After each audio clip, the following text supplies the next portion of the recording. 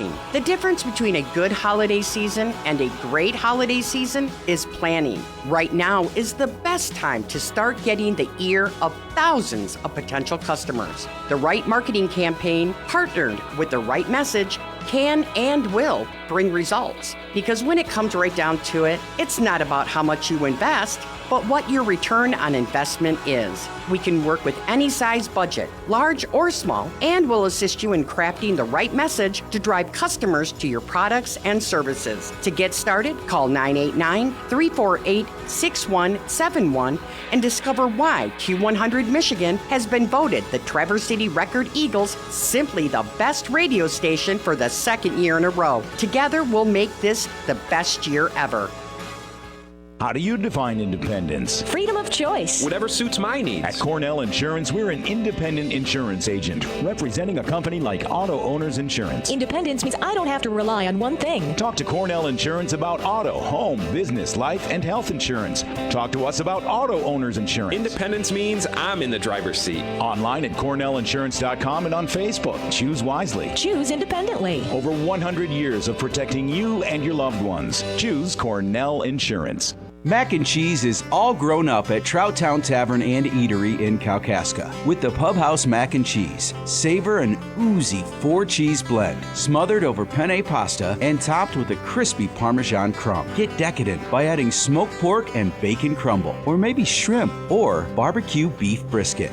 This is mac and cheese at a new level. Pair it with your favorite ice-cold brew or cocktail. Get more at TrouttownTavern.com. Trouttown, for up north flavor. It's time for the Northern Michigan High School Sports Scoreboard Show on Up North Sports Radio with your host, Rich Calkins.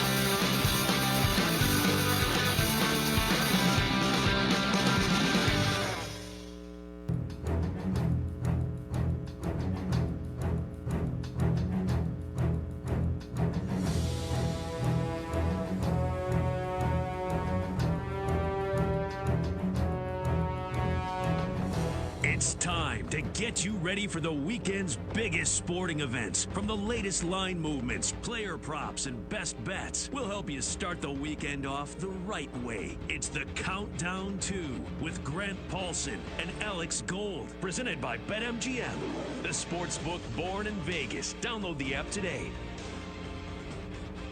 All right, here we go on a Saturday. Great to be with you guys. Alex Gold, Grant Paulson with you on the Infinity Sports Network. You can watch the show as well on Twitch, twitch.tv/BetQL. Good to be back with you, man. I appreciate last week. You were driving things solo for the show. Hopefully your bets cashed as well, and I appreciate it. I was away at a wedding. You know, it was a big weekend for the family, so I was glad you guys were able to take care of things for me, so I appreciate it. Yeah, not just any wedding either. Like you said, a wedding within the immediate family. That's very cool. Hopefully, did you have to speak at all? Any speeches given? Not at the wedding, at the rehearsal dinner. So the night before, I had to give a little quick speech just at the rehearsal. But the wedding, once I was done with the rehearsal dinner and my speech, man, there was no stress. I was done. My job was over. You know what I mean? I was a groomsman in the wedding, but I didn't. That doesn't mean much, right? I wasn't the best man or anything. So it was pretty smooth sailing and easy, and it was a great weekend for everybody, except I got asked 100 times.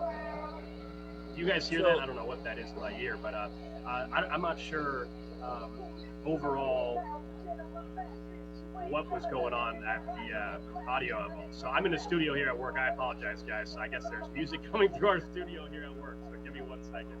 I thought somebody's cell phone was ringing, and they had like a weird Beastie Boys cell phone situation. The wedding thing that I always find most interesting, though, and I'm curious if it was a factor for you, was on the introductions of the wedding party, when you have to plan out your wacky, like you can't just walk into the room like, let's go in and snap the flowers to each other and throw the pass, or, let's go in and do the thing where we line up like we're defending each other in a basketball game. What was your little introduction bit? So we talked about, I guess that's not that's not the trend right now anymore. Like, wedding trends come and go. And so, and a lot of people involved in the wedding party, including the bride and groom, didn't want to do that. So we all got introduced, but we didn't have to do any ridiculous, random chest bump, right before anything like that. But no, I'm in the studio at work, so my apologies. I guess I'm using the rocks. If you guys couldn't tell, I'm using the studio at our rock station here in Kansas City. So that's why everybody got a little taste of the rock music. But no, man, the most annoying thing I will say at the wedding, if there was anything that was annoying and otherwise great weekend, was just that because now both my sisters are married, I must have been asked 25 times. Oh, so you're next up. You talking to anybody right now? And then, of course, there's a few people that are like, well, I know somebody. Here's so-and-so. So that was fun. That's terrible, yeah. The spotlight is immediately on you. It reminds me of, this is years ago, but, like, my dad's, siblings were all 60. And so, like, when the last one turned 60, the whole birthday was not about the guy turning 60. It was about my dad being next because they know that he doesn't like, the aging process, I guess. So, like, they're all wearing T-shirts that say "You're next." Like, the whole day was to troll him. And he's like, this is not fun for me. I'm at someone's birthday party, right? And they're, like, giving him presents about how you're about to be older. And it was kind of a funny bit. But to your point, yeah, and this is a twin, no less, right? So, I mean, you guys are within minutes. It's not like she's 5 years older. So she's doing the settling down thing. And now every Aunt Gladys and Aunt Dorothy and Aunt Betsy and Aunt Bonnie and Aunt, Roxine is coming up and grabbing your cheeks and squeezing you. When is little Alex going to find his forever mate? And so that's not fun. That's not a good time. That having been said, I did want to ask you, when are you going to get married, Alex? I just want to keep the tradition going. Yeah, thank you. That's a great question. That's the $1 million question at this point in time. But I'm enjoying life. Things are good. I am in no rush whatsoever. We're all good. But I've definitely was sitting, including somebody that my favorite one, real quick. My favorite one was a family friend came up and said, "Oh, we know this. We know this girl that she's really cute. Yada yada yada, and she's got 5 million followers on TikTok." It is time for the Northern Michigan Scoreboard Show, brought to you by Sarah Ford of Gaylord and Sarah Ford Chrysler Jeep Dodge Ram of Kalkaska. Start your stress-free car shopping experience when you search Sarah Kalkaska and Sarah Gaylord. Rich Calkins and the Roadrunner in with you this morning. And today we are going to crown a couple of state champions in 8-player football. And I thought to myself, I said, Rich, who better to talk to than to Kevin O'Connell of Gaylord St. Mary's and get a little perspective on the 8-player championships. Kevin, how are you, buddy? I'm good, Rich. How are you? I'm doing good. We've got a couple of familiar foes here going at it today up at the Superior Dome, a.k.a. the Uper Dome up in Marquette, starting with Pickford and Deckerville. Pickford team, you know quite a bit about. Yeah, we've played them for the past 4 years. We didn't play them this year because of their schedule, but we did scrimmage them at the beginning of the year, and I usually talk to Coach Rader at least once a week to check in and see how the boys in the purple are doing. So, yeah, I do keep in touch with them. Yeah, and a 12-0 record, a ranking of number 3 this year, and and I'm looking at some of the kids on the roster there, and there's some very familiar names. And whenever you have a story kid, Storey, on the team, usually that means you're going to be pretty good. Yeah, Tommy took over for his brother Jimmy, and Tommy's not as big as Jimmy, but Tommy is a man. He's about 5'10", 185. And he runs like a bulldozer. He's just tough. Pickford's got it all going on. I mean, they're pretty much senior late, and I remember talking to Coach Rader about 3 years ago, and that freshman class that they had back then, they're really high on. So, his kid's a senior, plays right guard. People always ask me about how Pickford is, and I'm like, well, they're elite. There are no chinks in their armor. They're just very good at what they do. Yeah, and Kevin, anytime you have a Russian attack, let me see here, they've ran for over 3,700 yards on the season. That'll work pretty well. You think? Yeah, you don't have to worry about rainy days and throwing the ball around. They run the ball, they run it very well, they block. Now, you don't run for that many yards without an outstanding offensive line either. And the beauty of them is they block very, very well. it's one thing to engage, but they sustain their blocks better than most. Yeah, Kevin, I mean, that's, like you said, playing there in the eastern part of the UP like they do, you have to be able to run the ball. And they have done that for years. And like you said, his older brother was all world up there. He was a big boy that could run, and he was tough to bring down. Yeah, he was a man. Yeah. he was a man. No doubt. And now, Kevin, I don't know if you know much about Deckerville. Of course, their head coach, Bill Brown, he's in his 32nd season, so he's been around a long time. In this Deckerville team, they're a past champ in 2012, and they've had a couple of runner-up finishes as well. Yeah, I don't know much about them. I don't think I'm going to throw myself out there. I don't think they played as tough a schedule as Pickford. Okay. I do know they're decent up front, and they have a very good athlete playing quarterback. I don't know how physical they are, but I know they're they're a very good ball club. Obviously, to make the state title, and they had to beat some great teams to get there. So, obviously, I think they knocked off Mendon a week ago. So. It should be an outstanding game, but I'll take Pickford. All right, yeah, that would be very cool. Of course, that's the early game. That game's going to get started at 11 o'clock here today, and also in Division II, familiar foe of Crystal Falls Forest Park taking on Maurice. I actually had to go onto the Michigan map and find out where Maurice was, Kevin, and I've lived in Michigan my whole life. Well, I know a little bit about Maurice only because a buddy of mine, Isaac Gregory, coaches down in Breckenridge, and he has seen them. And they were injured in the middle of the season, and they got a lot of their studs back. They're very athletic, very athletic. Now, Crystal Falls is very simple, but if you look at their picture from, it's a telltale sign when they go out for the coin toss and you got 4 lumberjacks out there. I mean, those kids look 24 years old with full-grown beards. I mean, they never get carded. I mean, holy crap. The one kid, he was as big as a man with a full beard. I'm like, holy cow. Oh, that is so fun. Yeah, Kevin, there's no question about that.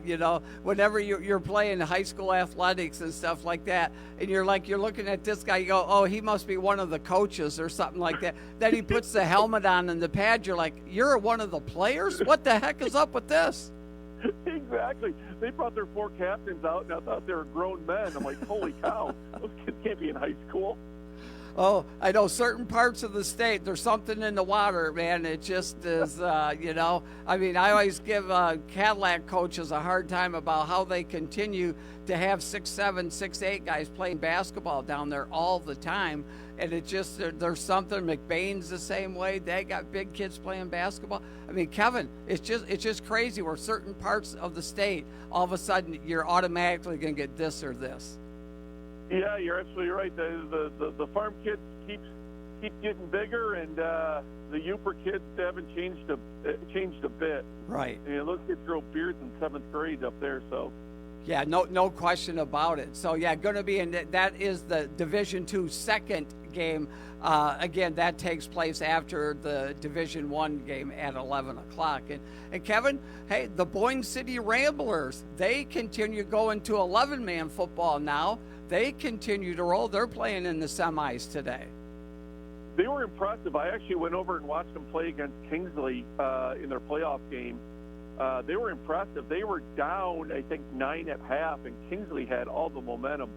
And in the second half, it was all Boyne City. It was their run game is impressive. It really is. I mean, I don't know. I know the Hewitt kid, right?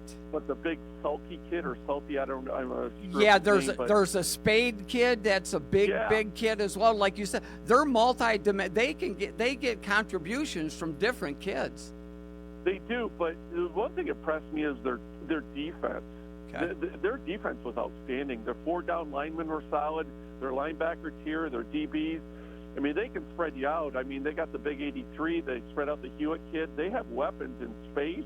Yeah. But they definitely like to pound the rock. But I would say they're defensively, they're far more impressive than they are offensively. But wow, I guess I'm biased when it comes to that. No, exactly. Well, you're always going to lean towards our strengths and our humble beginnings of in this world here, Kevin, and that's what we like to do, of course. But as they, there's a reason why there's an adage that says defense wins championships, and if Boyne wants to get to that state championship game on Thanksgiving weekend, next weekend at Ford Field, it sounds like they're going to rely heavily on that big time defense.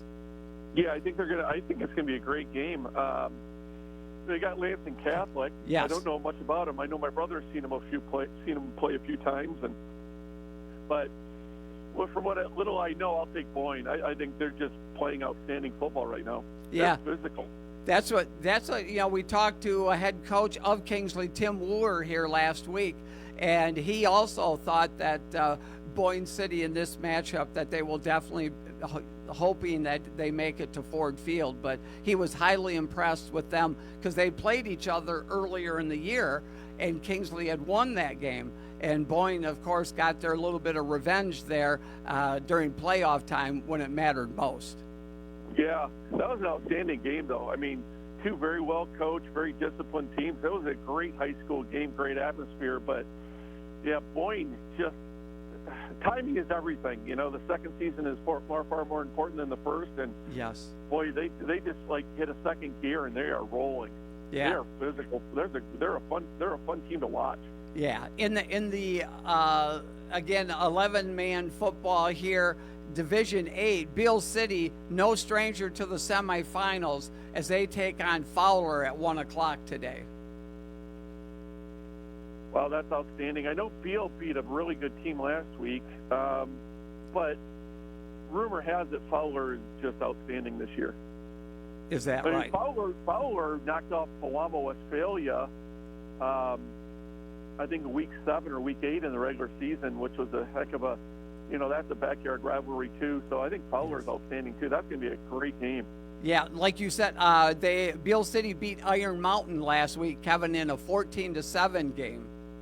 Yeah, that's and Iron Mountain had some folks too. Yeah, that's what I had heard, that Iron Mountain was the real deal this year, and so that certainly caught my eye when they won again, when Beal beat them. So yeah, they had to go up there and beat them too. Yeah, yes, exactly. Go on that long road trip, and to do that, yeah, highly impressive. Any other opinions, things? How about a little bit of recruiting here, Kevin?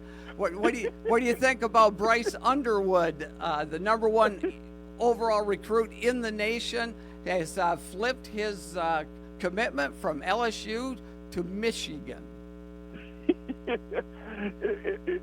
It's funny. That kid's going to make more money than the starting quarterback for the San Francisco 49ers. Isn't that just crazy? It'd be an 18-year-old college freshman. You want my opinion? It's just incredibly skewed in the world of college football. But you go from $8.5 million to $10.5 million, and don't tell me money doesn't talk. So for sure, yeah. I would like college football to get some of these parameters, guardrails up per se. Maybe with some of this NIL stuff and the transfer portal, different things. Not that we need super hardcore rules or regulations, but I'd like to have a few guidelines so that we kind of know who's playing where and all that, because we're losing some of these traditional things with football that players don't stick around very long. They can play for 3, 4, 5 different teams throughout their career, and you just don't have that rooting interest as much anymore because, again, players flip teams all the time. Yeah, I suppose being an old guy and being a traditionalist, I think the transfer portal and the NIL money has just incredibly changed the landscape of college football. Some say for the better. I don't know. I'm not going to say that, though. Yeah, exactly. Yeah, I'm with you, Kev. I have no problem with some of these kids earning some money and some of that, but like you said, it's like having free agency and all of that all the time in college sports right now, and I'm not sure it's for the better. No, it definitely has changed the game, and the continuity of the game in college football has changed too, because year in and year out, you don't know, one, if the coach is going to come back, and two, if any of your starters are coming back. It's really difficult. Yes, exactly. Where, like you said, you're not just getting, say, 15 new recruits each year, freshmen coming in and all that. Like you said, you have to re-recruit your own team to make sure they're going to stay home, so you don't have to go get 40 kids a year or something. I mean, Kevin, it's just absolutely crazy town.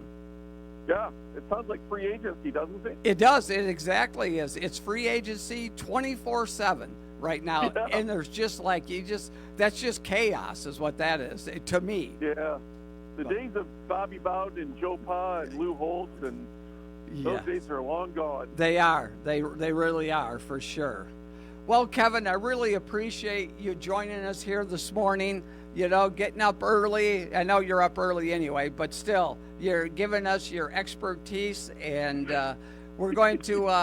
I'm going to be following now the Snowbirds, the lady Snowbirds basketball team. I watched them in the regional finals last year play Frankfurt.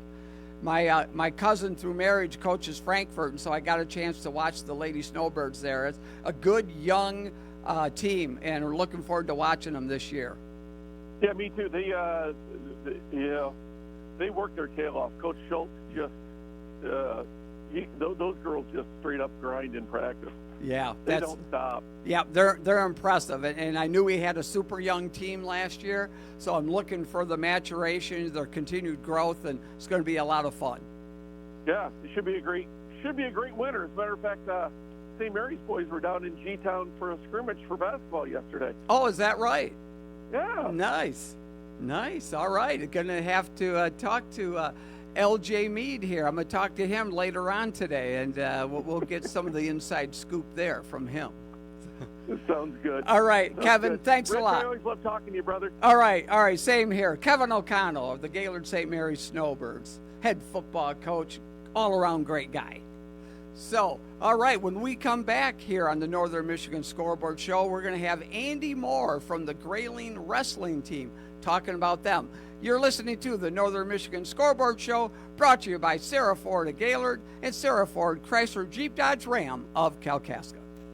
Hi folks, Jim Jeffries for Michigan Trailers in Traverse City. It's summer sell-down savings time right now with up to $5,000 off the tremendous selection of trailers in stock and ready to roll. All prices are clearly marked on over 150 units. The best selection of utility trailers plus the best service, parts, and accessories, all at Michigan Trailers. See us today on US 31 South across from Menards, Traverse City, or visit us online at michigantrailer.com.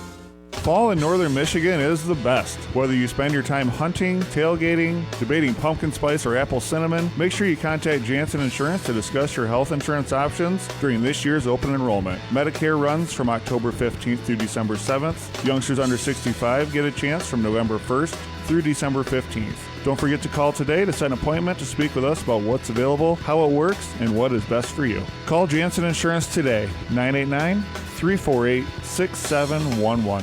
Sarah Ford and Gaylord and Kalkaska have a Thanksgiving deal for all trade-ins. Sarah will reward you for a trade-in with a brand new Ford Escape lease for just $389 a month with any trade, or lease a 2024 Ford Bronco Sport or Ford Edge as low as $449 per month with any trade, regardless of condition. Sarah Ford, Gaylord, and Kalkaska has an outstanding selection of best-selling Ford F-150s, F-250s, and heavy-duty trucks at the best prices and best rates in the area. Sarah Ford of Gaylord and Kalkaska, guarantees it. Tune into Up North Sports Radio every Friday at 11 a.m. for the Fick & Sons High School Sportscape Show. A quick 15-minute look at high school sports throughout northern Michigan. Grayling, Petoskey, Traverse City, Fick & Sons High School Sportscape Show. Up North Sports Radio.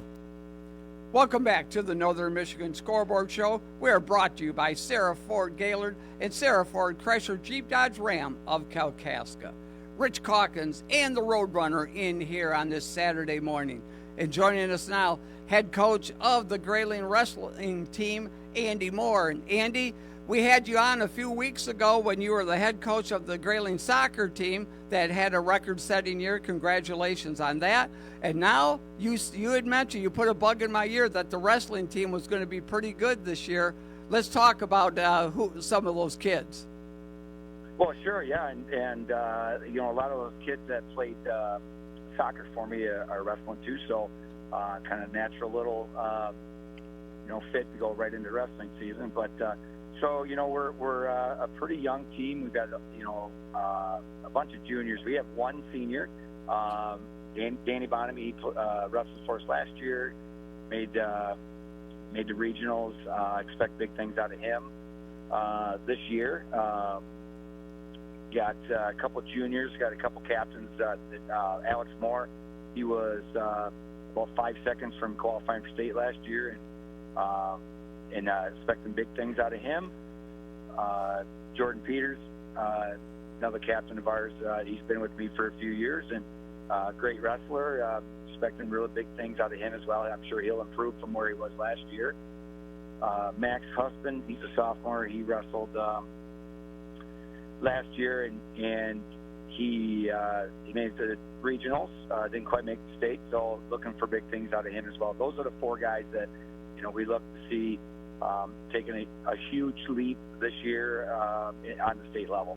Yeah, and Andy, when you mentioned the husband kid, of course, his older brother was a wrestler as well. A tough kid, played football, did all those kind of things. But also kind of neat, though, a lot of these kids, like you said, you're well aware of their off-season conditioning program. When they played soccer for you, you know exactly how much running they put in the off-season.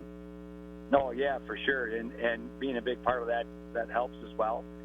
So it was a great transition. We lost to the district finals in soccer, and we were on the wrestling mat that next Monday. So we've got a lot of time in so far, and we're looking pretty good so far. Excellent, Andy. Now, what conference are you guys wrestling in? Because I know some of the teams in the regular conference don't have wrestling teams, but what conference are we in this year? We're still in the Northern Shores Conference. Okay. And I think we have, I want to say there's 6 teams that are in the conference, which is more than we've had in the past in the Lake Michigan Conference. So, you know, we're looking for a little more competition in the conference this year for sure. Right. Well, that's always good. And with when do you get started, Andy? December 4th is our first tri-meet. We're in Houghton Lake with Roscommon, and then the 7th we have our first tournament up in St. Ignace. Okay, very good. That's always exciting, of course, when the kids, you know, you get dual meets going, you get some of those Saturday tournaments and all that. It's a long day, but it's really a big deal for a lot of these kids. Oh yeah, it's fun. It's a long day, but for me it doesn't seem that long. We're busy coaching all day, so yeah. I'll look up and say, hey, it's 6 o'clock, and didn't even feel like it. So we enjoy it for sure as a coaching staff. Right, and Andy, and I know the team element, the team scoring aspect now has been a big part of wrestling now for quite a while. But of course, I can go back to where it was just individuals, things like that. The team element though really adds an interesting dynamic with when you take on individual teams there, and then you're bumping weight classes, you're doing things, moving around kids to where you have better matchups. There's a whole lot of strategy involved with that. Oh, for sure. That's what's unique about wrestling is the individual and the team aspect. I mean, you hit the nail on the head there. We do a lot of bumping, a lot of moving weights around, and getting kids at the right weight classes so we can compete against anybody. And you know, we do that every week, and it's, you know, getting the kids to buy into that is a big thing, and we usually do that every year. Yeah, excellent. So overall, numbers-wise, Andy, are you sitting pretty good? Do you are you going to have most of the weight classes filled this year? Yeah, so this is my biggest team, which is pretty exciting. We got 25 wrestlers up there, 20 boys and 5 female wrestlers, and so we got a good mix, and we should cover every weight. We've got some weight classes where we'll have obviously 2 or 3 kids in it, but we look to be strong in the lower half of the weights, and then you know, in the last couple weights up top, we look to be strong as well.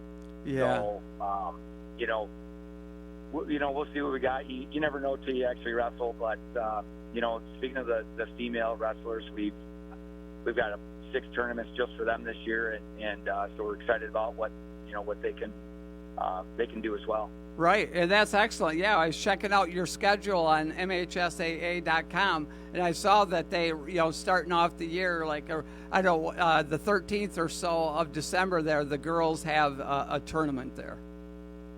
Yeah, we actually just scheduled another one. We're going to go to Manton on December 6th. Okay. But the big one for us would be the 13th when we have the Don Ferguson Invitational at home. Girls on Friday, boys on Saturday. The boys meet as 24 teams, so it's a big day, long day for us. But it's we get teams from all over the state here, so it's a good early season gauge to see where we're at as a team. Yeah, and that's like you said, Andy. When you have 24 teams coming in, that's a whole lot of hosting, a whole lot of moving parts there, and that's talk about being busy. That's for that whole weekend. You are super busy. Yeah, that's correct. It's a fun weekend. We honor our my old head coach Don Ferguson with the tournament, and it's so it's really exciting to see him watch everything, and we get some quality wrestling there, and it's like I said, it's a great early season tournament to see how we stack up. We won it last year, so we'd like to do that again too.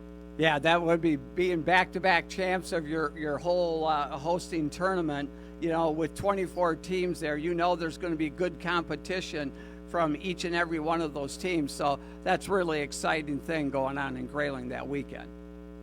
Yeah, for sure. Yeah, and we this is our first year we moved the females to Friday, so they start like at 4:00 on Friday, and because that tournament has grown so much that we just don't have the time on Saturday for it. So it works out good. We can showcase the girls on Friday and showcase the boys on Saturday. No, that's great, having their own spotlight, and for sure. Is this the biggest group of girls that you've had come out, Andy?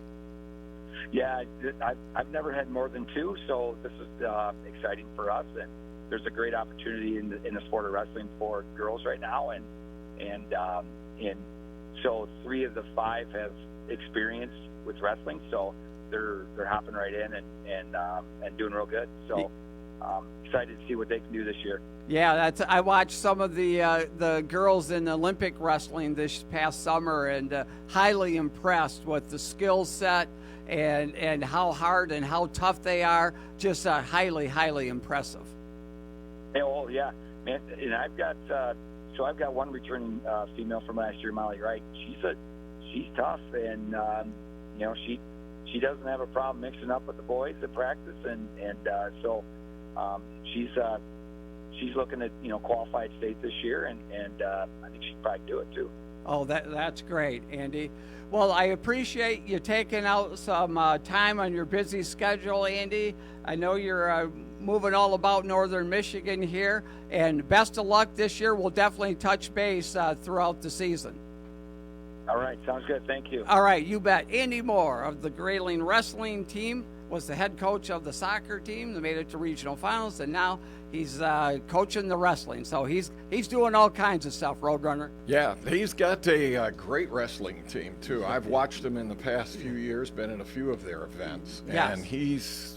Yeah, and like you said, that tournament they have honoring Coach Ferguson, and if you went to school at Grayling, Coach Ferguson was in the school district for 40 years, was the original wrestling coach back in the day. It started the program, and now it's passed it on to Andy carrying the torch, and so, yeah, it's a super cool thing. Rich, I'll give you a little of my back history in sports, okay? Because you know the Roadrunner in sports. That's a running joke, folks, out there. But when I was at cable television for a high school station downstate, we did all the sports, baseball, the football games, took the kids out. They ran the whole video production and crew. We did, volleyball inside, and we covered wrestling. Is that right? And just like, back in I'm talking, this is late 70s, 80s, 90s, running right into the 2000s. But I got the guys, they learned the camera work, they did everything, but I put 2 guys with handheld cameras on the mat, right down tight. And let me tell you, in a couple of weeks after the program being on, we started getting calls and viewers watching our wrestling events on school cable television. So there you go. That's my background. No, that's super cool. That's what experience for the kids and the background, running cameras, doing things, knowing the behind the scenes calling work. The kids did everything, and it was quite a great time. I did almost 27 years of that. Wow. Besides some radio I squeezed in once in a while. Look at there. So. Well, when we come back, we're going to be talking to the Grayling basketball coach, LJ Mead. He's running the Little Vikes program here this morning, taking out a few minutes of that.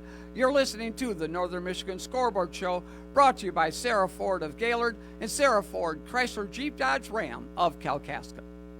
Sarah Ford and Gaylord and Kalkaska have a Thanksgiving deal for all trade-ins. Sarah will reward you for a trade-in with a brand new Ford Escape lease for just $389 a month with any trade, or lease a 2024 Ford Bronco Sport or Ford Edge as low as $449 per month with any trade, regardless of condition. Sarah Ford, Gaylord, and Kalkaska has an outstanding selection of best-selling Ford F-150s, F-250s, and heavy-duty trucks at the best prices and best rates in the area. Sarah Ford of Gaylord and Kalkaska, guarantees it.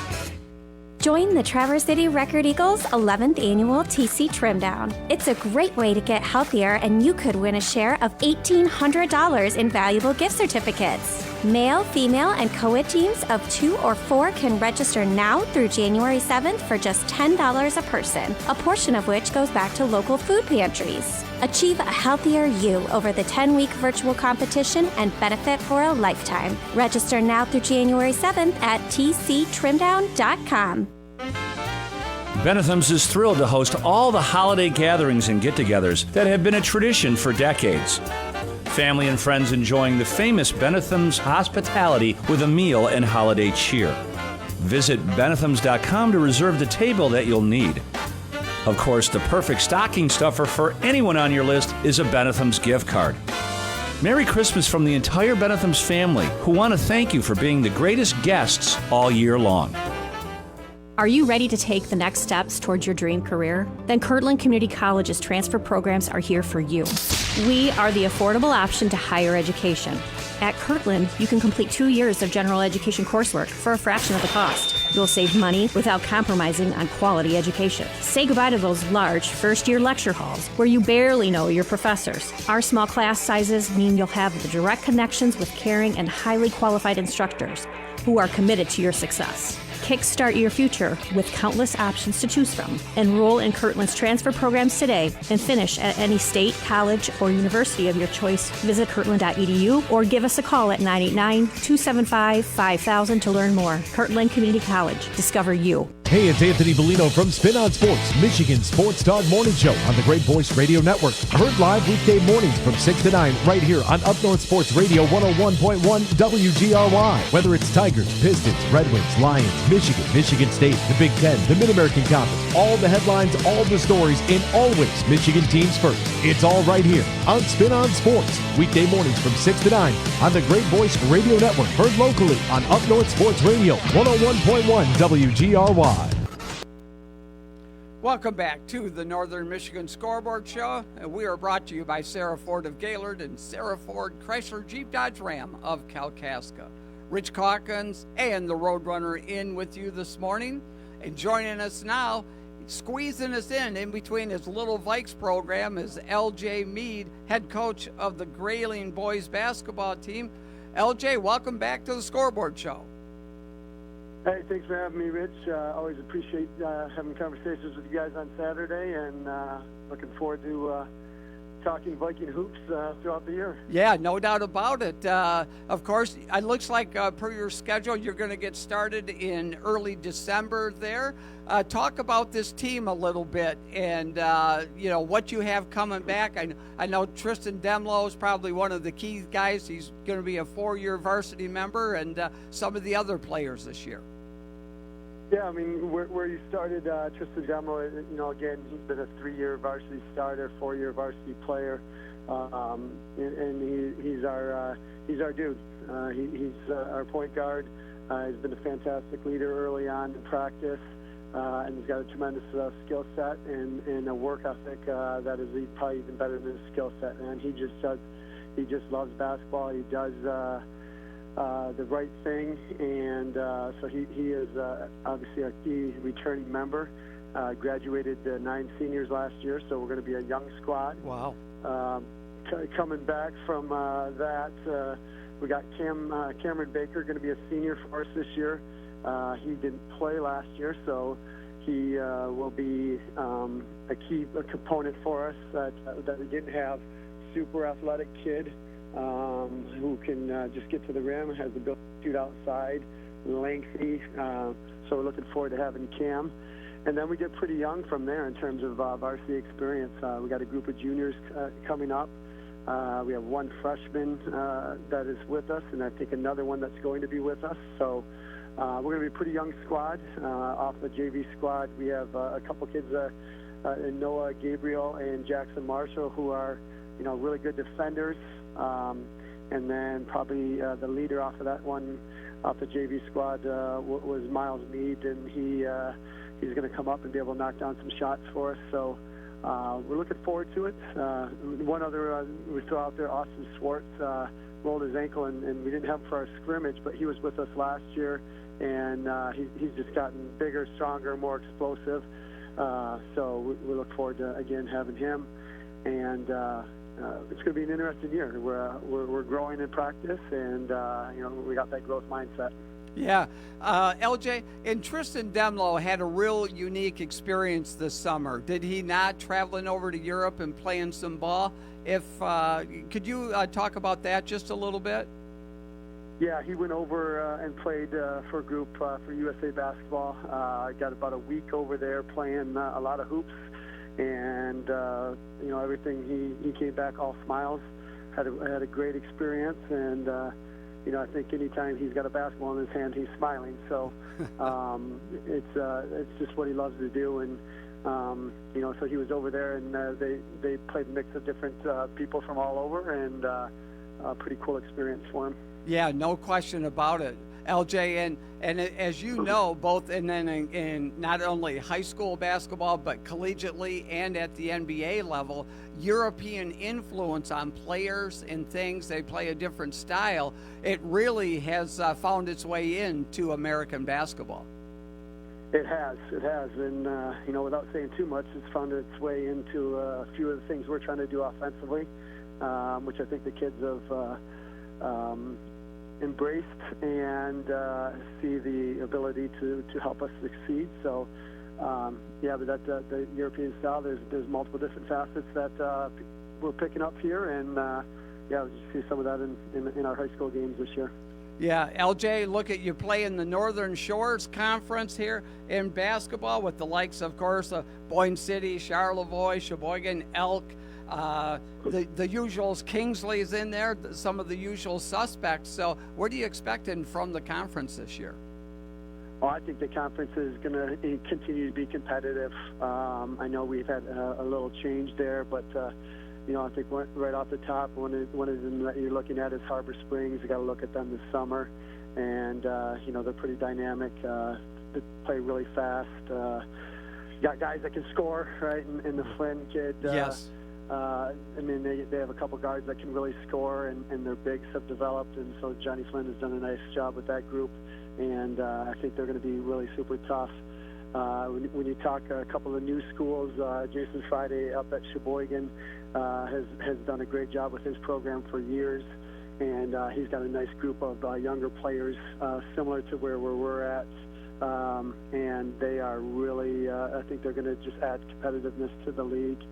And then Kingsley coming into the league is, a lot of times they get thought of as a football school, but Sure. some of those football kids come and play, and they play a really physical style of basketball. And, last year we got them early on, but then come districts, they turned around and flipped it and beat us, and it was we didn't match their physicality. So there's going to be obviously a couple new teams in, and, losing Traverse City St. Francis and East Jordan. But the two teams joining us, I think, just make the league all that more competitive across the board. Obviously, Boyne City making a run here in football, is they have athletes there that'll be coming and playing, and we'll be at the probably competing again for the top of the league. So I think our league is going to be one of the best in Northern Michigan again, and can't leave Charlevoix out of the mix. They got a couple kids up there in the guards that can really play as well, and that have got a lot of experience. So I think our league is going to be a super competitive league. Yeah, that's and this is the first year of the Northern Shores Conference, LJ? Yes, so this will be our first year heading into Northern Shores, formerly the Lake Michigan Conference. So. Right. Okay. Hey, so you're in the middle of the Young Vikes program there. How's it going this morning? Well, we got about 98 kids, and two donuts later, I made it through the kindergarten through third grade. Their kindergarten through second grade group, and so right now we're running our third through sixth, and just super. It's been fantastic. You caught me just after I got done doing ball handling with the entire group of third through sixth graders, and the progression in just 3 weeks of doing our Saturday clinics. The kids have been fantastic. They picked up, and like I got to be one step ahead of them with the drill that I'm bringing. So they're pushing us a little bit, which is really cool. Because sometimes you're with the little kids, you're not as focused. But this group in here right now is super focused and super fun. And then that younger group, they've been a ball of energy. So they keep us as coaches a little bit young.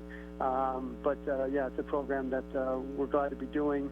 And we got 3 more weekends of it, and then our kids at the third through sixth grade level will join into. We have a little travel league within our league, so they'll continue to play at that level. And then you'll see them out at halftime of some of our games coming up, starting with the December 3rd game versus Hilton Lake. We'll have our 5th and 6th graders playing at halftime of the JV, and then varsity contest. So. Oh, that's excellent, LJ. Is that at the middle school, or is that out at the high school? So this weekend we're at the high school, which is nice because this second group is really big. We got about 60 kids in the gym right now, and so we can use our activity center and the main gym to split them up. But next, I believe our next time, in December, we're going to have to be at the middle school one time because we have a conflict with wrestling. There's a wrestling meet out here, so okay. Most weekends, 5 weekends, we're here at the high school. Okay. No, isn't that nice having that extra gym available now, LJ? Oh, it's been fantastic. Prior to that, we're running, freshman practices at 6 a.m. or 5:30 in the morning, whatever it was, and now we're able to get all schools through after all teams, after school through. And then we have things like this, and you host the travel league. We got 2 gyms right together that the kids don't have to travel far, and so it's been a fantastic addition to our facility here. Yeah, LJ, way back when I played in the day, freshmen, of course, low guys, new guys on the block, you had to get those early practices. So I remember showing up there early in the dark in the morning, having basketball practice. But that's sacrifice we had to make. So when they put that new addition on there and put that extra gym in there, that's been needed for 40 years. So I'm glad it's finally come about. It is. It's a lot easier on our parents, a lot easier on the kids in terms of getting here and getting them home. As a coach, when I was coaching freshmen, I didn't mind it. I'm a morning guy, so I could after school my day was done unless we had games, and so. It wasn't that bad for me, but it was definitely tough on parents and kids, and so we're glad to have the facility we do. Yeah, for sure. Well, LJ, I'll let you get back to your the Young Vikes program. Appreciate you taking out a few minutes, and we'll definitely be talking to you throughout the year, keeping up with the Grayling Vikings. Yeah, I appreciate it, Rich, and look forward to talking to you throughout the season, and go Vikes. All right, go Vikes. LJ Mead, head coach of the Grayling Vikings there, and super enthusiastic. You have 90-some kids showing up at your youth program, and then, things are going in the right direction for the Grayling Vikings for sure. So when we come back, we will have just a little bit of a hodgepodge of different things, talking about things going on this afternoon as well. We're going to congratulate Traverse City St. Francis volleyball team as they're going to play in a state championship game here today. You're not calling me hodgepodge, are you? No, I remember. No. Hodgepodge is a... Our show is brought to you by Sarah Ford of Gaylord and Sarah Ford Chrysler Jeep Dodge Ram of Kalkaska. Sarah Ford and Gaylord and Kalkaska have a Thanksgiving deal for all trade-ins. Sarah will reward you for a trade-in with a brand new Ford Escape lease for just $389 a month with any trade, or lease a 2024 Ford Bronco Sport or Ford Edge as low as $449 per month with any trade, regardless of condition. Sarah Ford, Gaylord, and Kalkaska has an outstanding selection of best-selling Ford F-150s, F-250s, and heavy-duty trucks at the best prices and best rates in the area. Sarah Ford of Gaylord and Kalkaska, guarantees it. Join the Traverse City Record Eagles 11th Annual TC Trim Down. It's a great way to get healthier, and you could win a share of $1,800 in valuable gift certificates. Male, female, and co-ed teams of 2 or 4 can register now through January 7th for just $10 a person, a portion of which goes back to local food pantries. Achieve a healthier you over the 10-week virtual competition and benefit for a lifetime. Register now through January 7th at tctrimdown.com. Benetham's is thrilled to host all the holiday gatherings and get-togethers that have been a tradition for decades. Family and friends enjoying the famous Benetham's hospitality with a meal and holiday cheer.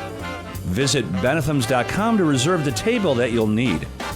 Of course, the perfect stocking stuffer for anyone on your list is a Benetham's gift card. Merry Christmas from the entire Benetham's family, who want to thank you for being the greatest guests all year long. Are you ready to take the next steps towards your dream career? Then Kirtland Community College's transfer programs are here for you. We are the affordable option to higher education. At Kirtland, you can complete 2 years of general education coursework for a fraction of the cost. You'll save money without compromising on quality education. Say goodbye to those large first-year lecture halls where you barely know your professors. Our small class sizes mean you'll have the direct connections with caring and highly qualified instructors who are committed to your success. Kickstart your future with countless options to choose from. Enroll in Kirtland's transfer programs today and finish at any state, college, or university of your choice. Visit kirtland.edu or give us a call at 989-275-5000 to learn more. Kirtland Community College. Discover you. Hey, it's Anthony Bellino from Spin on Sports, Michigan Sports Talk Morning Show on the Great Voice Radio Network. Heard live weekday mornings from 6 to 9 right here on Up North Sports Radio 101.1 WGRY. Whether it's Tigers, Pistons, Red Wings, Lions, Michigan State, the Big Ten, the Mid-American Conference, all the headlines, all the stories, and always Michigan teams first. It's all right here on Spin on Sports, weekday mornings from 6 to 9 on the Great Voice Radio Network. Heard locally on Up North Sports Radio 101.1 WGRY. Welcome back to the Northern Michigan Scoreboard Show, brought to you by Sarah Ford of Gaylord and Sarah Ford Chrysler Jeep Dodge Ram of Kalkaska. Rich Calkins and the Roadrunner in with you this morning. Beep, beep. That's right. We have a few minutes to talk about some different things. Randy, real quick, I had mentioned before we went to commercial break, I wanted to congratulate Traverse City St. Francis as they beat in the semifinals last night a very good Kalamazoo Christian team 3-2. So those girls will be playing for a state championship today at 2:30 against Monroe Catholic, let me make sure, Monroe St. Mary's Catholic Central. So for, again, a state championship in girls volleyball. So best of luck, Traverse City St. Francis Gladiator, the Lady Glads, going on and again for a state championship. So that's very exciting for sure. And Roadrunner, well, I was going to say, and don't forget, what do we got in any of the other sports activities? Yeah, the big state stuff. Football. We got across semifinal games. The Boyne City is playing today, and Beale City, two of the teams with kind of north central Michigan interest for sure. So those hopefully will be playing at Ford Field either Friday or Saturday of next week. That's when the state finals take place. After the Lions play Thanksgiving on Thursday, I will be at that game. The Bears. Yep, so I got an opportunity to go to that game. My daughter and I from Texas are going to that, so that's super cool. Very good. I'm going to be fired up about that, but Yeah, so anyway, but you touched base a little bit, Randy, with Roadrunner, your experience in your production days downstate and some of the things that you did. Some of the bigger schools, by calling Traverse City West Sports like J.J. Rao and I do, right. we run into these schools that have these student-ran production programs with all of the TV cameras. And not only the TV, but the radio. The radio, simulcast. They're doing all kinds of stuff. You hear all them calling, doing the countdowns, and give me camera 2 or give me camera 3, doing this. I mean, it's a real production behind the scenes like you would see at the big boys things. With college football, with pro sports, with whatever. There's a whole lot that goes on behind the scenes to bring you that stuff. The foreground, the very beginning was that, you didn't see any of this when I got started in the late 70s, early 80s. Cable television was big, coming on strong then, and they would buy into communities, the townships, okay? Yes. You could, and they set them up. Well, then they gave grant money to the schools. Yeah. Okay, so that was how we got into the equipment and then got the kids into classes to, bigger than broadcasting. In fact, school district I had already had an FM educational radio station. Okay. So that had been running since 72. But offering the television aspect of it and learning how to do it, we won, not to knock the wall, but the kids did the productions and they won awards. Yes. Nationally judged. That's for very cool. Doing basketball games. Girls, the first one we got was girls softball. Right. And great sport, by the way. We got a couple in, like I mentioned, the wrestling and so on and so forth. It was kind of like,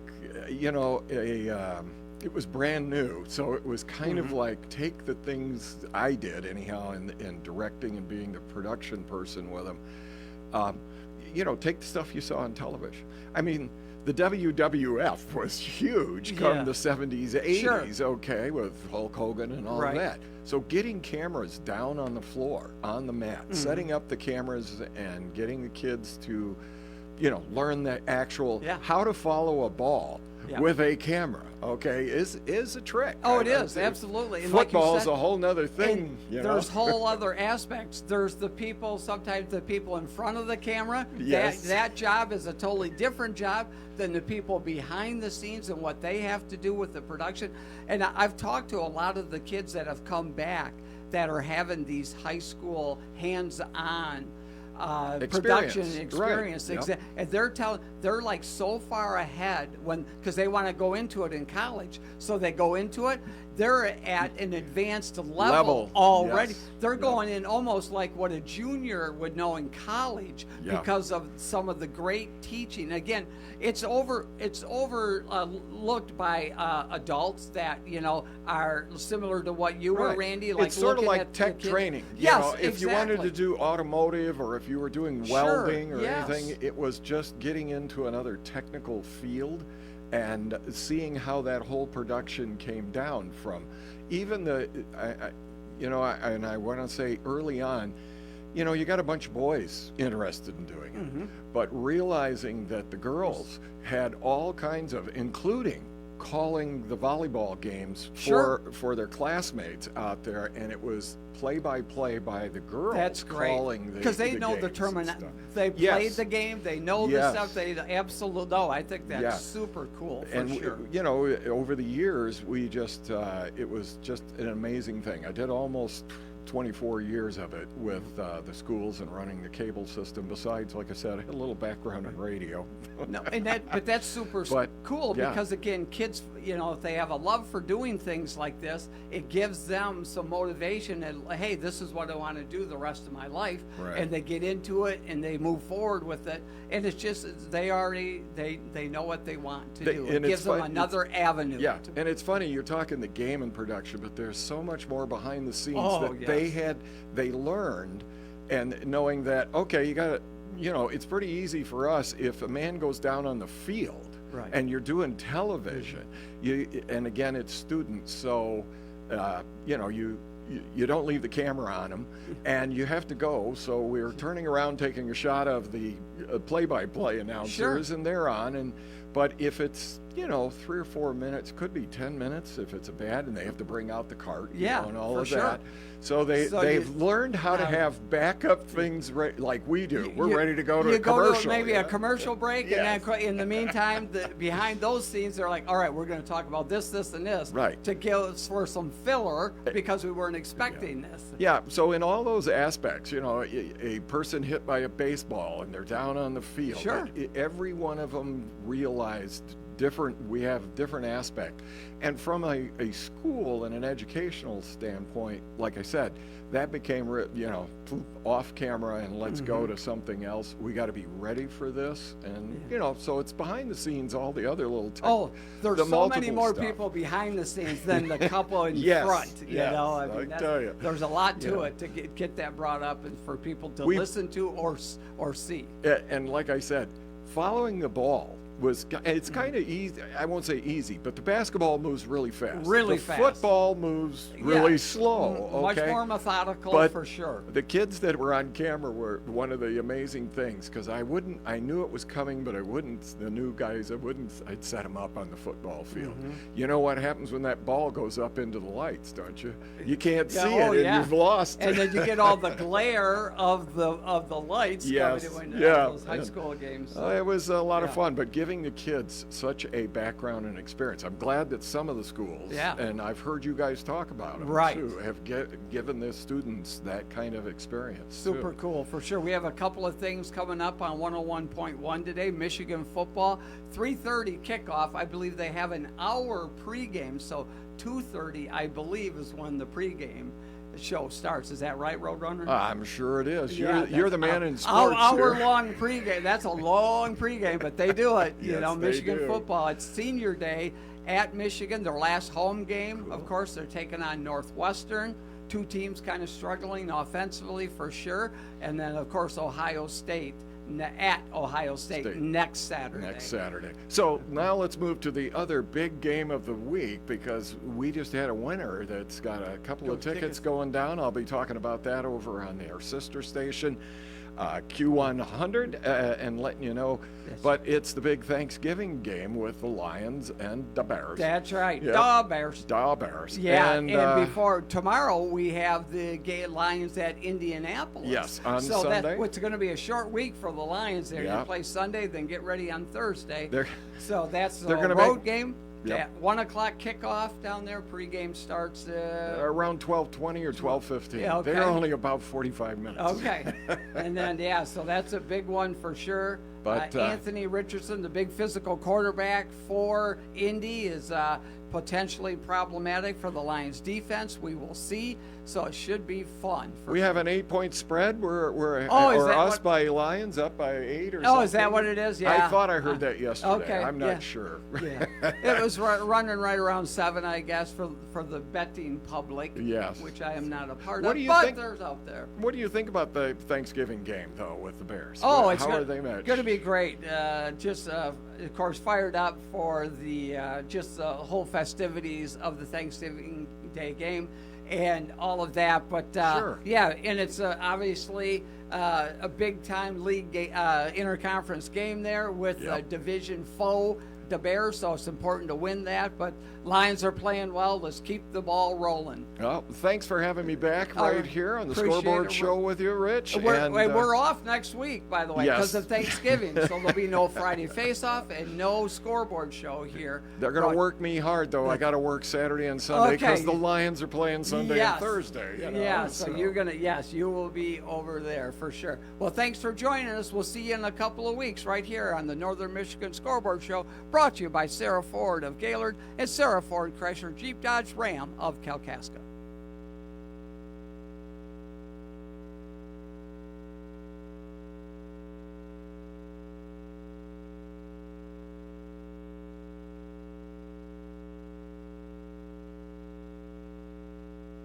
Started, and they're 10.5-point dogs though against the Buckeyes.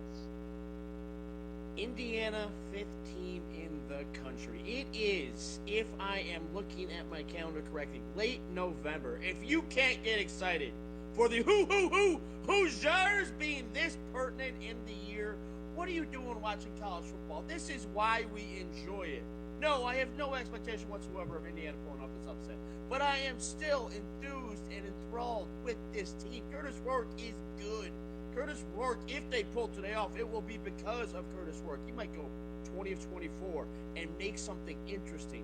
This is why we like college football, because the Hoosiers are making things interesting for the first time in history. Yeah, no question. Well, what about the line movement? Yeah, what about the line movement? This was 13.5 on Thursday when I bet Indiana at that point, and now they're down to 10.5. What's happened here? The original line movement didn't surprise me. It went from 13.5 to 12.5 midday Thursday. That made sense. That's when the limits go up. That's when some of the big money shows up. That just told me, okay, the big money came in on Indiana. Moving from 12.5 all the way down to 10. It has come back to 10.5, all the way down to 10. That surprised me. That to me was more than just Ohio State center Seth McLaughlin tearing his Achilles on Tuesday. Frankly, we knew that long before the limits went up. Why didn't that big move happen initially? I still haven't quite figured that out. I think it might be an overreaction to his injury. He's a very good player. He's part of this offensive line that has created a dominant rushing game with Travion Henderson, Quinshon Judkins, and Will Howard all having success.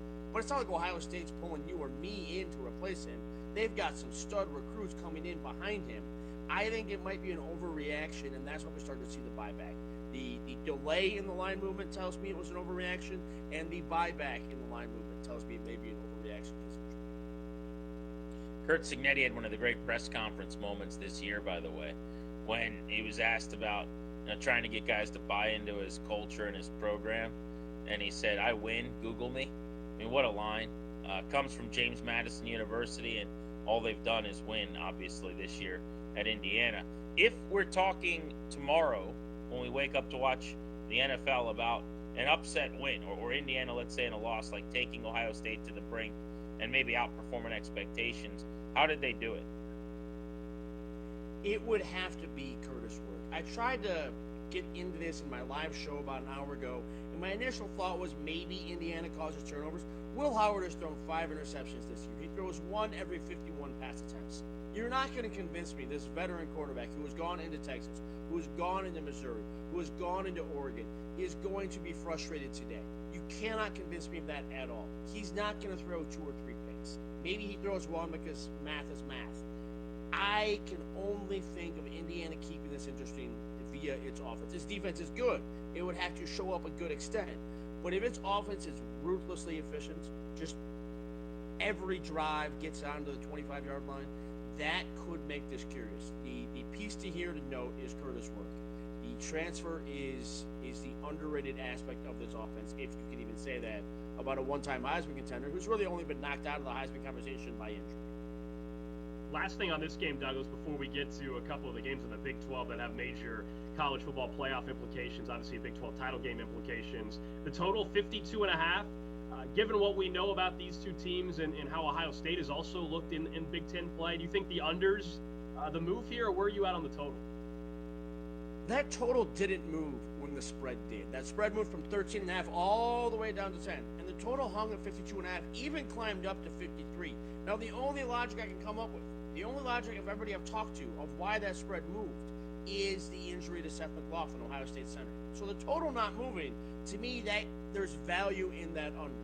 If you grant me the premise the spread almost certainly moved because of that injury, then the total should have fallen as well. The total staying where it was created value for it. Talking to Douglas Farmer, betting analyst for Covers College Football Today. The other of the most bet on games in terms of tickets over at BetMGM this weekend is Colorado, Kansas. Now it's 2.5 times more bets on Ohio State, Indiana for good reason. But Colorado, Kansas is fun. We started the show today talking about how the Buffs a year ago had all the coverage. Everybody was talking about them all season long, and they weren't even good. This year, they're actually really good, and it seems like they're getting less attention. But this is a frisky Kansas matchup here. The line is within a field goal. Break this down for us. I want to correct your phrasing in Colorado. Not to say you're wrong, but you can't say Colorado is good. You have to say Colorado has become good. Colorado struggled to get by North Dakota State to start the season. Colorado got run roughshod by Nebraska, who might, again, not make a bowl game. As dramatic as things are in Lincoln, that's a real possibility. Colorado struggled to open the season. The coverage did not pay attention because Colorado was a bad team to start the year. This development is what is impressive. They deserve more credit than saying they are a good team. The ability to go from barely getting by North Dakota State, getting destroyed by Nebraska, to you have a clear path to the college football playoff. That deserves more credit than anything else. And today, I don't understand why they're only 2.5 at Kansas. I know Kansas upset Iowa State, upset BYU, should have upset Kansas State. Kansas upset Colorado because of a pooch punt that got muffed. Talk about a sport played by 18 to 23-year-olds with an oblong ball. A muffed pooch punt is a whole new level of just not something you can replicate. Colorado should win this game handily. It's got the two best players on the field, the two best units on the field, and much more at stake than Kansas's bowl hopes. We'll talk about BYU in a second in terms of luck maybe running out on them, and will that continue against Arizona State. But the total for this game, what I do like in Colorado, Kansas, look, I'm a KU grad, and I can't actually put money on the Jayhawks today. I'm kind of with you where I don't like them. But I'll tell you this, I think we're going to see Kansas move the football and have success. I don't think it's going to be a blowout by any means. I think the total on the over 59.5 is the best bet to be making in this game. What do you make of the total? Because I think we know Colorado against the run is susceptible, and that's something Kansas is going to want to do, and I think they'll have success doing it. We may have never expected Colorado to be in this playoff conversation, but we should have always expected Shedeur Sanders against Jalen Daniels having a total coming up on 60. I like your thought there simply, if nothing else, for the entertainment value of Shedeur Sanders and Jalen Daniels trying to one-up each other. We're talking to Douglas Farmer. He is joining us here on Countdown 2 on the Infinity Sports Network. He's a betting analyst for Covers.com. All right, BYU and Arizona State. That's the other big game in the Big 12 this afternoon. Arizona State 3.5-point favorites right now at BetMGM. The total 49.5. You mentioned BYU muff punt a week ago, and what was interesting about that, I thought, was BYU had been viewed as one of the luckier teams in some of the metrics that are out there, luck metrics basically in college football. It came back to bite them last week. Are you in on BYU here? Do you think ultimately luck has run out, and this is an Arizona State team that's going to find themselves in a Big 12 title game? I cannot get myself to bet BYU outright, even though I think it's the right side. You call it luck. To me, I'm an uncle. I've got 7 nieces and nephews. I beat them in ping pong. Not that I'm a good ping pong player. I just make sure I get that ball across the net, and I wait for them to make a mistake. And that's how BYU has played its Big 12 schedule. It just waited for its opponents to make that mistake. And then last week, pooch punt by the quarterback got muffed. BYU made the mistake, allowed a 3-yard touchdown drive to lose the game. When I'm playing those ping pong games, I'm not perfect. I'll make one mistake in my parents' garage, but I make that one mistake, I refocus, and I return to that strategy. That might not be the soundest analysis for BYU, but that's what their season has been. And I'm going to trust Kalani Sitake to re-emphasize, hey, it's time to stick to our fundamentals. We've got the trench play. Let's take care of our business and wait for Arizona State to botch something. We could dive into some of the secondary games of interest in just a few, but I want to circle back. You talked about Colorado's path to the playoff, to just looking at the back end of the playoff field right now. What are your storylines going into this weekend? Where is the intrigue for you and kind of the most fascinating debates for you on the back end of the field of 12 here for us to monitor? You say we can talk about the secondary matchups and then ask me this. I'm going to combine those thoughts. The third biggest playoff game today, in my opinion, is Colorado State at Fresno State. Stick with me here. Fresno State's a field goal favorite. Fresno State wins. UNLV is now in the Mountain West Championship game, and UNLV gave Boise State all it could handle earlier in the season. UNLV very well could have set Boise State in the Mountain West title game, and that would push Tulane or Army into the playoff. That is the beauty of this 12-team playoff that I just created. Playoff implications on Colorado State at Fresno State. You look at the teams like Tulane. Let's say Tulane wins the American and Boise State. Tulane's not going to catch Boise State. Tulane might be better right now than Boise State. So Tulane making the playoff is something to look out for. That's the kind of thing that has a lot of my attention. I don't care if Tennessee makes it. Guess what, Tennessee? You had your chances, you lost. Tough break. That's the reason you play those 12 games. In college football, we build the plan as we take off. We learn about you in time to land the plane. Tennessee, we've already learned about you. I have more to learn about Tulane or Boise State. I want to see them play some of these teams.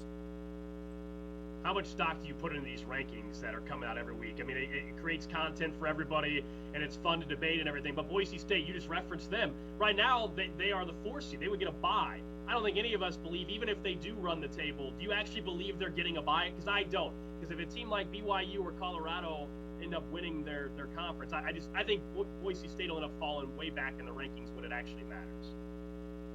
I think if BYU or Arizona State wins the Big 12, they will notch 2 more from this morning on, 2 more top 25 wins today and the Big 12 title game. Whereas if Colorado does, they would notch only 1. Boise State, let's say Fresno State wins tonight. UNLV's a top 25 team, so Boise State would match that. Now, if Colorado State makes the Mountain West title game and Boise State can cruise through the season, I think BYU, for this conversation, BYU notching 2 more top 25 wins moving forward would propel BYU past it. But if it's Colorado and then Boise State beats UNLV, I think Boise State can get the 4. UNLV being so good helps their resume. Colorado would not get a quality win today. Kansas is 4-6. I know it's looked good lately. Kansas is 4-6. Believe who they are when they tell you. Kansas is 4-6. Colorado's not going to get a big boost from that. Boise State could get that 4 seed, and it would be joyful. And that would just be such a nice wrinkle to this year 1 of the 12-team playoffs. Douglas Farmer, betting analyst, Covers.com, with us on Countdown 2. We're counting down to college football, coming up in about 47 minutes here from the game of the day. Heisman odds almost look at this point like there's no real market to be had. Travis Hunter seems to be pacing the field at BetMGM. I think he is minus 400 still. Ashton Genty's 4-1. I mean, is this over? Is there anything that could even happen here that could change the Heisman race? Colorado losing today, Travis Hunter getting injured, not that I ever want that for anybody. Either one of those would change it. I do not have the MGM odds in front of me at the moment because I was not as well prepared as I should be. Look, it's early in the morning on a Saturday. I still see some value in Jalen Milroe. He has, Oklahoma's not good, but people are going to, what was that? 30-1 for Milroe right now. 30-1 on Milroe. He's got Oklahoma today. People are going to put a name brand value on Oklahoma, whether they should or not. He's got the Iron Bowl next week, and he could very well have a highlight moment against Texas in the SEC championship game. Travis Hunter should win the Heisman, but if Colorado loses today, they're not going to make the playoff. They're not going to make the Big 12 championship game. All of a sudden, his candidacy will look much more questionable. I look at somebody like Jalen Milroe, who could propel Alabama all the way through. At some point here, Alabama's really going to lean into the conversation of, hey, Jalen Milroe was hurt when we lost to Tennessee. That was the only time he was bad. He was hurt. And that would help that thought process. Douglas Farmer, betting analyst for Covers.com. Terrific insight, man. Really appreciate it. Enjoy this college football slate today. Enjoy it, especially if you're an Indiana fan, because never before have the Hoosiers been this pertinent in a season. It is wild, isn't it, Grant? It is wild. The Indiana Hoosiers are sitting here less than a week before Thanksgiving, and we're talking not Indiana basketball, Indiana football, relevant in the sports landscape. Up next, though, we'll react a little bit to what Douglas had to say. I want to talk about the Heisman race for a second. Plus, we get right back into the NFL with Flip It or Ticket, some of our favorite prop bets available at BetMGM. All right, when it comes to getting life insurance for your family, a lot of excuses can get in the way. But ask yourself this: if something were to happen to me, who would pay the mortgage, the kids' education, and the other bills? Then forget the excuses and check out Ethos Life, the online, easy way to get life insurance in 10 minutes. Ethos has rates that you can afford, like a $500,000 policy for a 40-year-old male starting at $1 a day or $30 a month, with a few health questions and no medical exam. Get your free quote right now at checkethos.com. That's checkethos.com. Not available in all states. Rates do vary. Lowe's knows you want to get even more value for the holiday. That's why as a MyLowe's Rewards member, you get new member deals on holiday decor, tools, and more. And you earn points when you shop. More points equal more rewards to help you save on holiday and more. Not a member? Join for free today at Lowe's.com/MyLowe'sRewards, because Lowe's knows deals. Program subject to terms and conditions. Points are awarded on eligible purchases. See Lowe's.com/terms for full details. Subject to change. Michigan football fans, picture this. You bet on your favorite player to score the first touchdown, and he throws an awesome block so his teammate can score instead. If this happens, BetMGM wants to give you another chance at the end zone. With BetMGM's second chance promotion, you'll get your stake back if your first touchdown scorer scores second instead. That's right. Bet on any pro football player to score the first touchdown of the game. If you're right, you win. If your player scores second, you get your stake back in cash. Everyone knows the most exciting part of football is the score. With BetMGM's second chance promotion, you have a chance to keep the fun going after the first player crosses the goal line. Place a first touchdown scorer wager today. BetMGM and GameSense remind you to play responsibly. See BetMGM.com for terms and conditions. Must be 21 years of age or older to wager. Michigan only. Existing customer offer. Subject to eligibility requirements. Rewards vary. Gambling problem? Call 1-800-GAMBLER for confidential help. I'm Doppler 9 and 10 meteorologist John Gross. With your Saturday forecast, we're still looking at the chance for a few lake effect showers as we go throughout this afternoon. Temperatures ranging anywhere from the upper 30s to the upper 40s. Still a breeze out of the northwest at about 10 to 15. Gusts at times could be back near 25 miles per hour. A few lake effect showers could even mix in a few wet flakes as we go into your Saturday night. Lows for our Saturday range anywhere from the mid-20s to the upper 30s. A lingering shower Sunday morning, not completely out of the question. Drier conditions the later we get into our Sunday by the afternoon, with partly to mostly cloudy skies. Temperatures for our Sunday ranging anywhere from the upper 30s to the upper 40s. As we go into early next week, we could talk about another rain-snow mix into our Monday. For the 9 and 10 Weather Center, I'm meteorologist John Gross. At H&R Block, you could get up to $1,300 now through December 31st with an Emerald Advance loan. No monthly or annual fees and zero payments until March 31st, 2025. No impact to your credit to check eligibility. Visit hrblock.com or call 989-826-6521 to schedule an appointment at H&R Block in Mayo. Emerald Advance loan is originated by Pathward NA, subject to eligibility and credit approval. APR after March 31st is 35.9%. Loan amounts vary from $350 to $1,300. If approved, loan proceeds will be dispersed as directed to a prepaid card or checking account at Pathward. Additional terms and conditions apply. See account agreements for details. It's been a wild ride this year, and no better reason to plan a celebratory holiday party. Now there's two outstanding options in downtown Gaylord, the Alley at Crave and Alpine Tavern and Eatery. If you're looking for business, family, or social gatherings, Crave and Alpine have the right atmosphere with outstanding food and beverages to make any event festive. They can also help with catering, Alpine Tavern and Eatery, and the Alley at Crave, two perfect locations for holiday gatherings, two perfect locations for up-north flavor. Probably paying more than you should. Call 1-800-908-7636. Remember, 1-800-908-7636. Sample rate quotes based on preferred non-smoker rate class. Exam required to qualify. Do you have over $10,000 in credit card debt? The stress from excessive credit card debt can ruin your life. Collection calls, sleepless nights. If you're feeling the financial impact with unprecedented economic challenges, DebtBlue is here for you. DebtBlue uses secret programs that most credit card companies won't tell you about. They'll help you consolidate or settle your debts for a fraction of what you owe. With DebtBlue's Success Guarantee, you pay nothing unless your debt is reduced or completely resolved. There's no risk. The more you owe, the more DebtBlue can save you. See how easy it is to get started with free information. Let DebtBlue show you how 10 minutes could save you thousands. Call now. 800-200-6895. That's 800-200-6895. I'm just living sky high right now. I'm very thankful for it, and the team at DebtBlue are phenomenal. They're able to work with you. They're great. Call for your free debt resolution information now. 800-200-6895. 800-200-6895.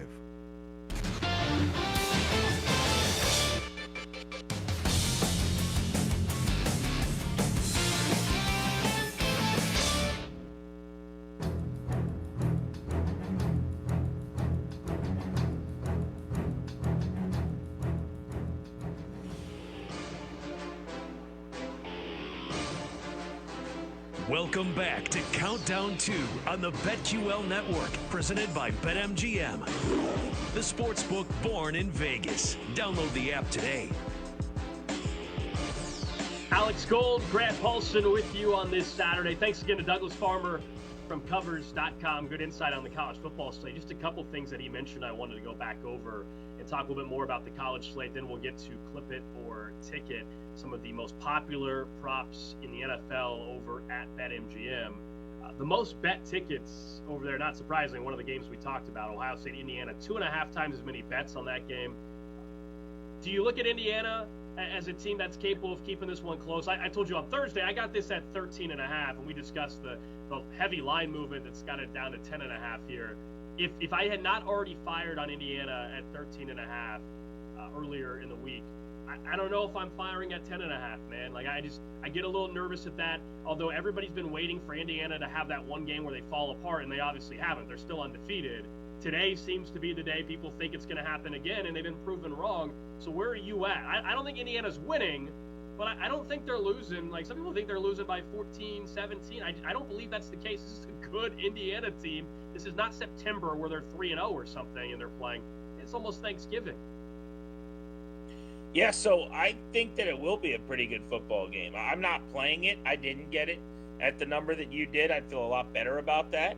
10.5, though, is not worth it to me. I think there's a chance that they lose by around 11, 12, 13 points for sure. Look, they got a quarterback that hasn't turned the ball over. 4 interceptions all year. They protected the football. It's going to be clearly a hostile and brutal environment. Best game, best team they've played all year. All of those things are true. I believe in their head coach, preparing them well, though. Curt Cignetti did such a good job at JMU and is just starting to establish this program now in Indiana. I'm laying off this game. I'll be rooting for Indiana to keep it close and win like everybody else, because who doesn't like an underdog story? And this is kind of just incredible for college football. But 10.5 is a little bit light now for my liking. I would probably need closer to 14 points like you've got it at to feel like putting a bet in.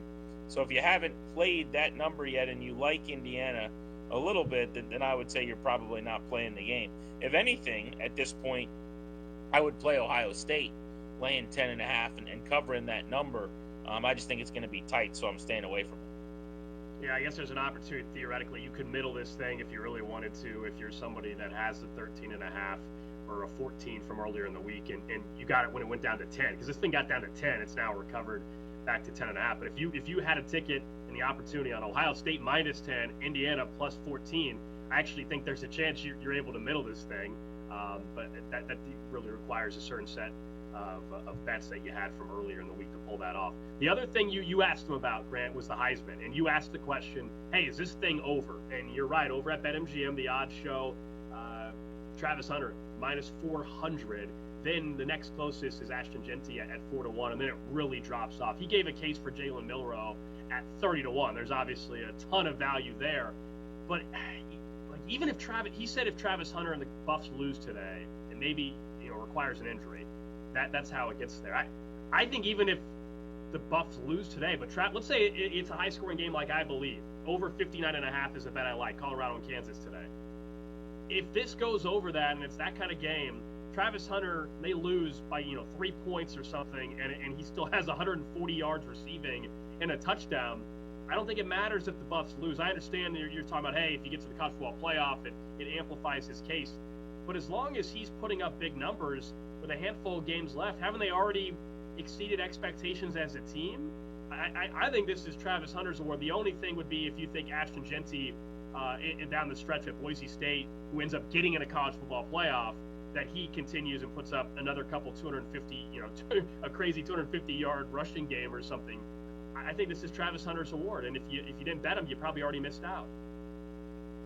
Yeah, I agree, and luckily I did. We talked about this. Honestly, it's throughout the entire season. My feeling was, what is the Heisman Trophy? Sometimes you got to almost be just simplistic and think about this thing from the 10,000-foot view. I was talking to someone this past week before Paul Skeens won the Rookie of the Year award on Monday, going back to last weekend. And they said, the award is called Rookie of the Year. Who was the Rookie of 2024? And we could dive into Jackson Merrill's numbers, and his odds were decent, right? And you could look at, there were some really qualified players that had great years. Jackson Churio of the Brewers. The rookie synonymous with 2024 was Paul Skeens. And sometimes, you keep it simple, stupid kind of thing, right? My point on the Heisman all along was, who is the guy that is the face of college football this year, essentially? Who's doing the thing that we will go the longest without seeing done again? Last year, that was Jaden Daniels, who had 50 touchdowns and 4 interceptions in the SEC at quarterback as an incredible dual threat. He won the Heisman. This year, that's Travis Hunter, who is the best dual threat we've seen in a power conference school since Charles Woodson at Michigan, who also won the Heisman, by the way. And what he's doing is probably more legitimate in this era where nobody does it, and the amount of snaps he's playing on both sides of the ball. So I've been in on him as the Heisman all along. I thought it was kind of a matter of time before Boise State either lost football games or it's hard. You got to be so good to be a running back at Boise State respectfully and win the Heisman that it just seemed like it was inevitable. And for Hunter to keep playing the way that he has, Colorado to have had the year that they had, it just seems like a done deal to me. And the odds reflect that. I think it's kind of a fool's market at this point. I'm 100% with you. I also think to extend on that point, typically the Heisman, people have complained that, okay, it's the Heisman's become just the best quarterback of the year award, right? That's something people have said out loud, and it kind of has. And so here we have a season in which we have a wide receiver in a corner doing exactly what you said, historical things. We haven't seen it since Woodson. And now people are trying to talk themselves out of taking the guy that's not the quarterback and not the perceived layup of, oh my gosh, well, yeah, just give it to the quarterbacks every year. This year we have the two guys with the best odds are running back, a wide receiver / a cornerback. I thought that's what we wanted. We were kind of saying this award was getting ruined to a certain extent. Now we have some fresh narrative, certainly, and stuff we haven't seen before from two individuals with the best odds. We don't need to now try to make a case for quarterbacks that aren't having sensational years, that are like Cam Ward. He's been great this year. But Cam Ward's season, we're going to see another quarterback do that next year, Grant. Like, we're going to see another quarterback do what Jalen Milroe's doing this year, next year. Really nice seasons, nothing special. What Travis Hunter's doing is special. What Ashton Genty's doing is also special, and that's why I'm glad to see them both with the two best odds, and they obviously are both getting invites to New York. Yeah, look, I think Cam Ward, in plenty of years, honestly, is a Heisman caliber quarterback, right? When you look at the numbers, he's leading the nation in passing yards and in touchdowns and in yards per attempt and yards per game and in rating. I mean, he's been phenomenal. So if he were to win the award, I don't think it would be some massively erroneous decision or some big mistake, right? But to your point, you're hunting a quarterback at that point. You're trying to find then just give it to the best quarterback. Has he been the best player in college football this year? I would say no. I think that's Travis Hunter. Who's the second best? I think it's Ashton Genty. And to the market's credit, that's the way it lines up right now. I mean, if you want to give it to the best quarterback, then it should just be that the Heisman is we've got that award already, right? Like, we do this. Sure. But we could just have Cam Ward and Dylan Gabriel and Curtis Rourke, all go to New York and Jalen Milroe and do it that way. But that's not the way this is supposed to go. So I'm with you completely. I would say Ward's year is I don't want to say it's not special because I think it has moderately been. And if that program, or if Miami, if they're running the table and ready to put the finishing touches on a season where, they're in the top 5 in the country or something like that, maybe we could have a different conversation. But that's not where we are right now, as they're outside of the top 10. They've got the loss on the resume. If they were 10-0 today, my guess is that maybe Ward would be sitting ahead of Hunter. He would certainly be very close to Hunter, probably playable in this market. But that's not the way it's worked out. In about 20 minutes here on Countdown 2, we'll get to our best bets, both NFL and college. We'll revisit some of those. I want to do a little clip it or ticket when it comes to the most popular player props, though, right now over at BetMGM for the NFL slate. This first one, I definitely am going to lean on you a little bit because this is a player that you have seen for a couple years now there in D.C. Ryan Robinson Jr., over 72.5 rushing yards, minus 110. Are you clipping it or are you getting a ticket? Getting a ticket. I love this play this weekend. It's a big number. If you look at his actual rushing yards this year, I mean, he has not been over that since The Arizona game in week 4, he's only been over that 2 times all year. And so you go, well, what are you doing to me, GP? I mean, the last 2 weeks, he's been healthy enough to accumulate a total of 32 carries, 16 a pop. And I think that the game plan for Washington going into this Dallas game on Sunday as 10.5-point favorites is going to be to pound the football. I think Jaden Daniels, who has not run the last couple of weeks effectively, been a little bit banged up, had 5 rushing yards against Pittsburgh, just 18 rushing yards the next week against the Eagles on Thursday Night Football. 23 total over 2 games, by far the lowest that he's had in a 2-game stretch this season. The other lowest total was over 70, and that was in 5 quarters when he got hurt in the first quarter of a game against Carolina and missed the final 3. So they need to get him to pull a read option early to have Dallas respect that he might keep the football on some of those looks. They need him to run the football a couple times early to open things up for Brian Robinson. But the Cowboys' run defense, they give up 150 yards per game. That's 31 out of 32. That's dead last, I should say, in the NFL. More importantly, in yards per play, they are 31 out of 32 at this point in defending the run. Meanwhile, Washington is the number 7 rushing team in the league. I think that's the whole plan this week. Bully them, push them around. Cowboys undermanned, undersized up front right now. I think Brian Robinson goes for his 3rd 100-yard game, and I think he clears that 70 pretty easily. Yeah, and I like that Brian Robinson's back in the mix because I actually think this is where, and you can tell me if you guys disagree there in D.C., but Austin Eckler back to taking some receiving overs. Maybe he gets back involved in the receiving game a little bit more than he has been now that Brian Robinson's on the ground. So we'll see about that. All right, let's get to another one here. Clifford Towers, the talented rookie tight end in Las Vegas, over 59.5 receiving yards, minus 115. I'll answer this one right out of the gate. I'm absolutely ticketing this one. Now, only 5 times this year has Bowers gone over this, but he's taken on a Denver team. While I like the Broncos in the game to cover the 5.5, Brock Bowers is still going to eat.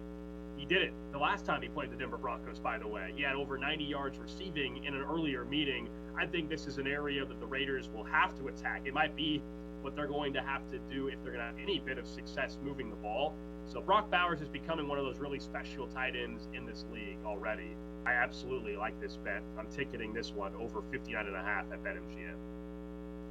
Yeah, so he went for the unbelievable game last time out 6 days ago. He had 13 for $126 on 16 targets. It just feels to me when you have a game like that at that position that there's been some type of kind of meeting before that or discussion about involvement. I don't think that just happens in the flow of the game. Like, hey, man, we got a great player. Let's make sure this player gets the football, right? Let's make sure that we got our Randy Moss rules. Like, he's had target share games where he's had 12, 10, 14, and 16 targets. They're going to major in him. If they're going to go down, they're going to go down with their best players at this point. So I, too, will go over here. I think he probably doesn't clear it all that comfortably. It might be like a 50 to 60-yard game. I have a hard time believing a week after, they did some good things on offense, leaning on him, that he's not a focal point. By the way, he's looking to score a touchdown in a 3rd straight game. I kind of like him to score again this week as well. Anytime touchdown opportunity over at BetMGM. All right, one more clip it or ticket takes us to the Tampa game. I know you like the Bucs in this one against the Giants, and we were having a discussion about the Bucs overall and their chances to win the NFC South. So Mike Evans is going to have to be a huge part of that. Over receiving yards sitting at 50.5, minus 135. That's the only thing, Grant. Clip it or ticket, some juice on this one. Yeah, I'm not ticketing this just because I'm not paying minus 135 for it, if we're being honest. I mean, frequently, like props, you got to get those down around minus 110, minus 115. Even minus 120, which I will pay, is, I do it holding my nose. So when you're talking about minus 135, someone else can play that. I do think he'll go over that in his return. I mean, assuming he's healthy, which we just, you're relying upon them and what they're willing to tell you on his injury report until you see him with your own eyes on the field. I don't see why he wouldn't be able to go out and make plays against this Giants secondary. They've struggled to bench Deonte Banks at one point this season, so I think he'll go over. He's going to be – they've been waiting to get him back for several weeks. They're still throwing the ball pretty well, by the way. The timing of the offense is still there. That's what this tells me. Stay away from this one. We'll clip this one, but find me an alt line where I can get, 55.5 or 60, and all of a sudden I get even money or -1 to get it down to -110. That'd be my strategy if I was betting Mike Evans here in the receiving market for the Tampa Bay Bucks. All right, when we get back, also I want to go through the rest of the NFL slate. You mentioned it early in the show. All right, we gave our bets, but there's a couple sneaky games this week, including a game we have to discuss on Monday Night Football. Maybe it's not sneaky, but it's the Harbaugh Bowl. Chargers, Ravens. How that one? What does it mean for both teams? That's coming up next on Countdown 2.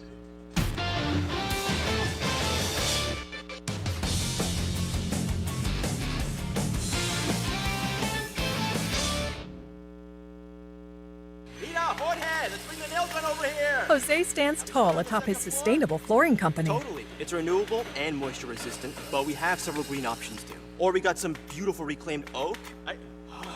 But floored by his success, he needs to hire more installers. I need Indeed. Indeed you do. Put our matching platform to work so you can spend less time searching and more time connecting with talented candidates. Visit Indeed.com/credit and get $75 towards your first sponsored job. Terms and conditions apply. Are you the parent of a 2 to 7-year-old?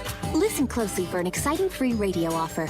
By now, you've probably heard of ABC Mouse, the Parents' Choice Award-winning online learning program that's actually changing the lives of early learners everywhere. ABC Mouse is like a little one-on-one teacher. It has helped her so much. Right now, we're offering a special radio promo to try it free for a month, but you have to go to abcmouse.com/radio to claim your free month. That's abcmouse.com/radio. Sponsored by Age of Learning.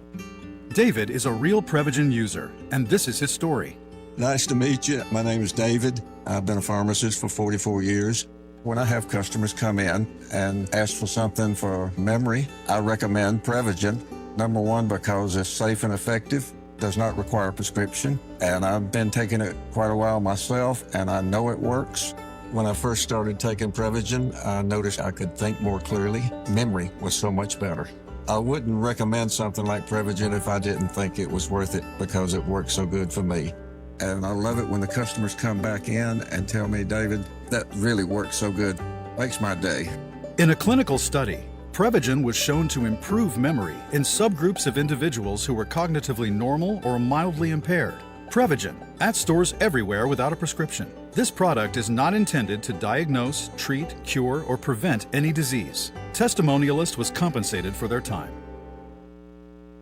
Hometown feel and big-time winning. That's Saginaw Eagles Landing, the place where everyone greets you with smile after smile. In the casino, at the restaurants, or in the hotel, this is a getaway that makes you feel right at home. We've got hundreds of slots, great food, and a comfy place to stay. So come on in and see what the good times are all about. Saginaw Eagles Landing Casino and Hotel. Real fun, real friendly. Visit Saginaw-EaglesLanding.com for complete rules and details.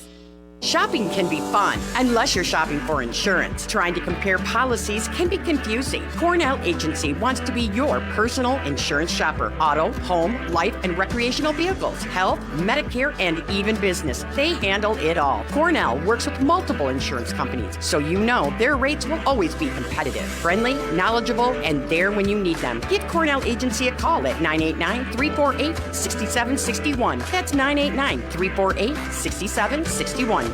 Tune in to Red Wings Hockey on Up North Sports Radio. Brought to you in part by BlueCollarClothingCo.com. Proud to carry only the best of America's long-standing heritage brands. Red Wings Hockey on 101.1 WGRY, Up North Sports Radio. Level rate for 10 years, or a man age 50 non-smoker can obtain $500,000 of coverage for a monthly premium of $110. Level rate for 20 years. That's right, guaranteed level rate for 20 years. If you're a smoker, we have great rates available for you as well. At Term Busters, we specialize in policies of $500,000 and above. If you're looking for new or replacement term life insurance, call today for a quote. 1-800-908-7636. You're probably paying more than you should. Call 1-800-908-7636. Remember, 1-800-908-7636. Sample rate quotes based on preferred non-smoker rate class. Exam required to qualify. Do you have over $10,000 in credit card debt? The stress from excessive credit card debt can ruin your life. collection calls, sleepless nights. If you're feeling the financial impact with unprecedented economic challenges, DebtBlue is here for you. DebtBlue uses secret programs that most credit card companies won't tell you about. They'll help you consolidate or settle your debts for a fraction of what you owe. With DebtBlue's Success Guarantee, you pay nothing unless your debt is reduced or completely resolved. There's no risk. The more you owe, the more DebtBlue can save you. See how easy it is to get started with free information. Let DebtBlue show you how 10 minutes could save you thousands. Call now. 800-200-6895. That's 800-200-6895. I'm just living sky high right now. I'm very thankful for it, and the team at DebtBlue are phenomenal. They're able to work with you. They're great. Call for your free debt resolution information now. 800-200-6895. 800-200-6895.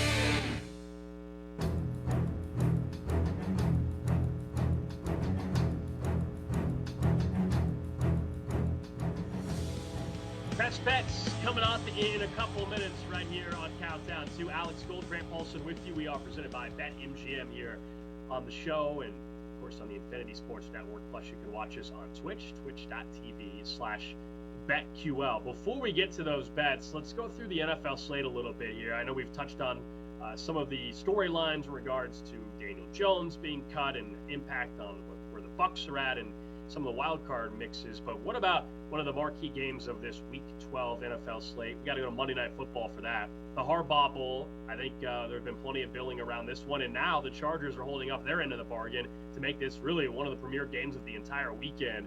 Ravens, 3-point favorites, saw 3.5 out there at times, but 3-point favorites right now at BetMGM. The total for the game sitting at 51. I'm curious to see where your thought process is on betting this game, because look, the Chargers to me are going to be a playoff team. We saw in the first half of last week, Herbert was as good as you can get, just carving up a very bad Cincinnati defense. And in the second half, they nearly lost that football game. They did blow a 21-point lead. They found a way to win a game. Harbaugh clearly has changed the entire culture around that team. Just look at Derwin James, who had been through a lot of losing seasons, and his buy-in to Harbaugh. And that's what people were expecting to happen, and they're ahead of schedule.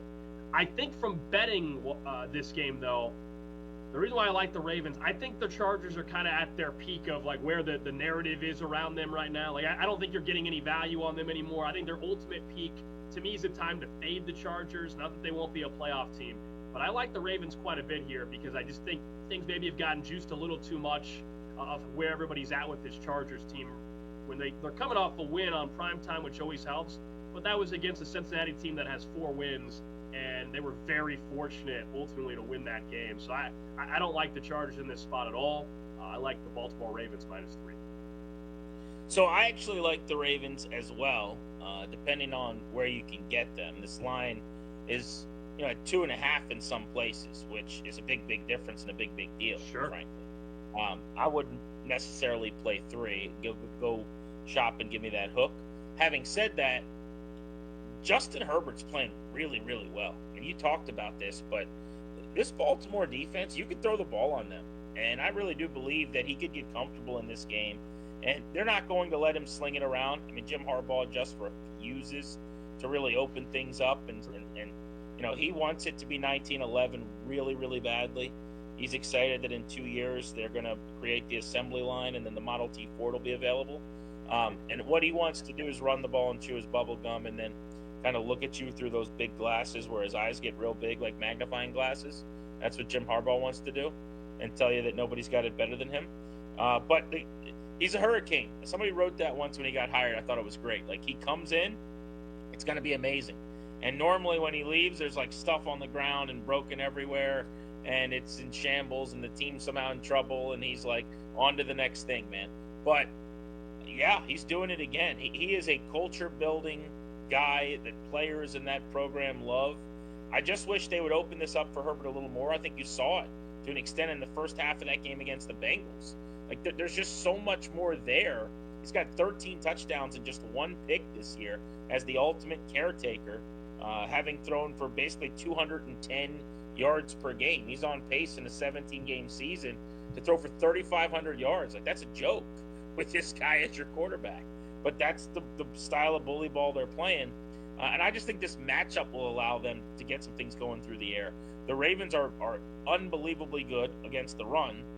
So if you want to do this sledgehammer thing where you and the coordinator who you brought from Baltimore, who runs the ball on first, second, third, and fourth down, want to just beat them that way, I think that's the mistake. But I think it'll be close. I do think the Ravens win this game. I think it could be a field goal game. Remember, I've been lower on Baltimore all year than most people have. I kind of thought they'd take a step back. And at times it looks like they're about to take flight, and I'm going to be wrong. I just don't completely buy it. I think they're missing a little something. I don't love the defensive coaching staff compared to a year ago. They lost some key pieces, not only on the staff, but on that side of the ball. And there's just games where, like, the really good defenses with athletes at linebacker can keep Lamar in the pocket enough that it really hurts Baltimore. You saw it against the Steelers. I know he's on his way potentially to a third MVP. Although we should talk about that market, Gold. How about Josh Allen leapfrogging him last week? Let's do that. Yeah, let's go ahead and pivot to that. That's fine with me. Like Josh Allen, I think preseason you and I talked a great deal about him. 7-1, 8-1 preseason ticket on Josh Allen. We thought the narrative would be on his side this year as well. Then they go and get him Amari Cooper, which is obviously helped. The big reason why they won that football game last week against Kansas City is the fact they had Amari Cooper. But Josh Allen's just not making those bad mistakes. He's just not. He's been sensational. I do think this is the year that he actually gets his first MVP.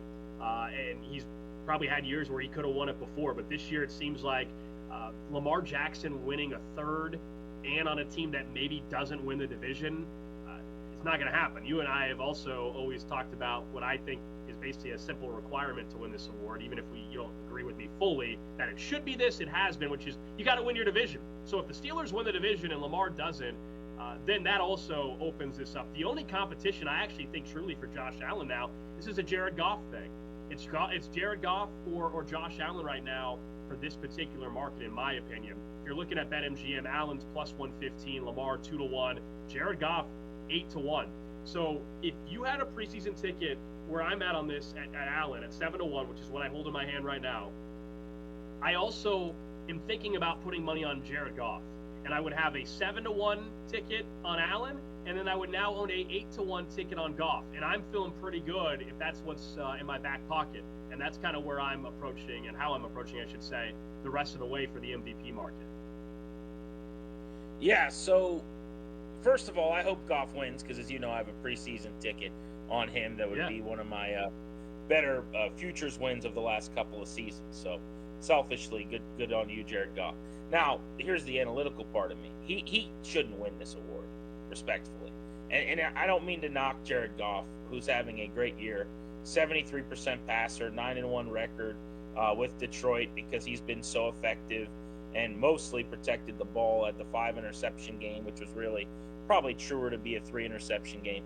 And it's lopsided now. The numbers are 20 touchdowns, 9 picks, and it's really, you take one game out of it, and it's a 20-4 season. It's a lot more amazing. Having said all that, come on, watch the games, man. Ben Johnson has tight ends throwing touchdowns to offensive tackles who then hand the ball off to the water cooler guy who does the Gatorade, Bobby Boucher, and then they, for some reason, sit down in the middle of the field and watch Netflix together. Like, it's a incredibly well-oiled machine of an offense. David Montgomery and Jahmyr Gibbs are who the offense goes through.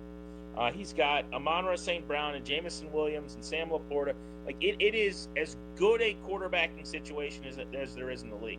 Now, he's the trigger man. He makes it all happen. He's having a great year. He should be somewhere in the upper echelon of the MVP rankings based on his performance. But if you want to compare him to Josh Allen, what are we doing here? It's night and day. Value, most valuable player, right? The Lions replacing Jared Goff with a solid quarterback. The Bills replacing Josh Allen with a solid quarterback. Give me a break. I mean, it's not even close. Josh Allen does so much more, means so much more. Yeah. He is the son of the solar system, whereas Jared Goff is he's a point guard and with great shooters all around him. To me, again, what is MVP? If it's just the quarterback who has the season with the best numbers, okay, Jared Goff might win the thing. But Allen, Lamar, I don't think you've got to be like a runner necessarily. Those two guys happen to be, but that shouldn't even be close. in my opinion. I also and it think, isn't. I also think the number one seed conversation and what happens there could really help Josh Allen if they actually get the number one seed instead of Kansas City. That's another thing that I think voters will factor in, meaning they either finish with the best record in the AFC or they tie with Kansas City, but they have the tiebreaker. I think that could help Josh Allen in a big way. I'll see if you agree. Grant, Grant, our audio producer in Chicago, he was messaging us behind the scenes while we're talking about this. He said, "Hey, what if Lamar though goes out on Monday night against the Chargers, throws for 4 touchdowns? Is he the favorite again?" You might be right, but remember, Josh Allen's on a bye week. Then he gets San Francisco on Sunday Night Football the next week. He'll have his primetime stage the very next week. So maybe you're right that the Lamar Jackson market tightens a little bit after Monday. But in terms of, in my view, bigger picture, I don't think that's going to be enough to swing it. You know, maybe Lamar's odds improve. I also don't know if he's throwing for 4 touchdowns on Jim Harbaugh's defense, to be quite honest with you. Yeah, well, in that hypothetical, though, just to follow him down the wormhole, yeah, I think while Allen's idle, that might happen in a reactionary market. But the Bills have won 6 straight. And look, I don't do quarterback wins and losses, but I am not naive enough to think that voters don't take things into account like team record or, you know, I don't want to go full Heisman on you, like, oh, they lost so that he's out of the Heisman race. But the Bills are 9-2 and the Ravens are 7-4. And it's not like Lamar Jackson's been great in all of their losses, right? I mean, they just had a loss to the Steelers in their biggest game of the year where Lamar Jackson was awful. He was 13 of 30 going into the final drive of that game where they went and got a touchdown to try to make it a game. It was legitimately bad, in my opinion, in that game. So, you know, you're not going to find a bad Josh Allen performance in a loss in a significant game on the ledger this season. So that's kind of the discrepancy for me. But yeah, in a week-to-week reactionary, like what happens, I think if he has a big game, he'll close the gap, and then Allen will be right back on the good horse once he gets back to playing football again. They've got a chance to, I don't think they're going to go 15-2, but you know, they have a really good chance to win probably 14, certainly 13 games. You know, Baltimore's probably going to be in the 11-12 range the way things are trending. All right, let's get to our best bets for the rest of the weekend. Let's keep it together. This is a big dirty. Grant Paulson and Alex Gold give you today's Never tell me the odds. Best bet on Countdown 2. Favorite NFL bet? I'll go with the Denver Broncos minus 5.5 out in Vegas against the Raiders. Raiders currently tied for the most turnovers in all of football. I mentioned earlier in the show, Bo Nix, week 1 through 4. He was one of the worst quarterbacks in completion percentage over expected. Now he's up to 12th in the NFL. He just has really improved this year. They're playing some good football there in Denver.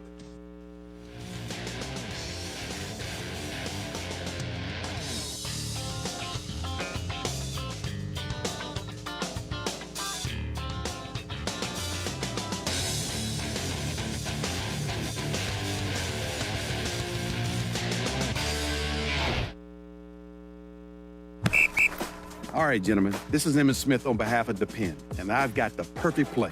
Run straight to your doctor's office for a life-changing catch. Because when prostate cancer is caught early, it's up to 99% treatable, and one blood test might be all it takes. And now through November, Depend is donating to the Prostate Cancer Foundation for select purchases. Talk about a great play. From September 1st to November 30th, Depend is donating 40 cents to the Prostate Cancer Foundation for Depend Shield Guards Real Fit products purchased in the U.S. up to a maximum of $300,000 void in Mississippi. Did you know that Wendy's has any size soft drinks for just $1? Yeah, any size, anytime. Like $1 Coke, $1 Sprite, or even $1 strawberry Fanta.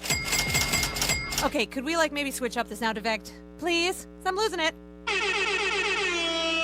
Wow, no, not that. Any size soft drink for just $1?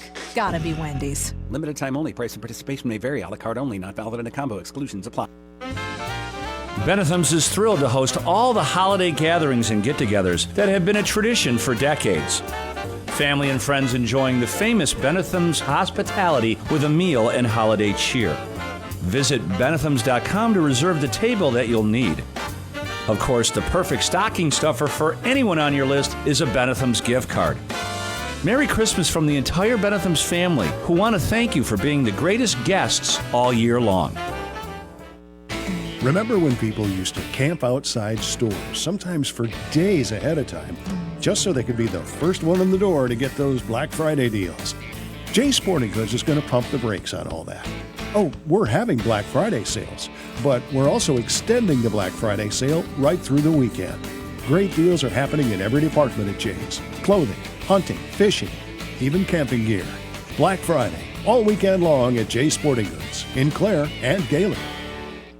The most wonderful time of the year begins with the Grayling Promotional Association's Festival of Trees. Stop by the Grayling Mini Mall to buy your tickets for a chance to win your favorite from more than 50 trees and 40 baskets, all made with love by area businesses and organizations. Buy tickets Monday through Saturday from 10 to 6:30 and Sundays 11 to 3 by November 25th. I'll announce the winners November 26th, live on Q100 Michigan starting at noon. Kick off the holiday season with the Festival of Trees in Grayling.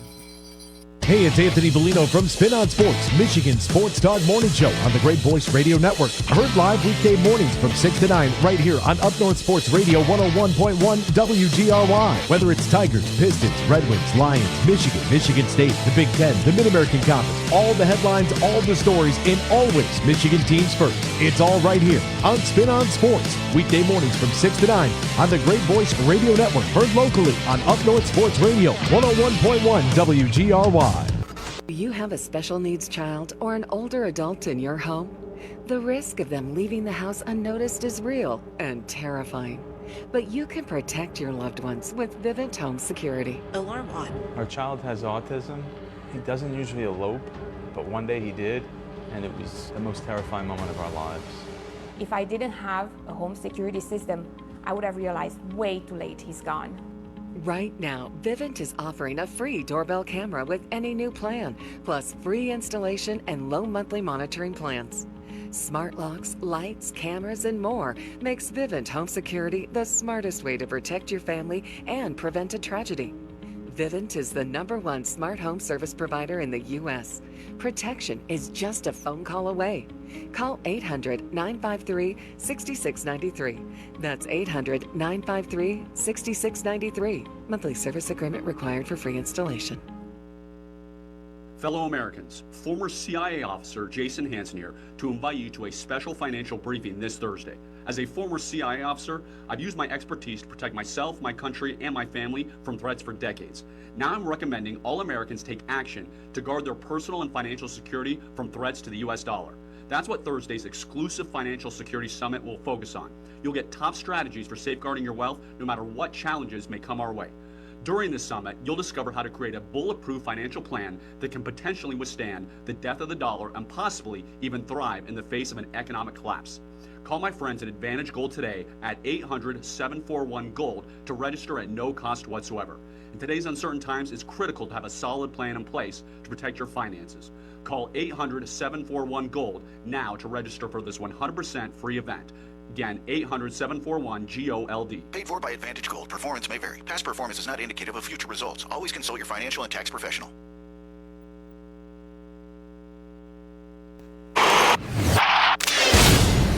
WGRY, a division of Blarney Stone Broadcasting, 101.1 FM, Roscommon. You're in the right place. The Infinity Sports Network. Where's Rich Herrera? Herrera can be a very effective receiver. Everybody loves Rich Herrera. Hey, he's nothing but a head of hair and a winning smile. Herrera, the answer. Or should I say, the big fajita? He's Rich Herrera. You look like a big fajita. Take it away, Rich. It is Big Boy Saturday in college football, from border to border, coast to coast, and even on to Hawaii, Alaska, and anywhere else you want to be. Welcome, everybody. It's the Rich Herrera Show here on the Infinity Sports Network. Billy G back in our studios in New York City. And today, New York gets to experience the power, the pageantry of big-time college football. There's a few huge games today in college football. We are going to talk about all of them today here on the Infinity Sports Network. Number for you to join us here on the program, 855-212-4227, 855-212-4227 Saturday. You know, if you listen to me on Saturday, we usually try to theme the shows. we usually try to theme the shows and talk about the biggest stories of the day, the biggest games of the day, the biggest storylines of the day. Sometimes I got to work hard to write them. Sometimes I got to hustle to edit them and pare them down because there's so much going on. That's what today is.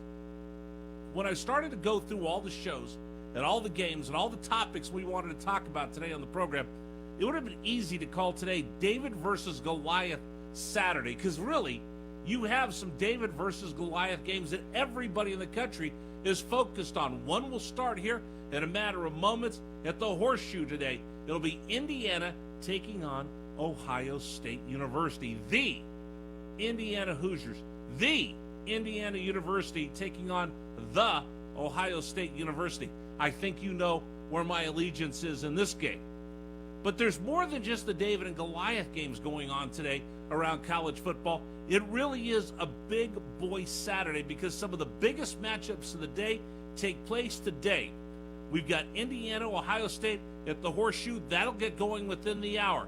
Then tonight, we've got arguably the most compelling game of the night as the Army Black Knights travel to Yankee Stadium to take on the Notre Dame Fighting Irish. How big of a game is it? Hey, Notre Dame's breaking out their Shamrock Series gear tonight for that game.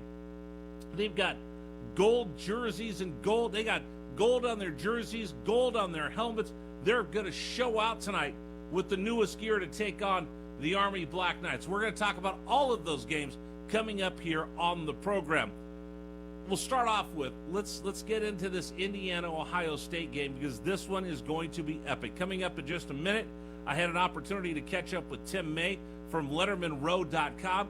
We previewed the game. I'll have that for you coming up here in just a few minutes, just about kickoff, giving you an idea of the impact of this game in college football. But one of the themes I want to ask about on the program today, on this Big Boy Saturday, because this really is where we figure out who the big boys are. And that's why it's more than just a David and Goliath Saturday, and that's why you're going to hang out with me this afternoon here on the Infinity Sports Network.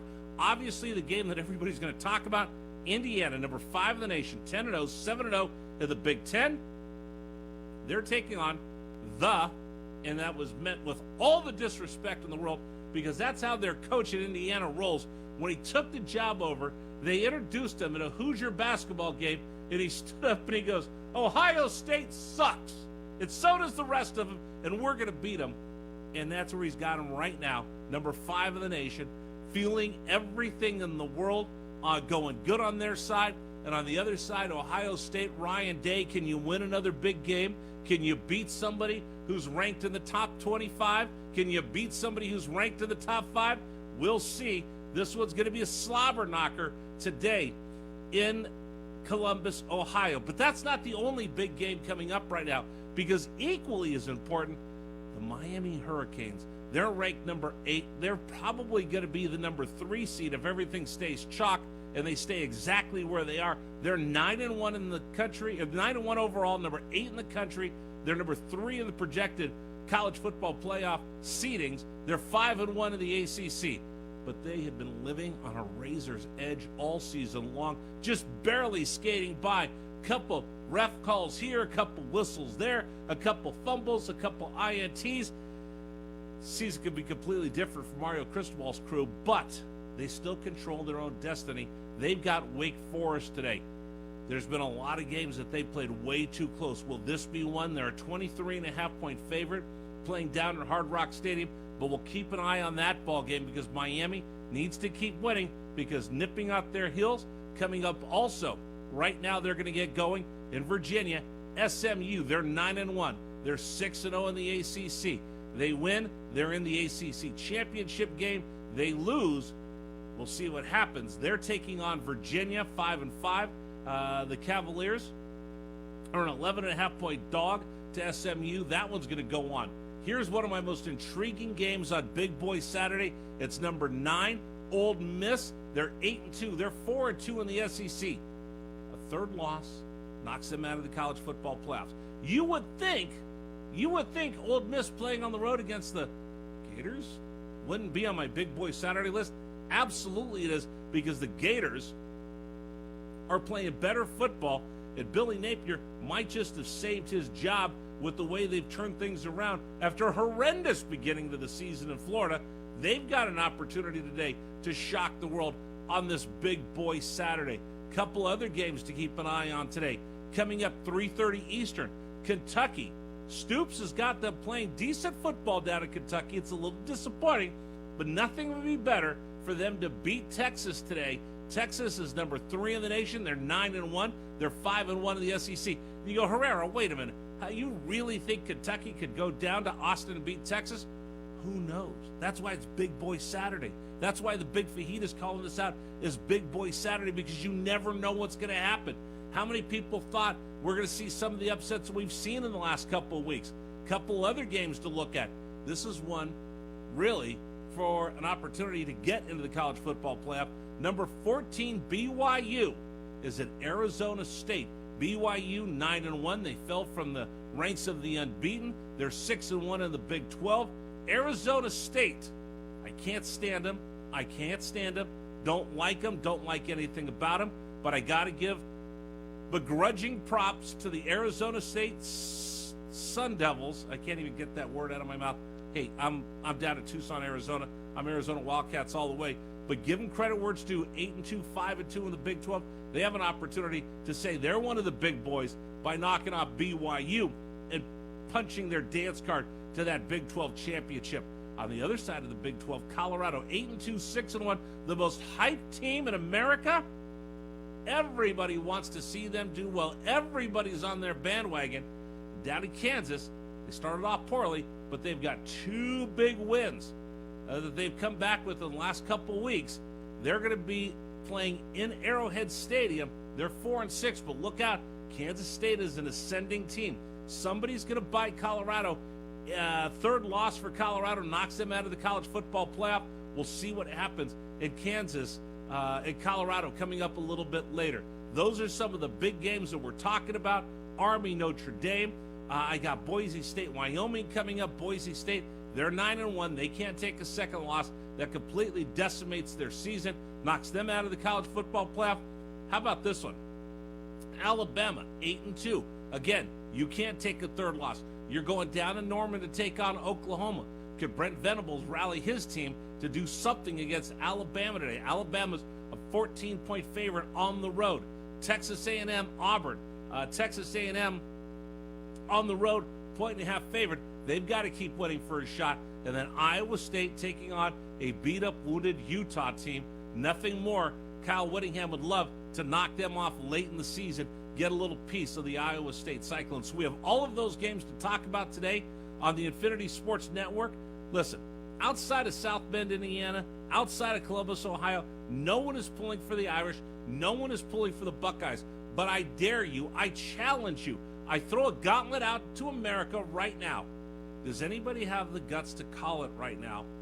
Either one of these. Does anyone have the guts to call either one of these and call up and tell everybody in America, hey, Vegas, I don't care that Ohio State's a 10.5-point favorite. I don't care that the Irish are 14-point favorite. I think Indiana and Army are going to prevail today on this Big Boy Saturday.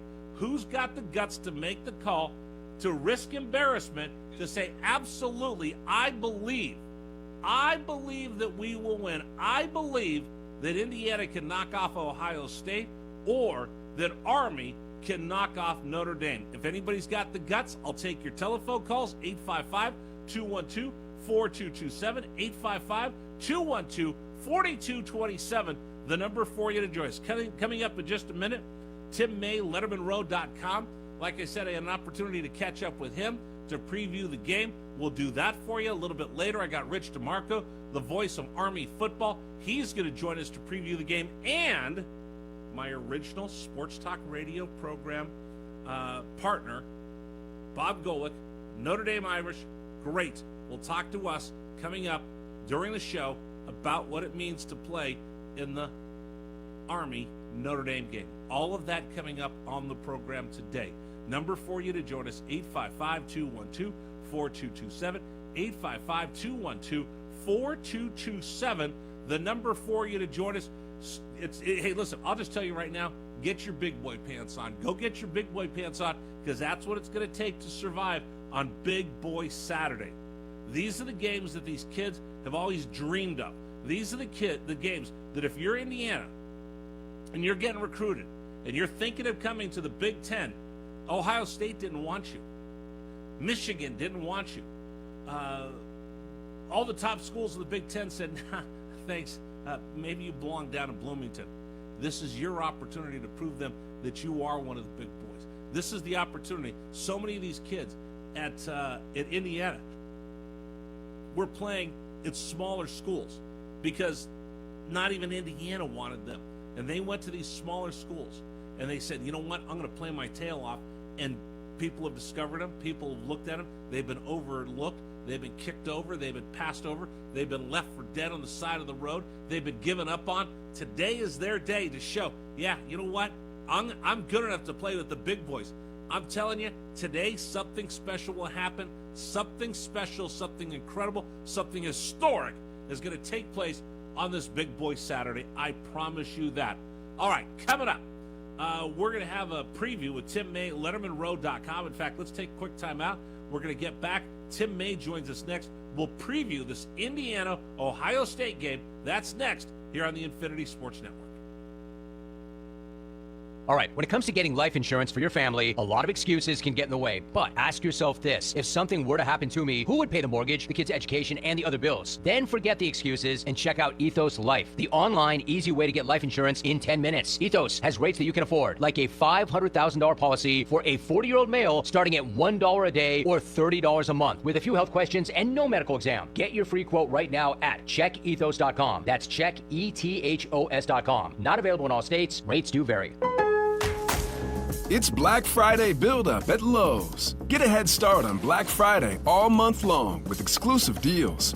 Right now, get 25% off select pre-lit artificial Christmas trees just in time for the holidays. And get a free select tool when you buy a select battery or combo kit. So don't wait to save. Shop these deals in-store or online now, because Lowe's knows deals. Valid 11/21 through 11/27 while supplies last. Selection varies by location.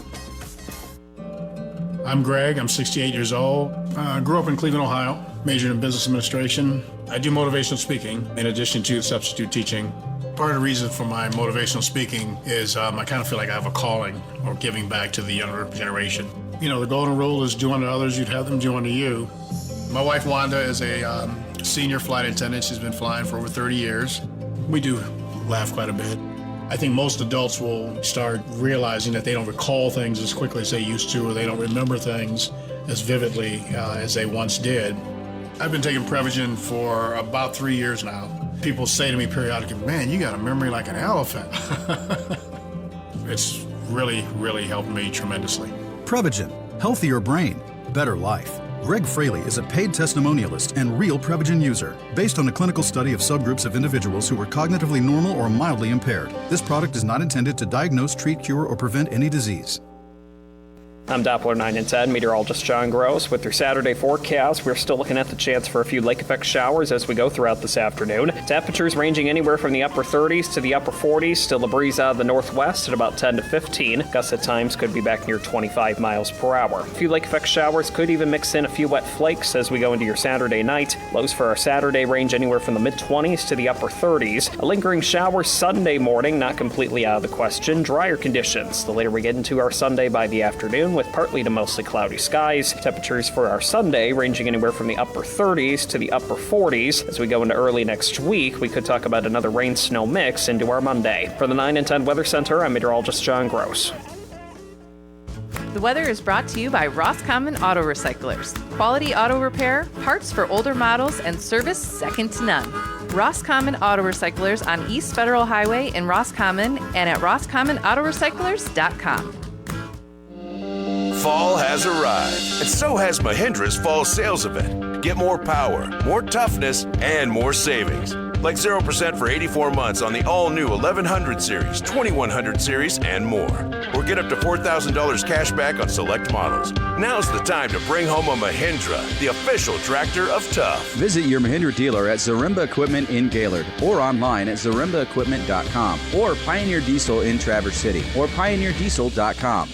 Coast One Tax Group, 800-312-9970. Stanley from New York owed $93,000. The IRS placed a levy on his bank account. Coast One released the levy and settled with the IRS for $2,000. Mark in Michigan owed $225,000. After Coast One stepped in, Mark walked away paying less than $1,500. Call Coast One now. A 10-minute call can save you up to 93% on your back taxes. Get your fresh start today. That's 800-312-9970. Do you have over $10,000 in credit card debt? The stress from excessive credit card debt can ruin your life. Collection calls, sleepless nights. If you're feeling the financial impact with unprecedented economic challenges, DebtBlue is here for you. DebtBlue uses secret programs that most credit card companies won't tell you about. They'll help you consolidate or settle your debts for a fraction of what you owe. With DebtBlue's Success Guarantee, you pay nothing unless your debt is reduced or completely resolved. There's no risk. The more you owe, the more DebtBlue can save you. See how easy it is to get started with free information. Let DebtBlue show you how 10 minutes could save you thousands. Call now.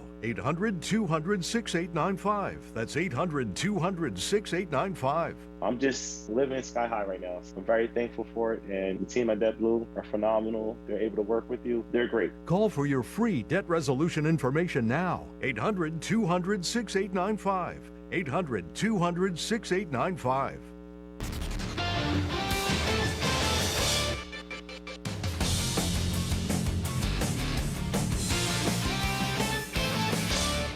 You're listening to the Infinity Sports Network.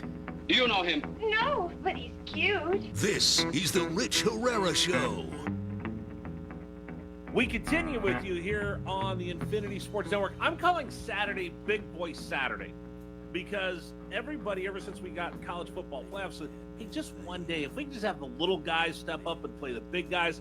Well, today you get that this weekend because it's Big Boy Saturday. I got Army with an opportunity versus Notre Dame, and then the early game that everybody's buzzing about is at the Horseshoe at Ohio State. Now, normally we go, oh, well, it's Ohio State. They're one of the best teams in the country. Nowhere in my bingo card this year did I have Indiana, Ohio State as must-see TV. So let's find out more about it. Joining us right now, great website, and we've talked about this website quite a bit. On3 has hired some of the best writers around the country. Tim May covers the Ohio State Buckeyes for the website, and he's our special guest here on the Infinity Sports Network. Tim, how are you? I'm doing extremely well, Rich. We're the subtitle, also LettermanRow.com, if you want to look for us too, off of On3. But very much looking forward to this improbable showdown game. Okay, tell me, when the schedules came out and everybody's circling games, did anybody at Letterman Row go, you know what? This might be the biggest game of the year for the Buckeyes? No, but I did. I did point out as the year went on, when you looked at pothole games, games you could stub your toe on or bust your wheel on or pull off the side of the road and have to change your flat and get going again. I did look at Indiana from the standpoint I knew Indiana was going to be better based on Curt Cignetti, because before he ever implored people to do this, I had Googled it, and this guy brought a plan in hand to the land, which is Indiana. Unlike some of his predecessors, he's been a head coach for quite a while now, studied under some of the best head coaches in the country, including his dad, including Nick Saban, etc. So you knew he was going to have a plan. Was he going to be able to get the man or the men to follow that plan? When he brought that, 13 guys with him or whatever it was from James Madison, you're going, okay, he's looking to get solid right away. But James Madison barely had moved up out of FCS, right on down the line. We're barely FBS. And then he gets a quarterback from Ohio U, really talented kid, but how good is he? He's at Ohio U, right on down the line. Gets Ellison, the running back from Wake Forest, plugs him in. My point was, when you see the work he did, you're kind of going, he gets a nose guard from Kent State. Are you kidding me? So what he did was, instead of taking from the top and moving them down, he took them from below and moved up and picked off the cherries off the tree, and has done a great job. Obviously brought a great coaching staff in with him too. He had a plan. He has an eye for talent, obviously, or at least the way talent meshes. I think that's the more important thing he's done, is the way he's meshed that talent. And lo and behold, here they are. I mean, no one was more confident about what they were going to do than he was, Kurt Cignetti, and he's 63 years young. Finally gets his big shot in a Power Four conference, and boom, he's playing for the champ. He's playing for a shot at the championship. We're talking about Tim May right now, Letterman Row, part of the On3.com group, and we're talking about Ohio State, Indiana. He's giving a great preview of the Hoosiers for people that are just like, wait a minute, am I looking at number 5 Indiana as a basketball ranking or a football ranking? It's so unusual. All right, now we're really going to get to it, because as great as this story is, and maybe America's pulling for the underdog, but it's their Jims and Joes versus Ryan Day's Jims and Joes, and there's a lot more stars behind the names of those Ohio State players than the Indiana players. Doesn't mean that they're necessarily better, bigger dogs or whatever, but Indiana hasn't seen the type of roster, let's say, that Ohio State has. So let's talk about matchups. Let's talk about this game itself. Give us some keys as Ohio State's cruising along, number 2 in the country, certainly could be number 1. And now we've got this upstart IU that really has something to prove. Yeah. Well, bottom line is, as everybody knows by now, Ohio State lost its center, extremely talented center, Seth McLaughlin, on Tuesday of this week to a torn Achilles. He's out forever for the year, at least as far as Ohio State is concerned. Has moved their left guard from last week and the last several weeks, Carson Hinsman, back to center, where he started every game last year in the regular season before he got in the doghouse for the bowl game. They've got their left guard, All-American left guard, Donovan Jackson, playing left tackle. He has been since the Penn State game. That's when this whole revamped lineup first showed its ugly head. Now they've moved a kid back in who substituted for Donovan Jackson at the beginning of the year when Donovan Jackson was banged up, Austin Serveld. They've had to revamp their offensive line for the 4th time this year. They still feel pretty good about it because all these guys have various modicums of success, or experience, not the least of whom is Carson Hinsman at center. But so the real key now is how good Indiana's defensive front has been against everybody they played, including 2 weeks ago against Michigan. Will that hold up? Will the Ohio State offensive line hold up against that defensive front, or vice versa? And that, to me, it's always starts with the defensive and offensive fronts going at each other. Where Ohio State's defensive front has played extremely well since the Oregon game. They've changed a few things up front and gotten after people. But these are the number 1 and number 2, or number 2 and number 3 rushing defenses in the nation going against each other in this game. So, you're thinking upstart Indiana, Ohio State, known for its offense all these many years now, going back to the Urban Meyer era. This is going to be an offensive shootout. It could very well be 10-7, could very well be 13-9. Who knows? But it's kind of hard to get a real feel for it until they actually match up. Because, like you pointed out, Ohio State has on paper, and just ask the Southeastern Conference how they judge things, right? Well, right. We may have 2 losses, but we got better players. Okay, well, win.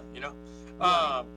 Bottom line is Ohio State has quote unquote better talent on deep into the roster on both sides of the ball than Indiana does. But what does that really mean? Until you play the game, what does it really mean? Because you've got an Indiana team that's playing extremely well as a whole, and this time of the year, that's a tough nut. Tim May, of course, a Buckeye is a poisonous nut. So go ahead now. There you go. Tim May joining us right now. Letterman Row, our guest here on the Infinity Sports Network. Tell me about Will Howard, for those around the country that remember him as he transfers in. Just give me a scouting report on Will. And for him, I think this is the biggest test that he has. America's going to be rooting for Indiana. There's no doubt about it. Everybody's going to love that underdog. I want to know about him, his leadership, his ability as we get ready for this game. All anybody wants to remember about Will Howard is the last 20 seconds of the game at Oregon, when in fact he had as good a game stat-wise stacked up against Dylan Gabriel as Dylan Gabriel did. Dylan Gabriel happened to run for 1 touchdown in that game, a 27-yard run. There was a backbreaker, but it was 32-31, not 32-6.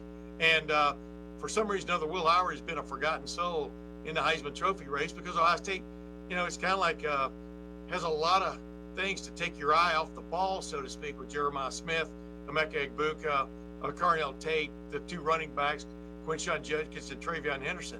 But I think Will Howard has played about as well as Ryan Day and Chip Kelly. Well, he was brought in before Chip Kelly showed up, but as well as Ryan Day, I think could have expected, stepping over from Kansas State. And he's 6'5", 235. He was running for a little while there during and after the Oregon game, but last week he only had 1 carry. But that's what really sets him apart, especially against a defense that's coming in, with Indiana. It sets him apart from the standpoint of being able to make something with his feet if everything else breaks down. But he's been, 78-80% passer, completion-wise, especially with this complement of wide receivers he's got. He's taking advantage of them for the most part. A lot of people just want to remember 2 or 3 plays from Will Howard, not remember all the rest of them. So that's unfortunate, but they've really liked what he's done in this offense. I wasn't going to bring him up, but you did, so I'll follow you down this rabbit hole. Chip Kelly. Tell me about Chip Kelly and the difference that he's made at Ohio State. I'm a West Coast guy. I'm a former Pac-12 guy, and we don't have a conference anymore. But when he jumped over to go to Ohio State, I thought, my gosh, if Ryan Day's going to get smarter, let Chip do everything that he wants to do. And it's like you have 2 head coaches over there and 2 brilliant head coaches in Columbus. Yeah, and the main reason Ryan brought him in, remember he originally hired Bill O'Brien for that offensive coordinator's job, but he wanted Chip Kelly from the get-go, but Chip was trying to get back to the NFL in some form or fashion. That fell through. Bill O'Brien gets hired by Boston College, which suddenly came open. You talk about serendipity. All of a sudden, there's Chip Kelly, and he didn't hesitate to take the job when Ryan offered it to him in early February, mid-February. That's how late he came in. But one thing Ryan wanted strengthened was Ohio State's run game. Matter of fact, by that I mean being able to run the ball when you want to run the ball, not just occasionally lucking out on a big run or something. So Chip Kelly is one of the great schemers in the run game as there is in college football. He's also a really good schemer in the pass game, but his expertise is definitely in the run game, and you can see where Ohio State has improved in that realm. I mean, they have that great goal line stand at Penn State, right? Late in the 4th quarter, Ohio State's leading 20-13. But now what? You got the ball at the 1-yard line. Well, Ohio State took off on a clock-eating drive, pretty much running the ball, basically right up the gut. Matter of fact, ran the ball on every play and kind of flexed its muscle against one of the nation's top run defenses and ran out the clock. So they've been able to lean more and more on that run game. Even last week, you look at the stats and what Ohio State rushed for 175 yards on at Northwestern, where they played in Wrigley Field up there last week. But Northwestern was only giving up about 80 yards a game on the ground, was number 16 in the country in run defense. Now you got the ultimate challenge. I do think Indiana's number 1 in run defense. I don't have the stats in front of me nationally. Now here's the challenge: can you run against a very active defensive front? That's why you brought Chip Kelly in, was to figure things like that out. But believe me, Rich, if they have to throw the ball 70 times against Indiana to win the game, they'll do that too. All that matters is the W. Yeah, absolutely. Tim May joining us right now, Letterman Row, part of the On3.com collective. Let me go to this. And again, I was hoping I could get some of that collective money from that on Exactly. You know what? Yeah, I still have some eligibility. I'll take some NIL all day long.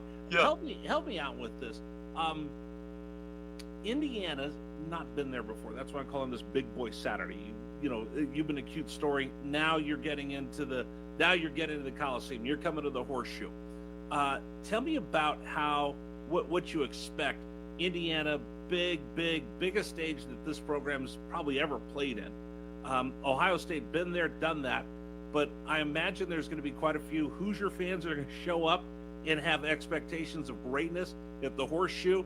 in Ohio State, you've seen new schools come into the Big Ten, and Ohio State's a stalwarts. They don't want to watch my old Pac-12 teams come in there and push you around. They've already had that against Oregon. Now you get an upstart Indiana.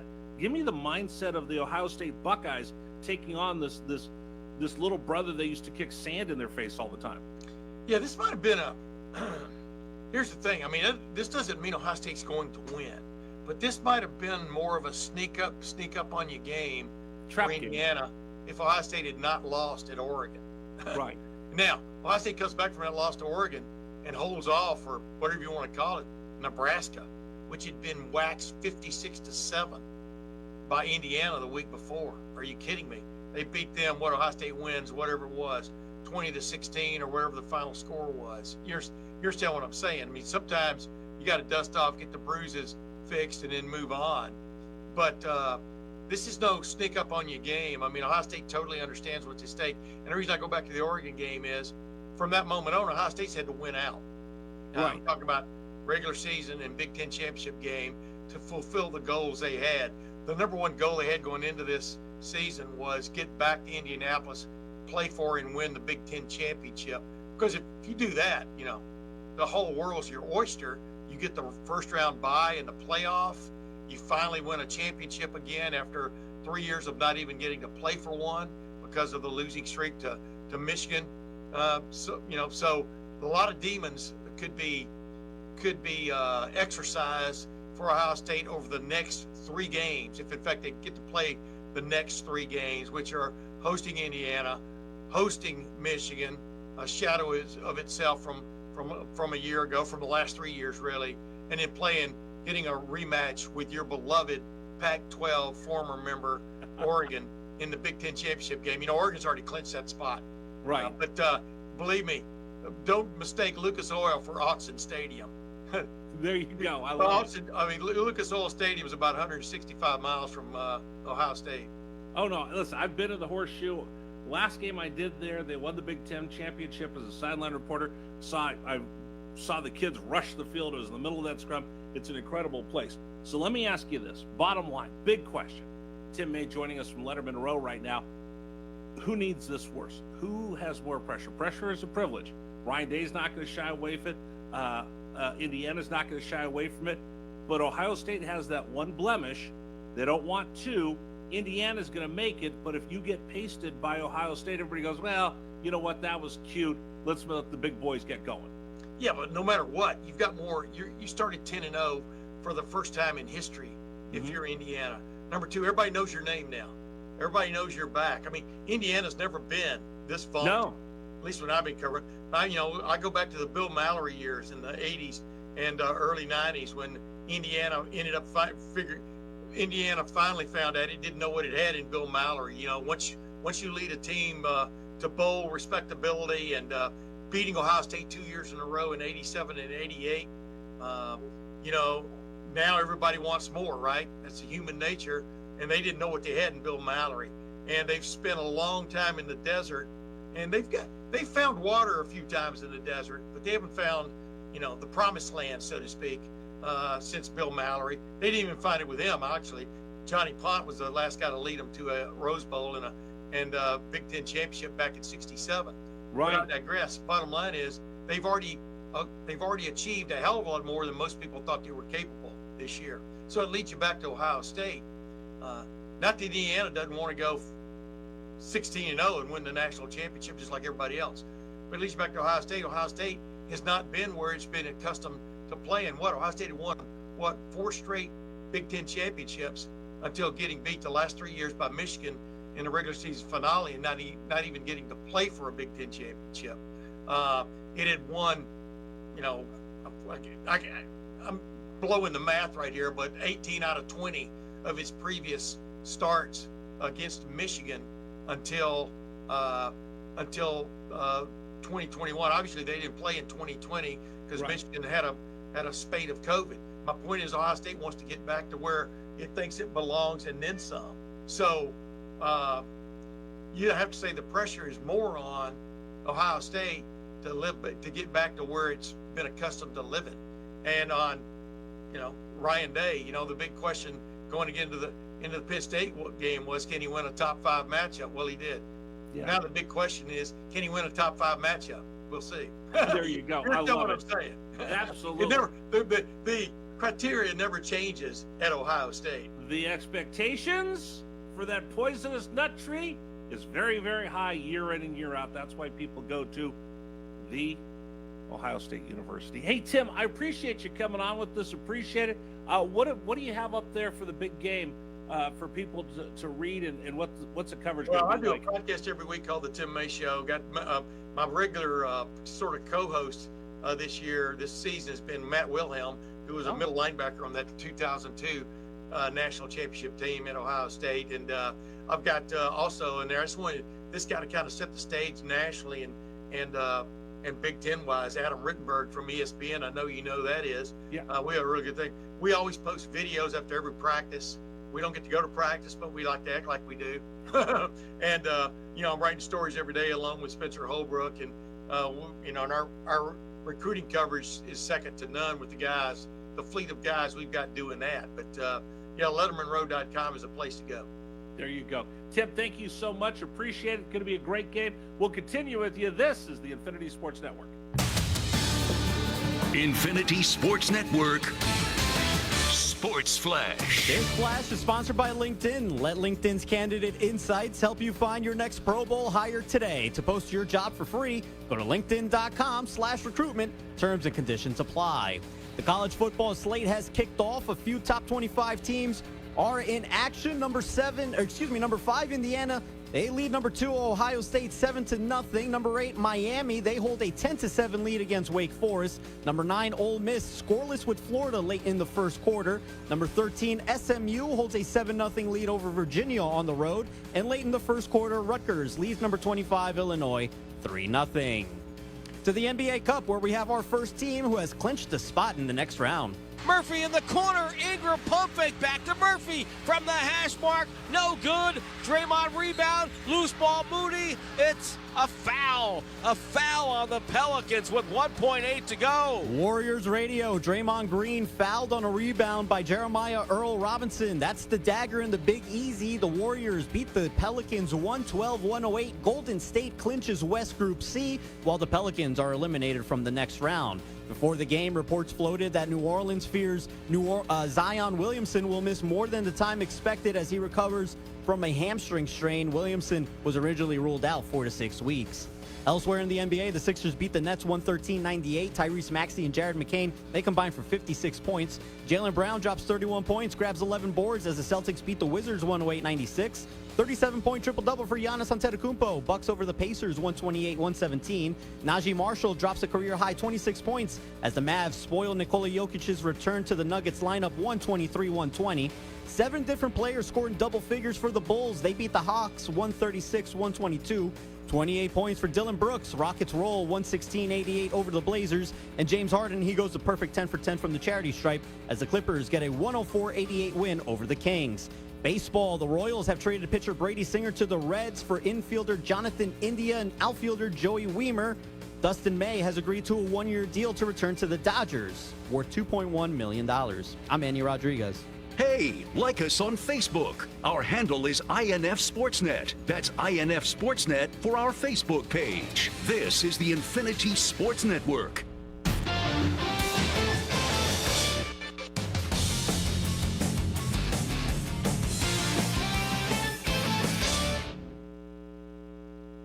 One in 4 Americans have a disability. I'm one of them. I'm also a working mom who cares deeply about making sure every child with a disability thrives by getting their access needs met. We've got a trusted ally by our side. Easter Seals provides children and families the foundation for lifelong success through early learning programs, skills training, and prep for college and career. That's my Easter Seals. Make it yours. Join us at easterseals.com. Okay, everyone, what did you think of the chocolate bar? It's too chewy. Feels kind of chalky. Too much nougat. I need to go brush my teeth. Business is booming for Steph's small marketing research firm. After all these focus groups, there's only one conclusion. I need more researchers. And she's way too busy researching Does this have peanuts? to waste time researching resumes. I need Indeed. Indeed you do. Put our matching platform to work so you can spend less time searching and more time connecting with talented candidates. Visit Indeed.com/credit and get $75 towards your first sponsored job. Terms and conditions apply. Michigan football fans, picture this. You bet on your favorite player to score the first touchdown, and he throws an awesome block so his teammate can score instead. If this happens, BetMGM wants to give you another chance at the end zone. With BetMGM's second chance promotion, you'll get your stake back if your first touchdown scorer scores second instead. That's right. Bet on any pro football player to score the first touchdown of the game. If you're right, you win. If your player scores second, you get your stake back in cash. Everyone knows the most exciting part of football is the score. With BetMGM's second chance promotion, you have a chance to keep the fun going after the first player crosses the goal line. Place a first touchdown scorer wager today. BetMGM and GameSense remind you to play responsibly. See BetMGM.com for terms and conditions. Must be 21 years of age or older to wager. Michigan only. Existing customer offer. Subject to eligibility requirements. Rewards vary. Gambling problem? Call 1-800-GAMBLER for confidential help. With the changing of the leaves, it's time to start looking ahead to the busy holiday shopping season. This is Tanya Christensen, General Sales Manager here at Blarney Stone Broadcasting. The difference between a good holiday season and a great holiday season is planning. Right now is the best time to start getting the ear of thousands of potential customers. The right marketing campaign, partnered with the right message, can and will bring results. Because when it comes right down to it, it's not about how much you invest, but what your return on investment is. We can work with any size budget, large or small, and will assist you in crafting the right message to drive customers to your products and services. To get started, call 989-348-6171 and discover why Q100 Michigan has been voted the Traverse City Record Eagles simply the best radio station for the second year in a row. Together, we'll make this the best year ever. This December 14th, for one night only, it's the legendary sound of Sawyer Brown.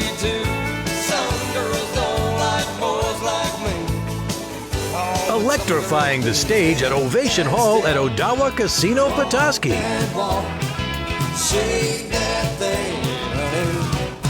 Tickets are on sale now at etix.com. Don't miss Sawyer Brown, only at Odawa Casino, where it's always above the ordinary.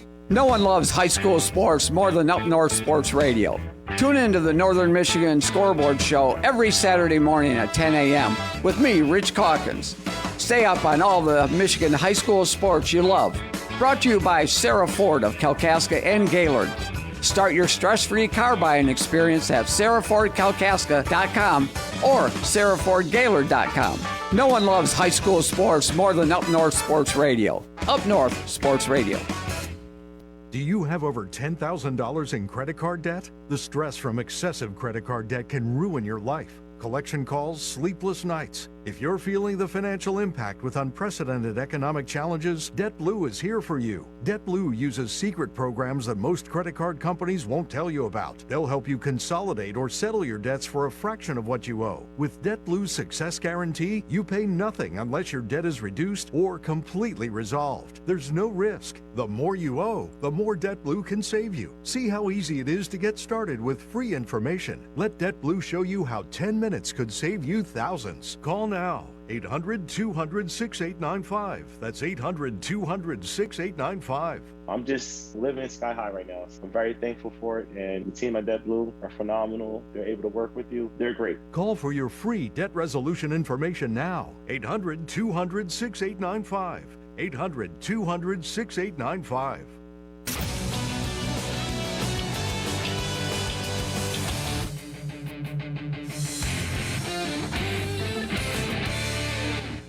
The fun continues on the Infinity Sports Network. He's somebody. He's in the big town doing things in a big way. This is the Rich Herrera Show. On this Big Boy Saturday, here on the Infinity Sports Network, they're doing things in a big way. I told you, Miami, be careful. Be careful. You've been living on the edge all season long. Right now, you're just starting the second quarter. Canes leading 10-7 on Wake. How about this? Indiana walking into the Horseshoe. They're not afraid. They're feeling pretty good about themselves. End of the first quarter, They lead 7-0 over a frustrated Ohio State Buckeye team. And I told you this before the show started.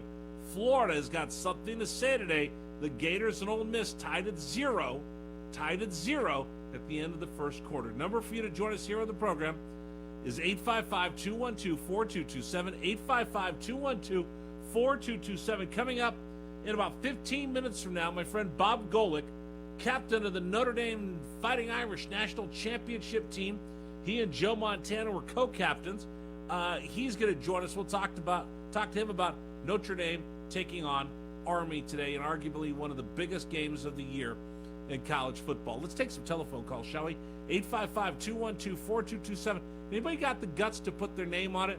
Call your shot for Indiana, or call your shot for Army, or do you want the daily double? Do you want to do the parlay and you just put Indiana and Army in there and win a bunch of money? What do you got for me? 855-212-4227. Avery in Texas, welcome. You're the leadoff caller today on the Infinity Sports Network. Hello. Hey, how are you? What's up, Avery? Hey, I'm going to go ahead and do the double down. I would absolutely take Indiana over Ohio State, and I believe Army has the guts and the chip on the shoulder to take out Notre Dame, and I want to put a third down on Kansas State to upset Colorado. Kansas stuff. Is it Kansas Upstate Colorado? Yes. The Kansas Jayhawks. Upstate.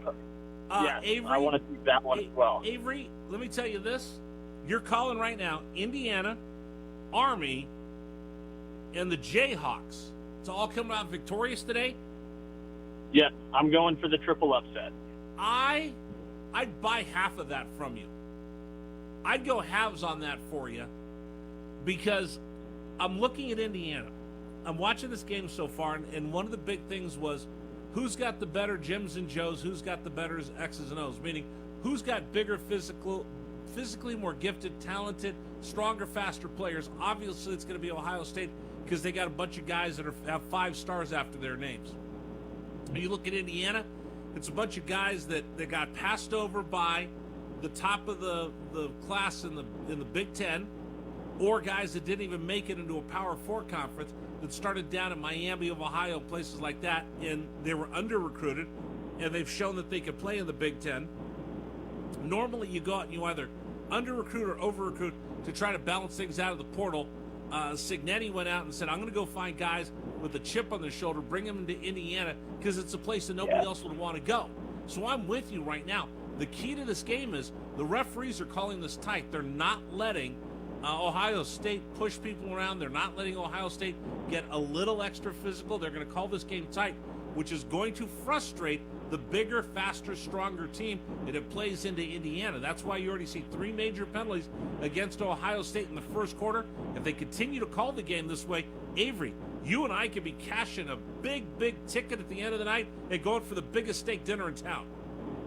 Yes, sir. And I think the Jayhawks are trying to prove a point that they can turn they're trying to go back to 2008 when they were 2 seed. Well, I think they're trying to get back there.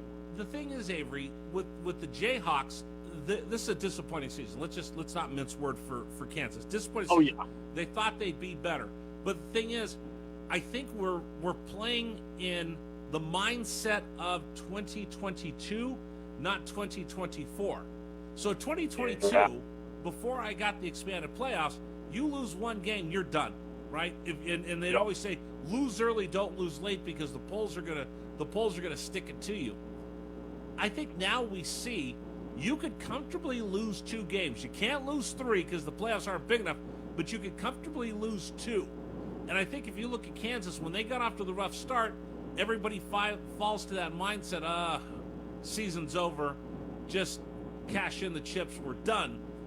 But they're discovering that they could still play. They're rounding into shape. This is the team that we should have seen Kansas all along. They just got out of the gate slow. They've been playing good football. They've got a couple big W's that they've claimed against teams that they were supposed to get pasted by. Colorado is all hype. Colorado is all hype. People are so excited about Coach Prime, about Shadur, about Travis. They're all excited. They're all bought in. But the thing is, that many people telling you how great you are, sometimes you forget to show up and play. And I'm still waiting to see how good Colorado is, because I don't think they played their best football. I don't think they played their worst football. I think they're just kind of going along, and I want to see them get challenged. I want to see them punched in the face by a team like Kansas and see how they respond. I want to see Kansas throw a body shot, give them a kidney shot. Can they follow up with a right hook? Can they follow up with an uppercut? I think Kansas can. They did it against some bigger schools. I want to see if they can repeat it. They've got the formula. They're not afraid of anybody. I think you're absolutely right. And for Army, this is the biggest game that Army's had. They're 9-0, got a chance to go 10-0. This is a game that all of these kids have dreamed of. Now, Avery, the thing about Notre Dame, again, bigger gyms and Joe's, more five-star recruits. But these kids that went to Army, they were all varsity football players in high school. But the thing is, they were all leaders. They were all team captains at their high schools. Yeah. They were all champions at their high school. So you're absolutely right. They know how to win. They know how to be motivated. My God, some of these guys 12 months from now are going to be running around with a rifle leading a company of U.S. soldiers. This isn't going to deter them at all. I think that's going to be the game of the year. I think Army's going to step up to the plate big time and play a type of football we haven't seen yet from Army. Even though they're undefeated, I think they're going to up their game even more. Well, you know, Notre Dame had that stumble against Northern Illinois. If you look at it, they go, well, they've already beaten Navy. Navy self-destructed against Notre Dame. We'll see what Army can do. Like I said, I think you're right. I think this is going to come down to, does Army want it more than Notre Dame? Notre Dame's more physically talented, more physically gifted. They're bigger, they're stronger. But does Army want it more? And that's what I think you're going to say. So I'll buy half that ticket for you, and we'll go get the biggest porterhouse steak when it's all said and done. All right, Avery, I got to run. Thanks for the call. Love it. Somebody who has probably something else to say about that is one of the all-time great Notre Dame Fighting Irish football players. That's my friend Bob Golick. He's going to join us at the top of the hour. We'll talk about this ball game, the significance of it, and can little old Army knock off the mighty, powerful Notre Dame Fighting Irish. It's going to be awesome. And then to play that at Notre Dame game at a Yankee Stadium is going to be special. All right, number for you to join us here on the program, 855-212-4227. By the way, a little bit later, Rich DeMarco, the voice of Army football, will join us on the show as well. So we got plenty for you today here on the Infinity Sports Network. By the way, score-up-board update for you. Miami scored. It's now 16-7. The Canes on top of Wake Forest. And, hey, listen, this is the reason why you listen to the Big Fajita on the weekends. This one everybody else missed, not me. I told you, watch out for Florida. They're going to give Ole Miss everything. They're actually leading right now 7-0. Florida on top of Ole Miss as we get going in the second quarter. We'll keep you apprised of all the action around college football. A lot of great guests coming up in your calls. I'm Rich Herrera, the Big Fajita. It's a Big Boy Saturday. Hey, put your big boy pants on today. This is the Infinity Sports Network.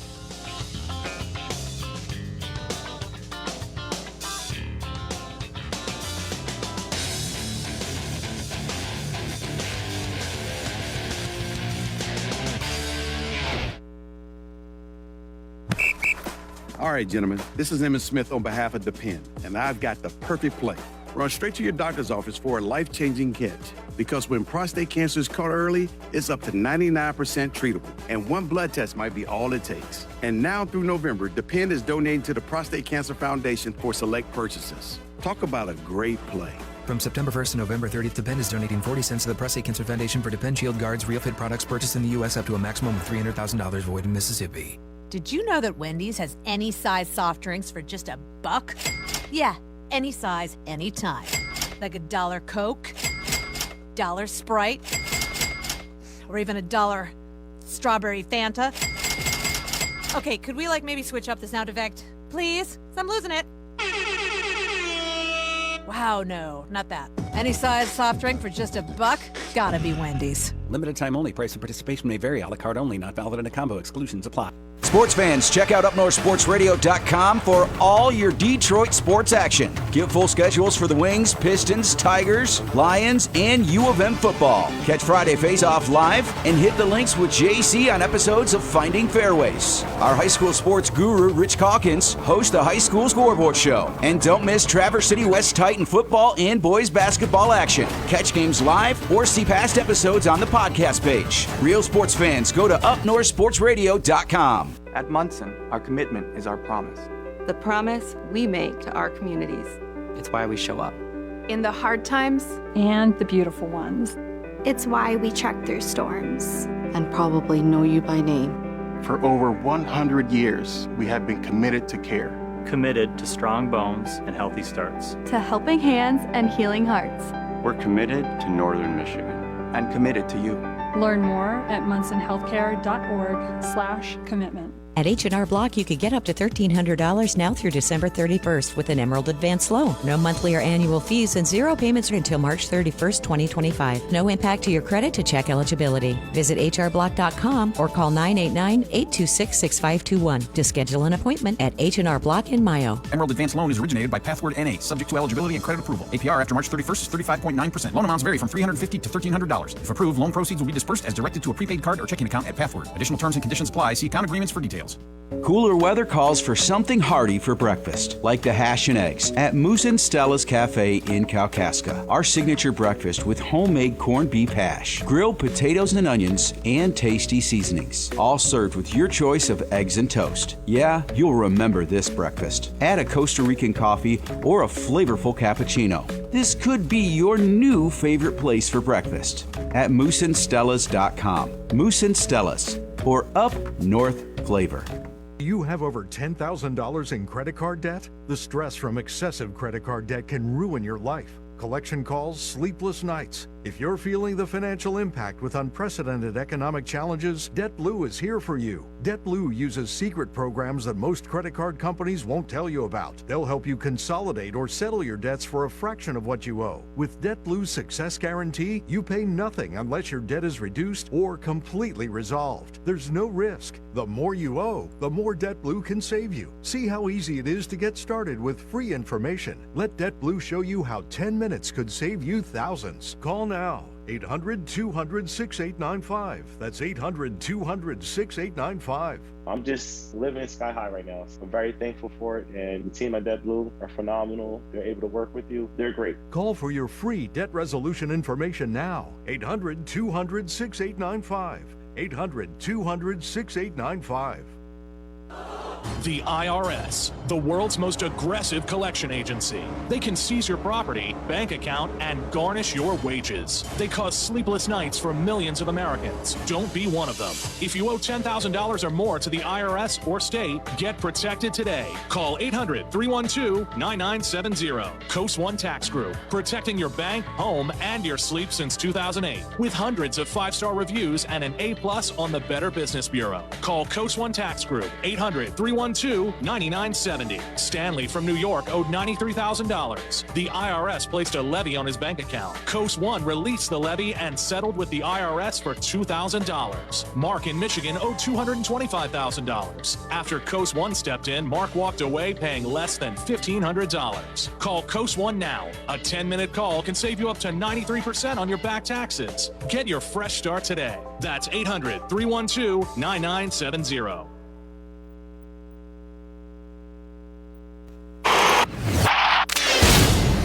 WGRY, a division of Blarney Stone Broadcasting, 101.1 FM, Roscommon.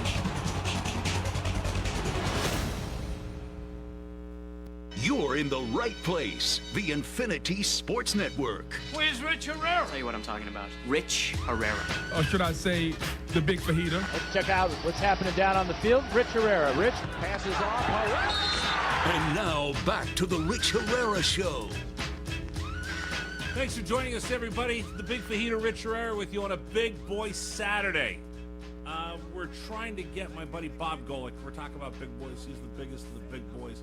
To talk about Notre Dame and Army coming up here tonight. Let me give you a quick scoreboard update for those of you that are trying to keep track of all the action today around college football. Just when the Miami Hurricanes were feeling good about themselves with a pick six, they turn around and give up a 100-yard kickoff return.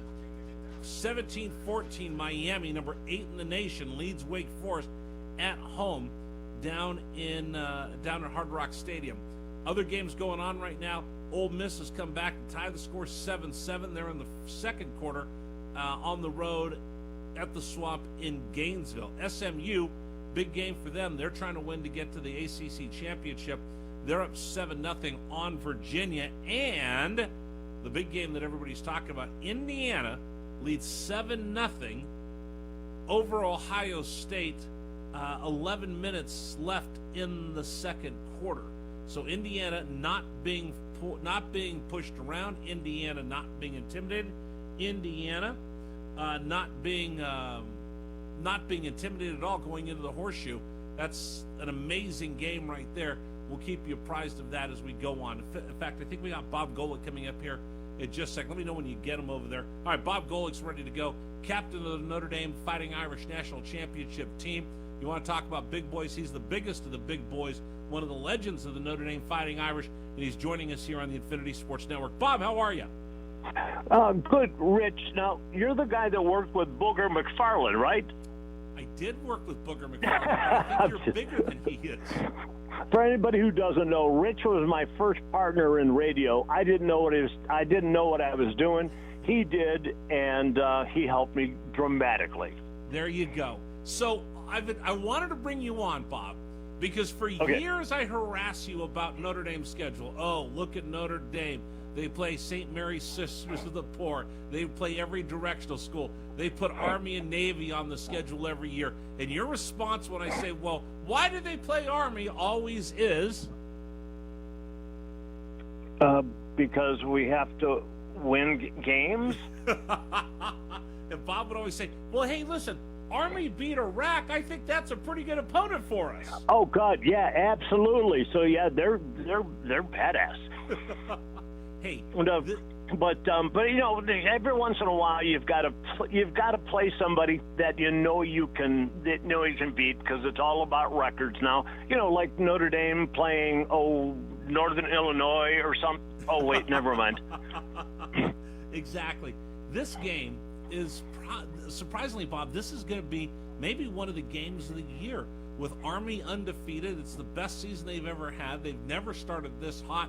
They've got a good football team going to take on your Notre Dame Fighting Irish at Yankee Stadium. I mean, this is huge. Yeah, this is at what they're calling a Shamrock Series. I don't know what that means other than the fact they're playing at Yankee Stadium, and they're going to have some weird uniforms for this Shamrock series of games. And as I've understand it, and I haven't looked it up myself, but I heard that Army's defense is ranked third in the NCAA. And that being the case, that's going to be a hell of a game between Leonard and the running backs. And the offensive line, who is considered probably the premier offensive line in college football. So it's going to be a hell of a matchup. When you play in big games like that, and you played in some of them, you played in the chicken broth game against Texas, you know, and I say this all the time, there's certain teams, the Yankees are one, Notre Dame's another, that everybody gets up for that game. Everybody wants a piece of Notre Dame. Everybody wants to beat the Irish. But now it's West Point taking on Notre Dame. Talk to me what it's like to be that Notre Dame football team where everybody in America that's not part of your rooting section wants to see you lose. Well, you know, part of the thing is that, and a lot of people, even though they're not Notre Dame fans or they're not Notre Dame supporters, they still appreciate Notre Dame. You know, the history, the football team, the educational responsibilities during the whole thing. But then again, you get other people who hate them because what was it? The Notre Dame Broadcast Company, because NBC would always air all their games, and it just seemed like it was. So there's all kinds. When you play against everybody and you know they're coming after you because we were the big game on their schedule. I just all I knew was that there were a bunch of guys standing in front of me, and if I got my butt kicked by them, then I'm not helping the team, and my dad was going to yell at me. So, and I told the story the other day.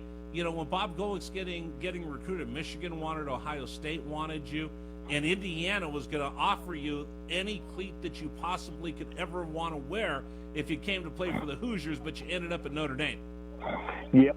Lee Corso literally standing in my weight room in my high school and said, listen, we don't have the football program that some of these other ones do, but I've got a deal worked out with this shoe company. If you want, you can get any color shoe you want, any design on it. We can have it made up. And I said, well, thank you, Coach. And, you know, being 16 years old at the time, I was thinking, hey, that might be good. Thank God my parents paid attention. Bob Golick, you could have been the guy. It could have been you instead of Air Jordan had you gone to Indiana. Oh man, don't bring it up, man. My whole life is going to be a sham. Then I could have been. People could be fighting for my shoes. That's right. You know, mugging each other outside of malls and things. God, what wonderful! Oh, Air Golick. Ground Golick. Ground and pound Golick. Bob Golick joining us here on the Infinity Sports Network. We got him for just a quick second because I wanted to preview this Army-Navy game. But in all honesty, Bob, in all seriousness, it is special when I get the Irish taking on the service academies. You already beat Navy. Navy completely fell apart. But now we have this game at Yankee Stadium. Like you said, it's a big game for Notre Dame. They're breaking out the special unis. Army is got an opportunity to punch their ticket to their conference championship and to the college football playoff. Just talk about how special this is and how proud you are of both of these squads. Well, you know, they know. First off, this squad reminds me of our squad. I mean, I know I sound like an old time. Yeah, back when I played, we had a team that was just like this team, except we didn't have face masks. No, we had face masks. But you look at them, and I don't see superstars, but I see a lot of really talented people, and on both sides of the ball. And that's kind of what we were until Montana came and developed into, towards the end of his career, and developed into the superstar. We just had a lot of good players that fought hard, and we really liked each other, and you know, we were just a good close group. And I think that's what they got here, which is kind of surprising with portals and all that stuff. You think that kind of stuff would wane just because you're getting new people all the time. Wow, that is awesome. Hey Bob, I know that you're busy today. I just wanted to touch base with you. I'm a Navy dad, but I'm rooting for Army today. I'm dressed in all black. I'll be rooting against your Notre Dame Fighting Irish, but I still love you. Well, let me remind you then, 1976, we played in the, I think it was a college classic. They used to, before that, they used to play double headers in Cleveland Stadium. So people could come and watch different teams play. And we went back there and played against Navy. And they were ranked number 3 in the country as a running game. And I think I had 47 tackles, so it was a pretty good day. Okay, I didn't have 47 tackles, but it was a bunch. I wish I had those ground Golick Nikes. So tell Rigney I'm sorry about that. There you go. Hey, I know you're busy. I'll let you run. I appreciate you coming on with me. Anytime, Richard. Thanks, man. Right. Thank you so much. Bob Golick, Notre Dame Fighting Irish captain. He was captain of that championship team with Joe Montana, played in that game where Montana got sick. He came back. He had the chicken broth, and they came back to beat Texas, went on to win a national championship. But whenever Notre Dame plays a big game. I always like to put them on the radio, kind of poke the bear a little bit, because that's what this is going to be. Like he said, everybody wants a piece of Notre Dame. I don't care what their record is. I don't care how good they are. Everybody understands the mystique of the Notre Dame Fighting Irish. And then you double this up, because there's an old school mystique. Nobody under the age of 50 understands how good Army used to be. The Heisman Trophy winners, we kind of look at them as, I don't want to say a novelty act, but we look at them as something fun to look at during the Army-Navy game, and everybody pays attention. But we're going to talk with Rich DeMarco a little bit later, the Army play-by-play announcer. You're not talking about the kids, the academy, the commitment, the service. We're actually talking about Army football. They're a legitimate football team at 9-0 as they get ready to take on number 6 in the nation, 9-1 Notre Dame. So we'll preview that game as the afternoon rolls on. But if you want to call your shot, I'll take it. I'll take your shot right now, 855-212-4227. Ohio State's just scored. They tied this ball game up at 7 apiece. Let me ask you this. Is anybody willing to jump on either the Army or the Indiana bandwagon to see who really is going to be that team? Who's going to be that little team that might just spoil everybody else's? Good, bad for college football. I want to go there as well. So let me just ask you this. We're 2 weeks left in the season, and teams are desperate on this big boy Saturday. You want to prove yourself, you got to do it today. You want to be one of the big boys, you got to do it today. I want to ask everybody across America today, is this college football playoff working for you? I didn't like it. I didn't want it. I think I might be wrong. I want to walk through the good things of the college football playoffs and the bad things about the college football playoff and get your thoughts right now. More interested, less interested. More excited, less excited about what we're doing right now in college football and the way this is running. Because there's some good things that we've seen out of this, and I'm going to point out some bad things that we've seen out of this. And there's some unforeseen consequences we don't understand just quite yet. But just as we sit here today, on a scale of 1 to 10, how is this college football playoff format with 12 teams feel to you? Number for you to join us, 855-212-4227, 855-212-4227. To me, it seems like an all-you-can-eat buffet. I'm having a great time today, but am I going to be in trouble later? We'll discuss that coming up here on the program, but we'll take your telephone calls, 855-212-4227. Do you believe in Cinderellas? Do we need Cinderellas in college football to make this better? And who's your Cinderella that you're willing to put your name on?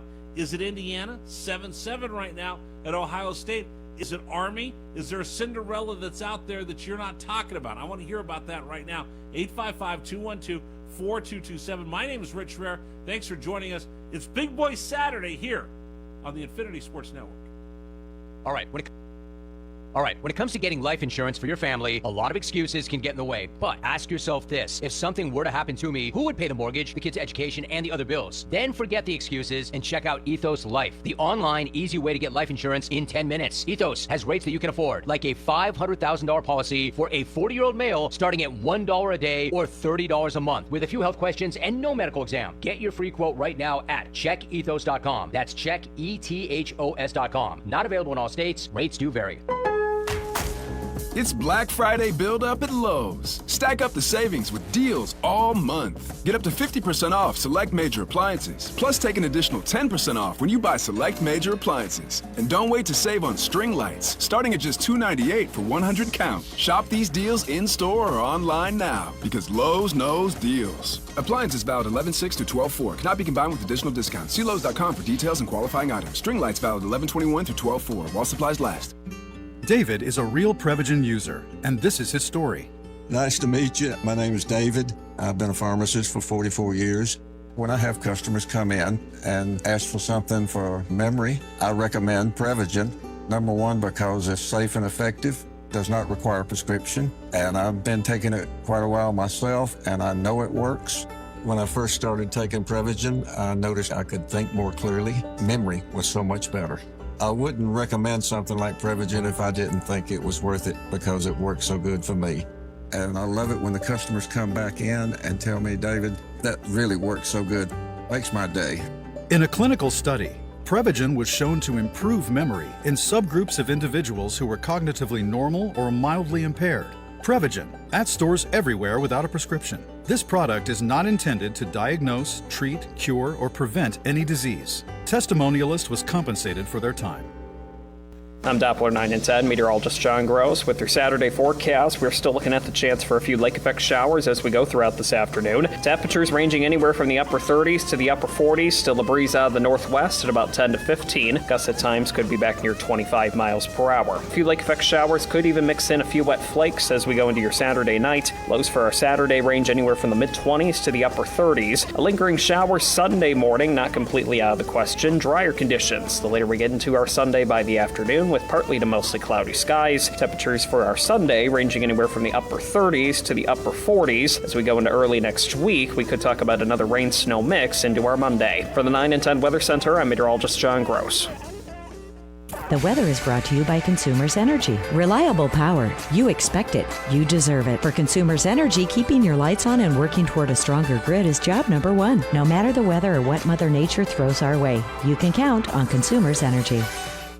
At Jim's Collision in Roscommon, they understand that most times they aren't seeing you on a good day. But their goal is to make sure that bad day ends better with quality repairs, friendly service, and affordable prices. Jim's Collision works with all major insurance companies, gives free estimates, and gets you back on the road with loaner vehicles with collision repairs. Jim's Collision cares about your family because they are family owned. Gain peace of mind with Jim's lifetime warranty. Check them out at choosejims.com. That's choosejims.com. Discover the all-new 2025 Serta Perfect Sleeper Pro and iComfort Pro at your local comfort center. The Serta Pro series features 5 comfort zone support, true response latex foam, and Cool Feel Pro system. And don't miss Comfort Center's Black Friday Serta sale running November 5th to December 8th to save up to $800 when you pair your new mattress with an adjustable base. Visit us to see all in-store savings. Comfort Center, saving you more since 1974. Get fired up with Detroit Pistons basketball. Brought to you by Woodhaven Log and Lumber. Dare to have the home you've always wanted. Get started at woodhavenlog.com. Detroit Pistons basketball, right here on 101.1 WGRY, Up North Sports Radio.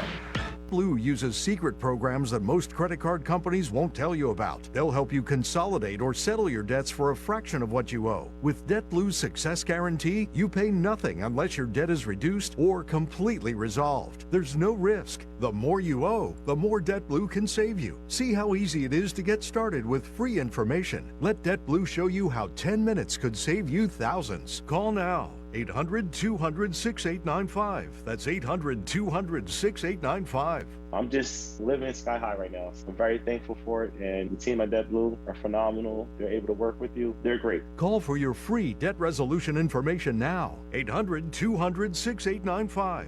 800-200-6895.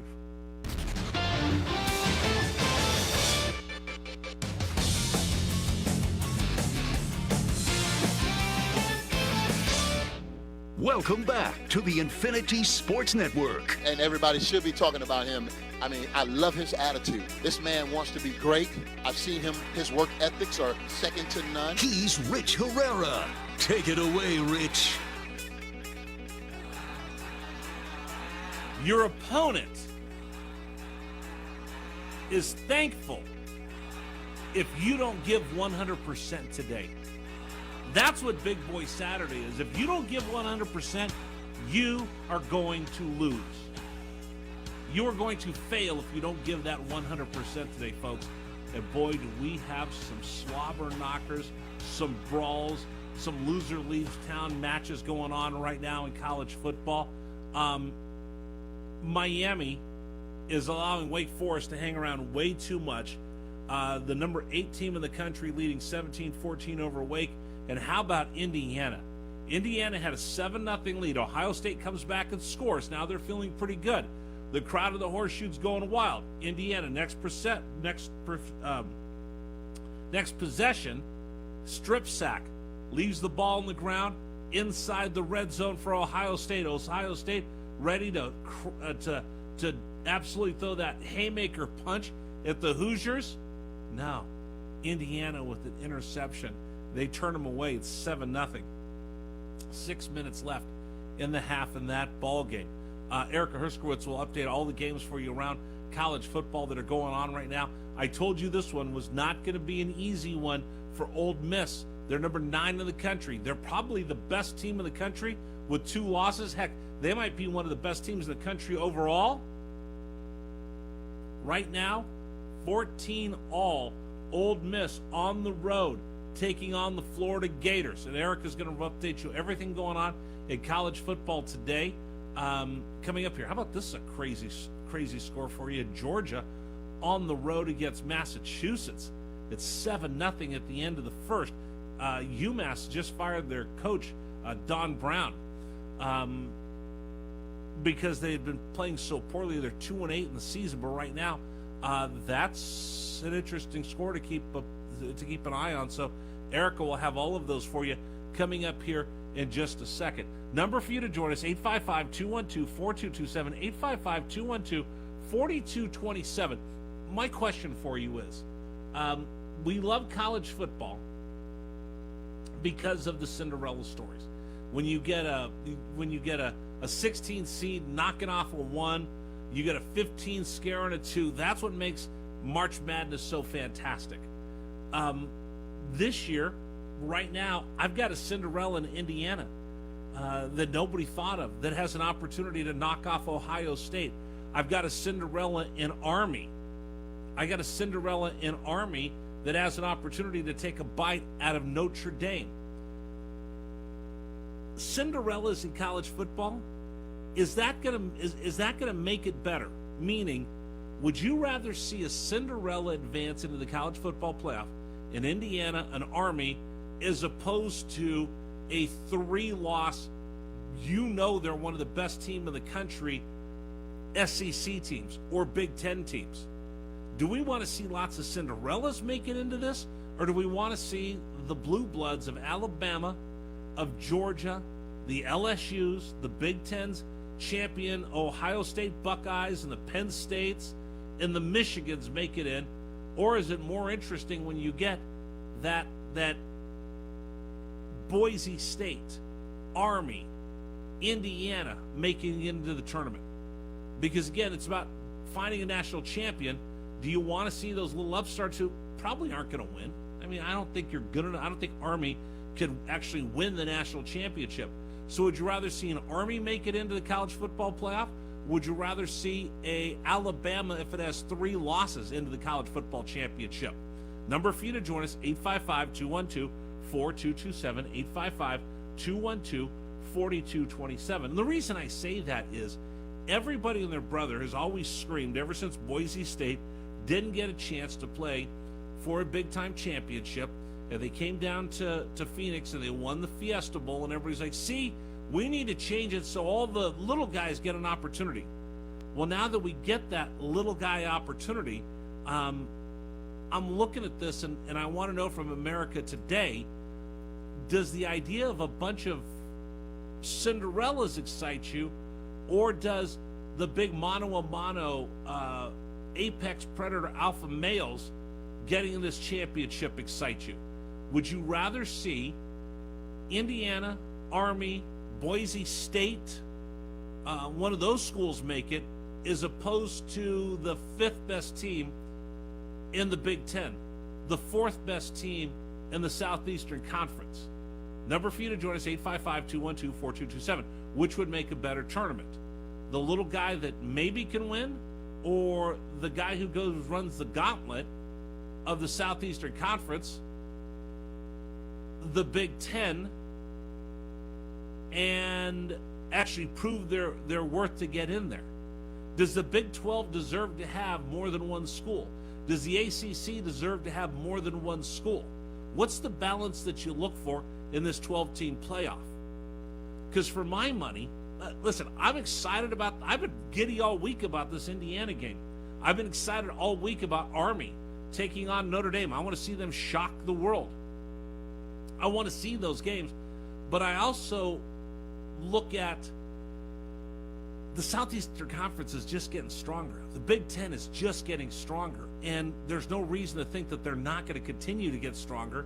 And for some of these schools in the Big 12, you know, you're excited because there's a 12-team playoff. Well, only one of you is getting in. Atlantic Coast Conference, only one of you is getting in. If you're SMU, you've done everything in the world you can, and there's a good chance that you're not going to get into the college football playoff simply because you're not in the Big Ten. Boise State done everything they could to get in there, but they might not get in. Why? Because they play in a group of 6.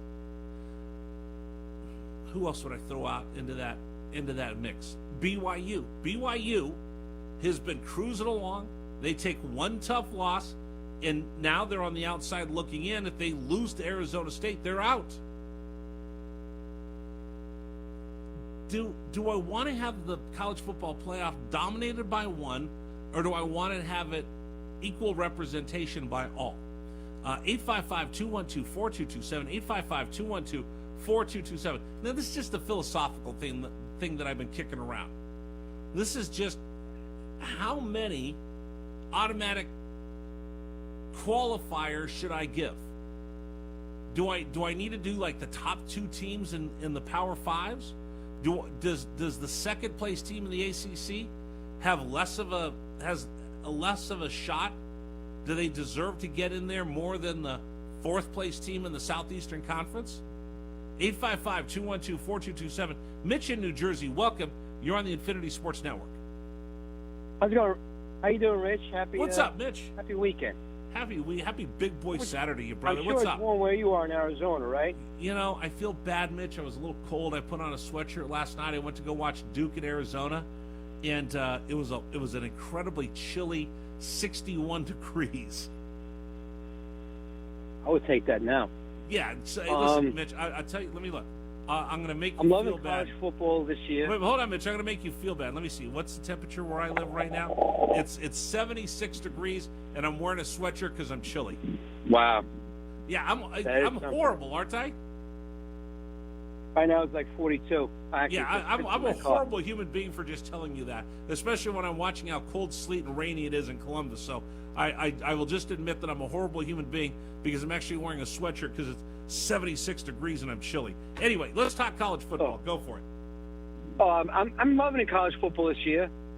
Well, of course, my USC's out, but they got to win the next 2 games. I'd love to see them spoil Notre Dame. And they definitely got a quarterback, Mahava, and they also, Julian Lewis left, Colorado, good for him. I think we got the better quarterback, and Hassan Longstreet. Right. But I'm liking the new faces. Ducks deserve to be number 1.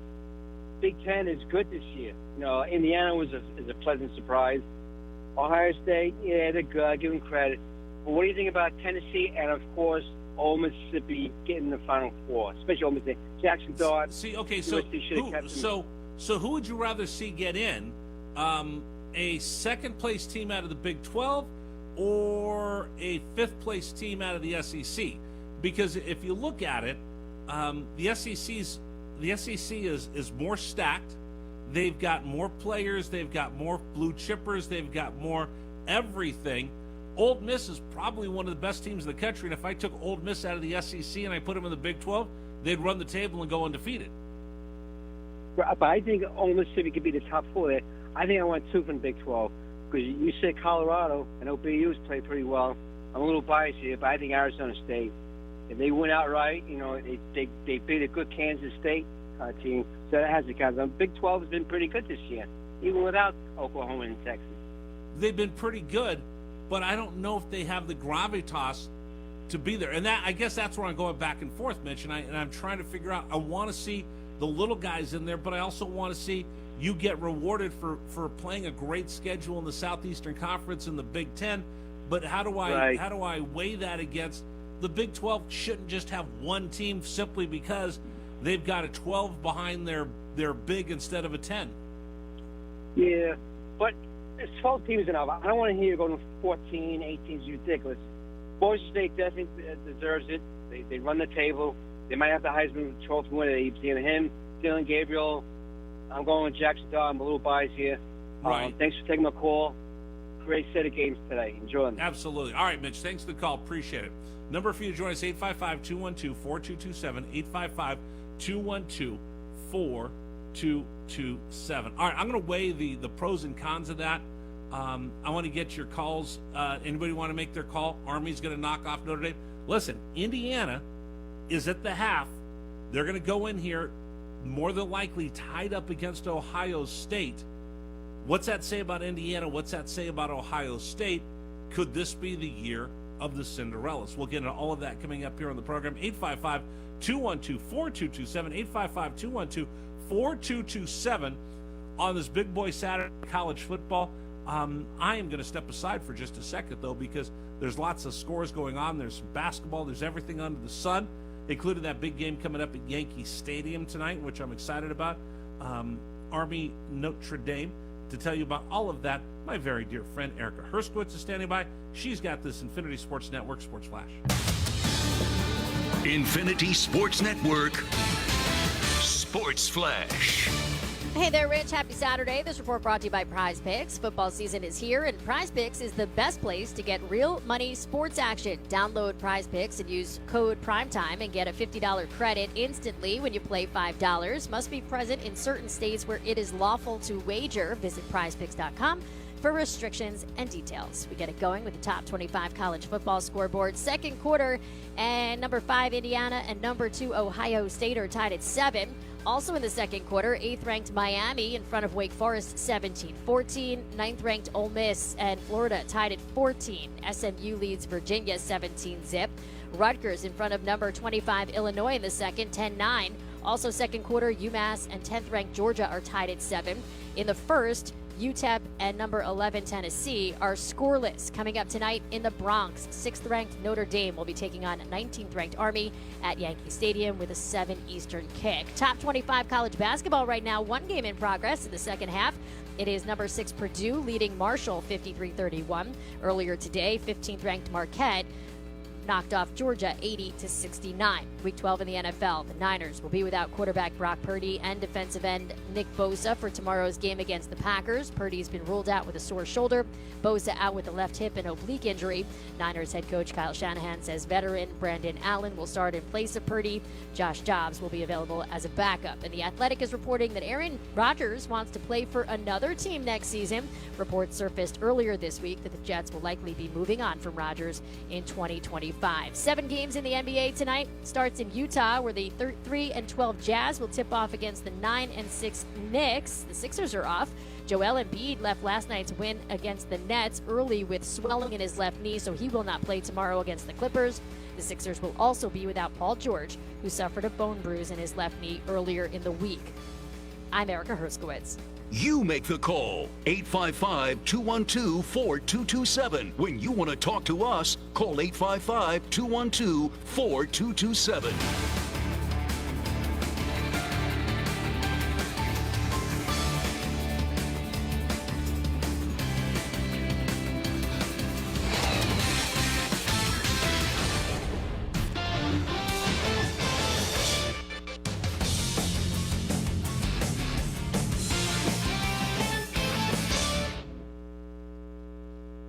For nearly 2,000 severely injured veterans, everyday life has become filled with barriers. So we build specially adapted homes at Homes for Our Troops. And thanks to our donors and supporters, this life-changing gift of freedom is provided mortgage-free to these veterans. But we need you to join us too in completing this important mission. Please visit hfotusa.org and help build homes and rebuild lives. Good morning, Doctor. Doctor? Hi, Doctor. Doctor? Dr. Jackson's practice is growing. What do you mean we're still short-staffed? He needs a good patient doctor. How do we not have enough doctors to doctor all these patients? And he doesn't have the patience to sift through hundreds of resumes. I need Indeed. Indeed you do. When you sponsor a job on Indeed, it's easier for talented candidates to find it, which makes it easier for you to hire them. Visit Indeed.com/credit and get $75 towards your first sponsored job. Terms and conditions apply. Michigan football fans, picture this. You bet on your favorite player to score the first touchdown, and he throws an awesome block so his teammate can score instead. If this happens, BetMGM wants to give you another chance at the end zone. With BetMGM's second chance promotion, you'll get your stake back if your first touchdown scorer scores second instead. That's right. Bet on any pro football player to score the first touchdown of the game. If you're right, you win. If your player scores second, you get your stake back in cash. Everyone knows the most exciting part of football is the score. With BetMGM's second chance promotion, you have a chance to keep the fun going after the first player crosses the goal line. Place a first touchdown scorer wager today. BetMGM and GameSense remind you to play responsibly. See BetMGM.com for terms and conditions. Must be 21 years of age or older to wager. Michigan only. Existing customer offer. Subject to eligibility requirements. Rewards vary. Gambling problem? Call 1-800-GAMBLER for confidential help.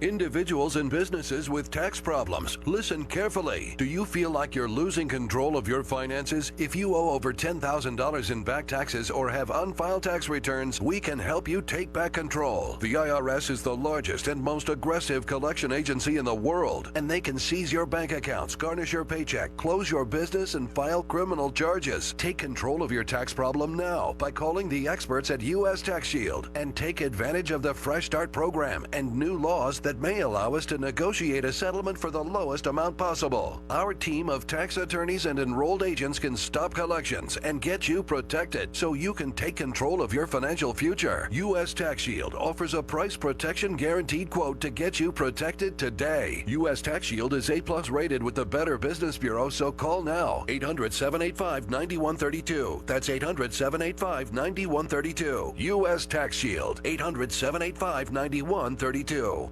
Are you paying too much for term life insurance? There is a tremendous price war in the term life industry. Rates have dropped dramatically in the past few years. For example, a man aged 45, non-smoker, can get $1 million of coverage for $75 per month, level rate for 10 years. Or a man aged 50, non-smoker, can obtain $500,000 of coverage for a monthly premium of $110, level rate for 20 years. That's right, guaranteed level rate for 20 years. If you're a smoker, we have great rates available for you as well. At Term Busters, we specialize in policies of $500,000 and above. If you're looking for new or replacement term life insurance, call today for a quote. 1-800-908-7636. You're probably paying more than you should. Call 1-800-908-7636. Remember, 1-800-908-7636. Sample rate quotes based on preferred non-smoker rate class. Exam required to qualify.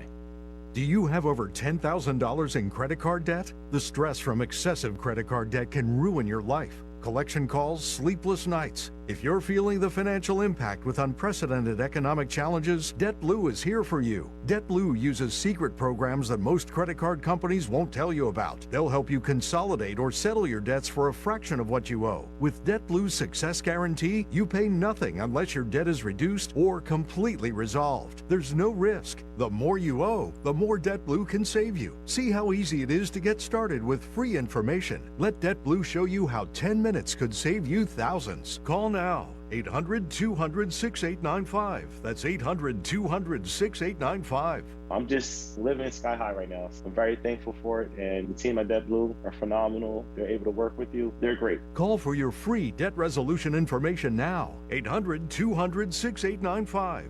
800-200-6895.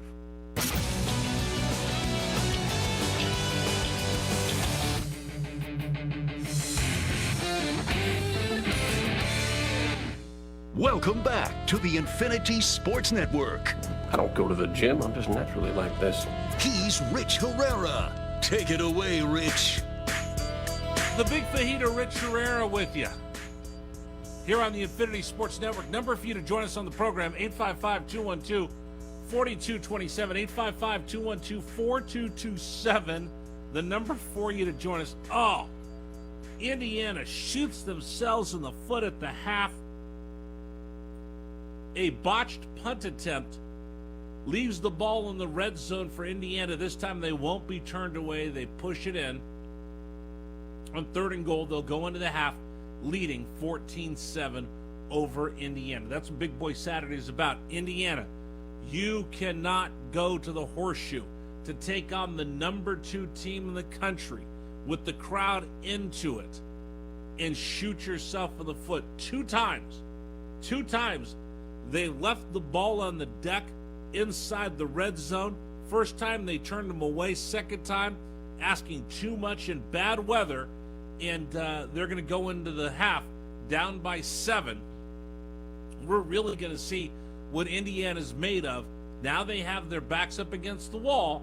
Will they turn it around and come back with an opportunity to stand up to Ohio State? The crowd's into it. They're yelling, screaming. Ryan Day's acting like he's playing Michigan right now or playing in the Rose Bowl. They want this bad. Indiana's going to have to dig down deep to overcome 2 costly mistakes for the Hoosiers in this football game. Number for you to join us, 855-212-4227. Miami, meanwhile, goes into the half. They're up in their game right now, 2014 over Wake Forest. Old Miss, Florida, look out for that one. They're getting towards the half. It's 14 all in that contest. We'll run through all the scores for you around college football coming up here in just a bit. But the number for you to join us, 855-212-4227. Which would be better for college football? Cinderella stories like Army and Indiana, or the best of the best from the Big Ten and the SEC, and the heck with all the rest of us? Let's go to Eric in Nashville. Welcome, Eric. You're on the Infinity Sports Network. Hello. Hey, I hear your arguments. You make some interesting arguments, and I'm not going to lie. When it's college basketball, I definitely like to see the upsets and fill out practice and all that type of stuff.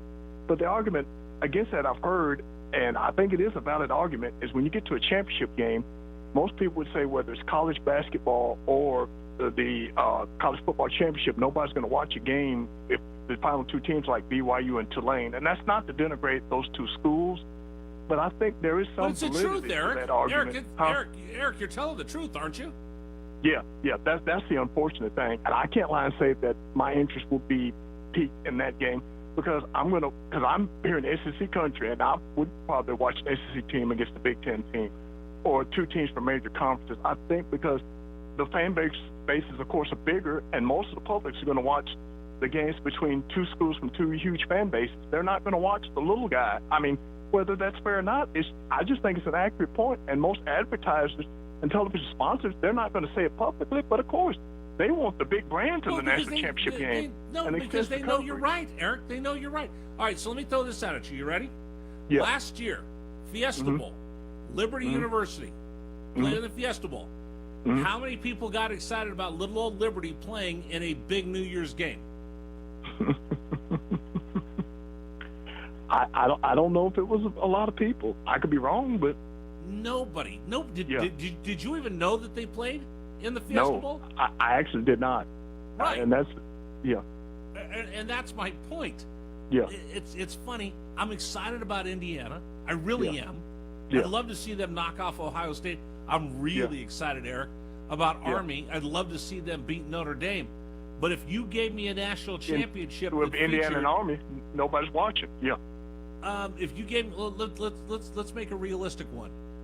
Let's say SMU wins the ACC. I can't say that too loud because my wife's a Miami Hurricane. If she hears me say that, she'll throw something at me, Eric. You know what I'm talking about, right? If it's SMU taking on BYU in the national championship, are you going to watch? Yeah, probably not. It's kind of dependent on what else is on. Like, for instance, if an NFL game is on or something else is more appealing, I might watch that, depending on what else is on. Now, remember this, Eric. The first round of the college football playoffs have NFL games going up against them. So I've got an SMU taking on, I'll put those two, SMU versus BYU. On the television versus an NFL regular season game, which one are you going to watch? I'll probably watch the NFL regular season game, especially if it has an impact on the playoffs. Right, because March Madness is this whole thing, and we love the Cinderellas at the beginning of the tournament, but at the end, you know what?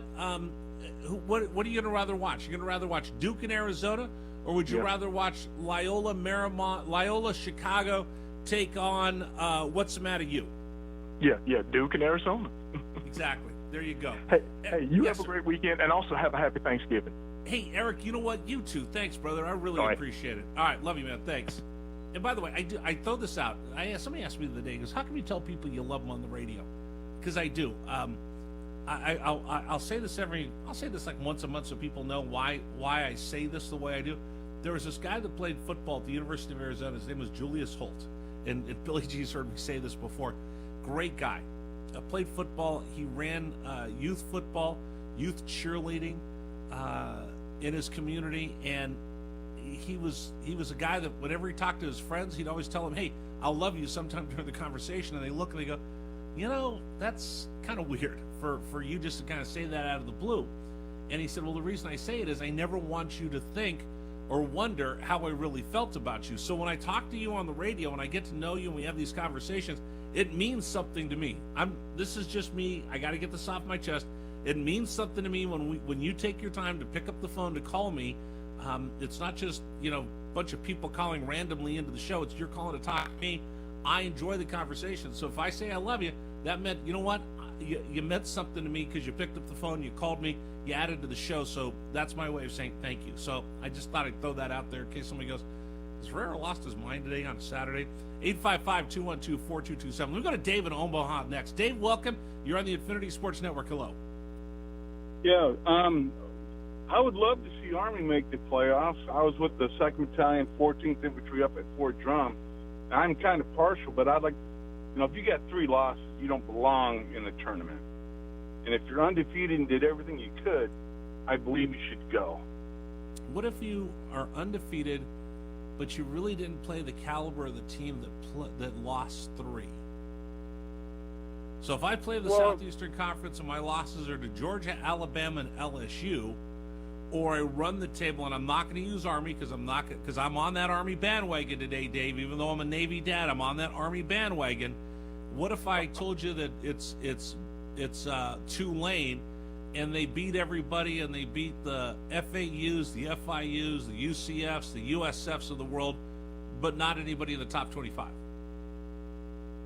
Well, did they blow them out, or were they close wins? Let's say there are a couple blowouts. There's always going to be a close win. They won by 7. There were no last-second ones, but did they play anybody of any ilk? That's a good question. That's a tough one because look, our Army right now, I think the combined if they beat record, Notre Dame and win out, Army belongs in. That's what 100%. If they 100%. If they beat Notre Dame and win out, you got it. I find Army football with the offense they run and the quarterback they got, that's pretty exciting. I remember we'd be out. Well, Dave. I don't know if I'd call Army offense exciting, but it's fun to watch them frustrate other teams because you never know who's getting the football.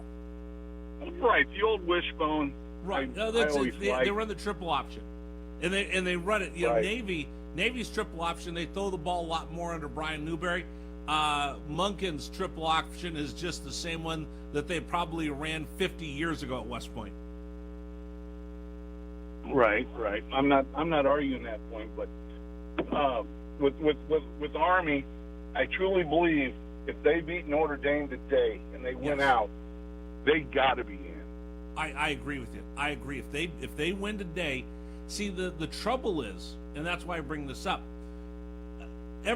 Listen, Dave. Everybody's going to complain about the college football playoff, and I'm no different because there's flaws. Right. Somebody's going to say somebody should have got in that didn't get in, and they didn't deserve. I understand that. Right. So I'm watching Miami right now, right? And again, I tell you, I got to be careful because I'm going to sleep on the couch if I talk trash about the Canes. They're the 8th team in the country, but they're the number 3 seed. Do they deserve to be a number 3 seed the way they played? Absolutely not. Meanwhile, your Army Black Knights have run the table, have beaten everybody in front of them, but they're on the outside looking in the college football playoff rankings. Who's been more impressive? I guess that's the tough part. And one of the byproducts of all of this, Dave, is that the strong are getting stronger and they're pulling away from everybody else, which eventually will mean all the second halves, the gap between the Big Ten and the SEC is going to continue to grow. Look at what happened at Michigan. Michigan doesn't have a quarterback. LSU got that kid that grew up 15 minutes from Ann Arbor. Dave Portnoy threw in $10 million into the NIL collective, and they flipped him from LSU to Michigan with the help of Tom Brady and $12 million. The big schools are going to keep pulling away, and they're going to keep throwing money around, and they're going to keep using their resources to pull away from everybody else. So that begs the question, do I want to see that fourth team out of the SEC that is better than everybody else because the gap has gotten bigger, or do I want to see an upstart SMU, Tulane, Army, somebody like that in that mix as well? Well, I was watching SMU a little bit today. It looks like they got a pretty good quarterback.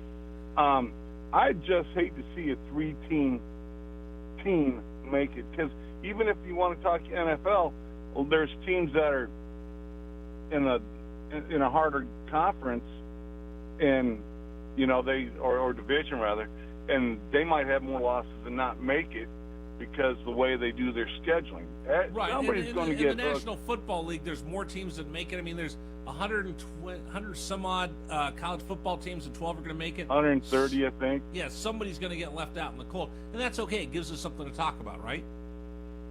Correct. There you go. All right. Hey, Dave, right. I'm with you. In Omaha, Nebraska, I'm with you. I'm dressed in all black today, pulling for the Army Black Knights. Thank you.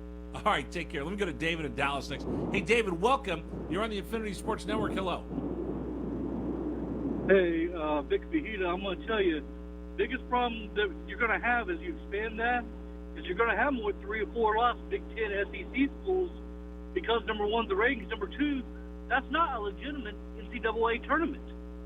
No. That's really the no, and it's not. You know what? That's why it's a college football playoff, not March Madness. And I think the average fan doesn't realize that. But that's one thing. That's like last year with the Florida State stuff. Yeah, they left them out because they're producing a TV show. It's not an actual tournament by the NCAA. It's literally the ESPN playoffs. And so would you rather? So what would you rather have? Would you want to have 32 teams playing for the national championship? No, actually, I liked it when they had it down to 4. Maybe you want to put it at 8, because the fact that you don't have to see a 9-3 SEC team. We've already seen them. That we already know they are going to beat Alabama or whoever's number 1 that year. We already know this, and they aren't going to let in the little guys. That's the thing with the NCAA tournament. They let the little guys in, and the little guys have a shot. Rich, I'm telling you, within a couple of years, they're going to have this NIL thing figured out. And especially the schools that start paying, that's why a lot of these coaches are getting fired right now. These schools will get $25 million. They're going to pay these athletes. They're going to be under contract just like the NFL. It's going to go back to the way it used to be. Everybody's not going to transfer portal here and there and run around. That gap is going to get big. It's going to get big again to where you're going to have, and you're talking about them pulling away with the money. Imagine when you have a Tulane play at Ohio State a few years and they have some roster continuity.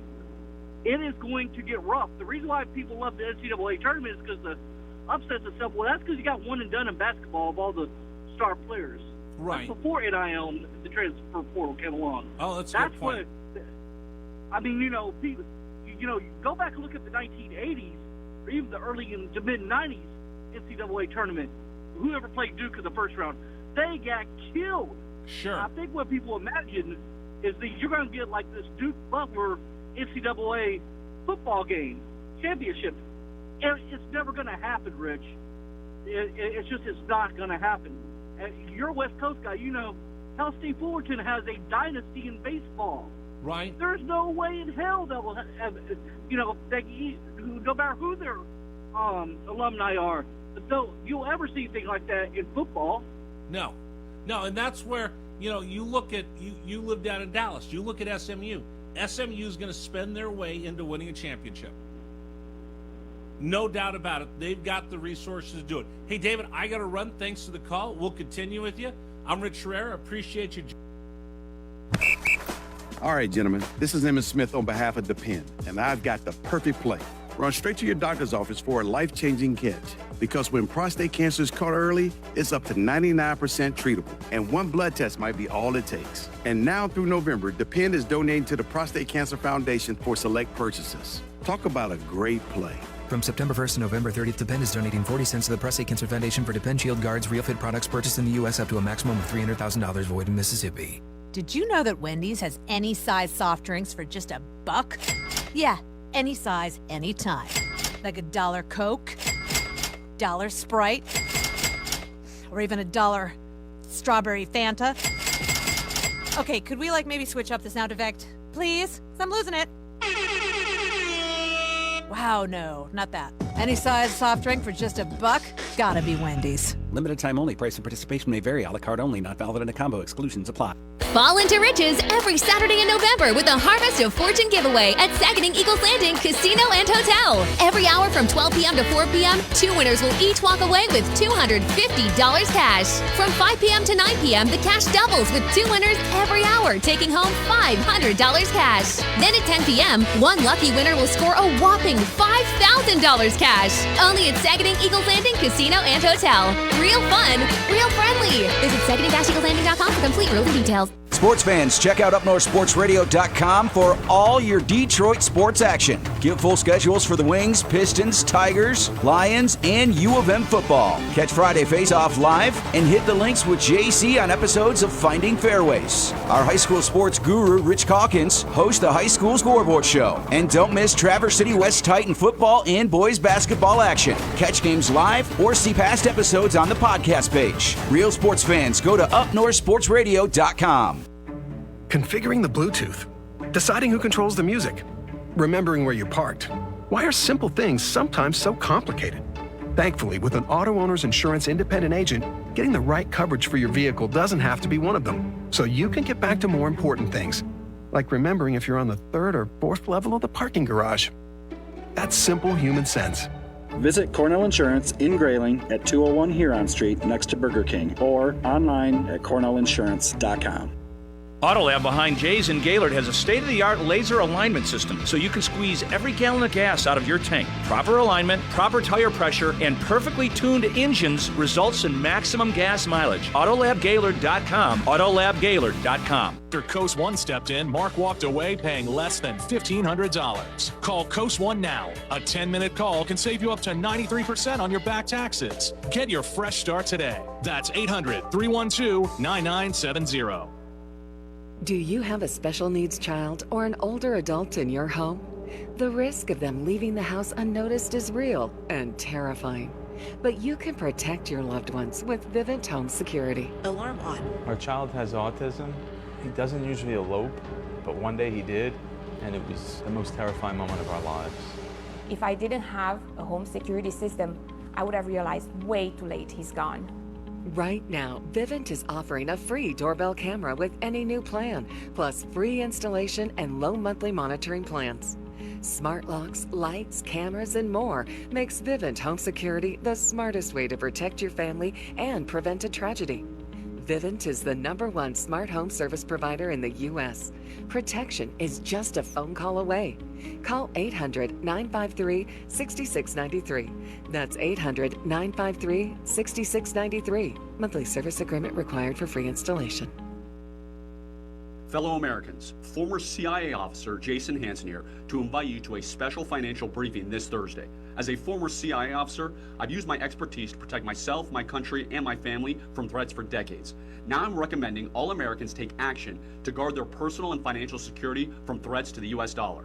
That's what Thursday's exclusive Financial Security Summit will focus on. You'll get top strategies for safeguarding your wealth no matter what challenges may come our way. During this summit, you'll discover how to create a bulletproof financial plan that can potentially withstand the death of the dollar and possibly even thrive in the face of an economic collapse. Call my friends at Advantage Gold today at 800-741-GOLD to register at no cost whatsoever. In today's uncertain times, it's critical to have a solid plan in place to protect your finances. Call 800-741-GOLD now to register for this 100% free event. Again, 800-741-GOLD. Paid for by Advantage Gold. Performance may vary. Past performance is not indicative of future results. Always consult your financial and tax professional.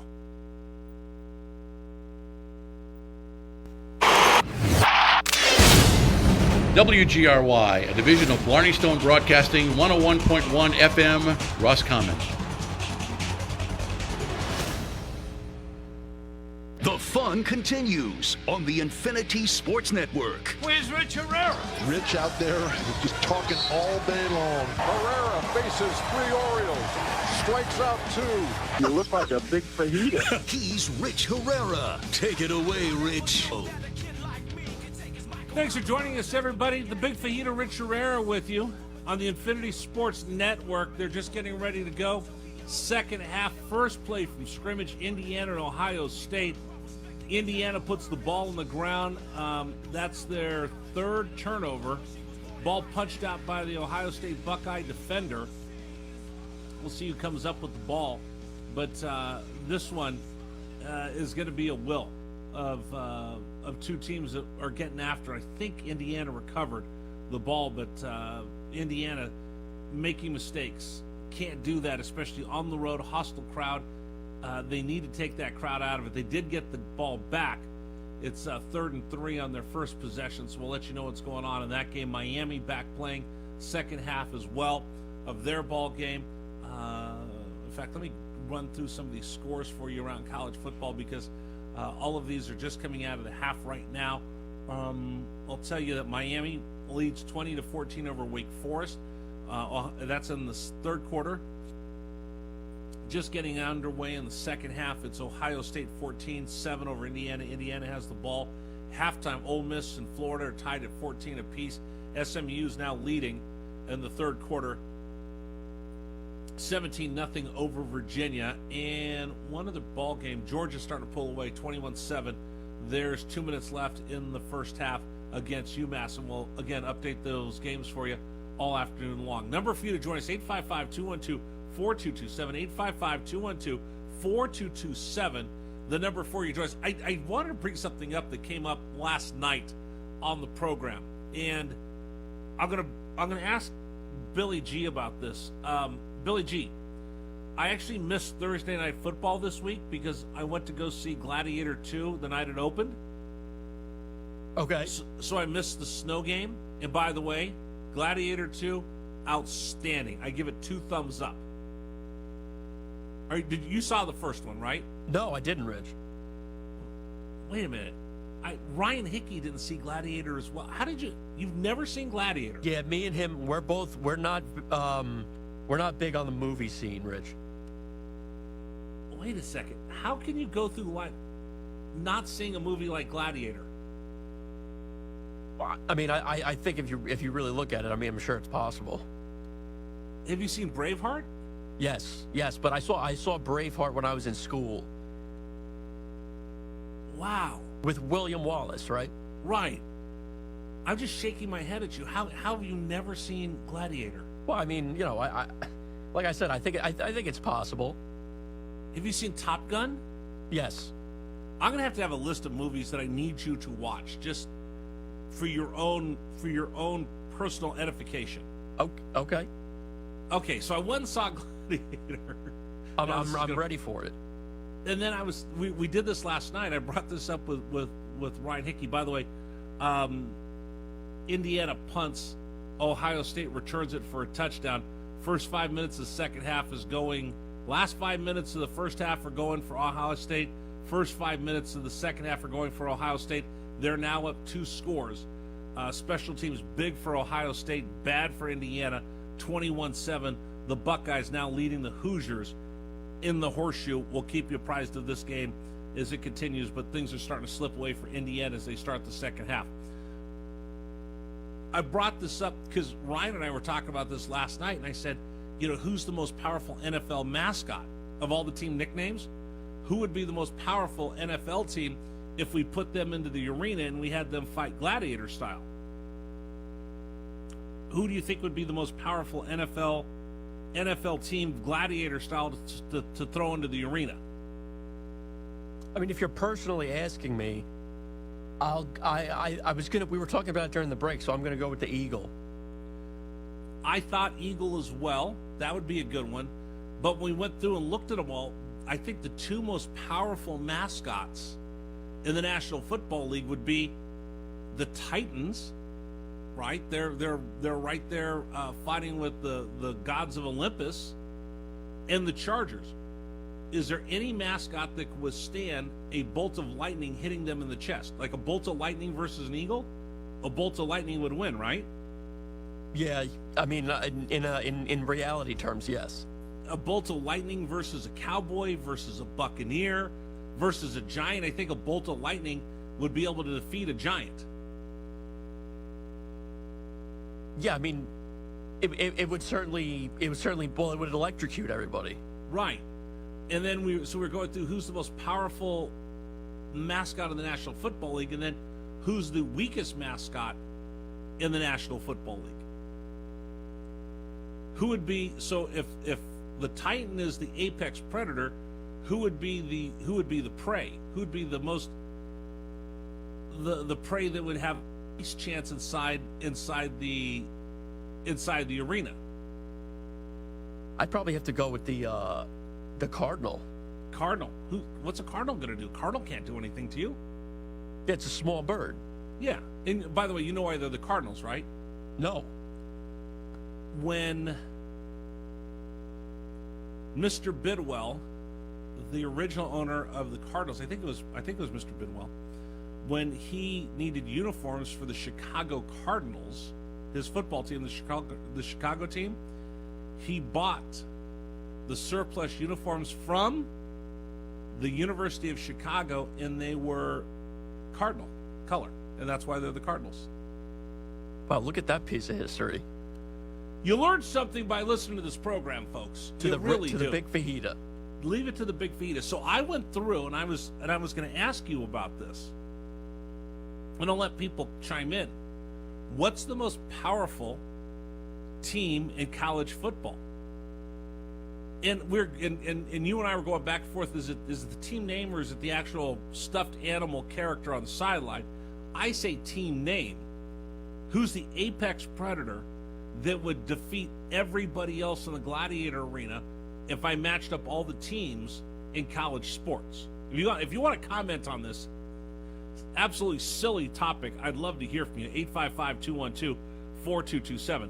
In the Southeastern Conference, what's the most powerful team name? What's the most powerful mascot? What's the weakest mascot in the SEC? Big 10, Big 12, ACC. I'll let you think about that in just a second. Let me get Billy Ray in Oceanside. Billy Ray, welcome. You're on the Infinity Sports Network. Hello. Billy Ray. I hear Billy Ray. I think he's there. All right, let me put Billy Ray on hold. He's probably excited for the big Cathedral Catholic Lincoln San Diego CIF Championship that goes on tonight at Snapdragon Stadium. Roll Dons. If you could check on Billy Ray, we'll get him back up here in just a second. Number for you to join us, 855-212-4227, 855-212-4227. I'll break it down for you this way. I think in the Southeastern Conference, the most powerful name of all the teams in that conference would have to be the Commodores. The Vanderbilt Commodores, because they're commanding a ship. They've got swords, they've got cannons, they've got guns. I think they would be able to defeat every other team in the Southeastern Conference. And the team that I think would be the weakest mascot in the SEC would be the Oklahoma Sooners. They got a wagon and they left early during the land rush. I don't think that's a powerful mascot. I don't think the guy on the schooner would do very well in the Coliseum. In the Big Ten, and this is Gladiator style because the movie came out and it's phenomenal, you should go see it. The most powerful team in the Big Ten, I think, would be Michigan State, the Spartans. I think the Spartans would easily eclipse anybody else out of the Big Ten if we went into it in the Roman Coliseum. The worst, biggest prey, the team that has no shot, if we were talking about the Coliseum, the Golden Gophers. I don't think the Golden Gophers would last very long in the Gladiator games. Big 12. Here's what I got. You ready? Most powerful team in the arena would have to be Iowa State, Cyclones. How could you stop an active nature like the Cyclones? Team that would get run over the quickest, Kansas Jayhawks. I know they're going to play well against Colorado today, but I don't think they'd have a very good shot to survive in the Coliseum. And then the ACC, and I think this is the apex predator of every team in college sports, most powerful, would never be defeated, the Miami Hurricanes.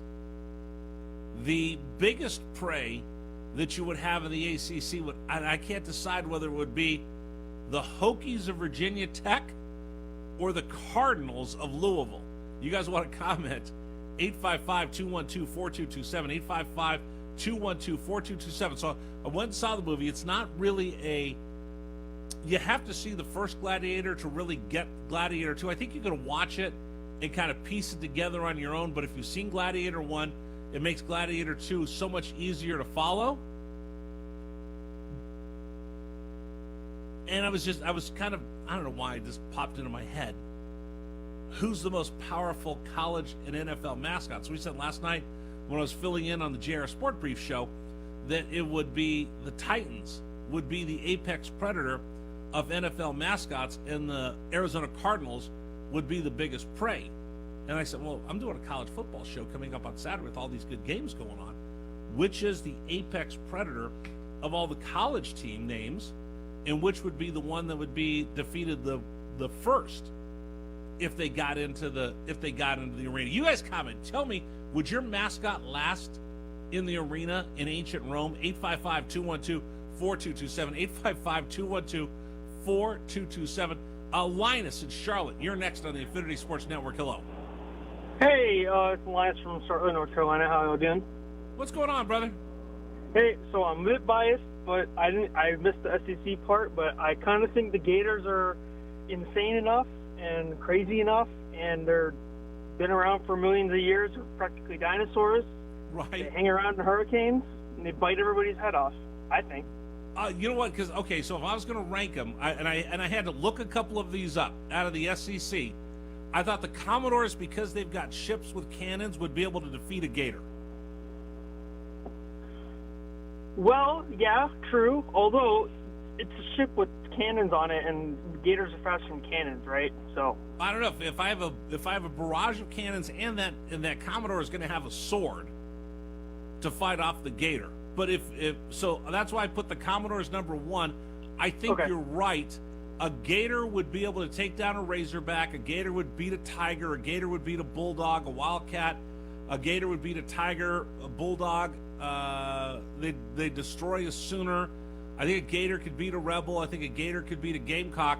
I think a gator could beat a Aggie and a longhorn. So I think you're right. The top two, in my opinion, would be a Commodore versus a gator would be the two apex predators out of the that would be Southeastern a gladiator Conference. match for the year. Oh, 100%. Now, which do you think would be the biggest prey out of the Southeastern Conference?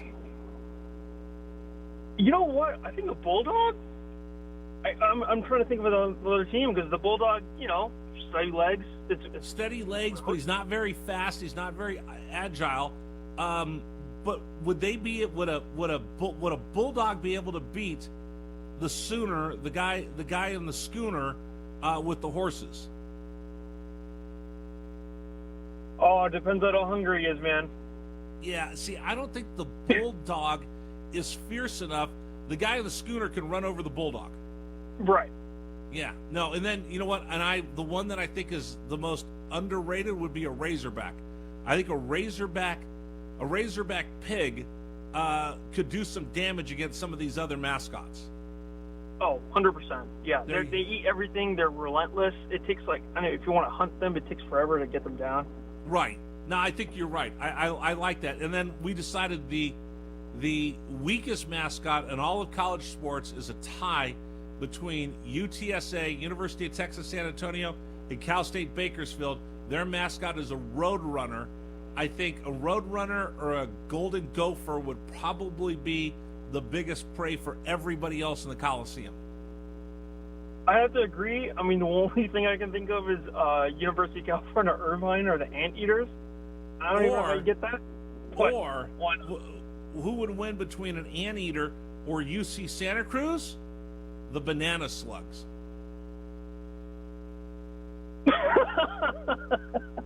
That can't be real. UC Santa Cruz banana slug. Have you ever watched the movie Pulp Fiction? John Travolta's wearing a UC Santa Cruz banana slug t-shirt. Just something you learned on a Saturday listening to the Big Fajita. Hey, Linus, have a great day. Thank you so much. Let me go to Adam in Omaha. Adam, welcome. You're on the Infinity Sports Network. Hello. Hey, I don't have too much of a dog in this fight because I'm from Nebraska and we're Cornhuskers, but I got to stick up for the Gophers because the Buckeyes, if I'm not mistaken, is like a haired nut that lives on a tree, and I feel like that'd be ripe for the picking for anything. You know what? I think you're right. I think I need to come correct on my assumption of the Golden Gophers. I think a Golden Gopher, well, if a Golden Gopher wanted to fight a Buckeye nut, I don't think he'd have to crush it with his teeth. He could probably dig a hole, roll it in there, and bury it up. So, yeah, Ohio State might have, the worst mascot in these gladiator games of anybody in college football.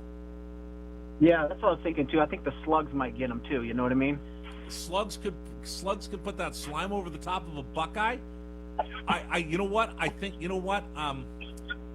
Coming from the land of Cornhuskers, where I don't know how Herbie would do in this. I don't know how Herbie would do in the arena. He wouldn't do good. He wouldn't do good. Does he have a sickle? Him and the Sooners could fight it out for 50th place or something, you know. Does he have a sickle or anything, or is it just a guy in a pair of overalls? He's friendly. Right. He's just an old guy in overalls or something, you know. So he'd have to. Not too threatening there. Yeah, not too threatening at all. You know what? But the fact that you called out Ohio State for having the weakest mascot of all time, I think you're 100% correct. All right, long as we got that straight, we're good. There you go. I love it. Adam, thanks for the call. Number for you to join us, 855-212-4227.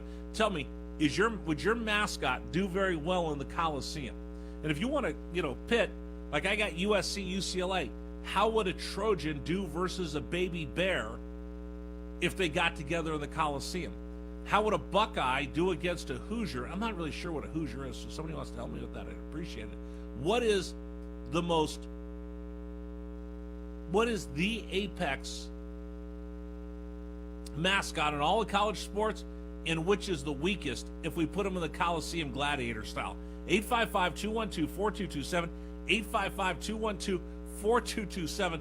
We're getting some pretty good phone calls. Some people are coming up with some pretty good ideas.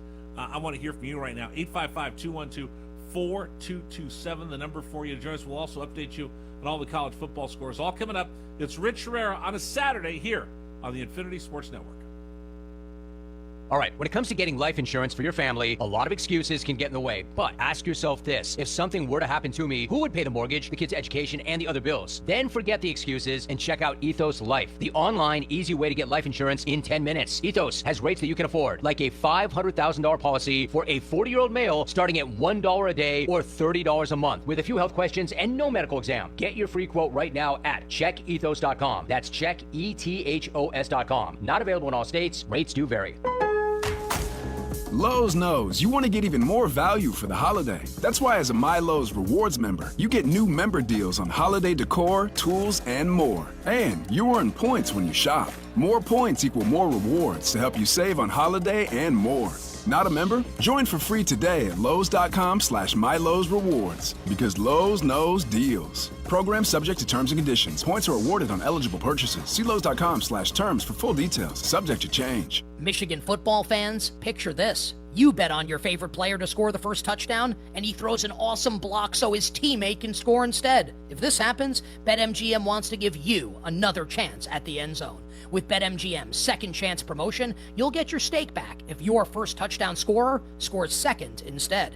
That's right. Bet on any pro football player to score the first touchdown of the game. If you're right, you win. If your player scores second, you get your stake back in cash. Everyone knows the most exciting part of football is the score. With BetMGM's second chance promotion, you have a chance to keep the fun going after the first player crosses the goal line. Place a first touchdown scorer wager today. BetMGM and GameSense remind you to play responsibly. See BetMGM.com for terms and conditions. Must be 21 years of age or older to wager. Michigan only. Existing customer offer. Subject to eligibility requirements. Rewards vary. Gambling problem? Call 1-800-GAMBLER for confidential help.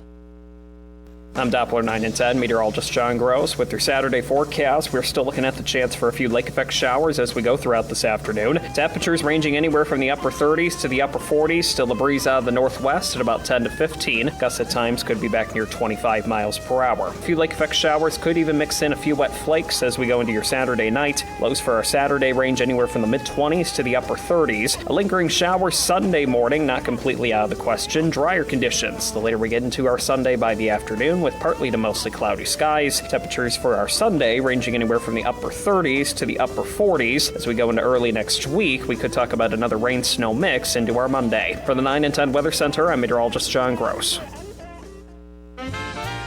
Benetham's is thrilled to host all the holiday gatherings and get-togethers that have been a tradition for decades. Family and friends enjoying the famous Benetham's hospitality with a meal and holiday cheer. Visit Benethams.com to reserve the table that you'll need. Of course, the perfect stocking stuffer for anyone on your list is a Benethams gift card. Merry Christmas from the entire Benethams family, who want to thank you for being the greatest guests all year long. Saturday night, February 15th at Soaring Eagle Casino and Resort. It's George Thorogood and the Destroyers. Bad to the bone. The Bad All Over the World Tour. Tickets for George Thorogood start at $40 and are on sale now at the box office and online at etix.com. February 15th, witness the raw six-string swagger of George Thorogood at Soaring Eagle Casino and Resort.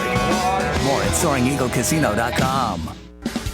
Feeney is home for Ford Factory certified pre-owned cars and trucks, each one passing a 172-point inspection and holding their remaining factory warranty. 12-month, 12,000-mile bumper-to-bumper and 7-year, 100,000-mile powertrain warranty. Feeney even gives them a fresh oil change and new wiper blades. Each one is so clean they're practically new.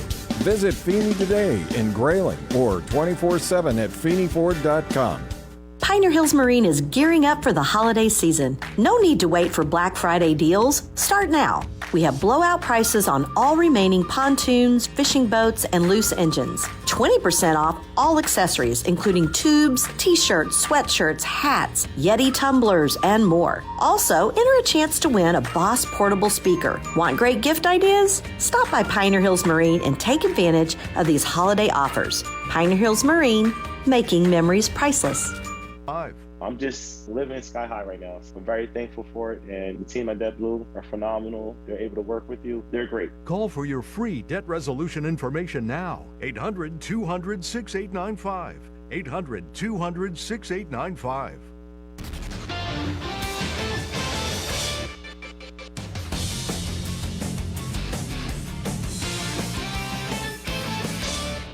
Welcome back to the Infinity Sports Network. Don't you have some kind of a line that you keep open for emergencies or for celebrities?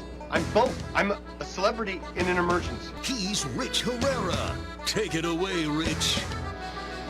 The Big Fajita with you on the Infinity Sports Network. Ohio State is breaking the back of the Indiana Hoosiers. The Buckeyes just complete a touchdown pass of 1 yard to take a 27 pending the extra point 7 lead over Indiana. There are 6 minutes left in the third quarter in that ball game, so Indiana shot themselves in the foot one too many times. Ohio State has taken advantage of it. Playing at home, they now lead 28-7 over Indiana. Meanwhile, upset alert down in the swamp. The Gators are leading 17-14 over Lane Kiffin's Old Miss Rebels. Miami letting Wake Forest hang around just a little bit too much. It's 20-14. The Canes on top of Wake Forest. That's with a $1:35 left in the third quarter in that contest. Actually, less than a minute left in that contest. Less than a minute left in the third quarter. Miami up 20-14. I don't like that score because one score from Wake Forest, you take a 1-point lead on the Canes. We'll keep you apprised of all the action going on. SMU, no problem with Virginia right now, 20-0. Erica will have the full scoreboard for you coming up here in just a bit. Let me grab a quick telephone call. We go to Billy Ray in Oceanside. Oh, I just go to Billy Ray and he hangs up again. Billy Ray, I'm trying to get you on the air, brother. You keep going away every time I try to get to you. Call back. I'll see if I can get you on. Number for you to join us, 855-212-4227, 855-212-4227, the number for you to appear on the program. By the way, top of the hour, we'll be joined by Rich DeMarco, the voice of Army football, as they get ready for their game coming up against Notre Dame. That game being played at Yankee Stadium. Notre Dame's going to wear, they're going to bust out their Shamrock Series uniforms. They use those Shamrock Series uniforms for big special games. They'll use them when they play Navy, when they go to Dublin, when they play on the road in different places. So they're busting out this new gear today for the game against the Army West Point Black Knights at Yankee Stadium. So we'll see the new gear for that contest. Number for you to join us, 855-212-4227, 855-212-4227. You want to comment, would your mascot do very well in the Gladiator games? I went and saw the movie last night, thought it was really good. And we were going through all the great college football teams, and certainly Ohio State, one of the best teams in the country, but if we put them in the Gladiator games, they would probably get stomped first before every other mascot in all of college football. So if you want to comment or throw your 2 cents in, who's the best mascot that would be the ultimate champion, and who are the ones that would be absolutely destroyed in the first round of the Gladiator games? I thought it would be the weakest mascot in the entire tournament, if I put one together in my head, would be the Golden Gophers. But we did have a caller for Nebraska going, nope, a Buckeye, a poisonous nut, would probably be the first to be destroyed, and a Gopher could probably beat a Buckeye. Gopher, dig a hole, throw the Buckeye in there and bury it, and it would be all over. So yeah, absolutely, I stand corrected.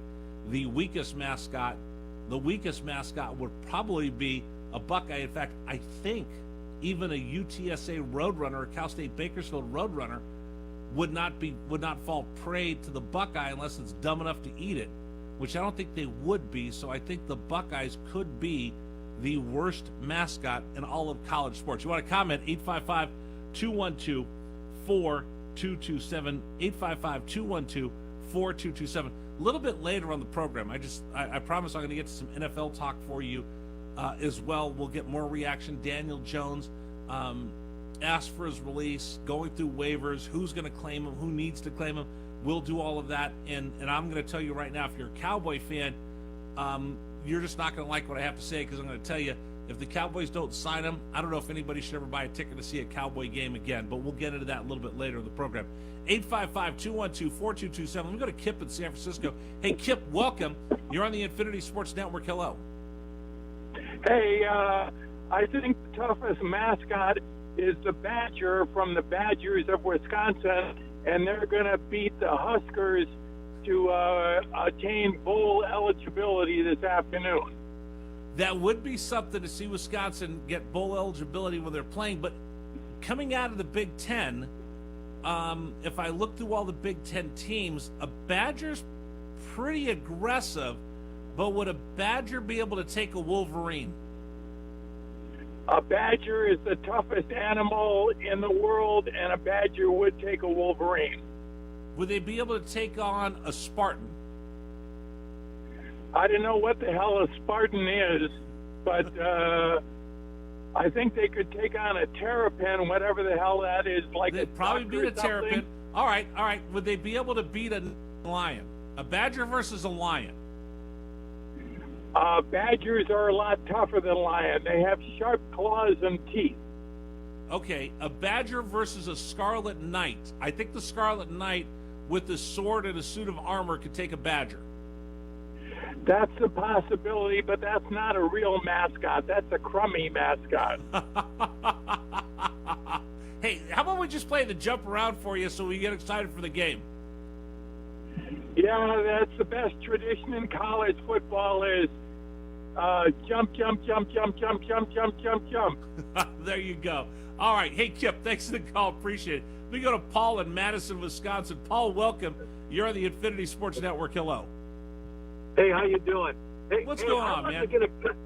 I wasn't going to comment on the badger because, I mean, there are some other animals out there that it might have it.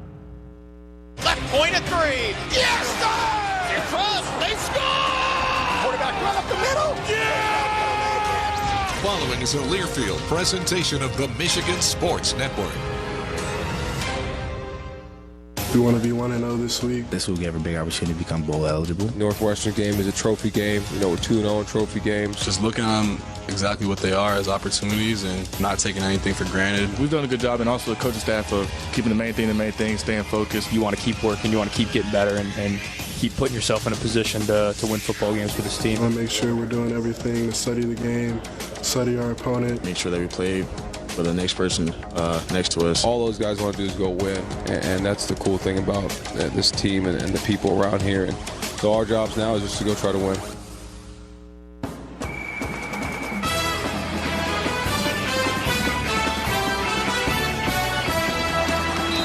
Michigan football is on the air. Welcome to the pregame show. Over the next hour, we'll break down today's key storylines and visit with players and coaches. Wolverines football is brought to you by Morgan & Morgan, America's largest injury law firm and proud partner of Michigan Athletics. The Michigan Gaming Control Board. Learn how to play it smart when you're gambling. Visit don'tregretthebet.org. Absolpure, the official bottled water of Michigan Athletics. And by Barbasol, America's #1 shaving cream. Close shave, America. Close shave, Barbasol. Now, let's go to the stadium. Here are the voices of Michigan football, Doug Karsh and John Jansen. Well, for some, today marks the final chapter in their Michigan careers here at Michigan Stadium. A group of Wolverines that sailed to the highest of college football heights will be setting sail on their big house careers as Michigan tries to get some momentum ahead of a late season showdown next Saturday. Hi again, friends. Doug Karsh alongside the captain, John Jansen. And John, this group of seniors, Khalil Mullings, Donovan Edwards, guys like Josiah Stewart, Makari Page, Quentin Johnson, those guys played huge roles in winning Michigan's first national championship since you, Woodson, Greasy, and company did it. Yeah, I mean, you think about the different memories that they have, whether it's here in the big house or just wearing the maize and blue. I mean, you go back to, the game against Wisconsin and how they owned the jump around. It's the same thing in Lincoln, Nebraska. There's just so many great moments that you could think about while these guys were on campus. Some third-year guys have decisions to make as well. Mason Graham, Colston Loveland, Kenneth Grant, Will Johnson, and there's always some surprises. Yeah, you never know who that guy is going to be. And here's the wild card is the transfer portal. You don't know who's coming in, who's going out.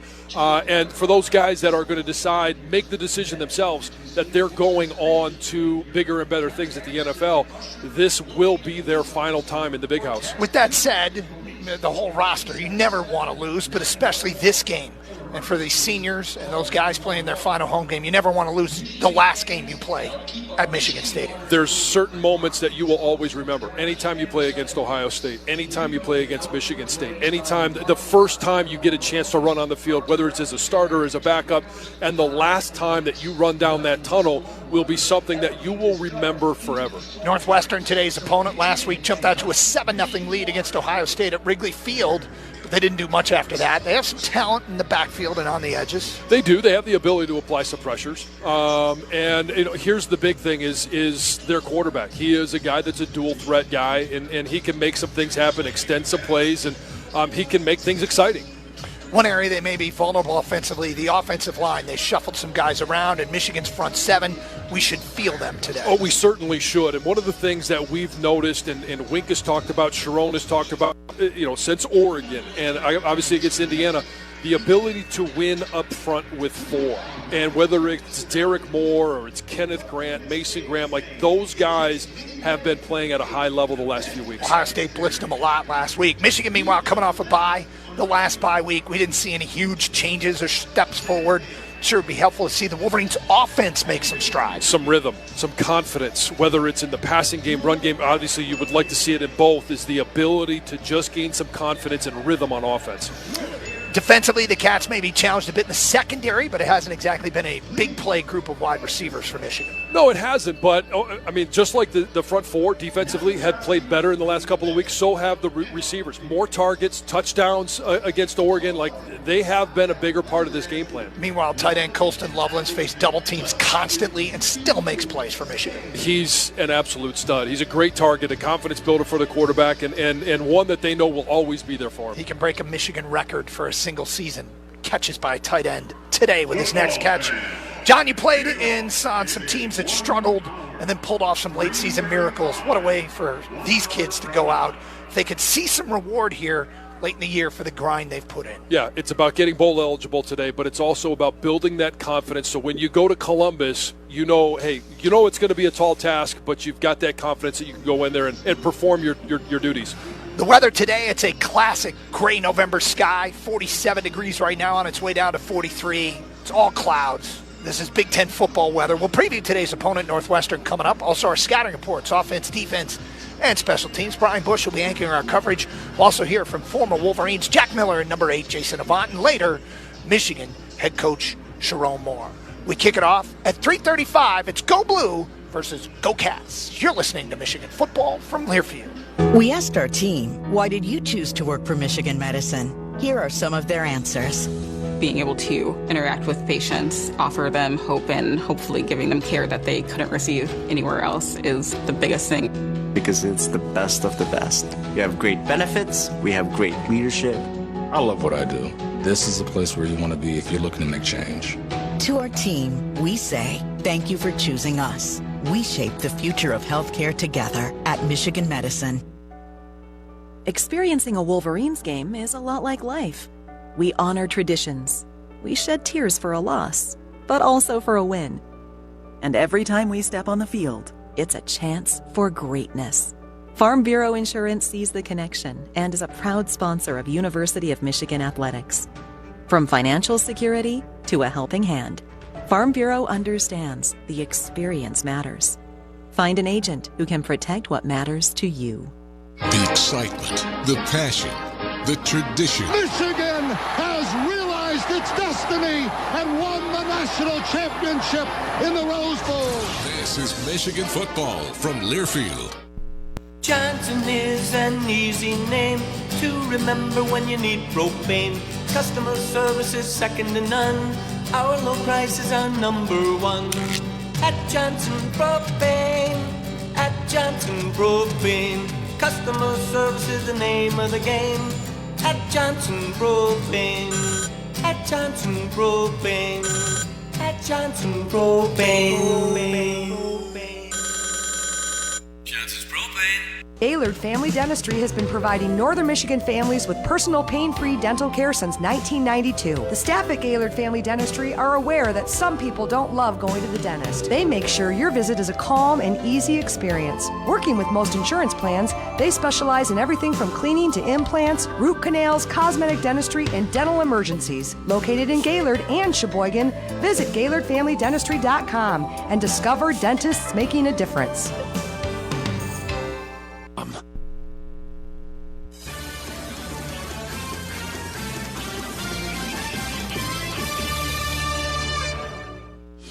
Welcome to Senior Day at Michigan Stadium and the Wolverines clash with Northwestern. Today's broadcast is presented by DTE. Participate in energy efficiency programs and rebates, including savings on energy-efficient products and rebates, appliance and lighting upgrades, and more. Learn more at dteenergy.com/save energy.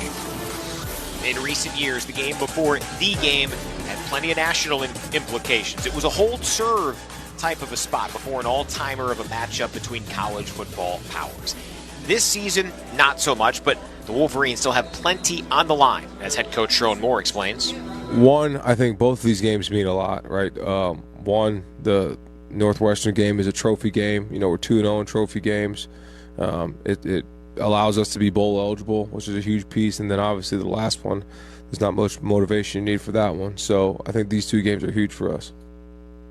The prestige of non-playoff bowl games is long gone, but going bowling is a heck of a lot better than not going bowling for the present and for the future of the program. Well, yeah, I mean, you think about the future of the program. And today, when we talk to Sherrone Moore, it's about some of those guys that still have games that they can put in for freshmen before they reach that 4-game max. We might see some of those guys. We'll certainly see them in a bowl game if Michigan's able to reach that status. It's the practices. It's the travel. It's everything involved. It's another learning experience for the future and growing experience for the future of the program. To our offensive scouting report now, the second go-around for Davis Warren starting quarterback has gone better than the first 3 games of the season. Offensive coordinator and QB's coach, Kirk Campbell, details Davis's areas of growth. I think he's grown a lot. We talked earlier, he hasn't played significant football since 2019 until this year. He's protecting the ball well. He hasn't really put the ball, many turnover-worthy plays. He's doing a good job escaping the pocket, trying to extend plays. Whether they're there or not, we got to do a better job of trying to uncover whenever he does scramble. But he's done a good job of protecting the football, giving us a chance on every down, and he's just a natural-born leader. So that just really never changed for him. This season, the Wolverines have not had the run game and the pass game going smoothly at the same time. And now with the Buckeyes looming next week, John, no time like the present, huh? Yeah, and when I talk about building rhythm offensively, it's being good on first down. A lot of those, Michigan is a first down run team. If you can gain some yardage, get to second and medium, second 4, 5, it really opens things up in the pass game because you can take some shots downfield knowing that you can convert a third and medium. And that's really where this team needs to get, is to be able to pair that run game, setting up the pass. We've seen it in certain drives. Sure. We just haven't seen it for 4 quarters. Northwestern comes in at 4-6 overall. They kept Ohio State off the board for the game's first 22 minutes last week. Wildcats have had some good stretches of defensive football with a clear approach and goal, as Kirk Campbell explains. They're very efficient on defense. They remind me a lot of, they're not the same structure as Iowa, but like that, they want you to make you drive the field. Not a whole lot of explosives except for catches and runs, but they're not going to give you the shots down the field very often. They're going to make you earn it in the run game, and then they're really good in the red zone. I think they're top 15 defense in the country in the red zone, especially like a top 11 going to last week. So, they're going to make you earn your work, protect the football, and, they do a good job of rushing the passer on third down, so we got to stay out of third and long situations. Some names to watch and listen for. Number 91, Aiden Hubbard. He's the team's leader with 4 sacks. Team leader with 64 tackles is Mac Uline. He wears 37. And number 10, Theron Johnson, team high in both PBUs 10 and INTs 2. Your thoughts on this matchup? I really like watching Mac Uline play. He's a good football player. He's a guy that's in on every play. He's always around the football. He's a guy that you have to account for no matter where he lines up. And they'll use him in some creative ways. But, they are a team that is, they're going to keep everything in front of them. They're very disciplined. They're not going to give up the big play, and Michigan really hasn't been, in the passing game, that big play threat. So how patient and consistent can this Michigan offense be? Can they be patient enough to go 3 or 4 yards, reset, go 3 or 4 yards, convert, and then every once in a while take a look downfield. If it's not there, check it down and just be patient to go the length of the field. We are prepping for a 3:35 kick. Michigan and Northwestern here at the Big House. Our defensive scouting report is next as you listen to Wolverines football from Learfield. U of M football at the Big House is brought to you in part by AbsoPure, the official bottled water of Michigan athletics. Stay hydrated all season long in the stands or on the go with AbsoPure all-natural spring water. Find AbsoPure in retailers across Michigan or have water delivered direct to your home or office with their convenient delivery service. Hydrate like a Wolverine with AbsoPure, the official bottled water of Michigan athletics. Visit absopure.com/go blue or call 800-4-ABSOPURE to learn more. Need plastics? Alro Plastics is your source for cut-to-size performance plastics. Our inventory includes sheet, rod, tube, grating, and plate. We cut and ship many orders the same day. Since 1987, Alro Plastics has provided value-added processing to meet the most demanding fabrication requirements. Whether your business is large or small, we will provide you with competitive pricing, technical support, and superior service. Learn more at alro.com/plastics. Today's broadcast is brought to you by Barbasol Shaving Cream. Barbasol delivers a thick lather and a close, comfortable shave for half the price of gels. Why pay more for a great shave? Choose Barbasol. This is the Michigan Sports Network from Learfield. Are you looking for great food and a great time in Gaylord? You can find it all at the new Mulligan's at the Bluffs, Gaylord's newest tavern with 7 incredible indoor golf simulators. But you don't have to be a golfer to enjoy Mulligan's at the Bluffs. We also have 2,500 square feet of outdoor dining with fun all around. Bocce ball, shuffleboard, cornhole, and an 18-hole mini golf course. So if you want to watch the game, have some incredible food and drink, or hit some balls at Pebble Beach, the all-new Mulligan's at the Bluffs is your destination. Located just east of Gaylord off M32. At H&R Block, you could get up to $1,300 now through December 31st with an Emerald Advance loan. No monthly or annual fees and 0 payments until March 31st, 2025. No impact to your credit to check eligibility. Visit hrblock.com or call 989-826-6521 to schedule an appointment at H&R Block in Mayo. Emerald Advance loan is originated by Pathward NA, subject to eligibility and credit approval. APR after March 31st is 35.9%. Loan amounts vary from $350 to $1,300. If approved, loan proceeds will be dispersed as directed to a prepaid card or checking account at Pathward. Additional terms and conditions apply. See account agreements for details.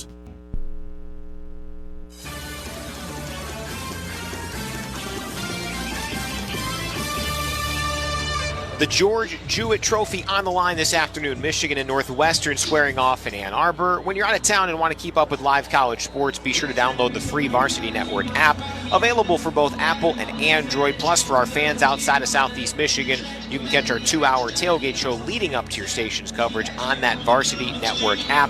Listen to college sports live with the Varsity Network app. Defensive scouting report now. Michigan's defense certainly been its best unit for weeks now, and the Wolverines delivered its best defensive half of the season to give them a chance at a huge win at Indiana last week.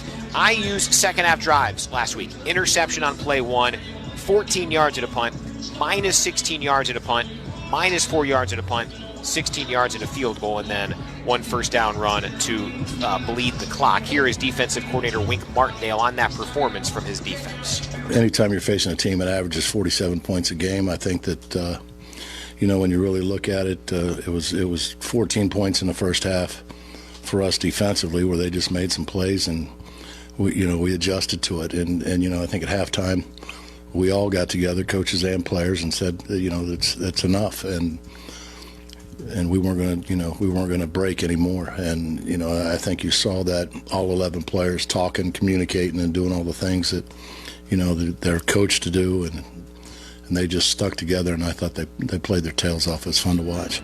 John, the Hoosiers came in averaging almost 47 points a game. Wolverines limit them to, at least now, their lowest total of the season. They might go lower in Columbus today. What was the key last week? Well, I think it was two. One, it was the pressure up front. That's the most obvious. But the guy that I've been hard on in broadcasts, and he's struggled at times, but I thought in the second half, Zeke Berry played really good. I mean, he's played every position in the secondary, and the way that he came out, the aggressive style that he was playing with, from the interception to they were going after him, and rightfully so.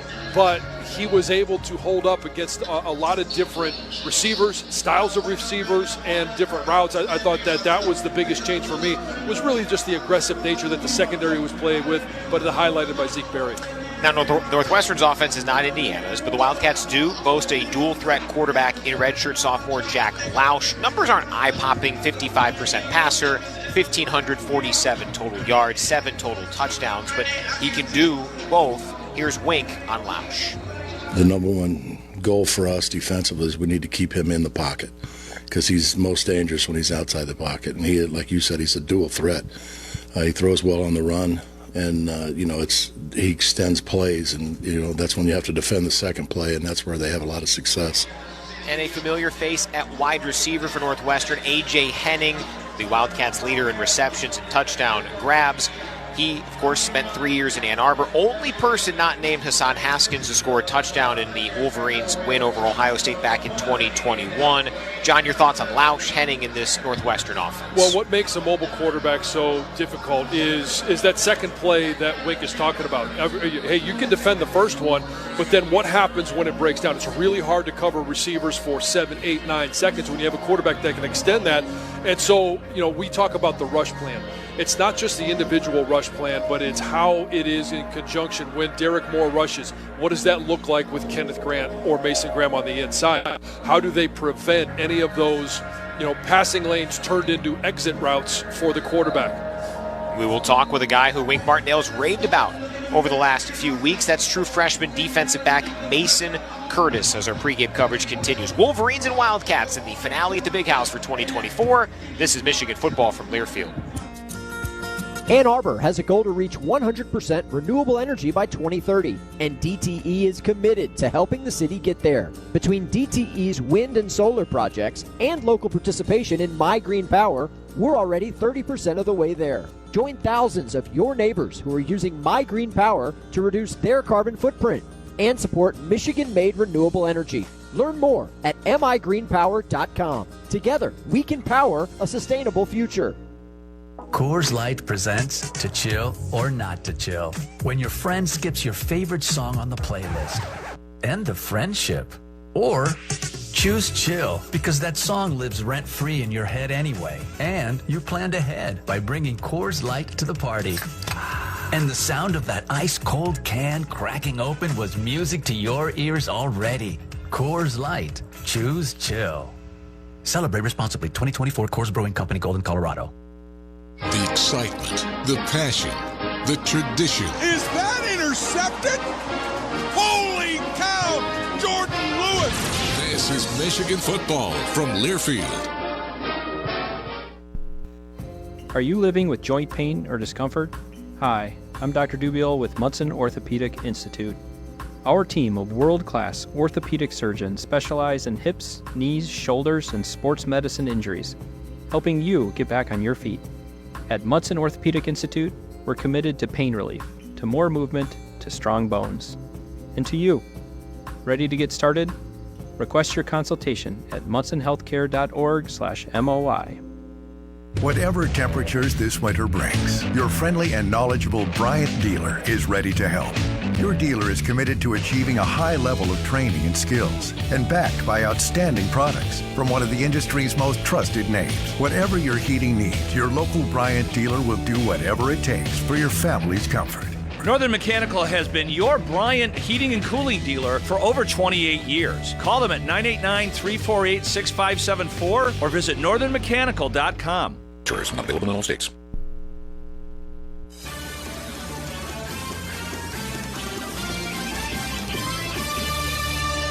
The Wolverines gearing up for the home finale against Northwestern. Great to visit with Michigan freshman Mason Curtis. First off, you're not from the state of Michigan. What drew you here to the Wolverines? Really the culture and, just the school tradition. Growing up in the South, kids always stay in the South, or have this, stigma to stay in the South. But I fell in love with Michigan.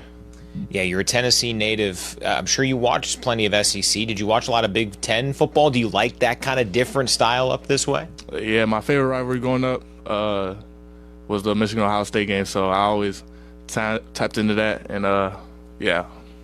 I know you guys are focused on Northwestern. Before we get into that matchup, what to you have you noticed is the biggest difference high school to college, whether it's on game days, preparation? What to you is the biggest difference? I'll probably say the preparation, having an extra day to prepare. High school, playing on Fridays, to now playing on Saturdays. It's just getting your body, everything prepared for the game on Saturday. Wink talked about with us earlier in the week the fact that you were tried out at a few different spots because it seemed like you were making inroads, earning playing time. How have you felt like you've settled in at safety, and what has this year been like of trying to figure out where your puzzle piece fits in? I feel like it was a compliment trying to move me everywhere, being able to play at different spots. But safety, I played the last 2 years of high school at safety, so it's been a comfortable transformation. The speed of the game, obviously that's different high school to college. Has it slowed down for you as you've gotten more playing time? Yeah. I played in the league, playing against talented guys every week. But coming here and everybody's the man or everybody was the man, it's definitely different. So I'll say it's slowed down. Has your individual performances this season so far exceeded your expectations when you got on campus? My expectations when I got on campus was just compete. Regardless, playing or not, do whatever I can do for the team. So I'm just going to continue to do that. Who are some of the older guys you lean on for advice? You watch their mannerisms, effort, the way they study, all that. Who stands out in that regard? I'll say Will Johnson and Makari Page. I always see them with their iPad watching film, and they're also vets. They've done it before, so take notes from them. Lastly, to Northwestern, obviously a dual threat quarterback to worry about. What is a concern with him and the rest of this offense? It's a good offense. The quarterback's a good athlete, so we're going to have to do our best to contain him. Lastly, you mentioned Ohio State. Has it been difficult at times to lock in knowing what's to come on Northwestern because of what looms, or are you and the guys doing a good job of that? We've done a good job, and also the coaching staff of, keeping the main thing, staying focused, but also, this is my first Ohio State-Michigan game, so I don't really have an experience in it and know what it is about, so focus on Northwestern. All right, Mason, appreciate the time. Good luck. Thank you. There's Mason Curtis, Michigan and Northwestern coming up. More to do on the pregame show as we continue as you listen to Wolverines football from Learfield. This is Coke Zero Sugar. Could I be the best Coke ever? Try and taste with your ears. Hear those bubbles? Imagine them tingling on your tongue. Fizzy deliciousness. Listen to that cascading liquid. A mouth-watering waterfall. Irresistibly tasty. Zero sugar. Crisp. Refreshing. And ice cold. Is Coke Zero Sugar the best Coke ever? Try and decide. Can you believe these seats? I know, right? 50-yard line at the big house. Are you kidding me? Hey, I'm gonna get up. Need another pop, soft pretzel, some dog food. Yeah, I'll take it. What? Dog food, dog treats, dog toys, anything? What are you talking about? I'm gonna make a quick run to Pet Supplies Plus. They've got the best deals on all the best brands, and it's right in the neighborhood, so I figured I'd pop in. Pop in? There's 5 minutes left in the second quarter. You're right. I better get going if I'm gonna beat the halftime crowd. Best prices, best selection, best service. Visit your local Pet Supplies Plus today. The excitement, the passion, the tradition. Charles Woodson down the sideline. He's gonna go all the way. This is Michigan football from Learfield. Are you looking for great food and a great time in Gaylord? You can find it all at the new Mulligan's at the Bluffs, Gaylord's newest tavern with 7 incredible indoor golf simulators. But you don't have to be a golfer to enjoy Mulligan's at the Bluffs. We also have 2,500 square feet of outdoor dining with fun all around. Bocce ball, shuffleboard, cornhole, and an 18-hole mini golf course. So if you want to watch the game, have some incredible food and drink, or hit some balls at Pebble Beach, the all-new Mulligan's at the Bluffs is your destination. Located just east of Gaylord off M32. Whatever temperatures this winter brings, your friendly and knowledgeable Bryant dealer is ready to help. Your dealer is committed to achieving a high level of training and skills and backed by outstanding products from one of the industry's most trusted names. Whatever your heating needs, your local Bryant dealer will do whatever it takes for your family's comfort. Northern Mechanical has been your Bryant heating and cooling dealer for over 28 years. Call them at 989-348-6574 or visit northernmechanical.com.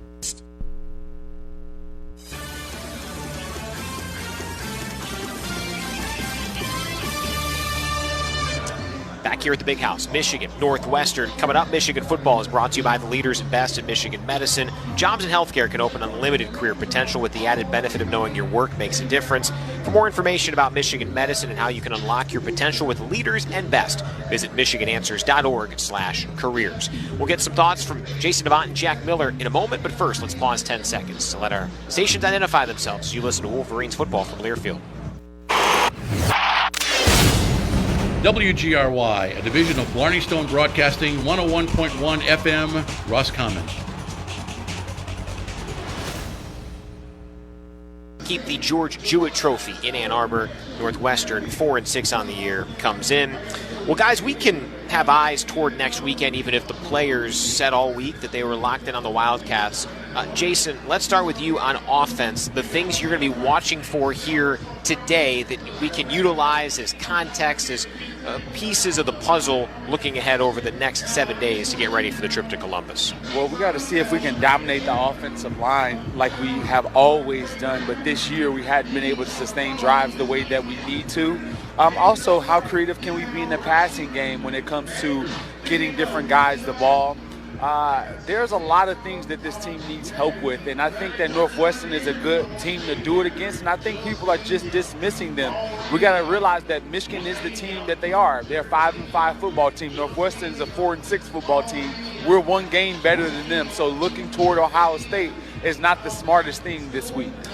Yeah, Jason, I agree with you. I think offensively, they got to stay on schedule. They got to be in rhythm. A 2nd and 3, a 2nd and 4, 3rd and short is a lot more manageable. You can do different things in the playbook.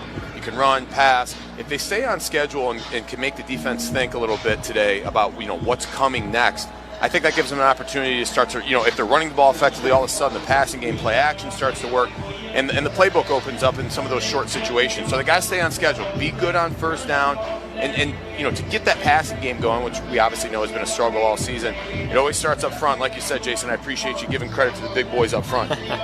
Well, I don't know how much credit that was, Jack. Yeah. Credit for the importance of them, the importance not of for them. the first 10 games of them. So, Jack, I'll start with you on defense. Obviously, that has been the most ascending, the best unit for Michigan here for a while now. What are you watching for getting ready for Ohio State? Yeah, I think they got to keep doing what they have been. And to your point, they've been on the rise. They've been playing really, really good lately. A lot of guys, without Will Johnson, too. This defense has found a little rhythm. I think that they've taken, unfortunately, it took a little too long to gel the way that they have. And, like we talked about earlier, Brian, good teams in November, that's when you want to see them start to really figure it out, come together, keep playing well. The defense is doing that in particular. I think they have enough talent defensively that no matter what they dial up, they can hold offenses. And this Northwestern team, while very well coached, disciplined, smart kids, not the most talented team. So you have an opportunity today to play really good football and try to figure out, are they still doing that, right? Oregon, Indiana, you don't come out with the win, but particularly defensively, there are some really bright spots, and they've been on the climb. They've been people on the rise. They're going to have that today, feel good about where they're at, because we obviously know in Columbus next week that's going to be a challenge. Jason?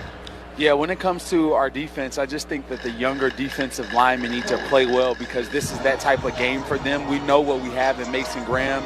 We know what we have in Kenneth Grant and those guys. But let's see Rayshawn Benny. Let's see some of the younger players get in there and put in work. And also in the back end, who's going to step up and continue to play well? Zeke Berry played well toward the end of that Indiana game. Will he continue that path this week? Also, when it comes to Jair Hill, I want to see what these guys are made of. Amir Hall when Will Johnson's out. So that's going to be the biggest test, because Ohio State's offense gets going. If we're talking about Ohio State, they get going when they're throwing the ball. So I want to see our guys be able to lock down A.J. Henning, who's their leading receiver right now with the 3 touchdowns. But if our defensive line gets after it, we may not see a bunch of passes from this team. We're talking about 5 total passing touchdowns from this team in Northwestern. That's pretty terrible. Well, and Jason, you talk about the guys in the back end. That's a group that I think has continually gotten better as the season went on. We saw against Washington, they got exposed a little bit. Obviously, we know what happened in the Texas game. Washington, they get a little exposed. But that's a group that they've corrected their mistakes. We've seen them get better. The things that they were missing on early in the season, they've fixed those. And I think that's been a big contribution to the way the defense has played in the back half of the season. Availability report, as unfortunately it was trending again. No Will Johnson today.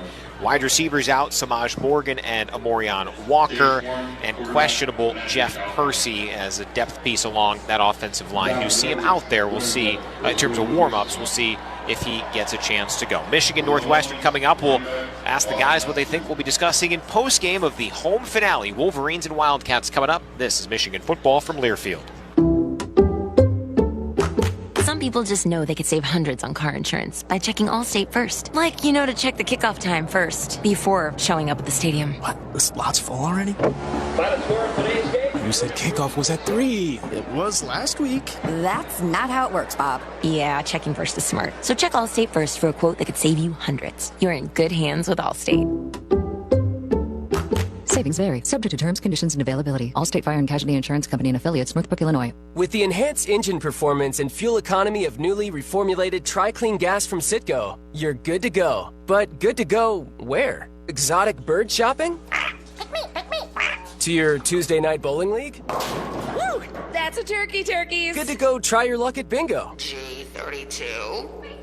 Good to go to a lumberjack competition. I'm gonna move my car. New top-tier Tri-Clean gas from Citgo. The most advanced fuel we've ever made. Now you're good to go. The excitement, the passion, the tradition. He's hit as he throws, and it is intercepted! It's the Ohio native! This is Michigan football from Learfield. Fall in northern Michigan is the best. Whether you spend your time hunting, tailgating, debating pumpkin spice or apple cinnamon, make sure you contact Janssen Insurance to discuss your health insurance options during this year's open enrollment. Medicare runs from October 15th through December 7th. Youngsters under 65 get a chance from November 1st through December 15th. Don't forget to call today to set an appointment to speak with us about what's available, how it works, and what is best for you. Call Janssen Insurance today, 989-348-6711. Johnson is an easy name to remember when you need propane. Customer service is second to none. Our low prices are number one. At Johnson Propane. At Johnson Propane. Customer service is the name of the game. At Johnson Propane. At Johnson Propane. At Johnson Propane. Johnson's Propane.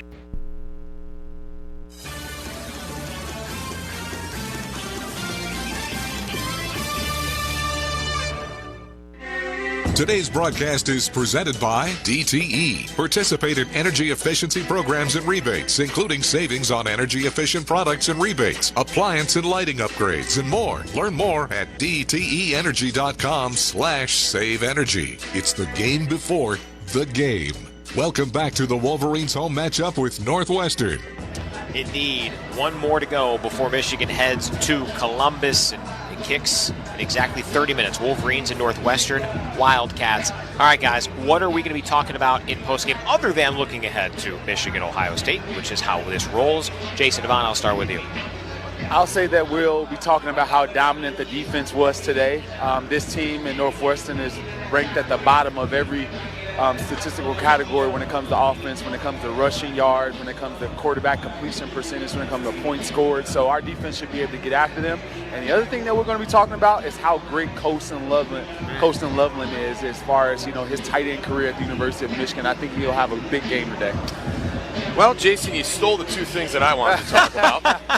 I did. I thought the defense would have a good day, and then I think we run the ball pretty effectively today, and then that will open up Colston Loveland. I think the passing game gets going a little bit more than we've seen through this point in the season, but I think a big part of that is running the game, running the ball well in this game. Sharon Moore talked about it this week.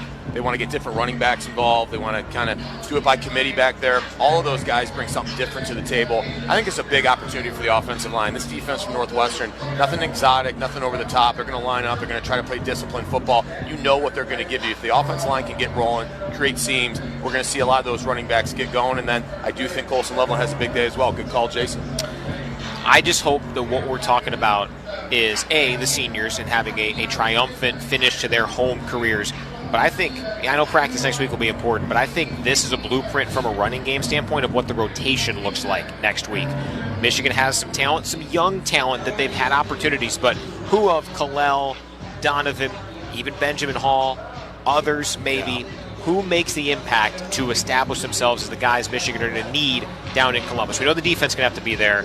Running the football, too, will be key. Look for Jordan Marshall as well. I think they're going to open it up in the backfield, try to get some guys with different touches. Whoever gets the hot hand early, I think they'll play that throughout the course of the game. It'll be fun to watch. Michigan and Northwestern coming up. Stay tuned. Rob Joyce has a check of the out-of-town scoreboard. Then Doug Karsch visits with the head coach, Sharon Moore, all getting ready for a 3:35 kickoff. Michigan, Northwestern. This is Wolverines football from Learfield.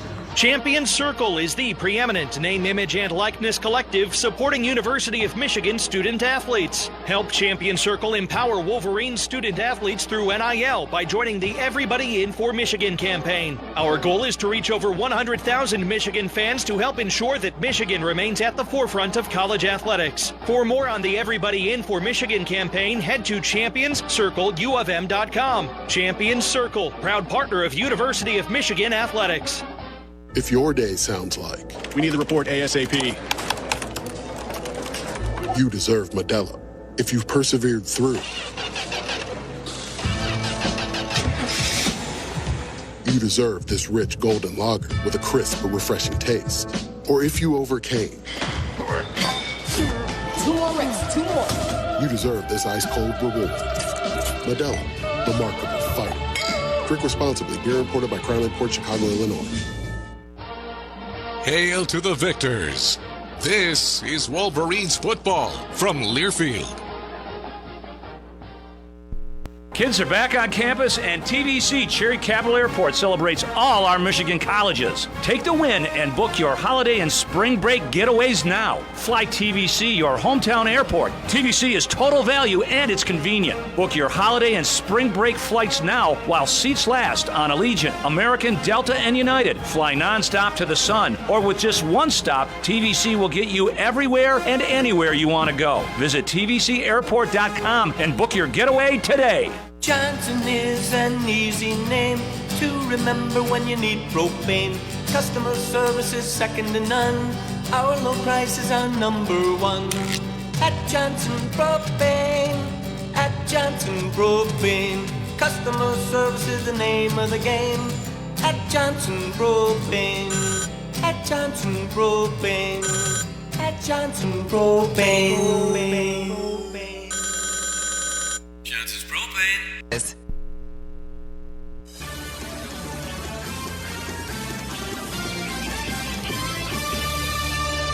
It's another day of Big Ten football at the Big House, but it's more than just another day for the Wolverines seniors who will step out onto the home turf for kickoff in just a few minutes. As we count you down to the game, let's welcome back Andy Hetzel from Blue Cross Blue Shield of Michigan. Hi, Doug. It's been great to be with you on the pregame show all season long.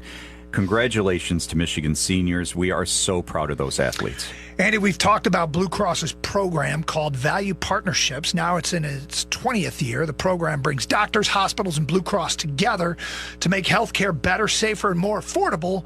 But there's even more to the story. There is. We're celebrating our 16th year of doing even more when it comes to making healthcare better and more personal through our program called the Patient-Centered Medical Home. Andy, Blue Cross pioneered the idea of having our own doctor at the center of a team of medical professionals focused on our individual needs. And you've got the largest program in the country. It includes nearly 4,700 doctors and 1,600 physician practices in Michigan. It is big, Doug, and it's more than just an agreement for those doctors with Blue Cross. It's a commitment to a standard of care they're measured by in their practices. That standard of care means our members can count on being supported by their doctor and a team of professionals in every aspect of their healthcare journey. That team includes nutritionists, pharmacists, and even behavioral health specialists, right, Andy? That's right, Doug. Among those participating practices, nearly 300 are now designated as collaborative care practices because they have a behavioral health specialist as part of their team. This year, we've added a designation for more than 200 practices that are also delivering exemplary care management for patients with chronic conditions. Having our own doctor to help meet our needs for things like anxiety and depression makes a big difference. These designated practices are also making a big difference when it comes to preventing disease while lowering hospitalizations and ER visits. And that's what we want to see, Doug. Thanks to these patient-centered medical home practices, patients are getting the right care at the right time in the most appropriate setting. You can find more out at valuepartnerships.com. Thanks, Andy. Thanks, Doug. Go Blue. Going to get down to Michigan and Northwestern. 3:35 kick from the Big House. Rob Joyce with you in the network studios with a look around the rest of college football. The early slate of games in the Big Ten winding down, starting with that top 5 Chilton-Columbus between Ohio State and Indiana. At the 2-minute timeout in the fourth, all Buckeyes 31-7. Indiana scored the game's opening touchdown. Ohio State 31 straight since. Hoosiers do have first and goal on the other side, but too little too late. Elsewhere, Rutgers leads Illinois 24-22 early fourth in Piscataway, and then just going final seconds ago, Iowa just put the finishing touches on Maryland at 29-13. The final Terps will not go bowling this year. Still to come, 3:30 Minnesota hosts Penn State. Nittany Lions need to win out and get some help in order to make it to the Big Ten title game in a couple weeks. Then a pair of 5-5 teams meet at 3:30 in Lincoln. Nebraska and Wisconsin. Huskers have dropped 4 straight since a 5-1 start. The night ends at 10:30 out west with a rivalry game between UCLA and USC from the Rose Bowl. Trojans 5-5. Bruins need to win their final 2 games to go bowling. Nationally today, 3 playoff contenders in the early window. Number 8, Miami, is pulled away from Wake Forest 42-14 at the 2-minute timeout in the fourth. It was a 1-score game going into the fourth, 22 straight from the Canes to pull away. 9th-ranked Ole Miss trails at the Swamp. Florida leads the Rebels 24-17. 6:30 to go from Gainesville. And number 13, SMU, no issues with Virginia. Under 2 to play. It's 26-7 Mustangs. Still to come, key race in the Big 12. 21st-ranked Arizona State hosts number 14 BYU. That's at 3:30. 7 o'clock from Yankee Stadium. 6th-ranked Notre Dame takes on number 19 Army. Again, Michigan and Northwestern are in a few minutes. Pre-game show continues. We'll get the thoughts of head coach Sharon Moore next. He chats with Doug after this. You're listening to Michigan football from Learfield. After suffering an injury, you may face many hard questions. What will tomorrow bring? Which firm should I choose to represent me and my family? At Morgan & Morgan, we will hold your hand every step of the way. From our one-click sign-up, mobile apps, and 24/7 availability, we make it easy to get your case started right from the comfort of your couch. All firms are not the same. Injured? The choice is easy. Morgan & Morgan, America's largest injury law firm. Visit forthepeople.com for an office near you. Leave those cooler fall temps behind and escape to the islands, beaches, and neighborhoods of Fort Myers in beautiful Southwest Florida. Celebrate Thanksgiving with college basketball and support your Wolverines at the Fort Myers Tip-Off. See who will own the fort November 25th to the 27th. Between games, visit nature preserves, check out the craft brewery scene, and get out on the water. Or just relax on the beach under the Fort Myers sunshine. Direct flights arrive daily at Southwest Florida International Airport. Plan your trip at visitfortmyers.com. When people yell, "Go Blue," most people think of the Michigan Wolverines. Hail to the victors, the maize and blue, the national champs. But what does Go Blue mean in the liquor store? It means go for a long drink. Go for the blue can with undefeated flavor, a refreshing mix of citrus, sparkling soda, and a kick of real liquor. So go blue. Then go blue. For the Wolverines, we mean long drink. Proud sponsor of Michigan Athletics. 5.5% alcohol by volume. Gin with natural flavors. Copyright 2024. The Long Drink Company, Carmel, Indiana. Please enjoy responsibly. From Ann Arbor to Ellen Park, Dexter to Detroit, Michiganders love game day. At DTE Energy, we're proud to bring it to you. Whether illuminating a stadium or keeping your living room warm and cozy, we're happy to be team players. That's why we offer programs, rebates, and a variety of resources to help optimize your home's energy efficiency so you can save on energy bills. On behalf of everyone at DTE, we hope you enjoy all the action. Here's to another great season.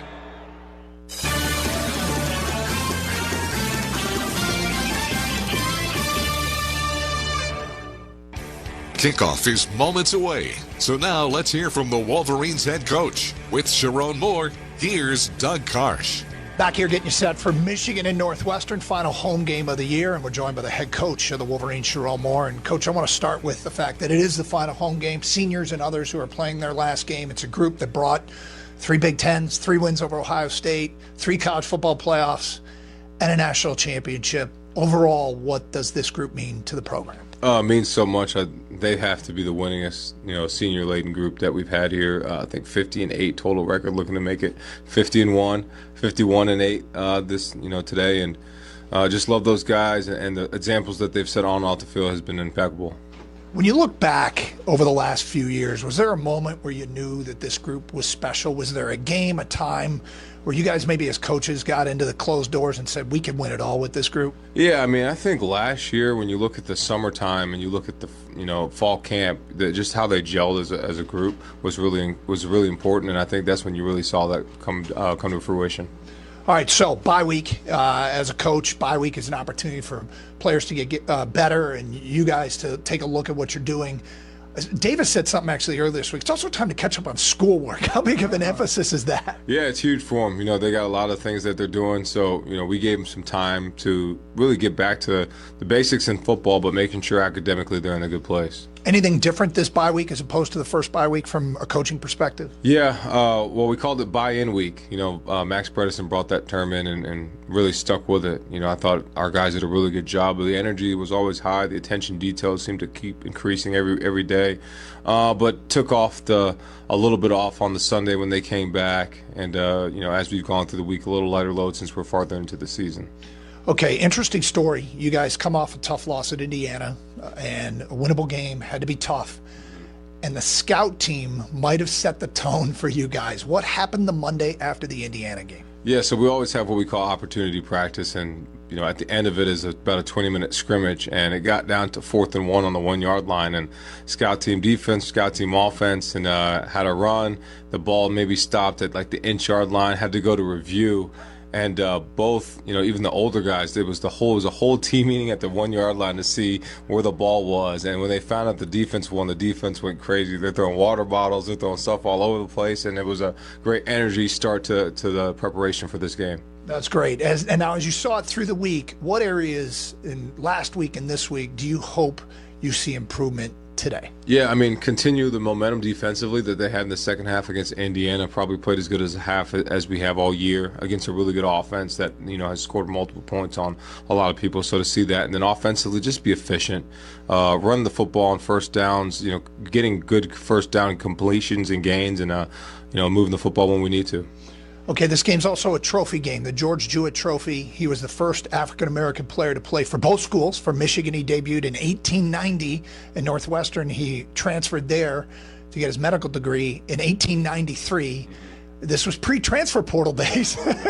So talk about what it means to play for this trophy. It means so much. The first time we played for it was in 2021, and we remember the game here, and we talked about the history when it first came up, and we had a meeting about it the other day. So the guys are well-versed in the history of the trophy and what it means, and we're 2-0 right now in trophy games, and hope to make it 3-0 today. And, of course, prior to George Jewett did what he did. Now A.J. Henning follows in his footsteps from Michigan to Northwestern. You recruited him.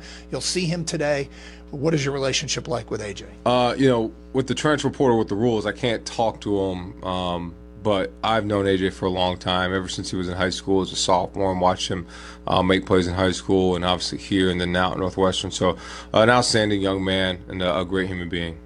We'll come back and talk more about the Wildcats and the Michigan Wolverines. Game coming up shortly. You're listening to Michigan Football from Learfield. Hey, Wolverine fans, the 2024 football season is here, and SeatGeek is here to help you experience all the action. SeatGeek makes it easy to find tickets so you can be a part of all the touchdown celebrations this season. Whether you're buying or selling tickets to Michigan football games or to any other live event in your area, SeatGeek is the place to do it. SeatGeek is the official ticket marketplace of the Michigan Wolverines. The most disruptive idea in ticketing? A ticket that works. Expect the expected. SeatGeek. Here's Charles Woodson, Michigan legend. As a young man, I gave my all to the Wolverines, making history, earning a Heisman Trophy, and now I'm back. Introducing Woodson Whiskey, the first spirit sponsor in school history, crafted with the same passion and excellence that defined my career. Woodson Bourbon Whiskey, where legacy meets excellence. Go blue and go Woodson Whiskey. Cheers, and please drink responsibly.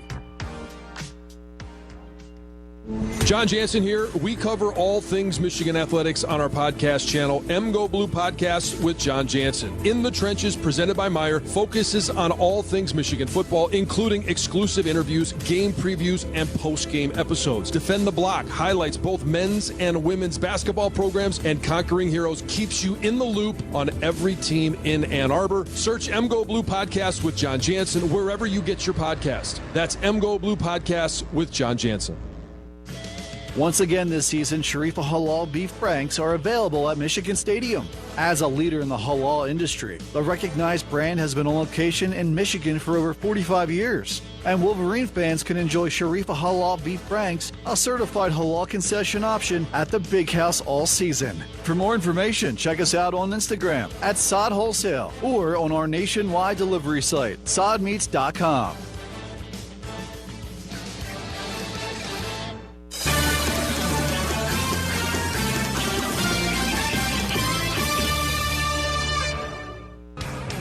We're back with more from head coach Sharon Moore. Once again, here's Doug Karsh. Back here with Coach Sharon Moore. And Coach, let's get into this game a little bit. Northwestern, their quarterback Lausch, two-sport standout, top baseball prospect, dual-threat quarterback. What have you seen from him? Yeah, you see all the athleticism. You can see the baseball background, the movement skills, ability to throw the ball out the pocket. So you got to do a good job keeping him in the pocket.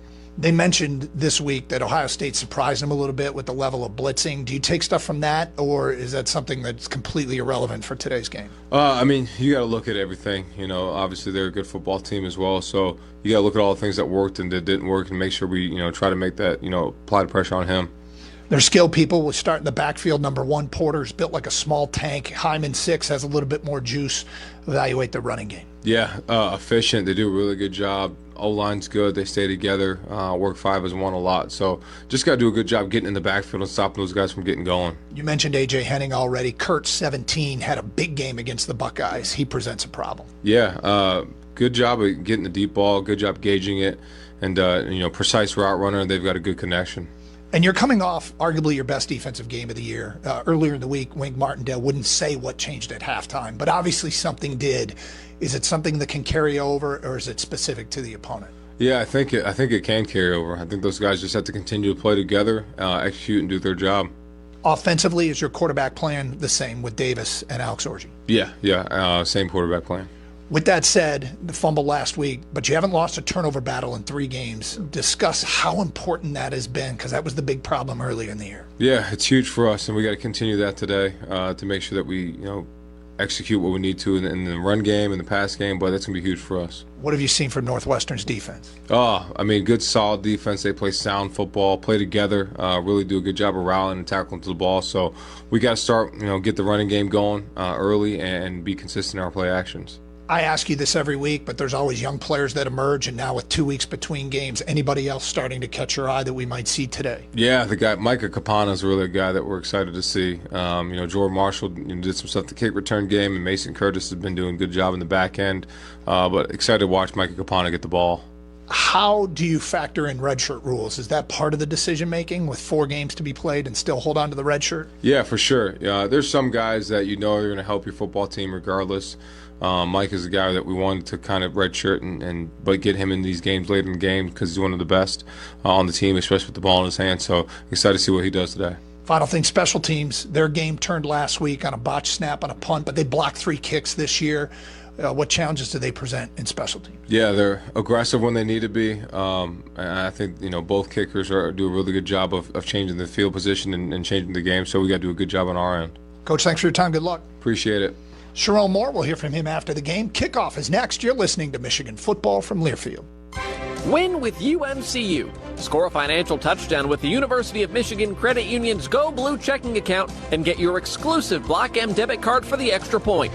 UMCU's Go Blue checking account comes with no minimum balance, no hidden fees, and with the Block M debit card, you can show off your maize and blue wherever you go. Join today, Michigan fans. Visit umcu.org. That's umcu.org. UMCU is insured by NCUA.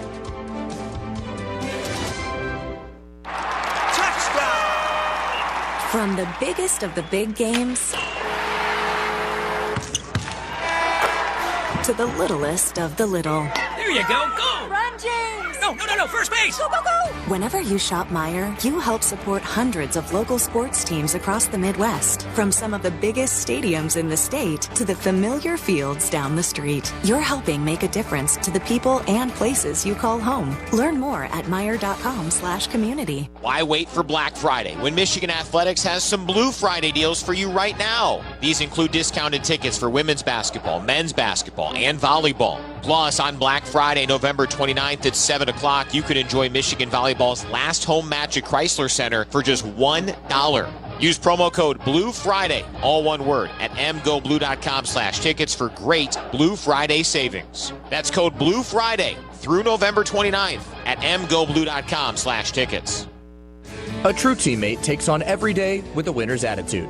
Gets up when they fall down, and leaves it all on the field. There's a group of teammates who do all these things every single day. But they're more than your typical athlete. They're kids dealing with unthinkable medical circumstances. Team Impact matches children facing serious illness or disability with college sports teams, creating a long-term, life-changing experience for everyone involved. Help us get all kids in the game. Visit teamimpact.org. Team Impact. All in, all together.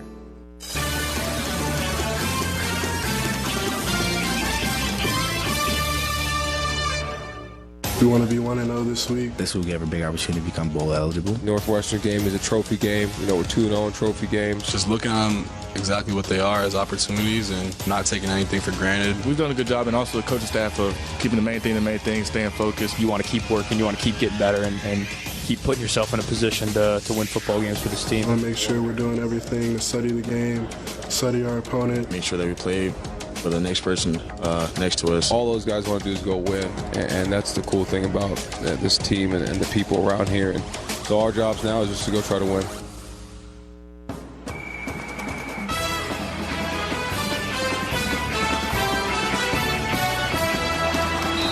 Michigan football is brought to you by Coca-Cola. Tackle game day with the great taste of Coke Zero Sugar. Is it the best Coke ever? And by your Southeast Michigan Ford dealers. Think Ford first. Once again with national champion John Jansen, here's Doug Karsh.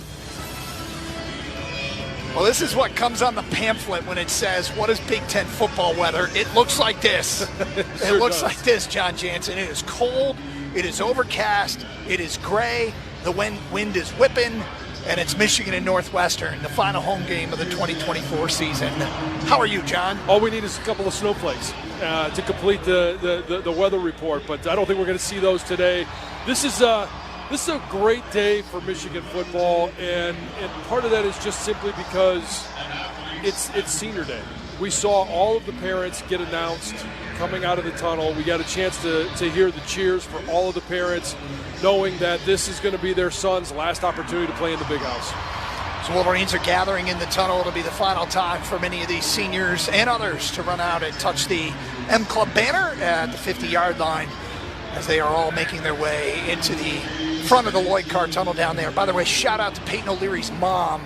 Dad, an athlete, played quarterback at Northeastern. Mom jumped up and touched the banner on her way through when the seniors got honored. Remember, it was Carson Barnhart's dad who took a tumble? Yeah, he went to touch the banner and struggled with the landing. All right, well, let's talk about this Michigan team. 5-5. Obviously, this year has been frustrating, but many of the players that will play their final game here at the Big House were the backbone of a national championship team, 3 Big Ten title teams. But it's kind of a tricky thing with the final game for the seniors. You want to honor them and you want to give them all the opportunity to make a bunch of big plays, but you also might start breaking in next year's team a little bit with, for example, 2 senior running backs. You want Donovan Edwards and Kalel Mullings to go out on a high note, but we may see Micah Kapana and Jordan Marshall a little bit out of the backfield, 2 freshman running backs today. Yeah, and that's where this season is. Yeah, you want to give every opportunity to those guys, get that last moment in the Big House, but you also have an eye to the future. And there's a math equation that I'm not sure what that is. It's up to Sharon Moore. You got 4 games to play. A lot of those guys have 1, 2, or they don't have to worry about it, and they can go ahead and see what they have for the future. The Wolverines have taken the field. Sharon Moore, year 1. We mentioned 5-5. He has 4 wins, of course, last year as the acting head coach. For Northwestern, David Braun is their head coach in his second season, 4-6. They're battling for bowl eligibility, 12-11 overall. He was the player's choice to replace the departed Pat Fitzgerald. He worked his way up through the FCS level, a standout coach on the defensive side at Northern Iowa and North Dakota State. He just grabbed his offensive coordinator from the FCS level as well.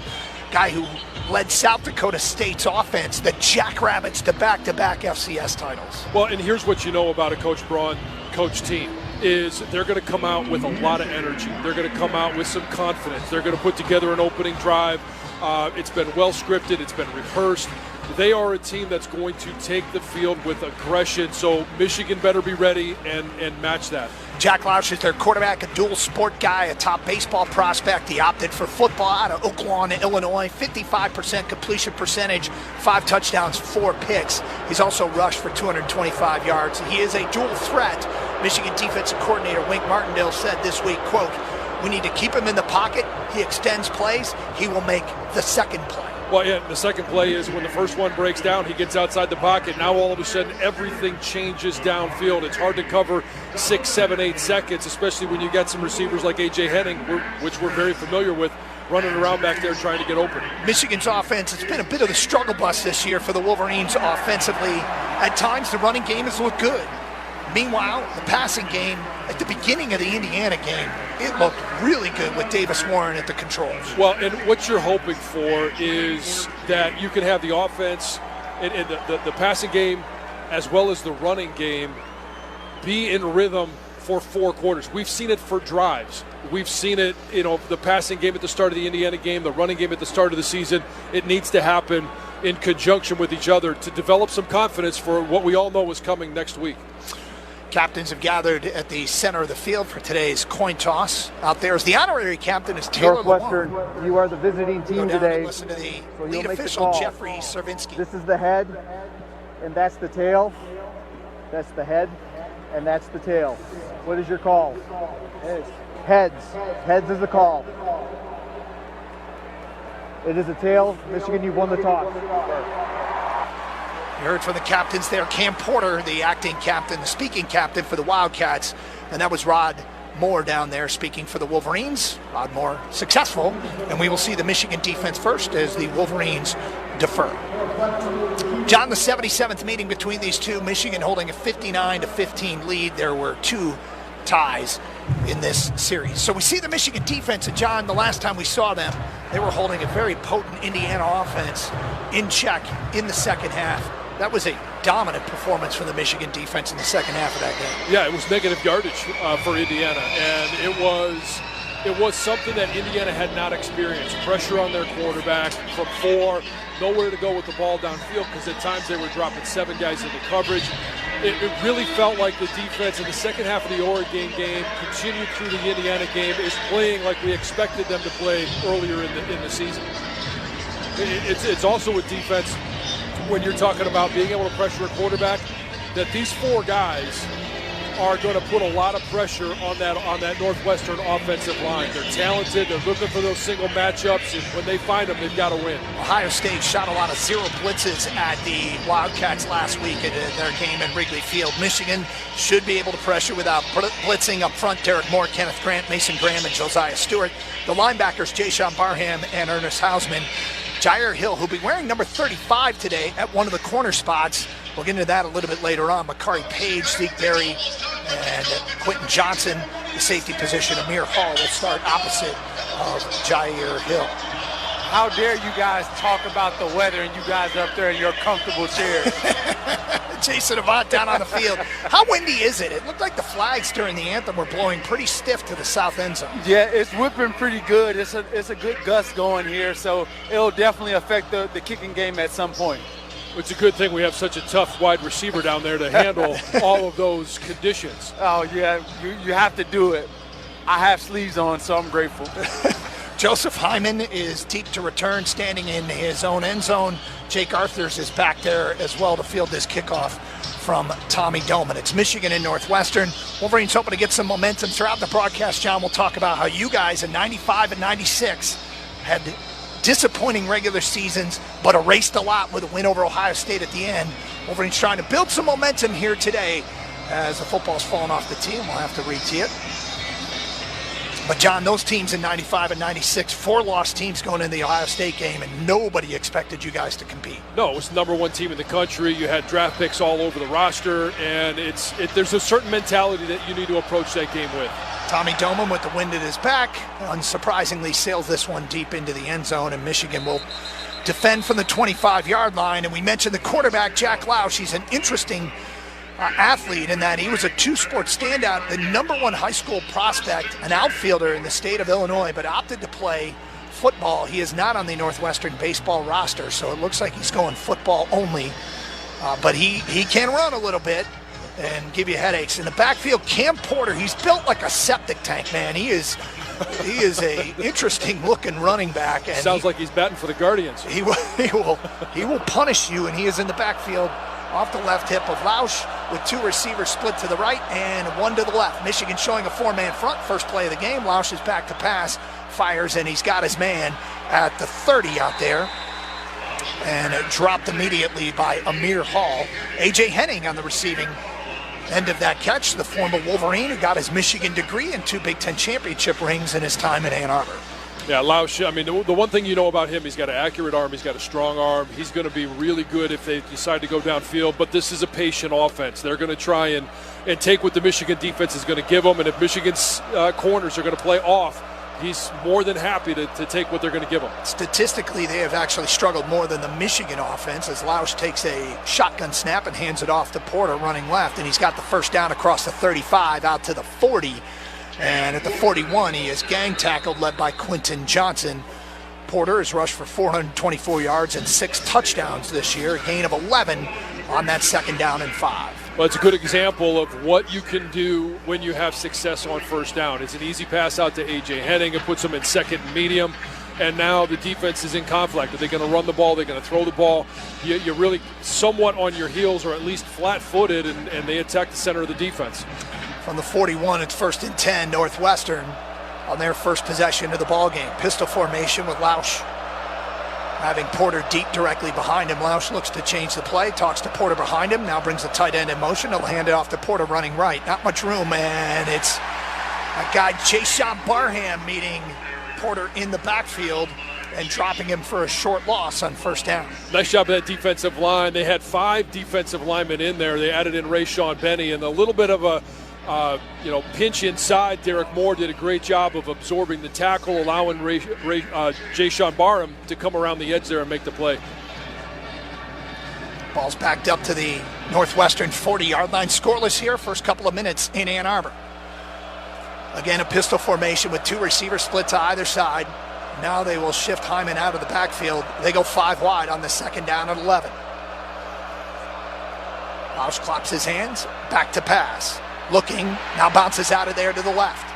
And he's going to let one go deep and incomplete as he sailed it over the head of his intended receiver, A.J. Henning. Or nope, that was, Hyman out of the backfield. Zeke Berry was the man in coverage. And it'll be third down and 11. Yeah, that's a good miss for Michigan because no pressure on the quarterback. He had plenty of time to extend the plays. And that's one of the things that Lausch does really good is as a feel in the pocket. When he has to escape, he does a nice job using his feet, eyes downfield, just sailed that ball a little bit. He had an open Hyman. Third down and 11. They ought to get the ball to the Michigan 49-yard line. Cats go 3 receivers split to the left, 1 to the right. Lausch in a shotgun. Wolverines rush 4. Back to pass is Lausch. Bails out of there to the right. Looking downfield, lets one go, and is it picked off? Yep. They're going to say it's intercepted. It's Amir Hall who pulls it in at the 46-yard line, kept his feet in bounds right in front of the Northwestern bench. It'll be first down, Wolverines with great field position. Mason Graham was in hot pursuit, and when Lausch let go of the ball, I think he was kind of in between. Am I going to try and thread the needle or throw it out of bounds? And Amir Hall did a great job of extending, caught that one actually out of bounds, but drug his feet and was able to stay in. Great job by Amir Hall, who gets the turnover buffs, and Michigan has great field position here. Is this play going to get reviewed? They're probably looking at it up at top, but it's going to be an easy, quick review. I think it was pretty clear his feet were in. Setting the Michigan offense, Hinton, Preeb, Crippen, El Hadi, and Link up front for Michigan's offensive line. Davis Warren starting at quarterback and Donovan Edwards deep. Now they shift Edwards off the right hip of Davis Warren, who takes the first snap of the game for Michigan, and they'll go rolling Davis out to the right, fires, and he's got it too. Tyler Morris, who gets knocked out of bounds at the 49-yard line of the Wolverines, a short gain. They're on first down. Damon Walters, the man that forced him out of bounds. We mentioned Tyler Morris getting the start, along with Frederick Moore. Colston Loveland and Marlon Klein are your tight ends. You know, one of the things that Davis Warren has done, other than not turn the ball over, as improved with the first 3 games we saw him this year, is his ball handling skills. That one there really looked like it was going to Donovan Edwards. Freshman Hogan Hansen in at the tight end spot to the right. They put Moore in motion. Snap, handoff, Edwards bounces it to the left. He's got some room across the 45 and dives forward close to a first down at the Northwestern 43-yard line, where he is submarined by Devin Turner out of that cat backfield. Yeah, I think he's going to be just shy of the first down, but this is the benefit of having that good ball handling skills that I mentioned on that first play. This time they hand it to Donovan Edwards and get behind Hogan Hansen. Nice pickup. It'll be third down and less than a yard. Wolverines split 2 receivers out, 1 to either side. Kalel Mullings in there on this short yardage play. Snap, handoff, Mullings, and he's got the first down. Across the 43, down to the 42-yard line into the pile, where Aiden Hubbard is credited with the stop. Move the chains for the Wolverines as they are knocking on the door here. 11:07 to go first quarter. Well, it's nice to be able to see a quick pass to Tyler Morris, a couple of successful runs. It really feels like this offense, if they can keep that rhythm going, and a little bit of a misdirection of being able to throw the ball on first down. That's not been a trademark of this Michigan offense. 2 receivers split to the left. It's Tyler Morris and Marlon Klein. Colston Loveland now and goes in motion that direction, and they're going to fire quickly out there and get it to Morris with blockers in front of him inside the 35, down close to a first down. Tyler Morris, a gain of 9 on first down. It's interesting that they would throw on first down both times, catching the Northwestern defense, I think, a little bit off guard. Like I mentioned, that's not what Michigan has done. It's always been heavy run on first down, then they result to the pass. But Tyler Morris, a couple of nice catches, 2 easy, 4 yards on the first. And that one for 9 there. It's 2nd down and a yard. Kalel Mullings in the backfield. Davis Warren in a shotgun. Puts Peyton O'Leary in motion. Snap, handoff. Mullings got room running left, and he'll get the first down before the hole closes. And he is brought down at the Northwestern 31. Moved the chains again for Michigan. Devin Turner up from his safety spot to make the stop. And that's the nice thing about the way this offense is operating right now. No negative yardage plays. Pick up a decent gain on first down, and then put yourself in position to, again, keep that defense questioning whether it's going to be a run or a pass. Fred Moore and Kendrick Bell split wide right. One receiver out to the left. Shotgun for Davis Warren. Kalel Mullings in the backfield. 1st and 10 from the Northwestern 31. Back to pass is Davis. Going to fire underneath and gets batted down at the line of scrimmage. Incomplete. Up front, one of the Northwestern defensive linemen, Brendan Flakes, out of Orlando, Florida, against the PBU. That's one of the things Michigan's quarterbacks have really struggled with, whether it's been Davis Warren or Alex Orji, is the batted ball. That release point needs to come up, and these are quick passes as well, so the offensive line needs to be a little bit stouter at the point of attack. 2nd down and 10 for the Wolverines, well within Dominic Zavada field goal range here from the Northwestern 31. Back to pass is Davis. Going to fire near side. He's got Kendrick Bell inside the 25, and he gets knocked out of bounds down at the 23-yard line. A gain of 8. Josh Fussell on the stop for the Wildcats. Good throw from the far hash to the near side. No, it's a great throw and a great look. I mean, Davis Warren saw a blitzing corner on that one. Donovan Edwards was supposed to pick him up, didn't see him, and when he came on block, Davis knew he had to get rid of the ball quickly. It'll be 3rd down and 2 for Michigan here. 8:56 to go first quarter. We are scoreless in Ann Arbor. Wolverines got an interception from Amir Hall on Northwestern's first possession, and now they're looking at a 3rd and 2. They go toss sweep. Donovan Edwards cuts back against the grain. Outside the numbers and down to the 15-yard line. Another Michigan first down. They'll spot him at the 14. Move the chains. A gain of 9. And again, Devin Turner on the stop. Great job getting the big boys out on a pull. Seeing Giovanni out there, Evan Link out there. You get those big boys out in front, Donovan Edwards space to run. There's going to be some nice plays on the edge. Remember how good Michigan looked in their first possession at Indiana. They've done it again into the red zone. Can they finish in the paint? 1st and 10 for the 14-yard line. Donovan Edwards in the backfield. Snap. Handoff. Donovan Edwards up the middle, and there is nothing there. Maybe give him a yard. No, running right behind Josh Preeb. Obviously, Josh Preeb playing against his former team as a transfer from Northwestern, but nothing to be had on that play. It was just well defended by Northwestern. You're seeing a bunch of personnel changes. That's the thing, and they're coming in with tempo, so you see that they're prepared for this game. Wolverines have it. 2nd down and 9. 2 receivers split to the right. It's Colston Loveland and Frederick Moore. Tyler Morris and Peyton O'Leary split left. They're going to roll out quickly, and dumping it off is Davis Warren, who gets it to Tyler Morris, but he gets undercut in the backfield, actually, and lost a couple of yards. It's going to be 3rd down. Thayer Johnson read that play well as they tried to get a quick underneath pass to Tyler Morris. Yeah, quick look downfield, but that one was going to Tyler Morris all the way. And here's the thing about this Northwestern defense is they're going to keep everything in front of them. They don't want to get beat over the top. They rarely do. So Michigan's going to have to be patient with some of these shorter passes. Colston Loveland split wide right. Look for him here on this 3rd down and 12 for Michigan. Back to pass is Davis Warren. He's going to fire to the end zone. Colston's out there, and he gets knocked down. There's a flag in the end zone. It's going to be pass interference. Thayer Johnson. Yeah, he body slammed Colston there. Well, Colston, that was a nice route. He had them all twisted up, and that was about the only thing he could do without giving up a touchdown. Pass interference. Defense number 10. The foul occurred in the end zone. The ball placed at the 2-yard line. 1st down and goal.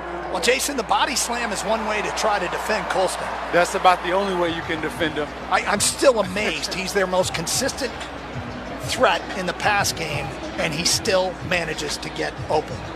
It's tough to guard a tight end. Tough. Especially one that's that good. And we get a whistle, and it looks like Northwestern wants to take a timeout with 6:48 to go here in the first quarter. Scoreless. Michigan knocking on the door. You're listening to Michigan Football from Learfield. Experiencing a Wolverines game is a lot like life. We honor traditions.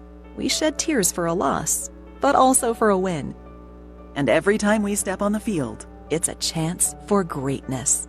Farm Bureau Insurance sees the connection and is a proud sponsor of University of Michigan athletics.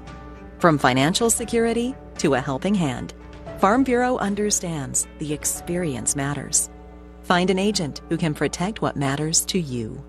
Wolverine fans, it's not a Michigan game day without a Michigan-made beer. Founders Brewing Company, your official craft beer of University of Michigan Athletics, has the perfect beer for you with their Michigan Pilsner, crafted with only the best locally sourced Michigan hops and the highest quality ingredients to deliver a smooth, crisp taste. Upgrade your game day traditions with their quintessential, easy-drinking Michigan Pilsner.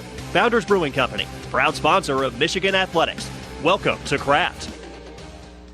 Rake in the riches every Saturday in November with the Fall Harvest at Soaring Eagle Casino and Resort. From 3 p.m. to 11 p.m., join us to win a share of over $300,000 in cash and premium play, plus grand prize bonus entries that could boost your chances of winning. Then, on November 30th at 11 p.m., one lucky player will harvest the biggest win of all, the grand prize of $150,000 cash. Soaring Eagle Casino and Resort, your getaway reimagined. Visit SoaringEagleCasino.com for complete rules and details. It takes hard work to be the best in the game. Planning, commitment, resilience, sweat. That's why Old Dominion Freight Line, the #1 national LTL carrier for quality, works hard to be the best in the game and is proud to support those striving to be the best in theirs. Old Dominion Freight Line, exclusive freight partner of Michigan Athletics, helping the world keep promises. Myers, the presenting sponsor of the 2024 Michigan football season, and proud supporter of hundreds of local sports teams across the Midwest. Doug Karsh, John Jansen, Jason Avant down on the field. Michigan, after the Amir Hall interception, has taken the ball down to the Northwestern 2-yard line where they have it first and goal with 6:48 to go here in quarter number 1. And John, we've seen them mix the run, the pass here a little bit, but it's good to see them getting some chunk yardage on the ground. Well, chunk yardage, you had that 9-yard run by Donovan Edwards, took a shot at the end zone with Colson Loveland, but I'm most impressed with the play calling at first. We've been very hard on Kurt Campbell, the offensive coordinator, but he's broken a lot of tendencies with first down passes, second down runs. They've been ahead of the sticks almost the entire way. The only time that it was a disadvantage, 2nd and 10, was the batted ball on first down. But again, that was a first down pass, something Michigan just hasn't done to this point this season. Davis Warren under center, I formation, Bredesen close and Mullins deep. Snap, handoff, Kalel Mullins running right, met in the hole, drives to the goal line, he's in! Touchdown Wolverines! Kalel Mullins, a 2-yard touchdown run, and Michigan takes an early lead. I'll take Kalel Mullins one-on-one with anybody on that defense with 1 yard to go. That contact was made. Kalel Mullins, as we know, keeps churning his feet. Nice little run off the right side for the touchdown. He ran over linebacker Mac Uline and into the blue paint. Mac Uline's their leading tackler. He's a guy that we're going to probably be talking about a lot today. He's all over the field. Zavada's on for the extra point. Will Wagner will snap. Tommy Doman will hold. Snap is high. Doman gets it down. Kick is up, and the kick is good. And Michigan leads it 7-0 here at the Big House. 11 plays, 53 yards, over 5 minutes and 51 seconds. And that Kalel Mullins 2-yard touchdown run brought to you by your Southeast Michigan Ford dealers. Think Ford first. Wolverines on top early. This is Michigan football from Learfield. Touchdown! From the biggest of the big games to the littlest of the little. There you go. Go! Run, James! No, first base! Go, go, go! Whenever you shop Meijer, you help support hundreds of local sports teams across the Midwest. From some of the biggest stadiums in the state to the familiar fields down the street. You're helping make a difference to the people and places you call home. Learn more at Meijer.com/community. The excitement, the passion, the tradition. Taylor to the 20, down to the 15, down to the 10, 5, 4, 3, 2, 1. Touchdown, Billy Taylor! This is Michigan football from Learfield. Play a fabulous fall round for a fabulous fall price at Twin Birch Golf Club in Kalkaska. 9 holes with cart is just $25, or play 18 with cart for just $35. Then take time to relax after your round, or anytime at the brand new Twin Birch Restaurant. It has a huge bar with 12 beers on tap and lots of TVs, so you can cheer on the Lions, Spartans, and Wolverines to have a winning season. Book your tee time or get details on membership and amenities at twinbirchgolf.com. You find yourself stranded. Where am I? That stinks, but one call to Roscommon Auto Recyclers will have you back on the road in no time at all. 24-hour towing service, a large inventory of high-quality used parts for many makes and models, ASC certified mechanics, affordable prices, and a friendly, helpful staff. Wow! That's one call that fixes it all. Find our number online at roscommonautorecyclers.com. Don't wait. Program our number into your phone now, so when you need us, we'll be there. Roscommon Auto Recyclers. We do it all.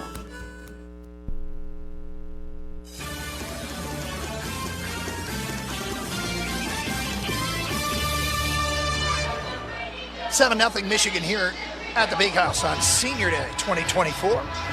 When the holidays get real, start at Kohl's and Kohl's.com, where you'll find amazing deals on everything you need all in one place, so you can focus on the moments that matter. Kohl's, where families come first. Well, John, you like them breaking tendencies. I like seeing the secondary make a play. Yeah, I mean, a couple of really nice coverage downfield, especially when a quarterback who you know is going to be really mobile, you know you're going to have to cover your receivers for an extra, 1, 2, 3 seconds as he continues to roam around in the backfield there. But to be able to come away with the turnover, turn those turnovers into points, and to break those tendencies offensively, Northwestern really is going to be guessing as to what they do the next time Michigan offense takes the field. Kalel Mullings took it into the end zone for his 9th touchdown run of the year. He still has a shot at 1,000 yards this season, but he's going to have to put together some good games. In the meantime, let's go down the field for an injury update. And Jason Avant. Jason? Yeah, Donovan Edwards went into the tent. On the first play of the game, he came up holding his back. He came out of the tent. It looks like he's ready to go. Okay, good to know. Donovan playing his final game here at Michigan Stadium. He is the minister of big runs. His career, it's all about the big plays in the biggest games, and he will be remembered fondly. Yeah, big play, Dono. I mean, everybody remembers, 85 and 75 down in Columbus the last time we were there. I remember. The Washington game, that was, in the national championship game, another big play by him. He's always had those big moments. Penn State. Oh, he had some huge runs against Penn State. How about his first touchdown pass in that the first Big Ten championship game against Iowa? That's right. Showcasing his skill set. Tommy Doman will kick off. Hyman and Arthurs are deep. And this one, Hyman lets it go into the end zone. Had a chance to return it, but let it drop a yard deep, and Northwestern will take over at the 25-yard line. Let's pause 10 seconds for station identification. This is Michigan football from Learfield. WGRY, a division of Blarney Stone Broadcasting, 101.1 FM, Roscommon. Coordinator has in store on this second drive. Rayshawn Benny's into the game for the Michigan defense. Cam Brandt, TJ Guy. Boy, Brandt and Guy were great at Indiana. The next wave of Michigan edge rushers. Snap, handoff. It's Hyman in the backfield, and he is swarmed under at the line of scrimmage for no gain. Mason Graham leading the Michigan tacklers. It's actually Cam Porter on the carry. It'll be 2nd down and 10. Yeah, Mason does such a good job of shedding blocks. He's one-on-one with the right guard there, and just he sticks him with both hands right between the numbers, gives just a hair of ground, and then swims over top to make the play at the line of scrimmage. He's so quick with his hands. 2nd down and 10 for the Wildcats. Shotgun for Lausch. 2 receivers split to the left, 1 to the right. They put A.J. Henning in motion from left to right. Snap, back to pass. Lausch looking. Nobody open. He's in trouble, and down he goes. Big Kenneth Grant on the sack, a loss of 8. As the secondary did a great job, and Lausch, as he worked his way through his progressions, ran out of time. Kenneth Grant was in there. Mason Graham was in there. Rayshawn Benny was in there. And it's another look where this Michigan defense is going with those 5 bigs up front. You had Rayshawn Benny, Mason Graham, Kenneth Grant all in there at the same time.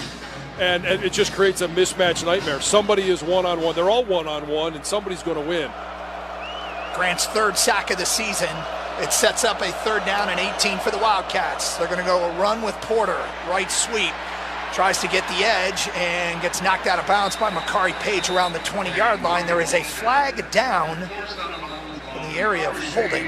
Yeah, whoever was blocking Zeke Berry, I think it was a wide receiver, snatched him down. They could have called holding against Mason Graham as well. It is indeed holding against Northwestern. They are well short of the 1st down. So I imagine Michigan will decline here. Holding. Offense number 80. That penalty's declined. It is 4th down. The Michigan defense banks a 3 and out here in the early going. It's nice to see some penetration up front. Michigan's trying to create as many one-on-one matches as they can. They just know that this Northwestern offensive line can't hold up one-on-one against any of these rushers. Hunter Renner is on to punt. Averages 45 per kick out of Mishawaka, Indiana. Home of Scott Dryspot, former Wolverine kicker. And this is a short punt. Get out of there, everybody. And it backs up. Lands at the 47-yard line of the Wolverines and bounces out of bounds back in Northwestern territory. And Michigan will have excellent field position again for their 2nd possession of the game with 5:01 to go in the 1st quarter. Following a 26-yard punt, the Wolverines will have the football here, up 7-0. This is Michigan football from Learfield. At Greenleaf Trust, we're prepared to help you win. Our clients, having achieved financial success in their own endeavors, come to us not for what they already know, but rather to benefit from our considerable expertise. With a nearly 100% client retention rate and specialized wealth management disciplines, Greenleaf Trust's Michigan-rooted team helps clients play the long game from one generation to the next. A brighter future begins at greenleaftrust.com. Here's Charles Woodson, Michigan legend. As a young man, I gave my all to the Wolverines, making history, earning a Heisman Trophy, and now I'm back. Introducing Woodson Whiskey, the first spirit sponsor in school history, crafted with the same passion and excellence that defined my career. Woodson Bourbon Whiskey, where legacy meets excellence. Go blue and go Woodson Whiskey. Cheers, and please drink responsibly. You just slept on it funny. I think it's supposed to be that color. It's probably just something you ate. That'll clear right up with some aloe. Some chicken soup will have you back on your feet in no time. Not sure. But Mom will probably know. Don't rely on guesswork. For 85 years, Blue Cross has been providing Michiganders with access to the care and resources they need, and will be ready to help for the next 85 years. Hello? Where are you? The party started an hour ago. I got, delayed. Wait, are you at the casino again? Casino? No, not at all. If gambling is getting in the way of your priorities, self-exclusion from the Detroit casinos might be for you. Learn more at don'tregretthebet.org. A message from the Michigan Gaming Control Board. Have a gambling problem? Call the National Problem Gambling Helpline at 1-800-GAMBLER. Today's broadcast is presented by DTE. Participate in energy efficiency programs and rebates, including savings on energy-efficient products and rebates, appliance and lighting upgrades, and more. Learn more at dteenergy.com/saveenergy. Michigan, Northwestern. Let's return to the Big House for more Senior Day football. Hey, John, when rivalries heat up, choose chill. Coors Light is a proud sponsor of Michigan Athletics. Please celebrate responsibly, John. Sounds like a good choice. Yeah. Rivalries heat up. That's next week, man. Yeah. But Wolverines have business to take care of here first, as they started their first possession on their own 47. They'll start this possession on Northwestern's 48-yard line. Yeah, field position is going to be a huge part of this game. If you get some short fields, especially for this offense, as they continue to try and gain confidence, converting first downs, getting into the end zone, taking advantage of opportunities. Shorter fields are always nice for an offense that's still trying to find its footing. We see Channing Goodwin in the game for the first time, the freshman, son of Jonathan Goodwin, former Wolverine guard. Davis Warren in his shotgun, back to pass. He's going to fire on first down again. He's got Tyler Morris in the flat near side, and he gets wrangled to the ground by a trio of Northwestern tacklers at the Cats' 41-yard line. A gain of 7 on first down. Xander Muller on the stop. Well, they ran Shannon Goodwin. They used him to run off the secondary, and then they brought Tyler Morris underneath. An easy throw for Davis Warren. And again, looking for plays that they can continue to gain some confidence in this passing game. Nice route tree. 2nd down and 3 for the Michigan offense. Shotgun for Davis Warren in the backfield. Donovan Edwards back to passes. Davis again fires. Colston Loveland on a slant. He's got the first down to the 35-yard line. And with that catch, Colston Loveland now has the most catches in a season in Michigan history for a tight end, passing Benny Jopru. It's such a nice route. He is so hard to cover. You mentioned it earlier. How does he find the way to get open? He lines up in the wing, just avoids the edge rusher, and then brings it across the middle. Just an easy look for Davis and an easy catch for Colston. Ball at the Northwestern 30, 1st and 10. In the backfield, Donovan Edwards behind Davis Warren. 7-0 Michigan. Snap. They're going to roll Warren out. He's going to fire back against the grain to Donovan, who's got to make a man miss and can't, and he is brought to the ground right in front of the Michigan bench at the 30-yard line. I was close, huh, Jason? Well, no, they missed Peyton O'Leary on the post. Yeah. They definitely missed them there. Sometimes it feels like there's a decision that's made pre-snap, and he doesn't even look downfield. It took the easy one to Donovan, and there was not much there, but he did miss Peyton over the top. That's his roommate. Davis and Peyton are roommates. You might hear about that one later. 4 wide now for Michigan on 2nd down and 9. Peyton is asking for a new roommate. Shotgun here for Davis Warren with Donovan Edwards in the backfield. 2 receivers to either side. Hand off Donovan Edwards. Not much room up the middle, and he'll get stacked up for no gain. Mac Uline leading the Northwestern tacklers. Sometimes you just wish that Donovan had a little bit of a better feel. We talk about the big plays, and he's had those moments. But, man, if he had just stepped a little bit to the left, there was a huge hole for him, but just it wasn't able to feel it or see it. It's going to be 3rd down, and call it 9 for the Michigan offense. 2:24 to go, first quarter. Michigan leading 7-0 here in Ann Arbor. Here's one of those positions where Davis has to be aware. You're well within Donovan Zavada's field goal range. Hey, if nothing's there, they're going to call a quick timeout here. We saw Benjamin Hall in the Michigan Rolling on the field was a fumble was recovered by the offense. That play is under further review. Okay, interesting. It was hard to see that ball up here. I couldn't tell if it came out or not. I'm literally right on the line and couldn't see that. That's quite a scrum.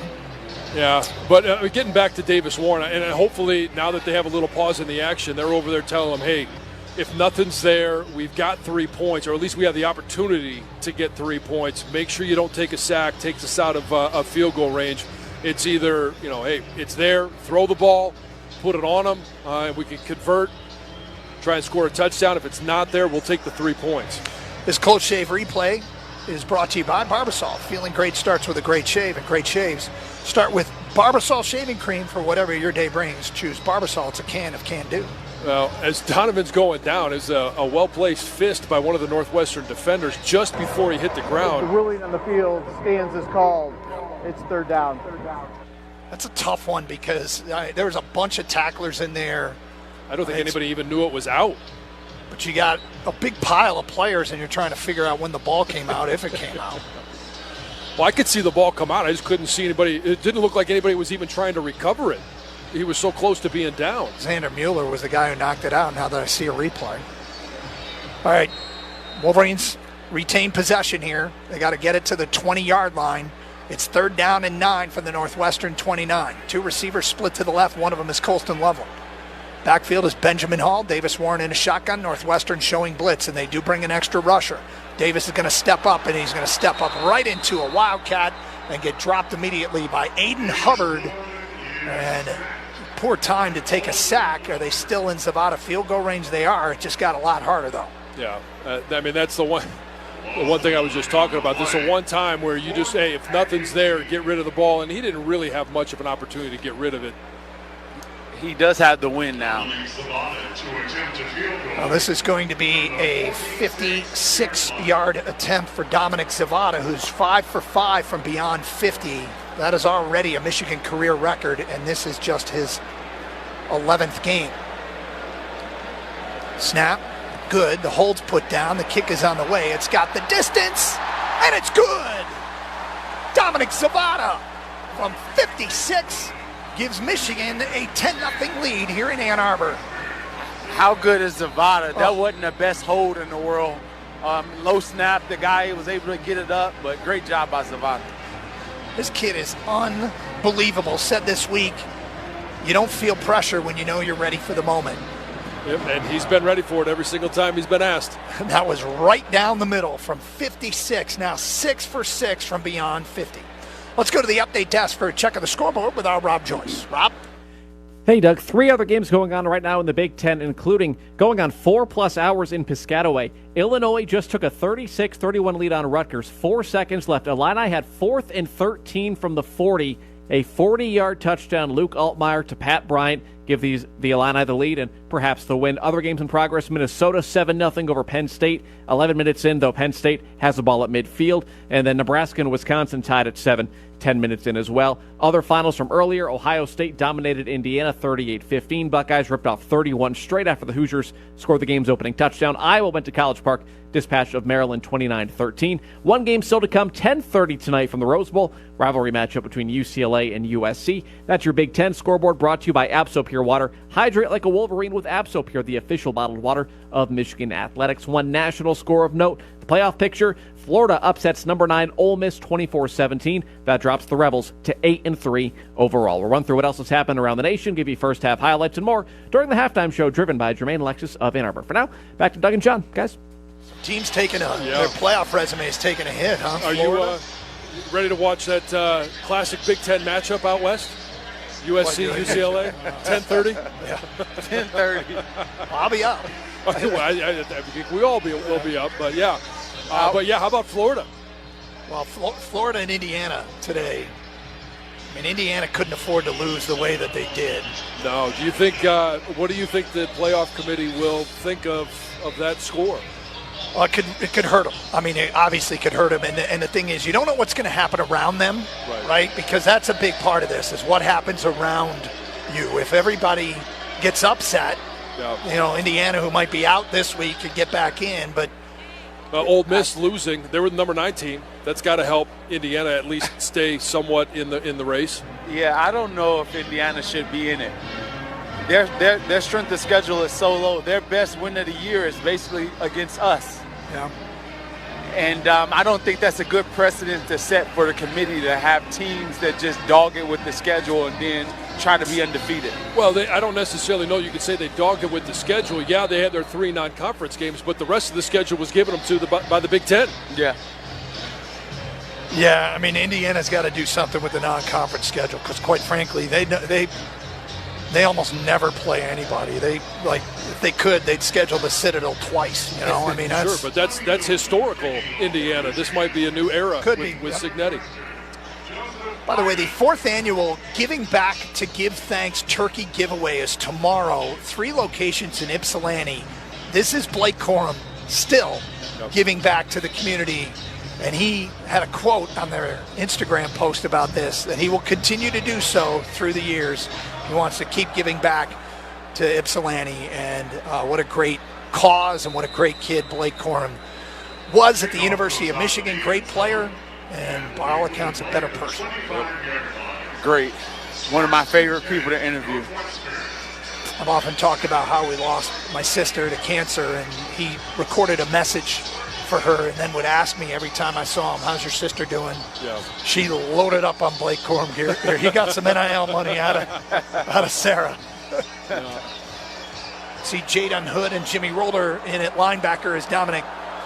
Check that Tommy Dolman's kickoff win in the end zone, and Northwestern will have it at the 25-yard line with 1:09 to go. First quarter, 10-0, Michigan on top. Bad snap, pulled up by Lausch, fires far side. He's got his receiver out at the 34-yard line. Hey, John. Going to the ground is Bryce Kurtz. What's that? Zeke Berry is like 12 yards off at times. Yeah, I've been keeping an eye on the cushion that they've been giving these receivers. And, I mean, like I mentioned earlier, we know that Lausch, I haven't watched his film on him, he's more than happy. If he sees somebody given that big of a cushion, he's going to go there and be happy with an 8-yard pickup. 2nd down and 2 for the Wildcats here. 35 seconds to go, first quarter. Michigan showing a 4-man front as they go toss left. And, trouble there for Northwestern. Can he get the corner? Hyman can, and he's wrapped up and forced out of bounds as he did everything he could to get back to the line of scrimmage and maybe got a yard there. It was Makari Page. Boy, he was dead to rights, 5 yards behind the line of scrimmage. Yeah, just used his speed to get to the edge. And, that's Zeke Berry was given another big cushion. I mean, he ended up coming up to be able to make the play, but it was ultimately Makari Page. They see that cushion, they're either going to run at it or throw at it. They go empty backfield here on 3rd and a yard. And we get a whistle, and it looks like it's the end of the first quarter. That's what it is. Michigan leading at 10-0 here in Ann Arbor. At the end of quarter number 1, this is Michigan football from Learfield. We asked our team, why did you choose to work for Michigan Medicine? Here are some of their answers. Being able to interact with patients, offer them hope, and hopefully giving them care that they couldn't receive anywhere else is the biggest thing. Because it's the best of the best. We have great benefits, we have great leadership. I love what I do. This is a place where you want to be if you're looking to make change. To our team, we say, thank you for choosing us. We shape the future of healthcare together at Michigan Medicine. Today's broadcast is brought to you by Barbasol Shaving Cream. Feeling great starts with a great shave, and a great shave starts with Barbasol's thick and rich moisturizing lather. Start your day off right with Barbasol. This is the Michigan Sports Network from Learfield. Blue Collar Clothing is a brand for folks who think working hard is a lifestyle. Like the Blue Collar Clothing Company owner who still clocks in at the mill every day. Located in Mayo, Blue Collar Clothing brand, along with Carhartt, Red Wing, plus other durable American-made clothing and footwear are all available in their store on Morenci Avenue in Mayo and online at bluecollarclothing.com. When you work hard, your gear should too. bluecollarclothing.com. Play a fabulous fall round for a fabulous fall price at Twin Birch Golf Club in Kalkaska. 9 holes with cart is just $25, or play 18 with cart for just $35. Then take time to relax after your round, or anytime at the brand new Twin Birch Restaurant. It has a huge bar with 12 beers on tap and lots of TVs, so you can cheer on the Lions, Spartans, and Wolverines to have a winning season. Book your tee time, or get details on membership and amenities at twinbirchgolf.com.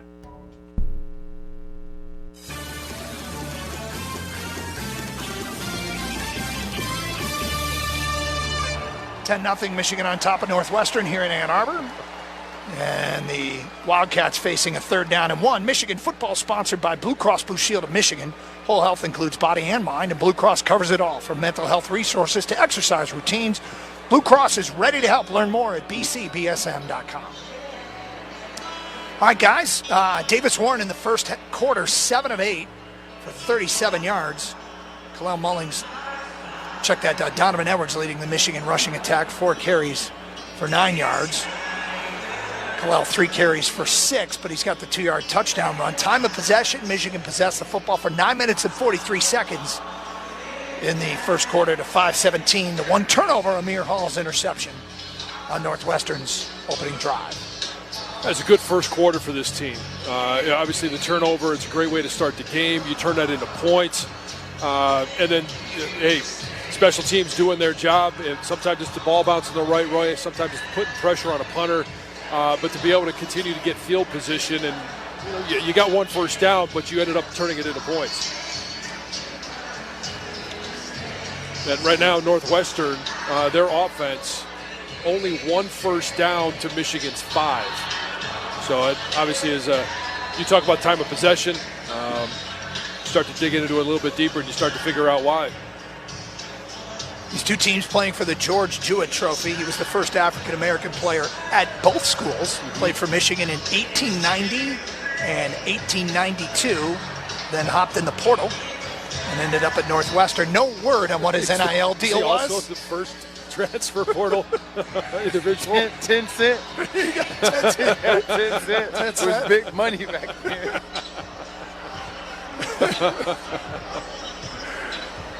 But went to Northwestern for medical school, and great idea to have these two teams play for the George Jewett Trophy. 3rd and 1 for the Wildcats. Again, empty backfield.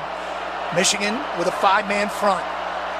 Now they shift the big running back, Porter, into the backfield, and he'll get the handoff up the middle, and he'll get the first down across the 35, out close to the 37-yard line. He moved the pile, leading the Wolverine tacklers Josiah Stewart, gain of 4. They continue to go big up front. Michigan does. They're trying to create those mismatches. You got those 3 big guys in there. I tell you what, you see Mason Graham, Kenneth Grant, Rayshawn Benning when you break the huddle. That's not a great view. 1st and 10 for the Wildcats from their own 38-yard line, trailing 10-0 early second quarter. Lausch in a shotgun.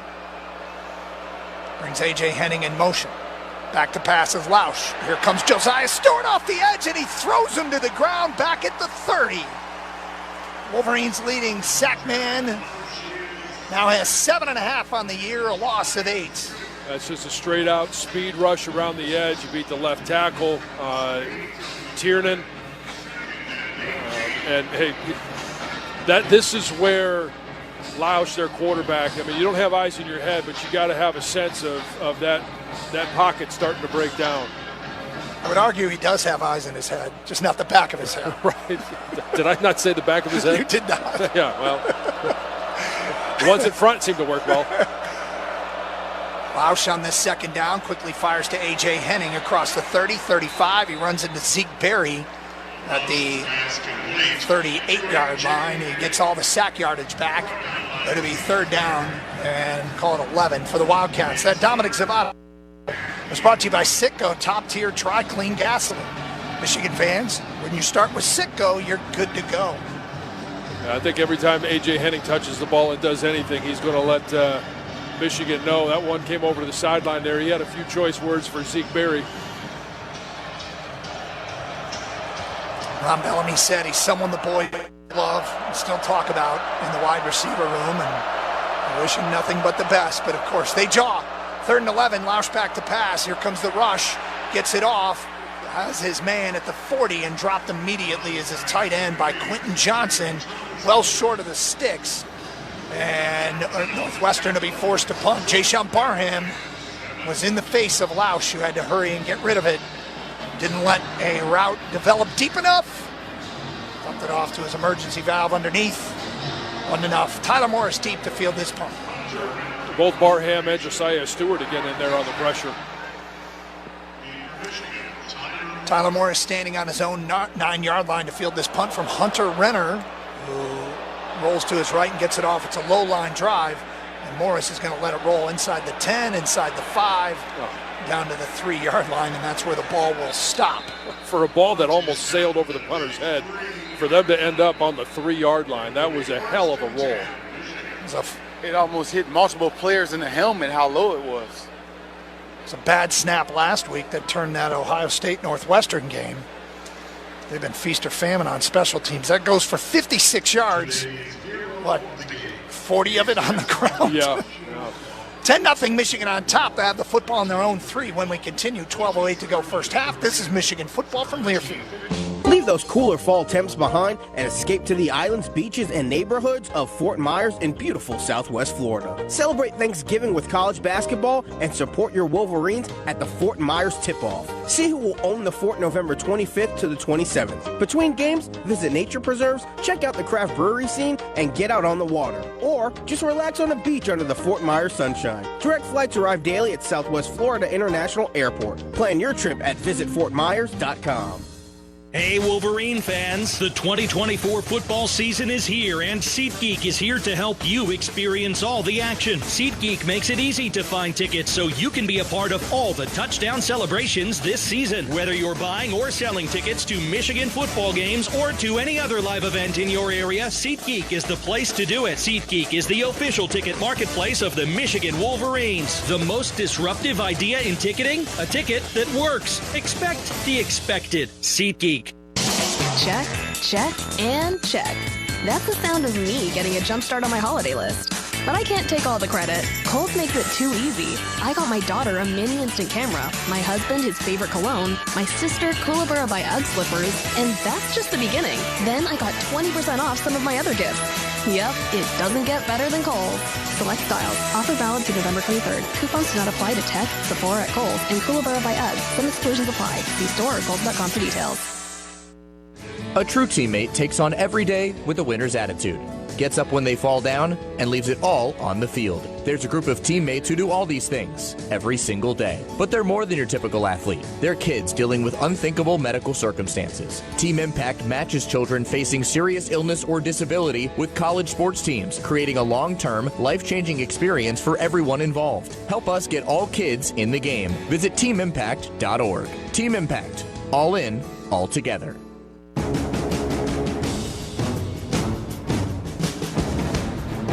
Carson, John Jansen, Jason Avant down on the field. 12:08 to go first half. Michigan on top of Northwestern 10-0. And the Wolverines looking at 97 yards of field as they will take over on their own 3-yard line. Their first possession, their own 47. Their second possession, Northwestern's 48. This possession, not quite as good in terms of field position, their own 3. No, you say this one creates an opportunity to add some yards. Ben Hall is in the backfield. He's off the right hip of Davis Warren, standing in his own end zone. Snap. Handoff, Ben Hall spins out of a tackle right at the point of attack. Gets nothing on first down. Evan Link got beat across his face. This is where you have to use some anticipation as an offensive lineman. You know that they're going to try and penetrate. If they give up a 6 or 7 yard run, it's the risk versus reward for them. The reward is, hey, if we're able to, I'm sorry, that was actually Marlon Klein that he beat across the face. But you've got to anticipate that they're going to move, try and create penetration inside the 5-yard line when you're backed up. Second down and 10. Davis Warren in a shotgun. Northwestern a 4-man front. Warren back to pass over the middle. He's got Tyler Morris at the 10, and he's dropped immediately there by Zach Uline. Gain of 8. Great job on the protection. There was absolutely no pressure. And just like they're going to try and create penetration in the run game, they want to try and get after the quarterback while he's in the end zone and try and make him make a bad decision. Nice to be able to find Tyler Morris. That's his 5th catch to this point today. Third down and 2 for Michigan. Benjamin Hall in the backfield. Davis Warren in a shotgun. They put Max Bredesen in motion. Turns back to pass. He's got Bredesen at the 10, 15, far sideline, 20, 25. First down, Wolverines. Knock Uline on the stop of Max Bredesen at the 26-yard line, breaking a tendency on 3rd and short. They go to the air and move the chains. Well, and they've used Max Bredesen how many times to kick out the edge and run the ball inside. They run the same motion. Now all of a sudden, hey, he just slips that block. And, I mean, what does he get thrown to twice a year? Nobody even respects that they're going to throw him the ball. It was a great call. 15 yards. First catch this year for Max Bredesen. First and 10 Michigan from the 26-yard line. Handoff running left is Benjamin Hall, and he's hit immediately and dropped. Not much room to run. No gain again for Ben Hall. Xander Mueller on the stop for the Wildcats. It's all about penetration. You've got to be able to understand what's happening up front. Sometimes the linebackers will tell you by their alignment. Sometimes you can just see the weight on the hand of the defensive lineman, but you got to anticipate when they're going to be moving around. Second down and 10 for Michigan. Davis Warren in a shotgun. Takes the snap, back to pass. Looking, he's going to get it to Hall out of the backfield, 25, and drop there. Had to make one man miss. Kenny Soares Jr. on the stop there, and actually it's going to go for a loss of about a yard. Well, we've seen it already today. This Northwestern team they're a very sound defense. They're really good at open field tackles. We've seen them do it with Donovan Edwards. We've seen them do it with Tyler Morris. And now Ben Hall in the open field. He's a tough guy to bring down one-on-one, and they were able to do it. He just limped off the field, and Kalel Mullins is in on this third down and 11 for the Michigan offense. They got to get it across the 36-yard line. Back to pass is Davis. Fires over the middle and sails it over the head of Colston Loveland. It's intercepted. 40, 30 down the far side. Northwestern is stepping out of bounds at the 21-yard line. Xander Mueller, too tall for Colston Loveland, and overthrows over the middle are always scary. And the Wildcats now have great field position, trailing 10-0 with 8:36 to go first half. Yeah, we hear from our defense all the time, tips and overthrows. You got to get those, and this one is just, it sails on them. And I think he thought Colston, reading the defense, was going to pull up in between the safeties. Colston kept running. It was a little bit far behind him, as well as high, and Northwestern was there to pick it off. Davis Warren's first interception since, I believe, the Minnesota game? Since week 3. Was it week 3? Arkansas State? Okay. And taking care of the football. But Northwestern's got it first and 10 from the Michigan 20-yard line. Lausch in a shotgun. Snap. Handoff. Running left is his running back inside the 15 down to the 10. It's going to be first and goal. Caleb Komalafe with a good run. It'll be first and goal from the 9. Amir Hall on the stop. Yeah, sudden change situations, especially when a team gets the ball in the red zone territory. Defense has to be ready to make a big stand, make a big stop. Northwestern going towards the south end zone has it first and goal from the 9. 8 minutes to go in the half. Michigan up 10-0. 2 receivers split wide right, 1 to the left. Shotgun. And Lausch is going to keep it on a QB keeper up the middle, and he'll get a yard before he is stopped by Mason Graham. Interesting call by Northwestern there. He's not a guy that they really run the read option with very much. Most of his yardage that he has in the rushing attack is just when the protection is broken down. He's extending plays and nowhere to go with the ball. I'm surprised that they would do that here inside the 10. Second down and goal from the 8, and Michigan's defense forced a field goal attempt. Northwestern breaks the huddle and goes 4 wide, 2 to either side. Michigan showing a 4-man front. Jason Barham creeping up there. Low snap. Lausch in trouble. Rolls out to his right. Tucks the football. He'll get chased to the sideline and step out near the 10-yard line.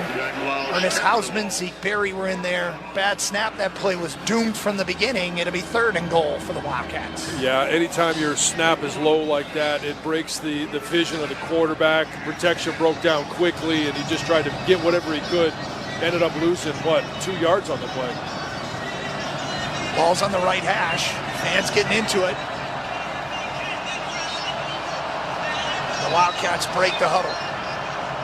Komalafe continues in the backfield for Northwestern. They split 4 receivers to the short side of the field. That's the right. Now they're going to shift one of them. That's Kurtz, their leading receiver, over to the left. Watch out for him. Back to pass is Lausch, looking to his right. Here comes the pass rush. Bails out of there, throws it, and out of the back of the end zone. Incomplete. He had to get rid of it. And Northwestern will be forced to try a field goal. Kenneth Grant was the man in Lausch's face. Kenneth Grant was getting there. Mason Graham, I'm surprised there wasn't a hold called on that. He was, that left guard had his hand all wrapped all the way around him, grabbing onto that front 55. It's going to bring in Luke Akers to attempt a field goal. Son of David Akers, the former Eagle kicker. Snap is good. Hold is good. The kick is up, and the kick is also good. And Luke Akers gets Northwestern on the board following the Michigan turnover with a short field goal. It's 10-3 here in Ann Arbor. 6:25 to go in the first half. Michigan gets the football back. When we continue, this is Michigan football from Learfield. You just slept on it funny. I think it's supposed to be that color. It's probably just something you ate. That'll clear right up with some aloe. Some chicken soup will have you back on your feet in no time. Not sure. But Mom will probably know. Don't rely on guesswork. For 85 years, Blue Cross has been providing Michiganders with access to the care and resources they need, and will be ready to help for the next 85 years. The excitement, the passion, the tradition. Players toward the end zone. Touchdown! Mario Manningham got it on the post, and Michigan will win. This is Michigan football from Learfield. Jim's Collision in Roscommon isn't just about repairs. They have a great selection of accessories so you can put your personal touches on your vehicle. WeatherTech floor mats to capture the elements, step bars for ease of entry, tonneau covers to protect what you haul, and wheel flares that will make your truck look just the way you want it. All this and more is waiting for you at Jim's Collision in Roscommon. Check them out at ChooseJims.com. That says it all, doesn't it? ChooseJims.com. Are you looking for great food and a great time in Gaylord? You can find it all at the new Mulligan's at the Bluffs, Gaylord's newest tavern with 7 incredible indoor golf simulators. But you don't have to be a golfer to enjoy Mulligan's at the Bluffs. We also have 2,500 square feet of outdoor dining with fun all around. Bocce ball, shuffleboard, cornhole, and an 18-hole mini golf course. So if you want to watch the game, have some incredible food and drink, or hit some balls at Pebble Beach, the all-new Mulligan's at the Bluffs is your destination. Located just east of Gaylord off M32.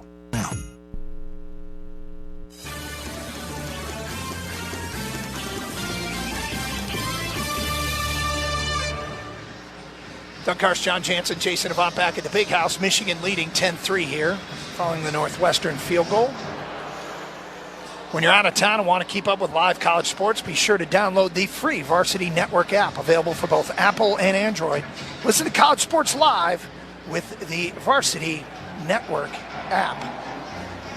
John, I always like to shout out people I know are listening on that app. Nancy and Ash Collins are listening from down in Texas. Oh, okay. I was asked, you know what? We have the best stadium staff anywhere in the Big Ten. They do such a great job getting people in and out of the stadium, making sure everybody stays safe. And, 8 home games is tough on them. Mm-hmm. And they've all, I think, scheduled vacations for the next couple of weeks. And they were all asking, how do we listen to the game?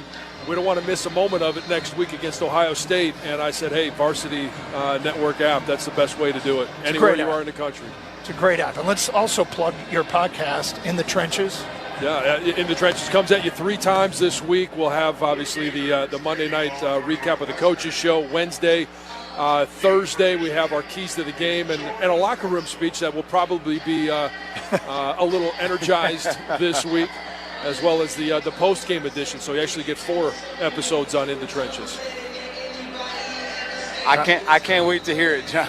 Oh, man. That locker room speech is going to be fired up, I'm sure. It always is for this one, and this one's going to be a unique one, that's for sure. Especially after Florida and Ole Miss, right? No, you know it. Jordan Marshall is standing on his own goal line, the freshman, and he will signal for a fair catch and make it 3 yards deep in the end zone, and Michigan will scrimmage from the 25-yard line with a 10-3 lead here on Senior Day in Ann Arbor.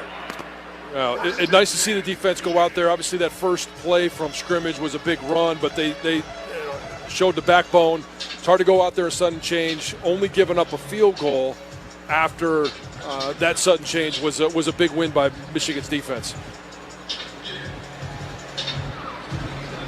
Davis Warren continues at quarterback with Donovan Edwards deep.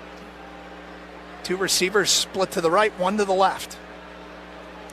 Tyler Morris goes in motion, and they'll hand it off to Edwards. He'll bounce it outside to the right, try and fend off 1 tackler, and cannot. And gets dropped now for a 2-yard loss back at the 23-yard line. Josh Fussell on the stop. Yeah, Northwestern's doing a nice job of attacking the edges. Their run support, their corners are playing right at the line of scrimmage.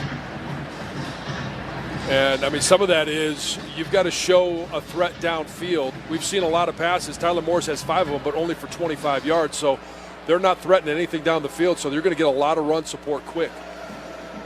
Davis Warren in a shotgun with Edwards in the backfield. Back to pass, going to fire it to Edwards out of the backfield. And again, the Cats are right there, and they'll drop Edwards for another loss, this time back to the 20-yard line. Damon Walters, Northwestern not fooled. No, and at some point, I know they went downfield to Colson Loveland, ended up being an interception. I would love to see whether it's Tyler Morris, Kendrick Bell. We talked about Goodwin being in the game. He's a guy that can get downfield, take a shot downfield just to try and loosen up this defense a little bit. 3rd down and 14 for the Michigan offense. 2 receivers to the left, 1 to the right. Davis Warren in a shotgun, takes the snap. Going to set up a screen. Kalel Mullings, 20, 25, 30, out close to the first down, but dropped a yard, maybe 2 shy of the first down at the 33-yard line. Well, that was a nice job of gaining a little extra time on that screen pass by Davis Warren, taking a couple extra steps back. It just linemen were on skates on that one, and you want to give up some penetration because you're trying to draw that defensive line in so you can dump it over the top of them, but you've got to at least have, you got to slow that defensive line down a little bit. 4th and 2.5, and Tommy Doman will punt to A.J. Henning, standing on his own 24-yard line. Clean snap to Doman, who gets off a good punt, will back Henning up, and he'll catch it on his own 19 to the left. He's got some room, 35, 40, and chased out of bounds by Doman out across the 45-yard line. Good return by A.J. Henning, as that ball will be marked at the 48-yard line of the Northwestern Wildcats.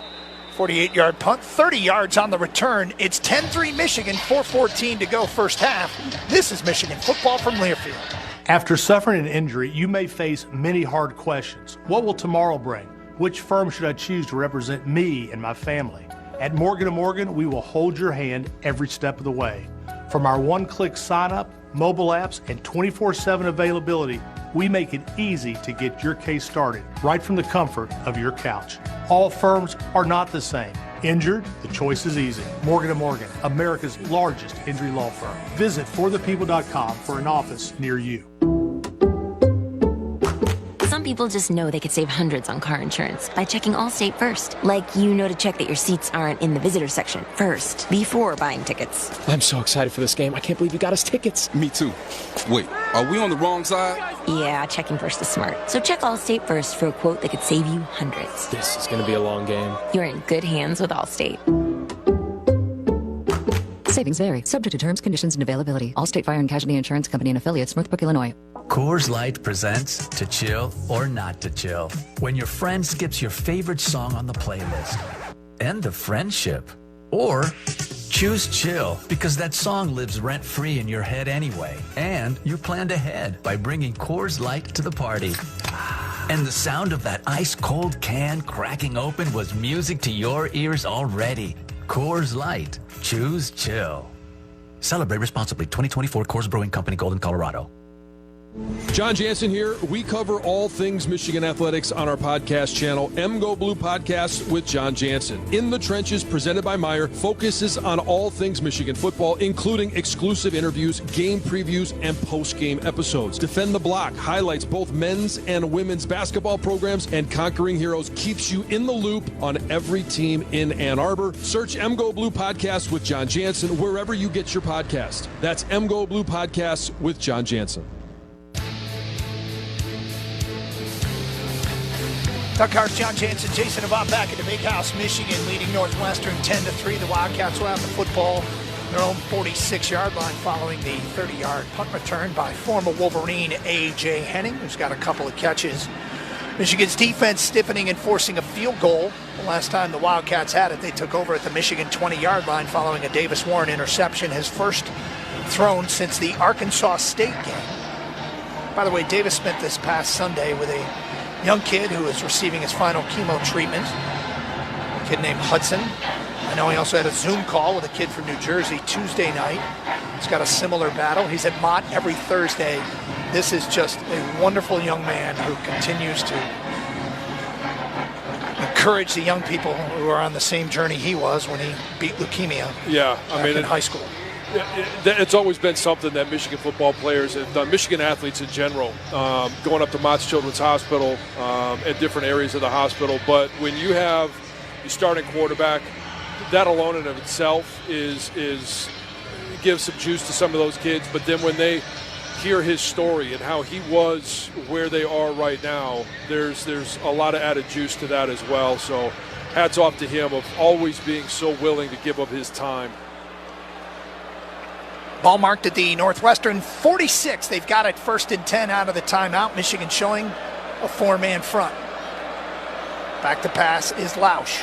Looking to his right. He's going to let one go deep. Take a shot downfield. Running out there is Kurtz. Goes to the ground. Did he catch it? Looks like he did. Wow, at the 15-yard line, he went to the ground. A couple Wolverines ran right past it, and The Wildcats are back in the Michigan red zone. Zeke Berry was that man in coverage down there. Nice adjustment by Kurt. Saw that ball was just a little bit underthrown and was able to stop. Nobody looked back to see where the ball was. And, I mean, Michigan, they owned the line of scrimmage in that first quarter. Second quarter has been a completely different story. 39 yards on the catch to Kurtz. 1st and 10 Northwestern from the Michigan 15-yard line. Porter running right, runs into Kenneth Grant. Gets a yard, maybe 2, before he is dropped. Also Ernest Hausman in on the stop.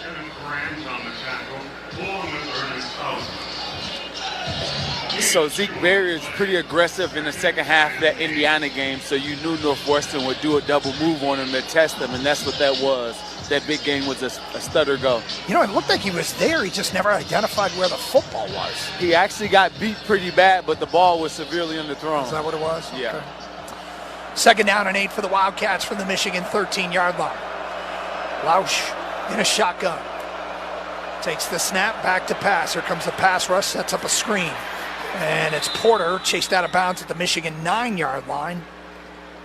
Looked like it was in danger of going to the house, but Wolverines recovered quickly. Give him 5 yards. It'll be 3rd down and 3 for the Wildcats from the Michigan 8. It was Ernest Hausman that caught him, and the tough part for him was Northwestern, little quick screen pass. They had blockers out front. He had to come underneath those blockers and ended up catching them from behind. Big play here with 2:19 to go. The clock running here first half. Northwestern looks like they're going to let it tick down and take a timeout right before the 2-minute timeout. Try to leave Michigan with the least amount of time possible after this possession. And Coach Braun does use a timeout with 2:05 to go. Team timeout. Northwestern. It's their second timeout. And of course, we have the 2-minute timeout, 5 seconds away. It's 10-3 Michigan on top of Northwestern, but the Wildcats knocking on the door. Last time they were down here, Michigan's defense forced a field goal. It's a big 3rd down play. Yeah, it's a huge 3rd down play. If they can, obviously Northwestern wants to see if they can go in tied at half. If they get a touchdown, they'll tie it up. And not a lot of momentum for Michigan's offense. So this is a big 3rd down for this Michigan defense. In case you're wondering, Northwestern so far in this game, 1 of 5 on 3rd down. They are the worst team in the Big Ten, converting just 30.6% of their 3rd down attempts. Now, we can't give up a cheap one to them because our guys are too far off in coverage. We at least have to come up to the line of scrimmage and challenge them there. Well, with the ball this deep in Michigan territory, they're not likely to get beat very deep. No, Michigan's going with the big boys up front again. Mason Graham, Kenneth Grant, and Ray Sean Benning. Porter's the deep back. Pistol formation with Lausch on this critical 3rd and 3. Lausch is going to fire far side, looking into the end zone, and it hits the back of Zeke Berry, incomplete. He was looking for Kurtz out there, and Zeke Berry, the man in coverage, as Lausch underthrows him, and we'll see Luke Akers again try a field goal to cut into this Michigan lead with 2:01 to go in the first half. Yeah, Zeke Berry was racing to catch up, and as he did, the ball hit him right in the back. He turned at the last moment, didn't see the ball, but was able to obviously get in the way. Good job by Lausch being so late, prevented a touchdown right there. He was late with that ball. Snap is good, hold is good, the kick is up, and it is also good. From Luke Akers, his 2nd field goal. And Michigan's lead is now 10-6 with 1:57 to go. It's the 2-minute timeout here in Ann Arbor. Wolverines will get the football back when we continue. This is Michigan football from Learfield. From the biggest of the big games to the littlest of the little. There you go. Go! Run, James! No. First base! Go, go, go! Whenever you shop Meijer, you help support hundreds of local sports teams across the Midwest. From some of the biggest stadiums in the state to the familiar fields down the street. You're helping make a difference to the people and places you call home. Learn more at Meijer.com/community. The excitement, the passion, the tradition. Haskins scores untouched from the 4-yard line. This is Michigan football from Learfield. A Gaylord Family Dentistry has been providing Northern Michigan families with personal pain-free dental care since 1992. The staff at Gaylord Family Dentistry are aware that some people don't love going to the dentist. They make sure your visit is a calm and easy experience. Working with most insurance plans, they specialize in everything from cleaning to implants, root canals, cosmetic dentistry, and dental emergencies. Located in Gaylord and Sheboygan, visit GaylordFamilyDentistry.com and discover dentists making a difference. At Jim's Collision in Roscommon, they understand that most times they aren't seeing you on a good day. But their goal is to make sure that bad day ends better with quality repairs, friendly service, and affordable prices. Jim's Collision works with all major insurance companies, gives free estimates, and gets you back on the road with loaner vehicles with collision repairs. Jim's Collision cares about your family because they are family owned. Gain peace of mind with Jim's lifetime warranty. Check them out at ChooseJims.com. That's ChooseJims.com.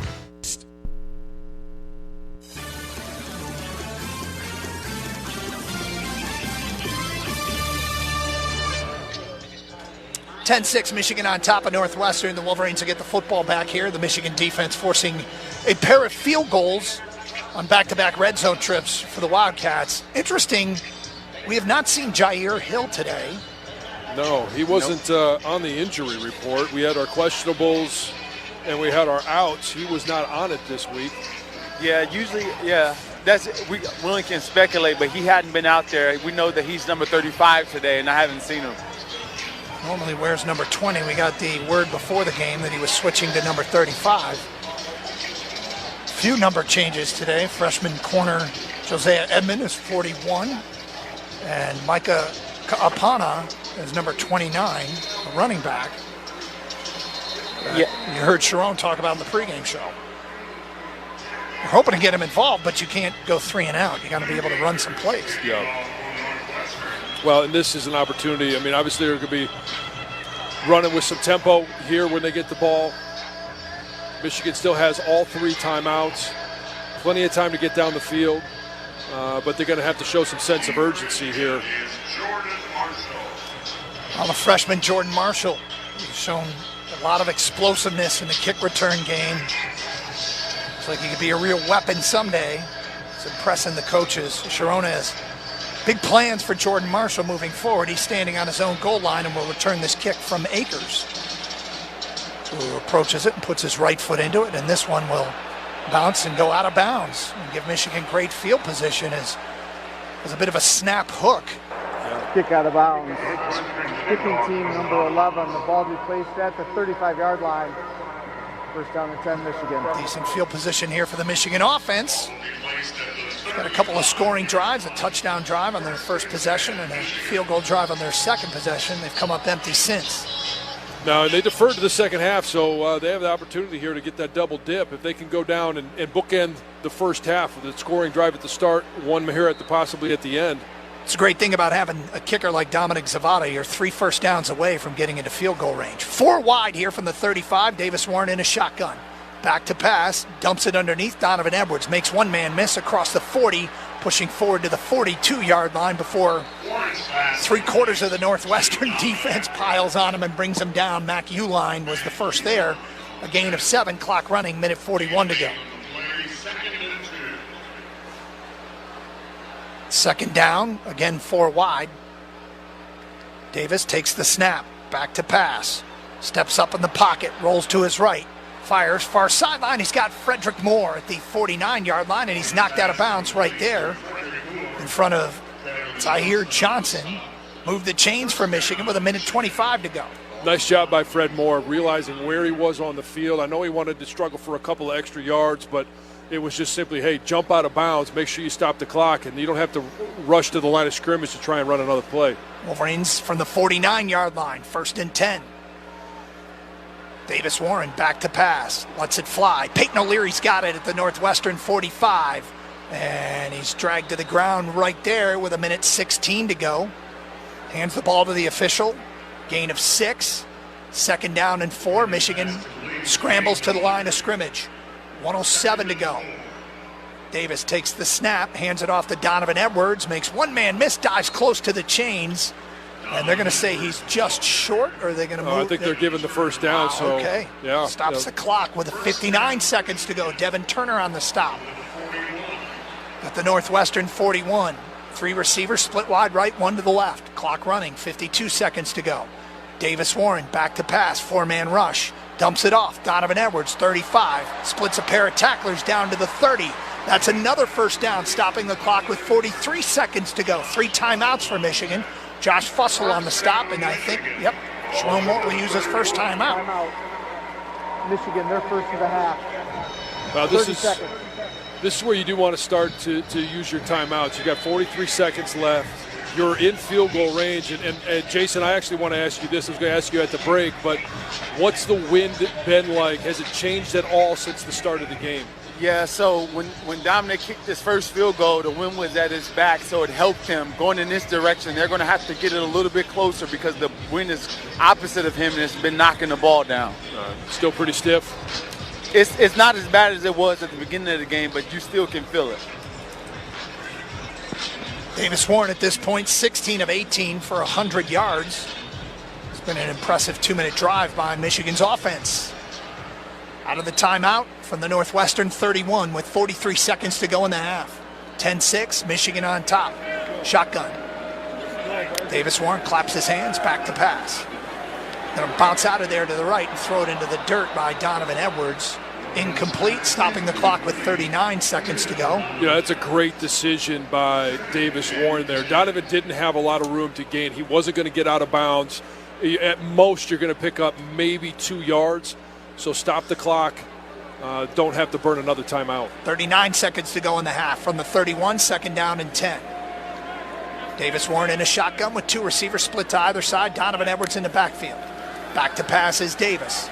Fires over the middle, incomplete, looking for Colston Loveland at the 20-yard line. Devin Turner in coverage.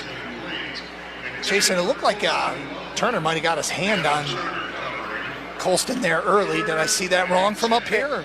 It was a bang-bang play. It was kind of maybe a second before, but it wasn't that much. Fair enough. 3rd and 10 for Michigan. 35 seconds to go in the half. They got to get the ball across the Northwestern 21-yard line. 3 receivers split wide right.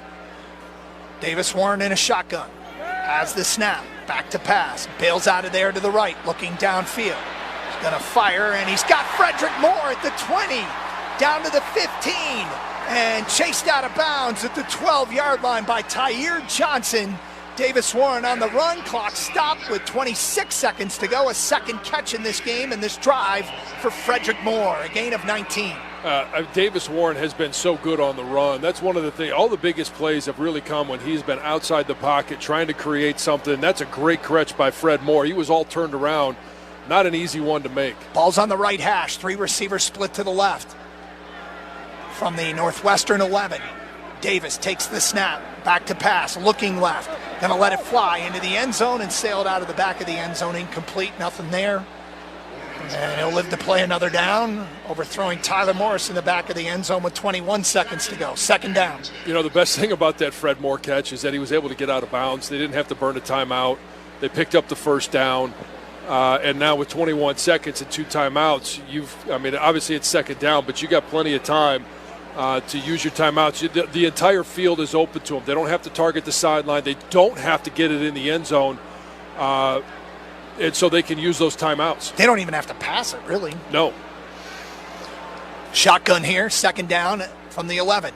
Back to pass is Davis Warren. Here comes the rush. Going to fire, and he's got Colston Loveland at the 7. Makes one-man miss to the 5. Driving to the 3-yard line with 12 seconds to go, and Sharon will use a timeout at 11. It'll be 3rd down from the 3-yard line. Good hard running after catch by Colston Loveland.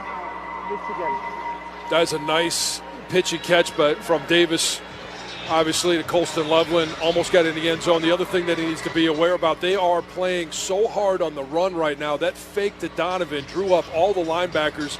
Once they noticed he didn't have it, they completely ignored him, and he was standing all alone in the right flat. A little dump off might have scored a touchdown on that one, so he's got to make sure that he keeps his eyes on the full length of the field. You remember that toss we had earlier to Dono? Yeah. I think that will be a good time now. Get those big boys out in front. That was a 3rd down and 2. They picked up 9 yards on it. You can get Evan Link and Giovanni Al-Hadi out front. You got the wide side of the field because they're on the left hash. They could get those big boys out in space and see if they can knock down some of them little fellas. Michigan does have a timeout. 12 seconds left. It's 3rd and 2 from the Northwestern 3. So they can also get a first down here. But you're going to run out of clock. You don't have a ton of plays here. Bunch formation to the right. Now they'll shift Tyler Morris from right to left. Kalel Mullings in the backfield. 3rd and 2. Davis Warren in a shotgun.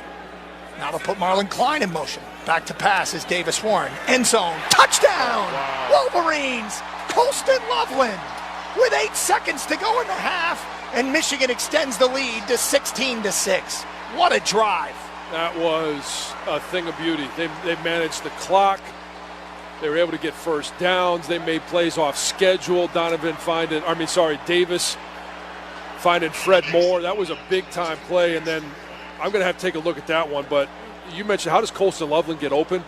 There was nobody around Colston Loveland on that touchdown. That touchdown ties the Michigan single-season record for a tight end. Boy, he's having a year. Zavada on for the extra point. Snap is good. Hold is good. The kick is up and good. And Michigan, who will get the football to start the second half, goes 65 yards in 11 plays in 1 minute and 49 seconds and scores on the 3-yard touchdown catch by Colston Loveland from Davis Warren. That Wolverine touchdown is brought to you by your Southeast Michigan Ford dealers. Think Ford first. Wow, what a drive. That was beautiful. They got the ball with, just under 2 minutes coming out of that 2-minute timeout, giving up that field goal. It's a heck of a lot of a difference of momentum going into halftime. Being only up 10-6, you put that drive together, you go up 17-6, and they get the ball coming out of halftime, so they get that chance to double dip and maybe go up another score. Yeah, it was aided by the Akers out of bounds, the penalty, so they got the ball on the 35. But check this out. They checked it down most of that drive to Donovan, and Donovan has made plays with the ball in his hand. It's something that's been unutilized the entire year. Tommy Doma will kick off with 8 seconds to go in the half, and Michigan leading 17-6. Hyman is deep for the Wildcats. This one will come down inside the 5, and it's returnable. He'll bring it out. 10, 15, and he's wrangled to the ground right there at the 17-yard line with 4 seconds to go in the first half. Let's pause 10 seconds for station identification. This is Michigan football from Learfield. WGRY, a division of Blarney Stone Broadcasting, 101.1 FM, Roscommon. With 4 seconds to go from their own 17-yard line, as Lausch takes the snap and takes a knee, and we'll go to the halftime locker room with Michigan on top, 17-6. Boy, this game has changed. Northwestern clawed back into it, but what a turn of events. Michigan utilizing Donovan Edwards in the pass game, as Jason just pointed out, but also both catches to Frederick Moore are plays that were extended by Davis Warren, making things happen with his feet when the pocket broke down. Well, how about the response by the defense? You get an interception, and then they only give up a field goal. You get a big punt return, and then they drive down inside the 5-yard line, and you only come away with 3 points. It's disheartening for Northwestern. And then the response of being able to go down underneath the 2-minute timeout, put a drive together, and I mean that's one of the best drives that we've seen all season long.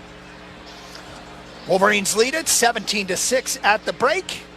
Plenty to do at halftime, including analysis from our Jack Miller. Brian Bush will check in as well. We'll have halftime comments from Sharon Moore as he addresses his team up in the Michigan locker room. Wolverines lead it by 11 here at the Intermission in Ann Arbor on Senior Day 2024. You're listening to Michigan football from Learfield. Hi, I'm Rick Germain. Football season is here, and like the national champs, we have unbeatable deals at Germain Lexus of Ann Arbor. Whether you're tailgating or heading to the stadium, Lexus of Ann Arbor has the perfect vehicle for every fan. Germain Lexus of Ann Arbor is all about performance, precision, and excellence, just like the Wolverines. Whether you're looking for a new or pre-owned vehicle, our winning team can help you drive like a champion. Stop by Germain Lexus of Ann Arbor, proud partner of Michigan Athletics, or get started today at lexusofannarbor.com. Today's broadcast is brought to you by Barbasol Shaving Cream. Barbasol delivers a thick lather and a close, comfortable shave for half the price of gels. Why pay more for a great shave? Choose Barbasol. This is the Michigan Sports Network from Learfield. Are you living with joint pain or discomfort? Hi, I'm Dr. Dubiel with Munson Orthopedic Institute. Our team of world-class orthopedic surgeons specialize in hips, knees, shoulders, and sports medicine injuries, helping you get back on your feet. At Munson Orthopedic Institute, we're committed to pain relief, to more movement, to strong bones. And to you. Ready to get started? Request your consultation at munsonhealthcare.org/MOI. It's been a wild ride this year, and no better reason to plan a celebratory holiday party. Now there's two outstanding options in downtown Gaylord, the Alley at Crave and Alpine Tavern and Eatery. If you're looking for business, family, or social gatherings, Crave and Alpine have the right atmosphere, with outstanding food and beverages to make any event festive. They can also help with catering, Alpine Tavern and Eatery, and the Alley at Crave, two perfect locations for holiday gatherings. Two perfect locations for up-north flavor. Truer North.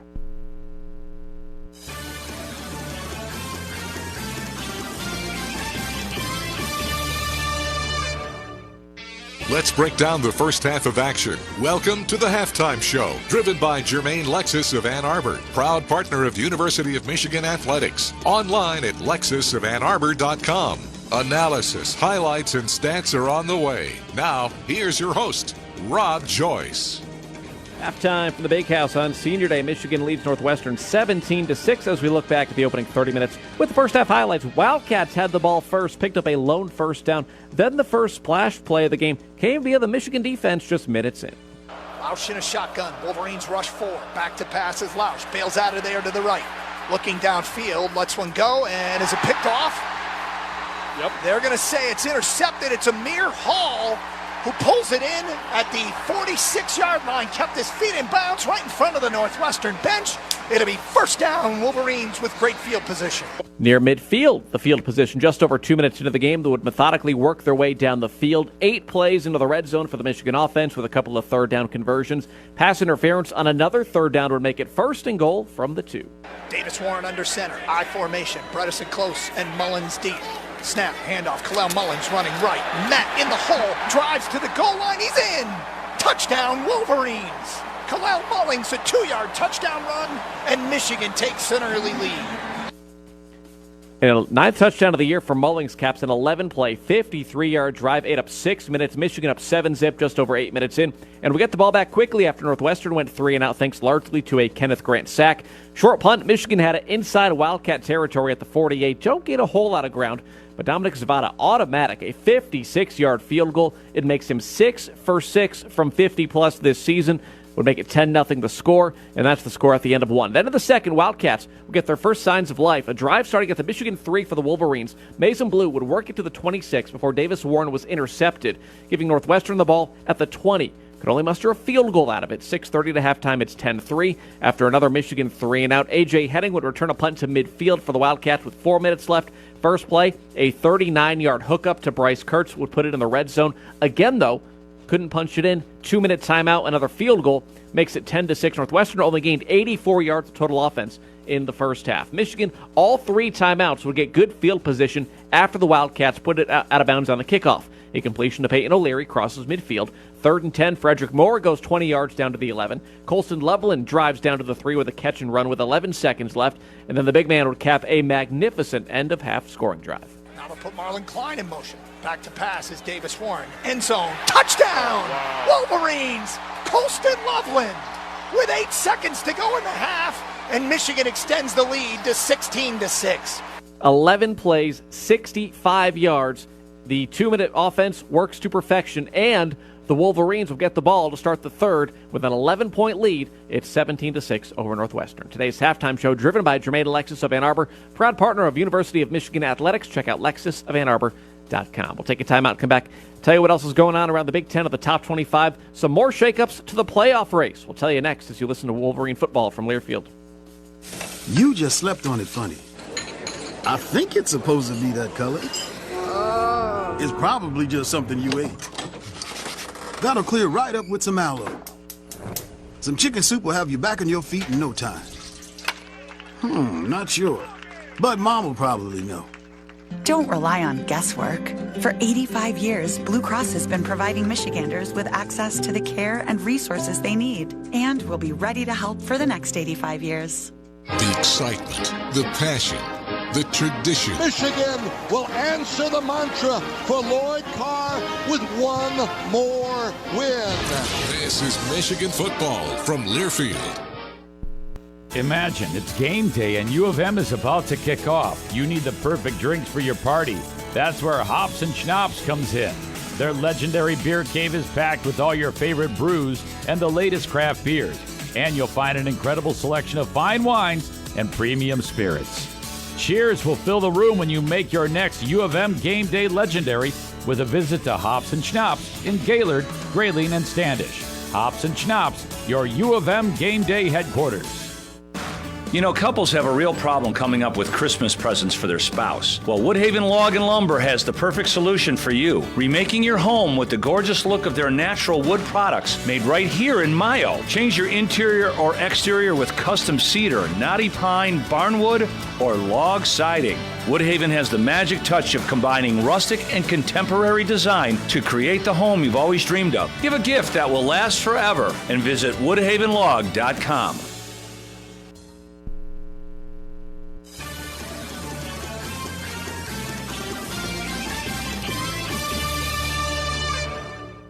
This copyrighted broadcast is an exclusive presentation of Learfield under the broadcasting rights granted by the University of Michigan. Reuse of this presentation is prohibited without the expressed written consent of the University of Michigan and Learfield. Announcers are provided by Learfield and approved by the University of Michigan. Michigan leads Northwestern 17-6 at the half as we take another check at the out-of-town scoreboard. Pair of other games going on right now in the Big Ten. We'll start in Minneapolis. 19 seconds to go in the first half. Penn State an extra point away from tying Minnesota. It is 17-16 Gophers. We'll assume Nittany Lions make the extra point, so tied at 17 as the two are about to head into halftime. The other game is at halftime. Nebraska leads Wisconsin 24-10 in a game in which both teams enter at 5-5. Huskers stole a field goal towards the end of the first half. It was a 14-10 Husker lead, went on a 10-play drive, scored a touchdown with under 30 seconds left. Badgers fumbled on the first play of the ensuing drive with mere seconds left in the half, and then that allowed the Huskers to tack on three more. So a 2-touchdown lead for Nebraska heading into halftime. Finals from earlier. The big one in Columbus, Ohio State all over Indiana in the top 5 tilt, 38-15. Hoosiers scored the game's opening touchdown. Next 31 points belong to the Buckeyes, for the Hoosiers added another one in garbage time. Ohio State, for that matter, also added one inside of a few seconds left in regulation. Game well underway. They tacked on an extra 7 for good measure. Finish of the day came in Piscataway. Number 25 Illinois was down by 5 at Rutgers, facing 4th and 13 from the 40 with under 15 seconds left. A 40-yard touchdown to Pat Bryant with 4 ticks left would give the Illini the lead. Then Illinois would tack on a safety as Rutgers just tried desperation on the final play. So 38-31 the Illini win, and then Iowa with a comfortable 29-13 victory over Maryland. One game still to come. 10:30 tonight from the Rose Bowl rivalry matchup, UCLA and USC. Teams have alternated wins in the series 4 straight years, all wins by the road teams. That's the day in the Big Ten. Time now to look nationally at the top 25. It's brought to you by Pioneer State Mutual Insurance. A couple of games going on right now with playoff implications. Number 3 Texas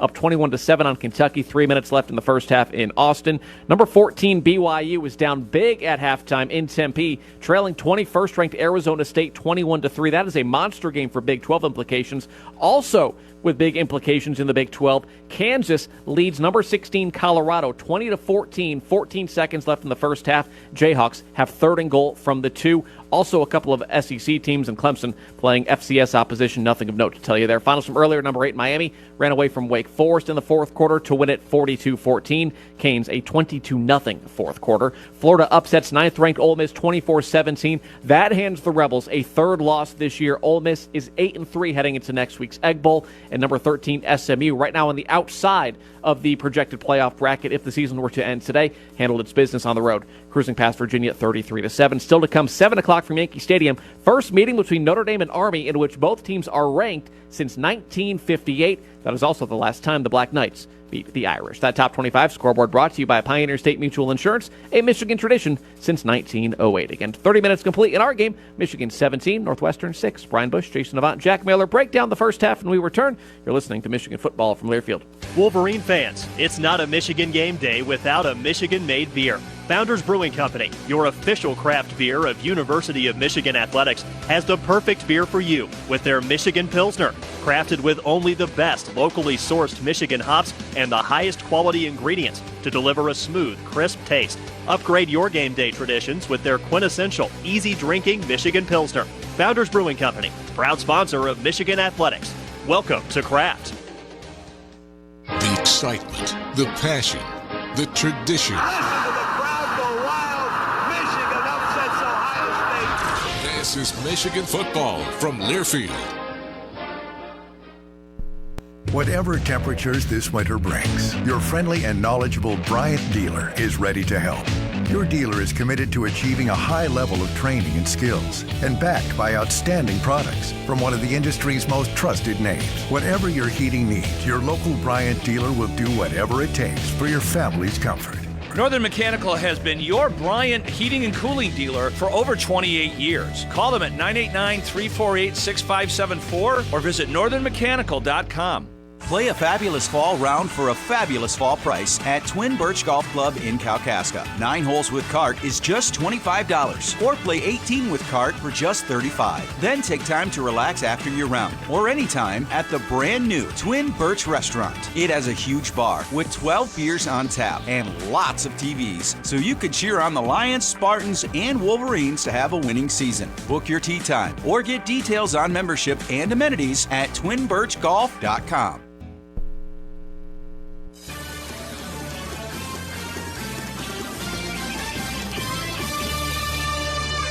17-6, Michigan in front of Northwestern here on the halftime show, which is driven by Jermaine Lexus of Ann Arbor, proud partner of University of Michigan Athletics, lexusofannarbor.com. Brian Bush and Jack Miller high atop Michigan Stadium. Jason Avant is with us down on the field.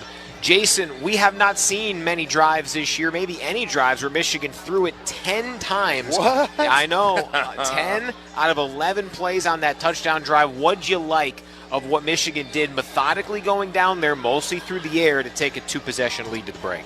Well, I love the fact that Davis was able to take what the defense was giving them, and it basically checks down to Donovan, and I don't know for the life of me what Northwestern was doing, but Donovan was making people miss, and then he made a play with his legs to Fred Moore, and then the touchdown pass to Colson Loveland. I don't know how that guy is that open, but I love it, and I'll take it time and time again. Well, Jason, you said it there, just taking what the defense gave him. And it was nice to see there were a couple plays there, at least one I know, that he threw the ball away, right? And we talked about that a lot this season so far, is if you don't have to make the play, just don't make a negative play. And they were able to do that on that drive. They were smart, they were efficient. When it wasn't there, took the check down, threw it away a couple times, did what they had to do to march down the field. They looked really efficient right there.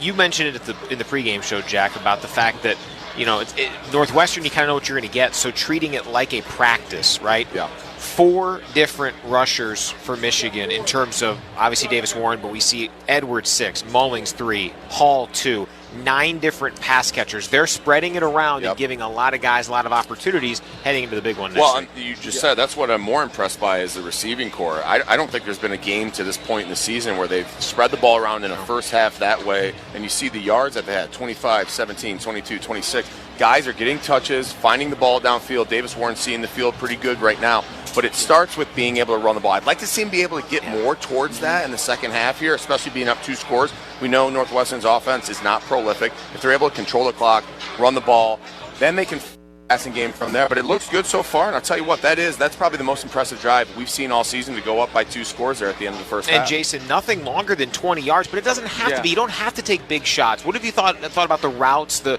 ways that Michigan has been able to have that success receiver-wise? Well, one of the reasons they're able to have the success is because Northwestern plays a very vanilla defense. They don't disguise much. You know what you're going to get, so it makes the quarterback more confident, and it also makes the receivers more decisive in their routes. So those guys were able to pick apart some of the zone defenses that they were able to see, and that's what you do. You just methodically move the ball and don't make mistakes.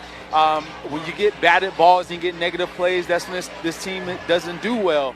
But I tell you this, is that Michigan was able to have good field position because of the defense and also the special teams, and they've been able to capitalize on that. Well, Jason, I'll tell you this. We talked about it in the pregame. Defense and Colson Loveland. Yeah. We both were right. That's right. Yeah.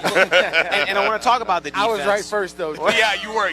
Brian gave you the first shot at it, but we both were thinking the same thing, and we were right. Fine, Jack. I'll give you the first word on the defense. What's impressed you most? What will Jason maybe agree with? Well, I think the defensive line's playing well. At times, they've been able to create some havoc. I think they're playing really well in the back end. We've talked about the secondary getting better as the season's gone on. They continue to find ways to play better. They're correcting the mistakes that you see the game before. I'm really impressed how they're playing in the back end.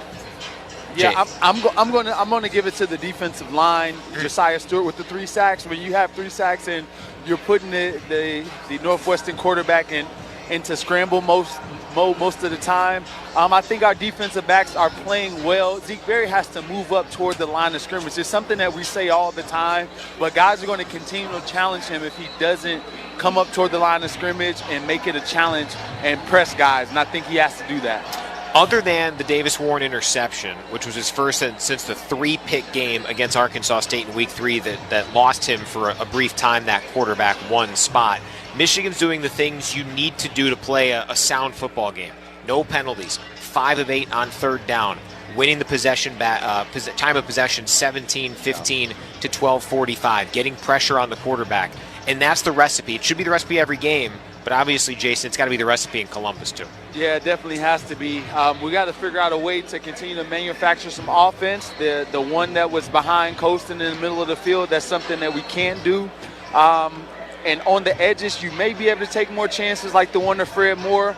Yeah. But at the same time, this is the recipe right here. Just ball-controlled offense and being able to run the ball, we need to do a little bit more of that. Yeah, and just playing smart, right? If it's not there, don't make a bad play, right? There's been good plays in there. There's been okay plays in there. They haven't had bad plays, save for that interception. That's the key for this team right now. We are where we are. Just don't let something get into the opponent's hands to help them out. Just play efficient football, make plays when you can, and if they're not there, don't make them, and you can find a way to still win the game. 17-6 Michigan at the half, leading Northwestern. That was the halftime show driven by Jermaine Alexis of Ann Arbor. Stay tuned. Doug Karsh, John Jansen, and Jason Avant bring you the second half next as you listen to Wolverines football from Learfield. U of M football at the Big House is brought to you in part by AbsoPure, the official bottled water of Michigan athletics. Stay hydrated all season long in the stands or on the go with AbsoPure all-natural spring water. Find AbsoPure in retailers across Michigan or have water delivered direct to your home or office with their convenient delivery service. Hydrate like a Wolverine with AbsoPure, the official bottled water of Michigan athletics. Visit absopure.com/go blue or call 800-4-ABSOPURE to learn more. Hail to the victors. This is Wolverines football from Learfield. You know, couples have a real problem coming up with Christmas presents for their spouse. Well, Woodhaven Log and Lumber has the perfect solution for you. Remaking your home with the gorgeous look of their natural wood products made right here in Mayo. Change your interior or exterior with custom cedar, knotty pine, barnwood, or log siding. Woodhaven has the magic touch of combining rustic and contemporary design to create the home you've always dreamed of. Give a gift that will last forever and visit woodhavenlog.com. You find yourself stranded. Where am I? That stinks, but one call to Roscommon Auto Recyclers will have you back on the road in no time at all. 24-hour towing service, a large inventory of high-quality used parts for many makes and models, ASC certified mechanics, affordable prices, and a friendly, helpful staff. Wow! That's one call that fixes it all. Find our number online at roscommonautorecyclers.com. Don't wait. Program our number into your phone now, so when you need us, we'll be there. Roscommon Auto Recyclers. We do it all.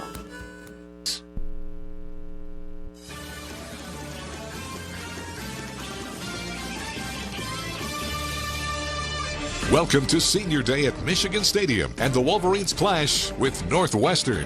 Today's broadcast is presented by DTE. Participate in energy efficiency programs and rebates, including savings on energy-efficient products and rebates, appliance and lighting upgrades, and more. Learn more at dteenergy.com/saveenergy. Once again, here are the voices of Michigan football, Doug Karsch and John Jansen. Two teams are back on the field here in Ann Arbor as night has fallen. Lights are on here at the Big House. Michigan leading Northwestern 17-6. Welcome back. Brought to you by Founders Brewing Company. In the locker room, Sharon Moore, the head coach of the Wolverines, addressing the team. And Jason Avant, what did he have to say to them? For the offense, need to get the run game going, more production. He likes the passing game production. Davis making good decisions beside the one bad throw. Want to start the third quarter off really fast. Defense stiffen up front, be gap conscious. We can't let them run the ball, make plays on the ball. We need to do a better job, and we have to win some of those 50-50 balls. And then lastly to the team, 30 minutes left in this stadium for this year, so let's play our best half of football. That welcome brought to you by Founders Brewing Company. It's not a Michigan game day without a Michigan-made beer. Founders Brewing Company, proud sponsor of Michigan Athletics. Welcome to Kraft. Well, John Jansen, 9 different Michigan receivers caught the football in that first half. Davis Warren, 19 of 24 for 131 yards. Talking with Kirk Campbell this week, he mentioned he's got more snaps this year than he had his entire high school career. Yeah, I mean, we've seen him grow throughout the course of the season. I know if he wanted that, if he could get that one back, he'd love it, that interception, but he's been really good in the first half. Jordan Marshall will field the second half kickoff in the north end zone in front of the student section with a fair catch. And the ball will come out to the 25-yard line, and that's where Michigan will take over in this first possession of the second half, scoring with just 8 seconds to go in the first half on that touchdown pass to Colston Loveland to extend their lead. Michigan hoping to get the double dip here to start the second half. Davis Warren in a shotgun will have Kalel Mullings in the backfield. Ball's on the right hash with 3 receivers split wide left. Northwestern shows a 5-man front. Snap, handoff, Kalel Mullings up the middle. He's got some room across the 25. Drags a tackler out across the 35.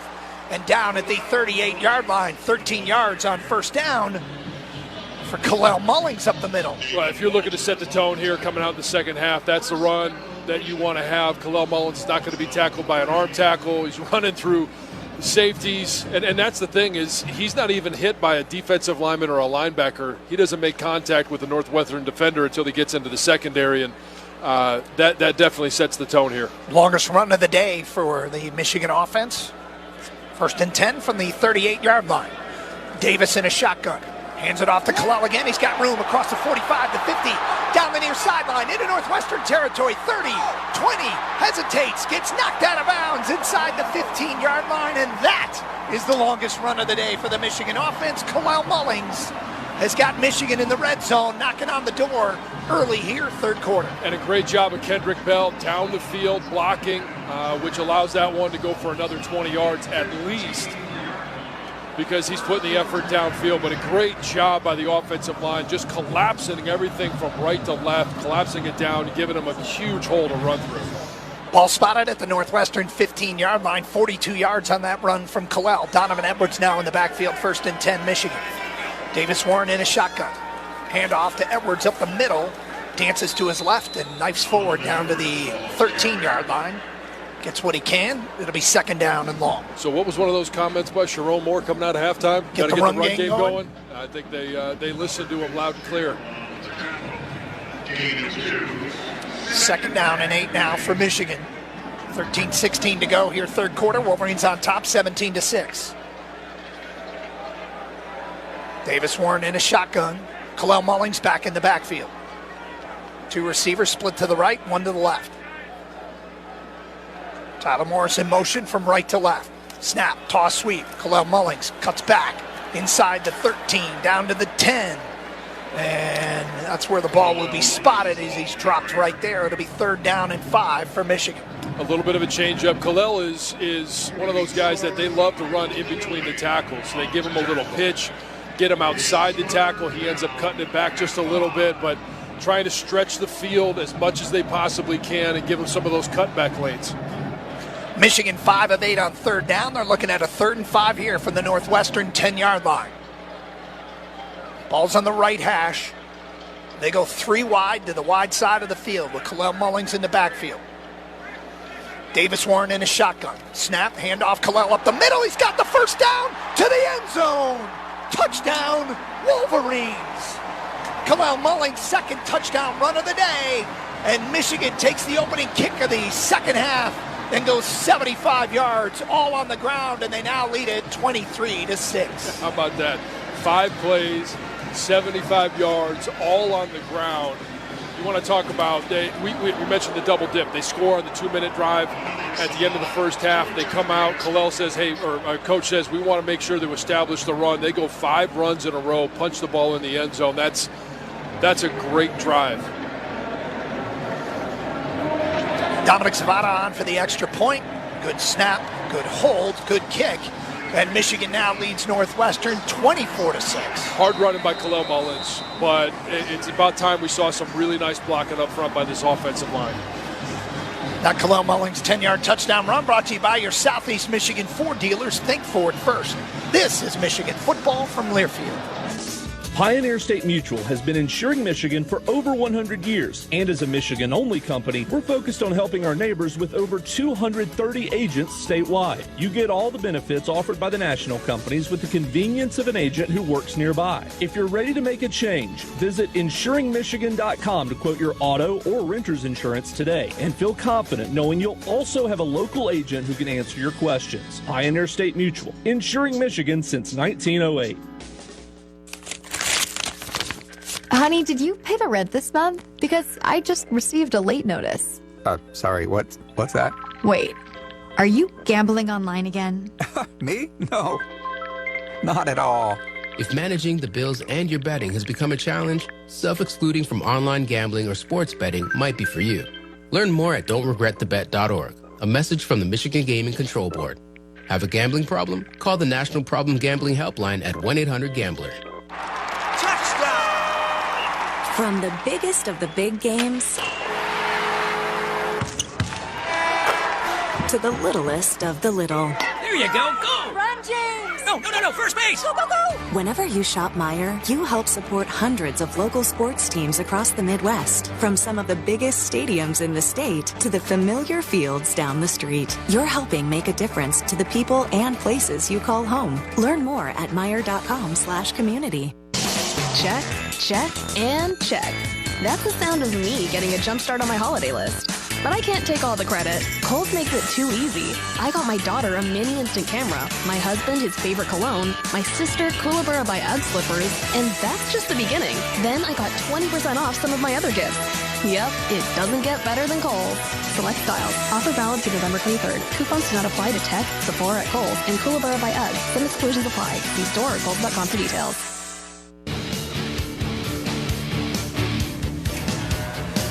Doug Karsch, John Jansen back in the big house. Jason Avant down on the field. Michigan leading 24-6 here on Senior Day in Ann Arbor. And Jason, we have an injury update on an important Wolverine. Yeah, we don't know what the injury is, but Colston Loveland didn't come back out of the tunnel, so we're trying to get an update on that. And I was told that he won't be out the second half. Well, we certainly hope he is okay. Yeah. The Wolverines have to finish this game, and if they do and win it, they got a big one next week. Yep. They're going to meet him down in Columbus. Hopefully it's strictly precautionary. No kidding. Dominic Zavada will kick off here. Joseph Hyman and Jake Arthurs are deep, and Hyman will let this one sail deep into the end zone for a touchback. So, Northwestern will take over on the 25-yard line with Michigan on top, 24-6. Well, Doug, what'd you think about that drive? How does it start the second half? I got to tell you, between the end of the first half, the 2-minute drive, and then that drive, those two very impressive drives for this Michigan offense, which has struggled this year. Yeah, and how about the 2-minute drive that was almost exclusively passing, and then this one to start the second half was all on the ground. Northwestern with it from the 25-yard line. Lausch in a shotgun. He's got Porter in the backfield. Snap, back to pass. Lausch over the middle. It's dropped. At the 30-yard line, he was looking for his tight end, Marshall Lang. He couldn't hang on to it. It'll be second down. He got crunched by Quentin Johnson and Ernest Hausman. Might as well catch it anyway. Yeah, you might as well. And having all three big boys in the middle there, they were using Josiah Stewart as a drop linebacker. He had the other tight end in the flat, and just showing off all of the different skill sets that he has brought to this Michigan defense. 2nd down and 10 for the Wildcats. Michigan showing a 4-man front. Lausch in a shotgun. Has the snap, back to pass, delivers over the middle, and a diving catch at the 31-yard line as A.J. Henning, gain of 6. It'll set up a 3rd down. Yeah, it was Wesley Walker on the coverage there, and they brought Makari Page off the edge, trying to create more one-on-one matchups up front by bringing 5 guys. And Makari, we've seen him before being able to get home on some of those blitzes. Nice job of covering it up by Wesley Walker. 3rd down, call it 3 now for Northwestern. The Michigan defense trying to get off the field. Northwestern with a bunch formation, 3 receivers split wide to the left. 4 receivers out there now. Back to pass is Lausch. Here comes the rush. He's in trouble, and down he goes. Back at the 20-yard line. Josiah Stewart leading the way for the Michigan defense. A loss of 12. And Michigan's defense banks another 3 and outs. And just another way of trying to create one-on-one matchups. We've talked about bringing Makari Page, using those 3 big guys inside. This time they added Jay-Shaw Barham into the rush. And this is an offensive line that just can't block these guys one-on-one. Tyler Morris standing on his own 28-yard line to field this punt from Renner. Puts his right foot into it. Morris will approach it and catch it at the 36. Running to the near side, to the 45, to the 50, into Northwestern territory, and he's spun to the ground right in front of the Michigan bench at the Northwestern 45-yard line. And that's where Michigan will take over, leading this one 24-6 here in Ann Arbor. This is Michigan football from Learfield. Champion Circle is the preeminent name, image, and likeness collective supporting University of Michigan student athletes. Help Champion Circle empower Wolverine student athletes through NIL by joining the Everybody In for Michigan campaign. Our goal is to reach over 100,000 Michigan fans to help ensure that Michigan remains at the forefront of college athletics. For more on the Everybody In for Michigan campaign, head to championscircleufm.com. Champions Circle, proud partner of University of Michigan athletics. The excitement, the passion, the tradition. Deep in the end zone, touchdown, Desmond Howard. What a catch and what a call. This is Michigan football from Learfield. Gaylord Family Dentistry has been providing Northern Michigan families with personal pain-free dental care since 1992. The staff at Gaylord Family Dentistry are aware that some people don't love going to the dentist. They make sure your visit is a calm and easy experience. Working with most insurance plans, they specialize in everything from cleaning to implants, root canals, cosmetic dentistry, and dental emergencies. Located in Gaylord and Sheboygan, visit GaylordFamilyDentistry.com and discover dentists making a difference. No, not talking about Santa and his 8 tiny reindeer. It's the family. Yep, you need to take a trip to McLean's Ace Hardware in Grayling. You're going to need extra tables, chairs, and cleaning supplies. Your crazy brother-in-law always boasts about his outdoor Christmas lights, so you're going to need to up your game and add more lights. And your Christmas list just got longer. Thank goodness there's a place that has it all. McLean's Ace Hardware. Get in, get out, get on with your holiday.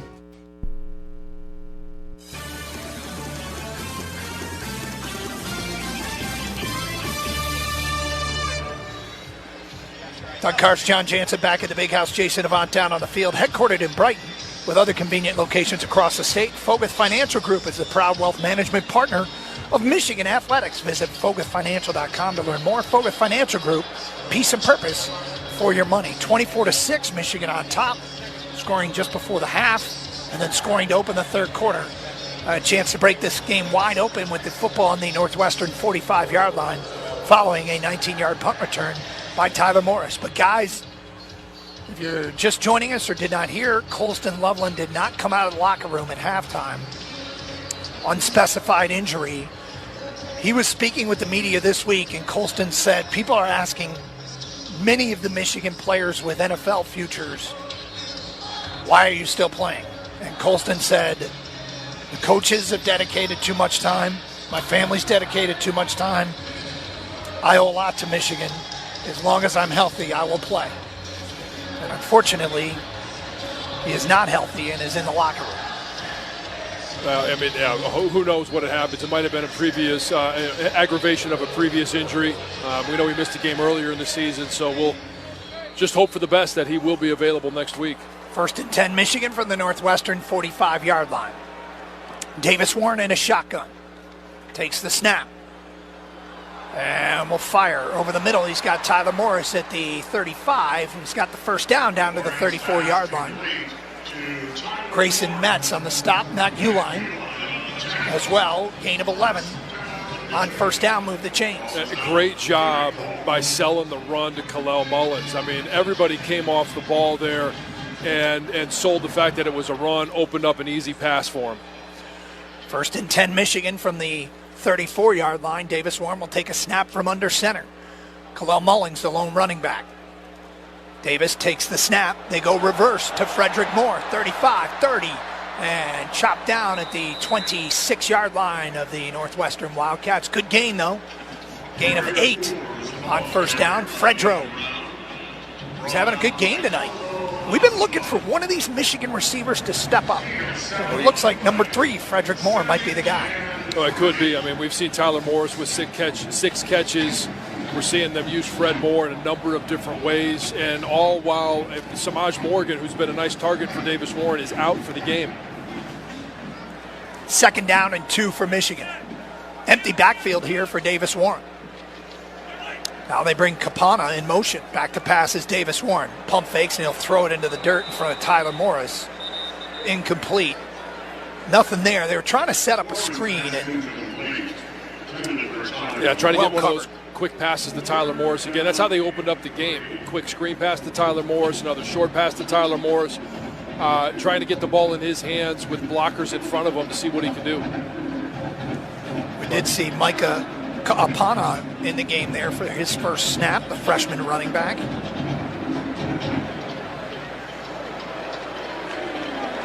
But this is 3rd down and 3 for the Michigan offense. Kalel Mullins in the backfield next to Davis Warren in a shotgun. Now Mullins shifts from right to left. We'll hand it off to Kalel. Up the middle, first down across the 25 down to the 23-yard line. Move the chains again as Kalel Mullins, this senior, coming alive here in the second half. Well, the way they're using Max Bredesen, whether it's motion or just bringing him across the formation to get set, he got set as a wingback on that one, and for whatever reason, Northwestern is having a hard time adjusting to where he lines up, and they ended up running right behind him for the first down. 8 carries and 83 yards for Kalel at this point. He'll continue in the backfield, 1st and 10 from the Northwestern 23-yard line. Davis Warren in a shotgun, takes the snap. Back to pass. Looking, wants to take a shot now. He'll check it down underneath to Kalel, who will step out of bounds right in front of the Michigan bench at the 18-yard line. Well, I like Davis keeping his eyes downfield. Did a nice job trying to find somebody downfield. Peyton O'Leary was downfield. Tyler Morris downfield. Nothing there. And he knew we had the easy outlet to Kalel Mullins. So all of a sudden, hey, just pop it out there, pick up a few yards. Positive yardage on first down. Davis admitted that was one of the toughest parts about making the adjustment to playing, is getting used to letting the big play go and just taking what the defense gave him. But he's gotten better at it. Takes the snap on 2nd and 5. Handoff to Kalel Mullins up the middle, and he gets stacked up at the line of scrimmage. No gain on 2nd down. Yeah, every once in a while up front, you're going to have a stalemate. Josh Preeb got stalemated there, and that's right where Kalel wanted to go. Once he stopped his feet, it was hard to try and find a path around him, and ended up no gain. Mac Uline on the stop for the Wildcats. Michigan goes no huddle on this 3rd down and 5. They got to get the ball across the Northwestern 13-yard line. Davis Warren in a shotgun. Claps his hands now. They'll look to the sideline to get the play call. Northwestern showing a 4-man front. Peyton O'Leary wide left along with Tyler Morris and Marlon Klein, who now goes in motion.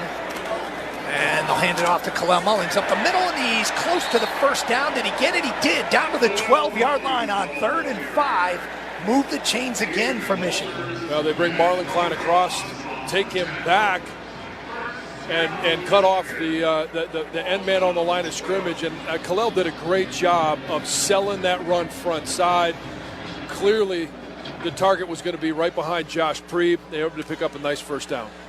6:50 to go, third quarter. Michigan on top, 24-6. First and 10 for the Northwestern 12.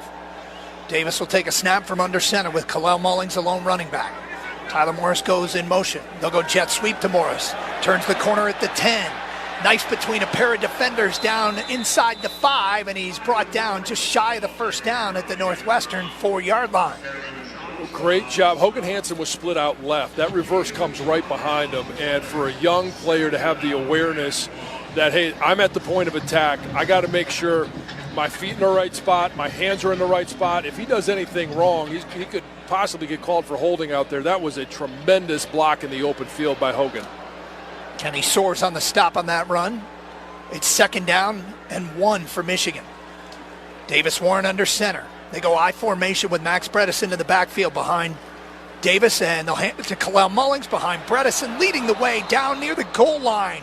And dropped just shy of the goal line is Kalel Mullings. I love watching Max Bredesen play football. They line him up old school power I formation. He leads the path for Kalel Mullings, and whoever he made contact with, he just enveloped him and pushed him 5 yards into the end zone. And before the whistle blow, it discarded him. He's a fun football player to watch. Wolverines 1 yard away, first and goal. Again, I formation, and your guy Max Bredesen is in front of Kalel Mullings. Davis Warren under center, handoff, Kalel running left into the end zone. Touchdown, Wolverines. And Michigan extends the lead to 30-6 here in Ann Arbor. They just said, hey, Max, show us the way to the end zone. He puts his face mask right in the chest of a Northwestern defender and escorts Kalel Mullings right into the end zone. That was beautiful. Kalel Mullings' third touchdown run of the game, and that is Michigan's third straight drive that has resulted in a touchdown. It's been fun to watch this offense over the past, 10 minutes of game time. Dominic Zavada on for the extra point. Good hold from Tommy Doman. The kick is up, and the kick is good. 10 plays, 45 yards, over 5 minutes and 30 seconds. And with that extra point by Zavada, Michigan leads 31-6. That 1 yard Kalel Mullings touchdown run brought to you by your Southeast Michigan Ford dealers. Think Ford first. This is Michigan football from Learfield. Some people just know they could save hundreds on car insurance by checking Allstate first. Like you know to check the propane tank on your grill first before hosting a tailgate. Let's fire up. Here, let me try. Seriously? You didn't check the propane? Who wants chips? Yeah, checking first is smart. So check Allstate first for a quote that could save you hundreds. Salt and vinegar? You're in good hands with Allstate. Savings vary, subject to terms, conditions, and availability. Allstate Fire and Casualty Insurance Company and Affiliates, Northbrook, Illinois. If your day sounds like... We need the report ASAP. You deserve Modelo. If you've persevered through... You deserve this rich golden lager with a crisp but refreshing taste. Or if you overcame... 2 more rings, 2 more. You deserve this ice-cold reward. Modelo. Remarkable fighter. Drink responsibly. Beer imported by Crown Port Chicago, Illinois. Hey, Michigan, let's go big. I'm Herman Moore, Lions All-Pro wide receiver, and I'm talking real big-time winning on the hottest slots and table games on one incredible app, Eagle Casino and Sports. Sign up now and get up to $1,500. That's right. We'll match your deposit for up to $1,500, and you'll get 100 free spins. Eagle Casino and Sports. Made in Michigan, made for Michigan. Must be 21 or older and in Michigan to play. It takes hard work to be the best in the game. Planning, commitment, resilience, sweat. That's why Old Dominion Freight Line, the #1 national LTL carrier for quality, works hard to be the best in the game and is proud to support those striving to be the best in theirs. Old Dominion Freight Line, exclusive freight partner of Michigan Athletics, helping the world keep promises. Today's broadcast is presented by DTE. Participate in energy efficiency programs and rebates, including savings on energy-efficient products and rebates, appliance and lighting upgrades, and more. Learn more at DTEenergy.com/save energy. It's the game before, the game. Welcome back to the Wolverines home matchup with Northwestern. 3 straight touchdown drives for Michigan. That's the first time this year they have done that. The 31-6 lead is matching Michigan's biggest lead of the season. The Wolverines also led Arkansas State by 25 points. Remember last season, Michigan won 9 games by more than 25 points. Yep. No one gets you closer to the game than SiriusXM Big Ten Radio. Tune in for news, talk, and analysis from the offseason through the regular season and into the postseason. We've got your team covered anywhere you go. Get a free trial at SiriusXM.com/Big Ten Radio 2024. Let's go down to the field. Jason Avant with another injury update. Yeah, our starting left tackle, Miles Hinton, has went into the tent. He's out now, but he went in the last, I believe, 2 plays of that drive. Okay, well, already playing in the second half without Colston Loveland. Miles Hinton, we'll see if he returns for the Michigan offense and now leads it 31-6 to the Wolverines. This kick will be fielded by Hyman on the 1-yard line up the middle, and he's hit as he gets to the 15. Gets what he can out to the 21, and he is dropped there. And that's where Northwestern will take over with a 25-point deficit for the Wildcats. Yeah, this is where the defense can really start to pin their ears back, get after the quarterback, put as much pressure on him as possible, and possibly get a couple more turnovers. 12 carries, 92 yards now for Khalil Mullings. Meanwhile, Davis Warren, 21 of 27, 147 yards, 1 touchdown, and 1 interception. Lausch in a shotgun for the Wildcats. Claps his hands, takes the snap, will hand it off to Hyman, running right. He's got nothing, absolutely buried in the backfield for a loss. Rayshon Penny. Wow. He's so quick off the ball. And when you put him on movement, all he does is come inside the right guard and splits the guard and center and is in the backfield. Penetration will kill an offense. We've been talking about that on the wrong side for a lot this year, but Rayshon Penny there with the penetration. 3-yard loss, 2nd and 13 for Lausch in the Northwestern offense. 2 receivers split to either side. He'll take the snap, back to pass. Step up in the pocket. He's in trouble, and down he goes again. This time it's TJ Guy, who had 2 sacks at Indiana 2 weeks ago. Gets another one here in this game. Now with 5.5 sacks on the season. He's really rounded into form here late in this year. Yeah, and when we started the season off, they basically said, hey, Derek Moore, Josiah Stewart, TJ Guy, all 3 of them are starters. They only start 2 of them, but they really felt like TJ Guy had done enough this offseason and was showing enough that he should be one of those guys that's talked about as a starter. It's Michigan's 5th sack of the game, tied for a season high. 3rd down and 17 for the Cats. Firing over the middle is Lausch, and he's got his man at the 34-yard line, out across the 35. They move the chains on a pass to Bryce Kurtz. Wow. He's been their big play receiver today. He had that long one down Michigan sideline in the first half. And now this one, this is where Michigan has struggled a little bit. They've been good on 3rd and short, 3rd and medium, but it's those 3rd and longs that have really been a thorn in their side. Gets 18 yards on 3rd and 17. Good throw from Lausch. He's got 4 wide again. Takes the snap. He's going to roll out to his left and deliver it, and it's caught by A.J. Henning, and he is dropped immediately. Who was that down there? That was Amir Hall. Amir Hall almost picked that ball off. He read that one. He was being blocked while he made the tackle and almost jumped the route Will Johnson style. Well, yeah, I was going to say we saw that one earlier in the year with Will Johnson, but that's what you've got to do on some of those wide receiver screens. You got to find a way to beat that initial block, and if you can, it's big plays to be had. Northwestern's run 4 plays this possession. 3 of them have been for negative yardage, but the big 18-yard reception moved the chains. 2nd down and 13 for Northwestern. Lausch back to pass. Here comes TJ Guy off the edge, hits him as he throws, and he delivers to A.J. Henning, who reels it in, but he's out of bounds near midfield. Incomplete. Zeke Berry in coverage out there. Yeah, boy, Lausch got hit hard as he delivered that ball. It's amazing that ball even made it that far. 3rd down and 13 for Northwestern. Michigan's defense playing without Will Johnson today. We have not seen Jair Hill, who is not on the injury report. No, but what we've seen this defense do is trying to create one-on-one matchups, putting tackles on island, guards, centers, trying to make sure that, hey, this defense, they're good at rushing the passer. Who's going to win that matchup? 31-6, Michigan on top. 3rd and 13, Lausch back to pass. Delivers over the middle. He's got his tight end near the chains, and he falls forward for the first down. It's Marshall Lang, and another 3rd and long, like you just mentioned, and Northwestern moves the chains. 3rd and 17, 3rd and 13.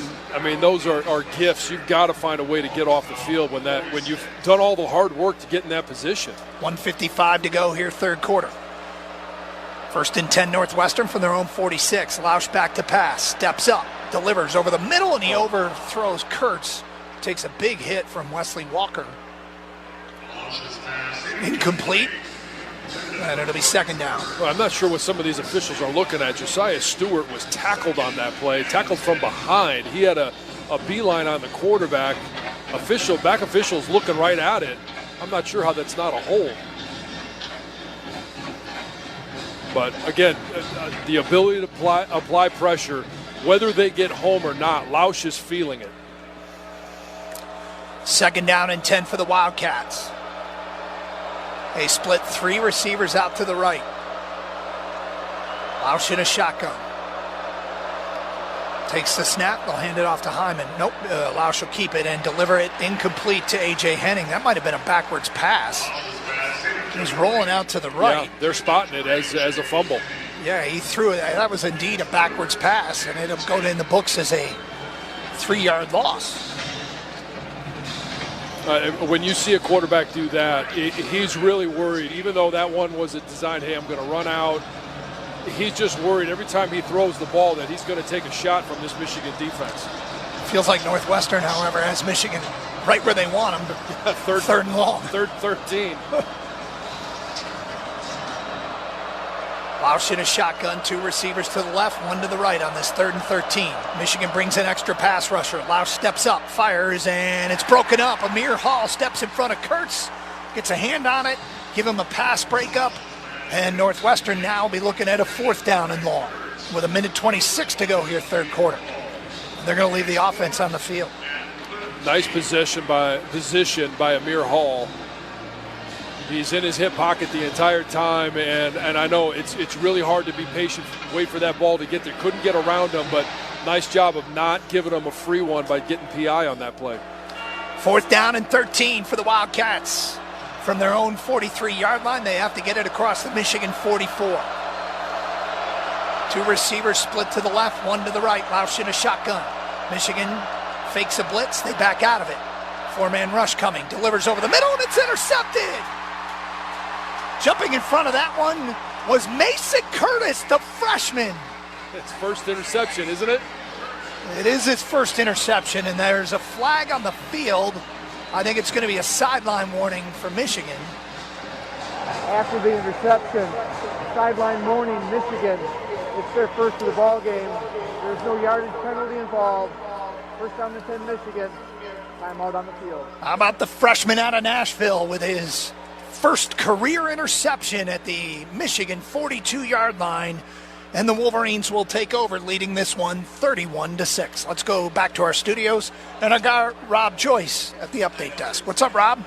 Hey, Doug's Big Ten Scoreboard Updates brought to you by Absopure Water. Hydrate like a Wolverine with Absopure, the official bottled water of Michigan Athletics. 2 other games going on right now in the Big Ten. 1 to watch in Minneapolis.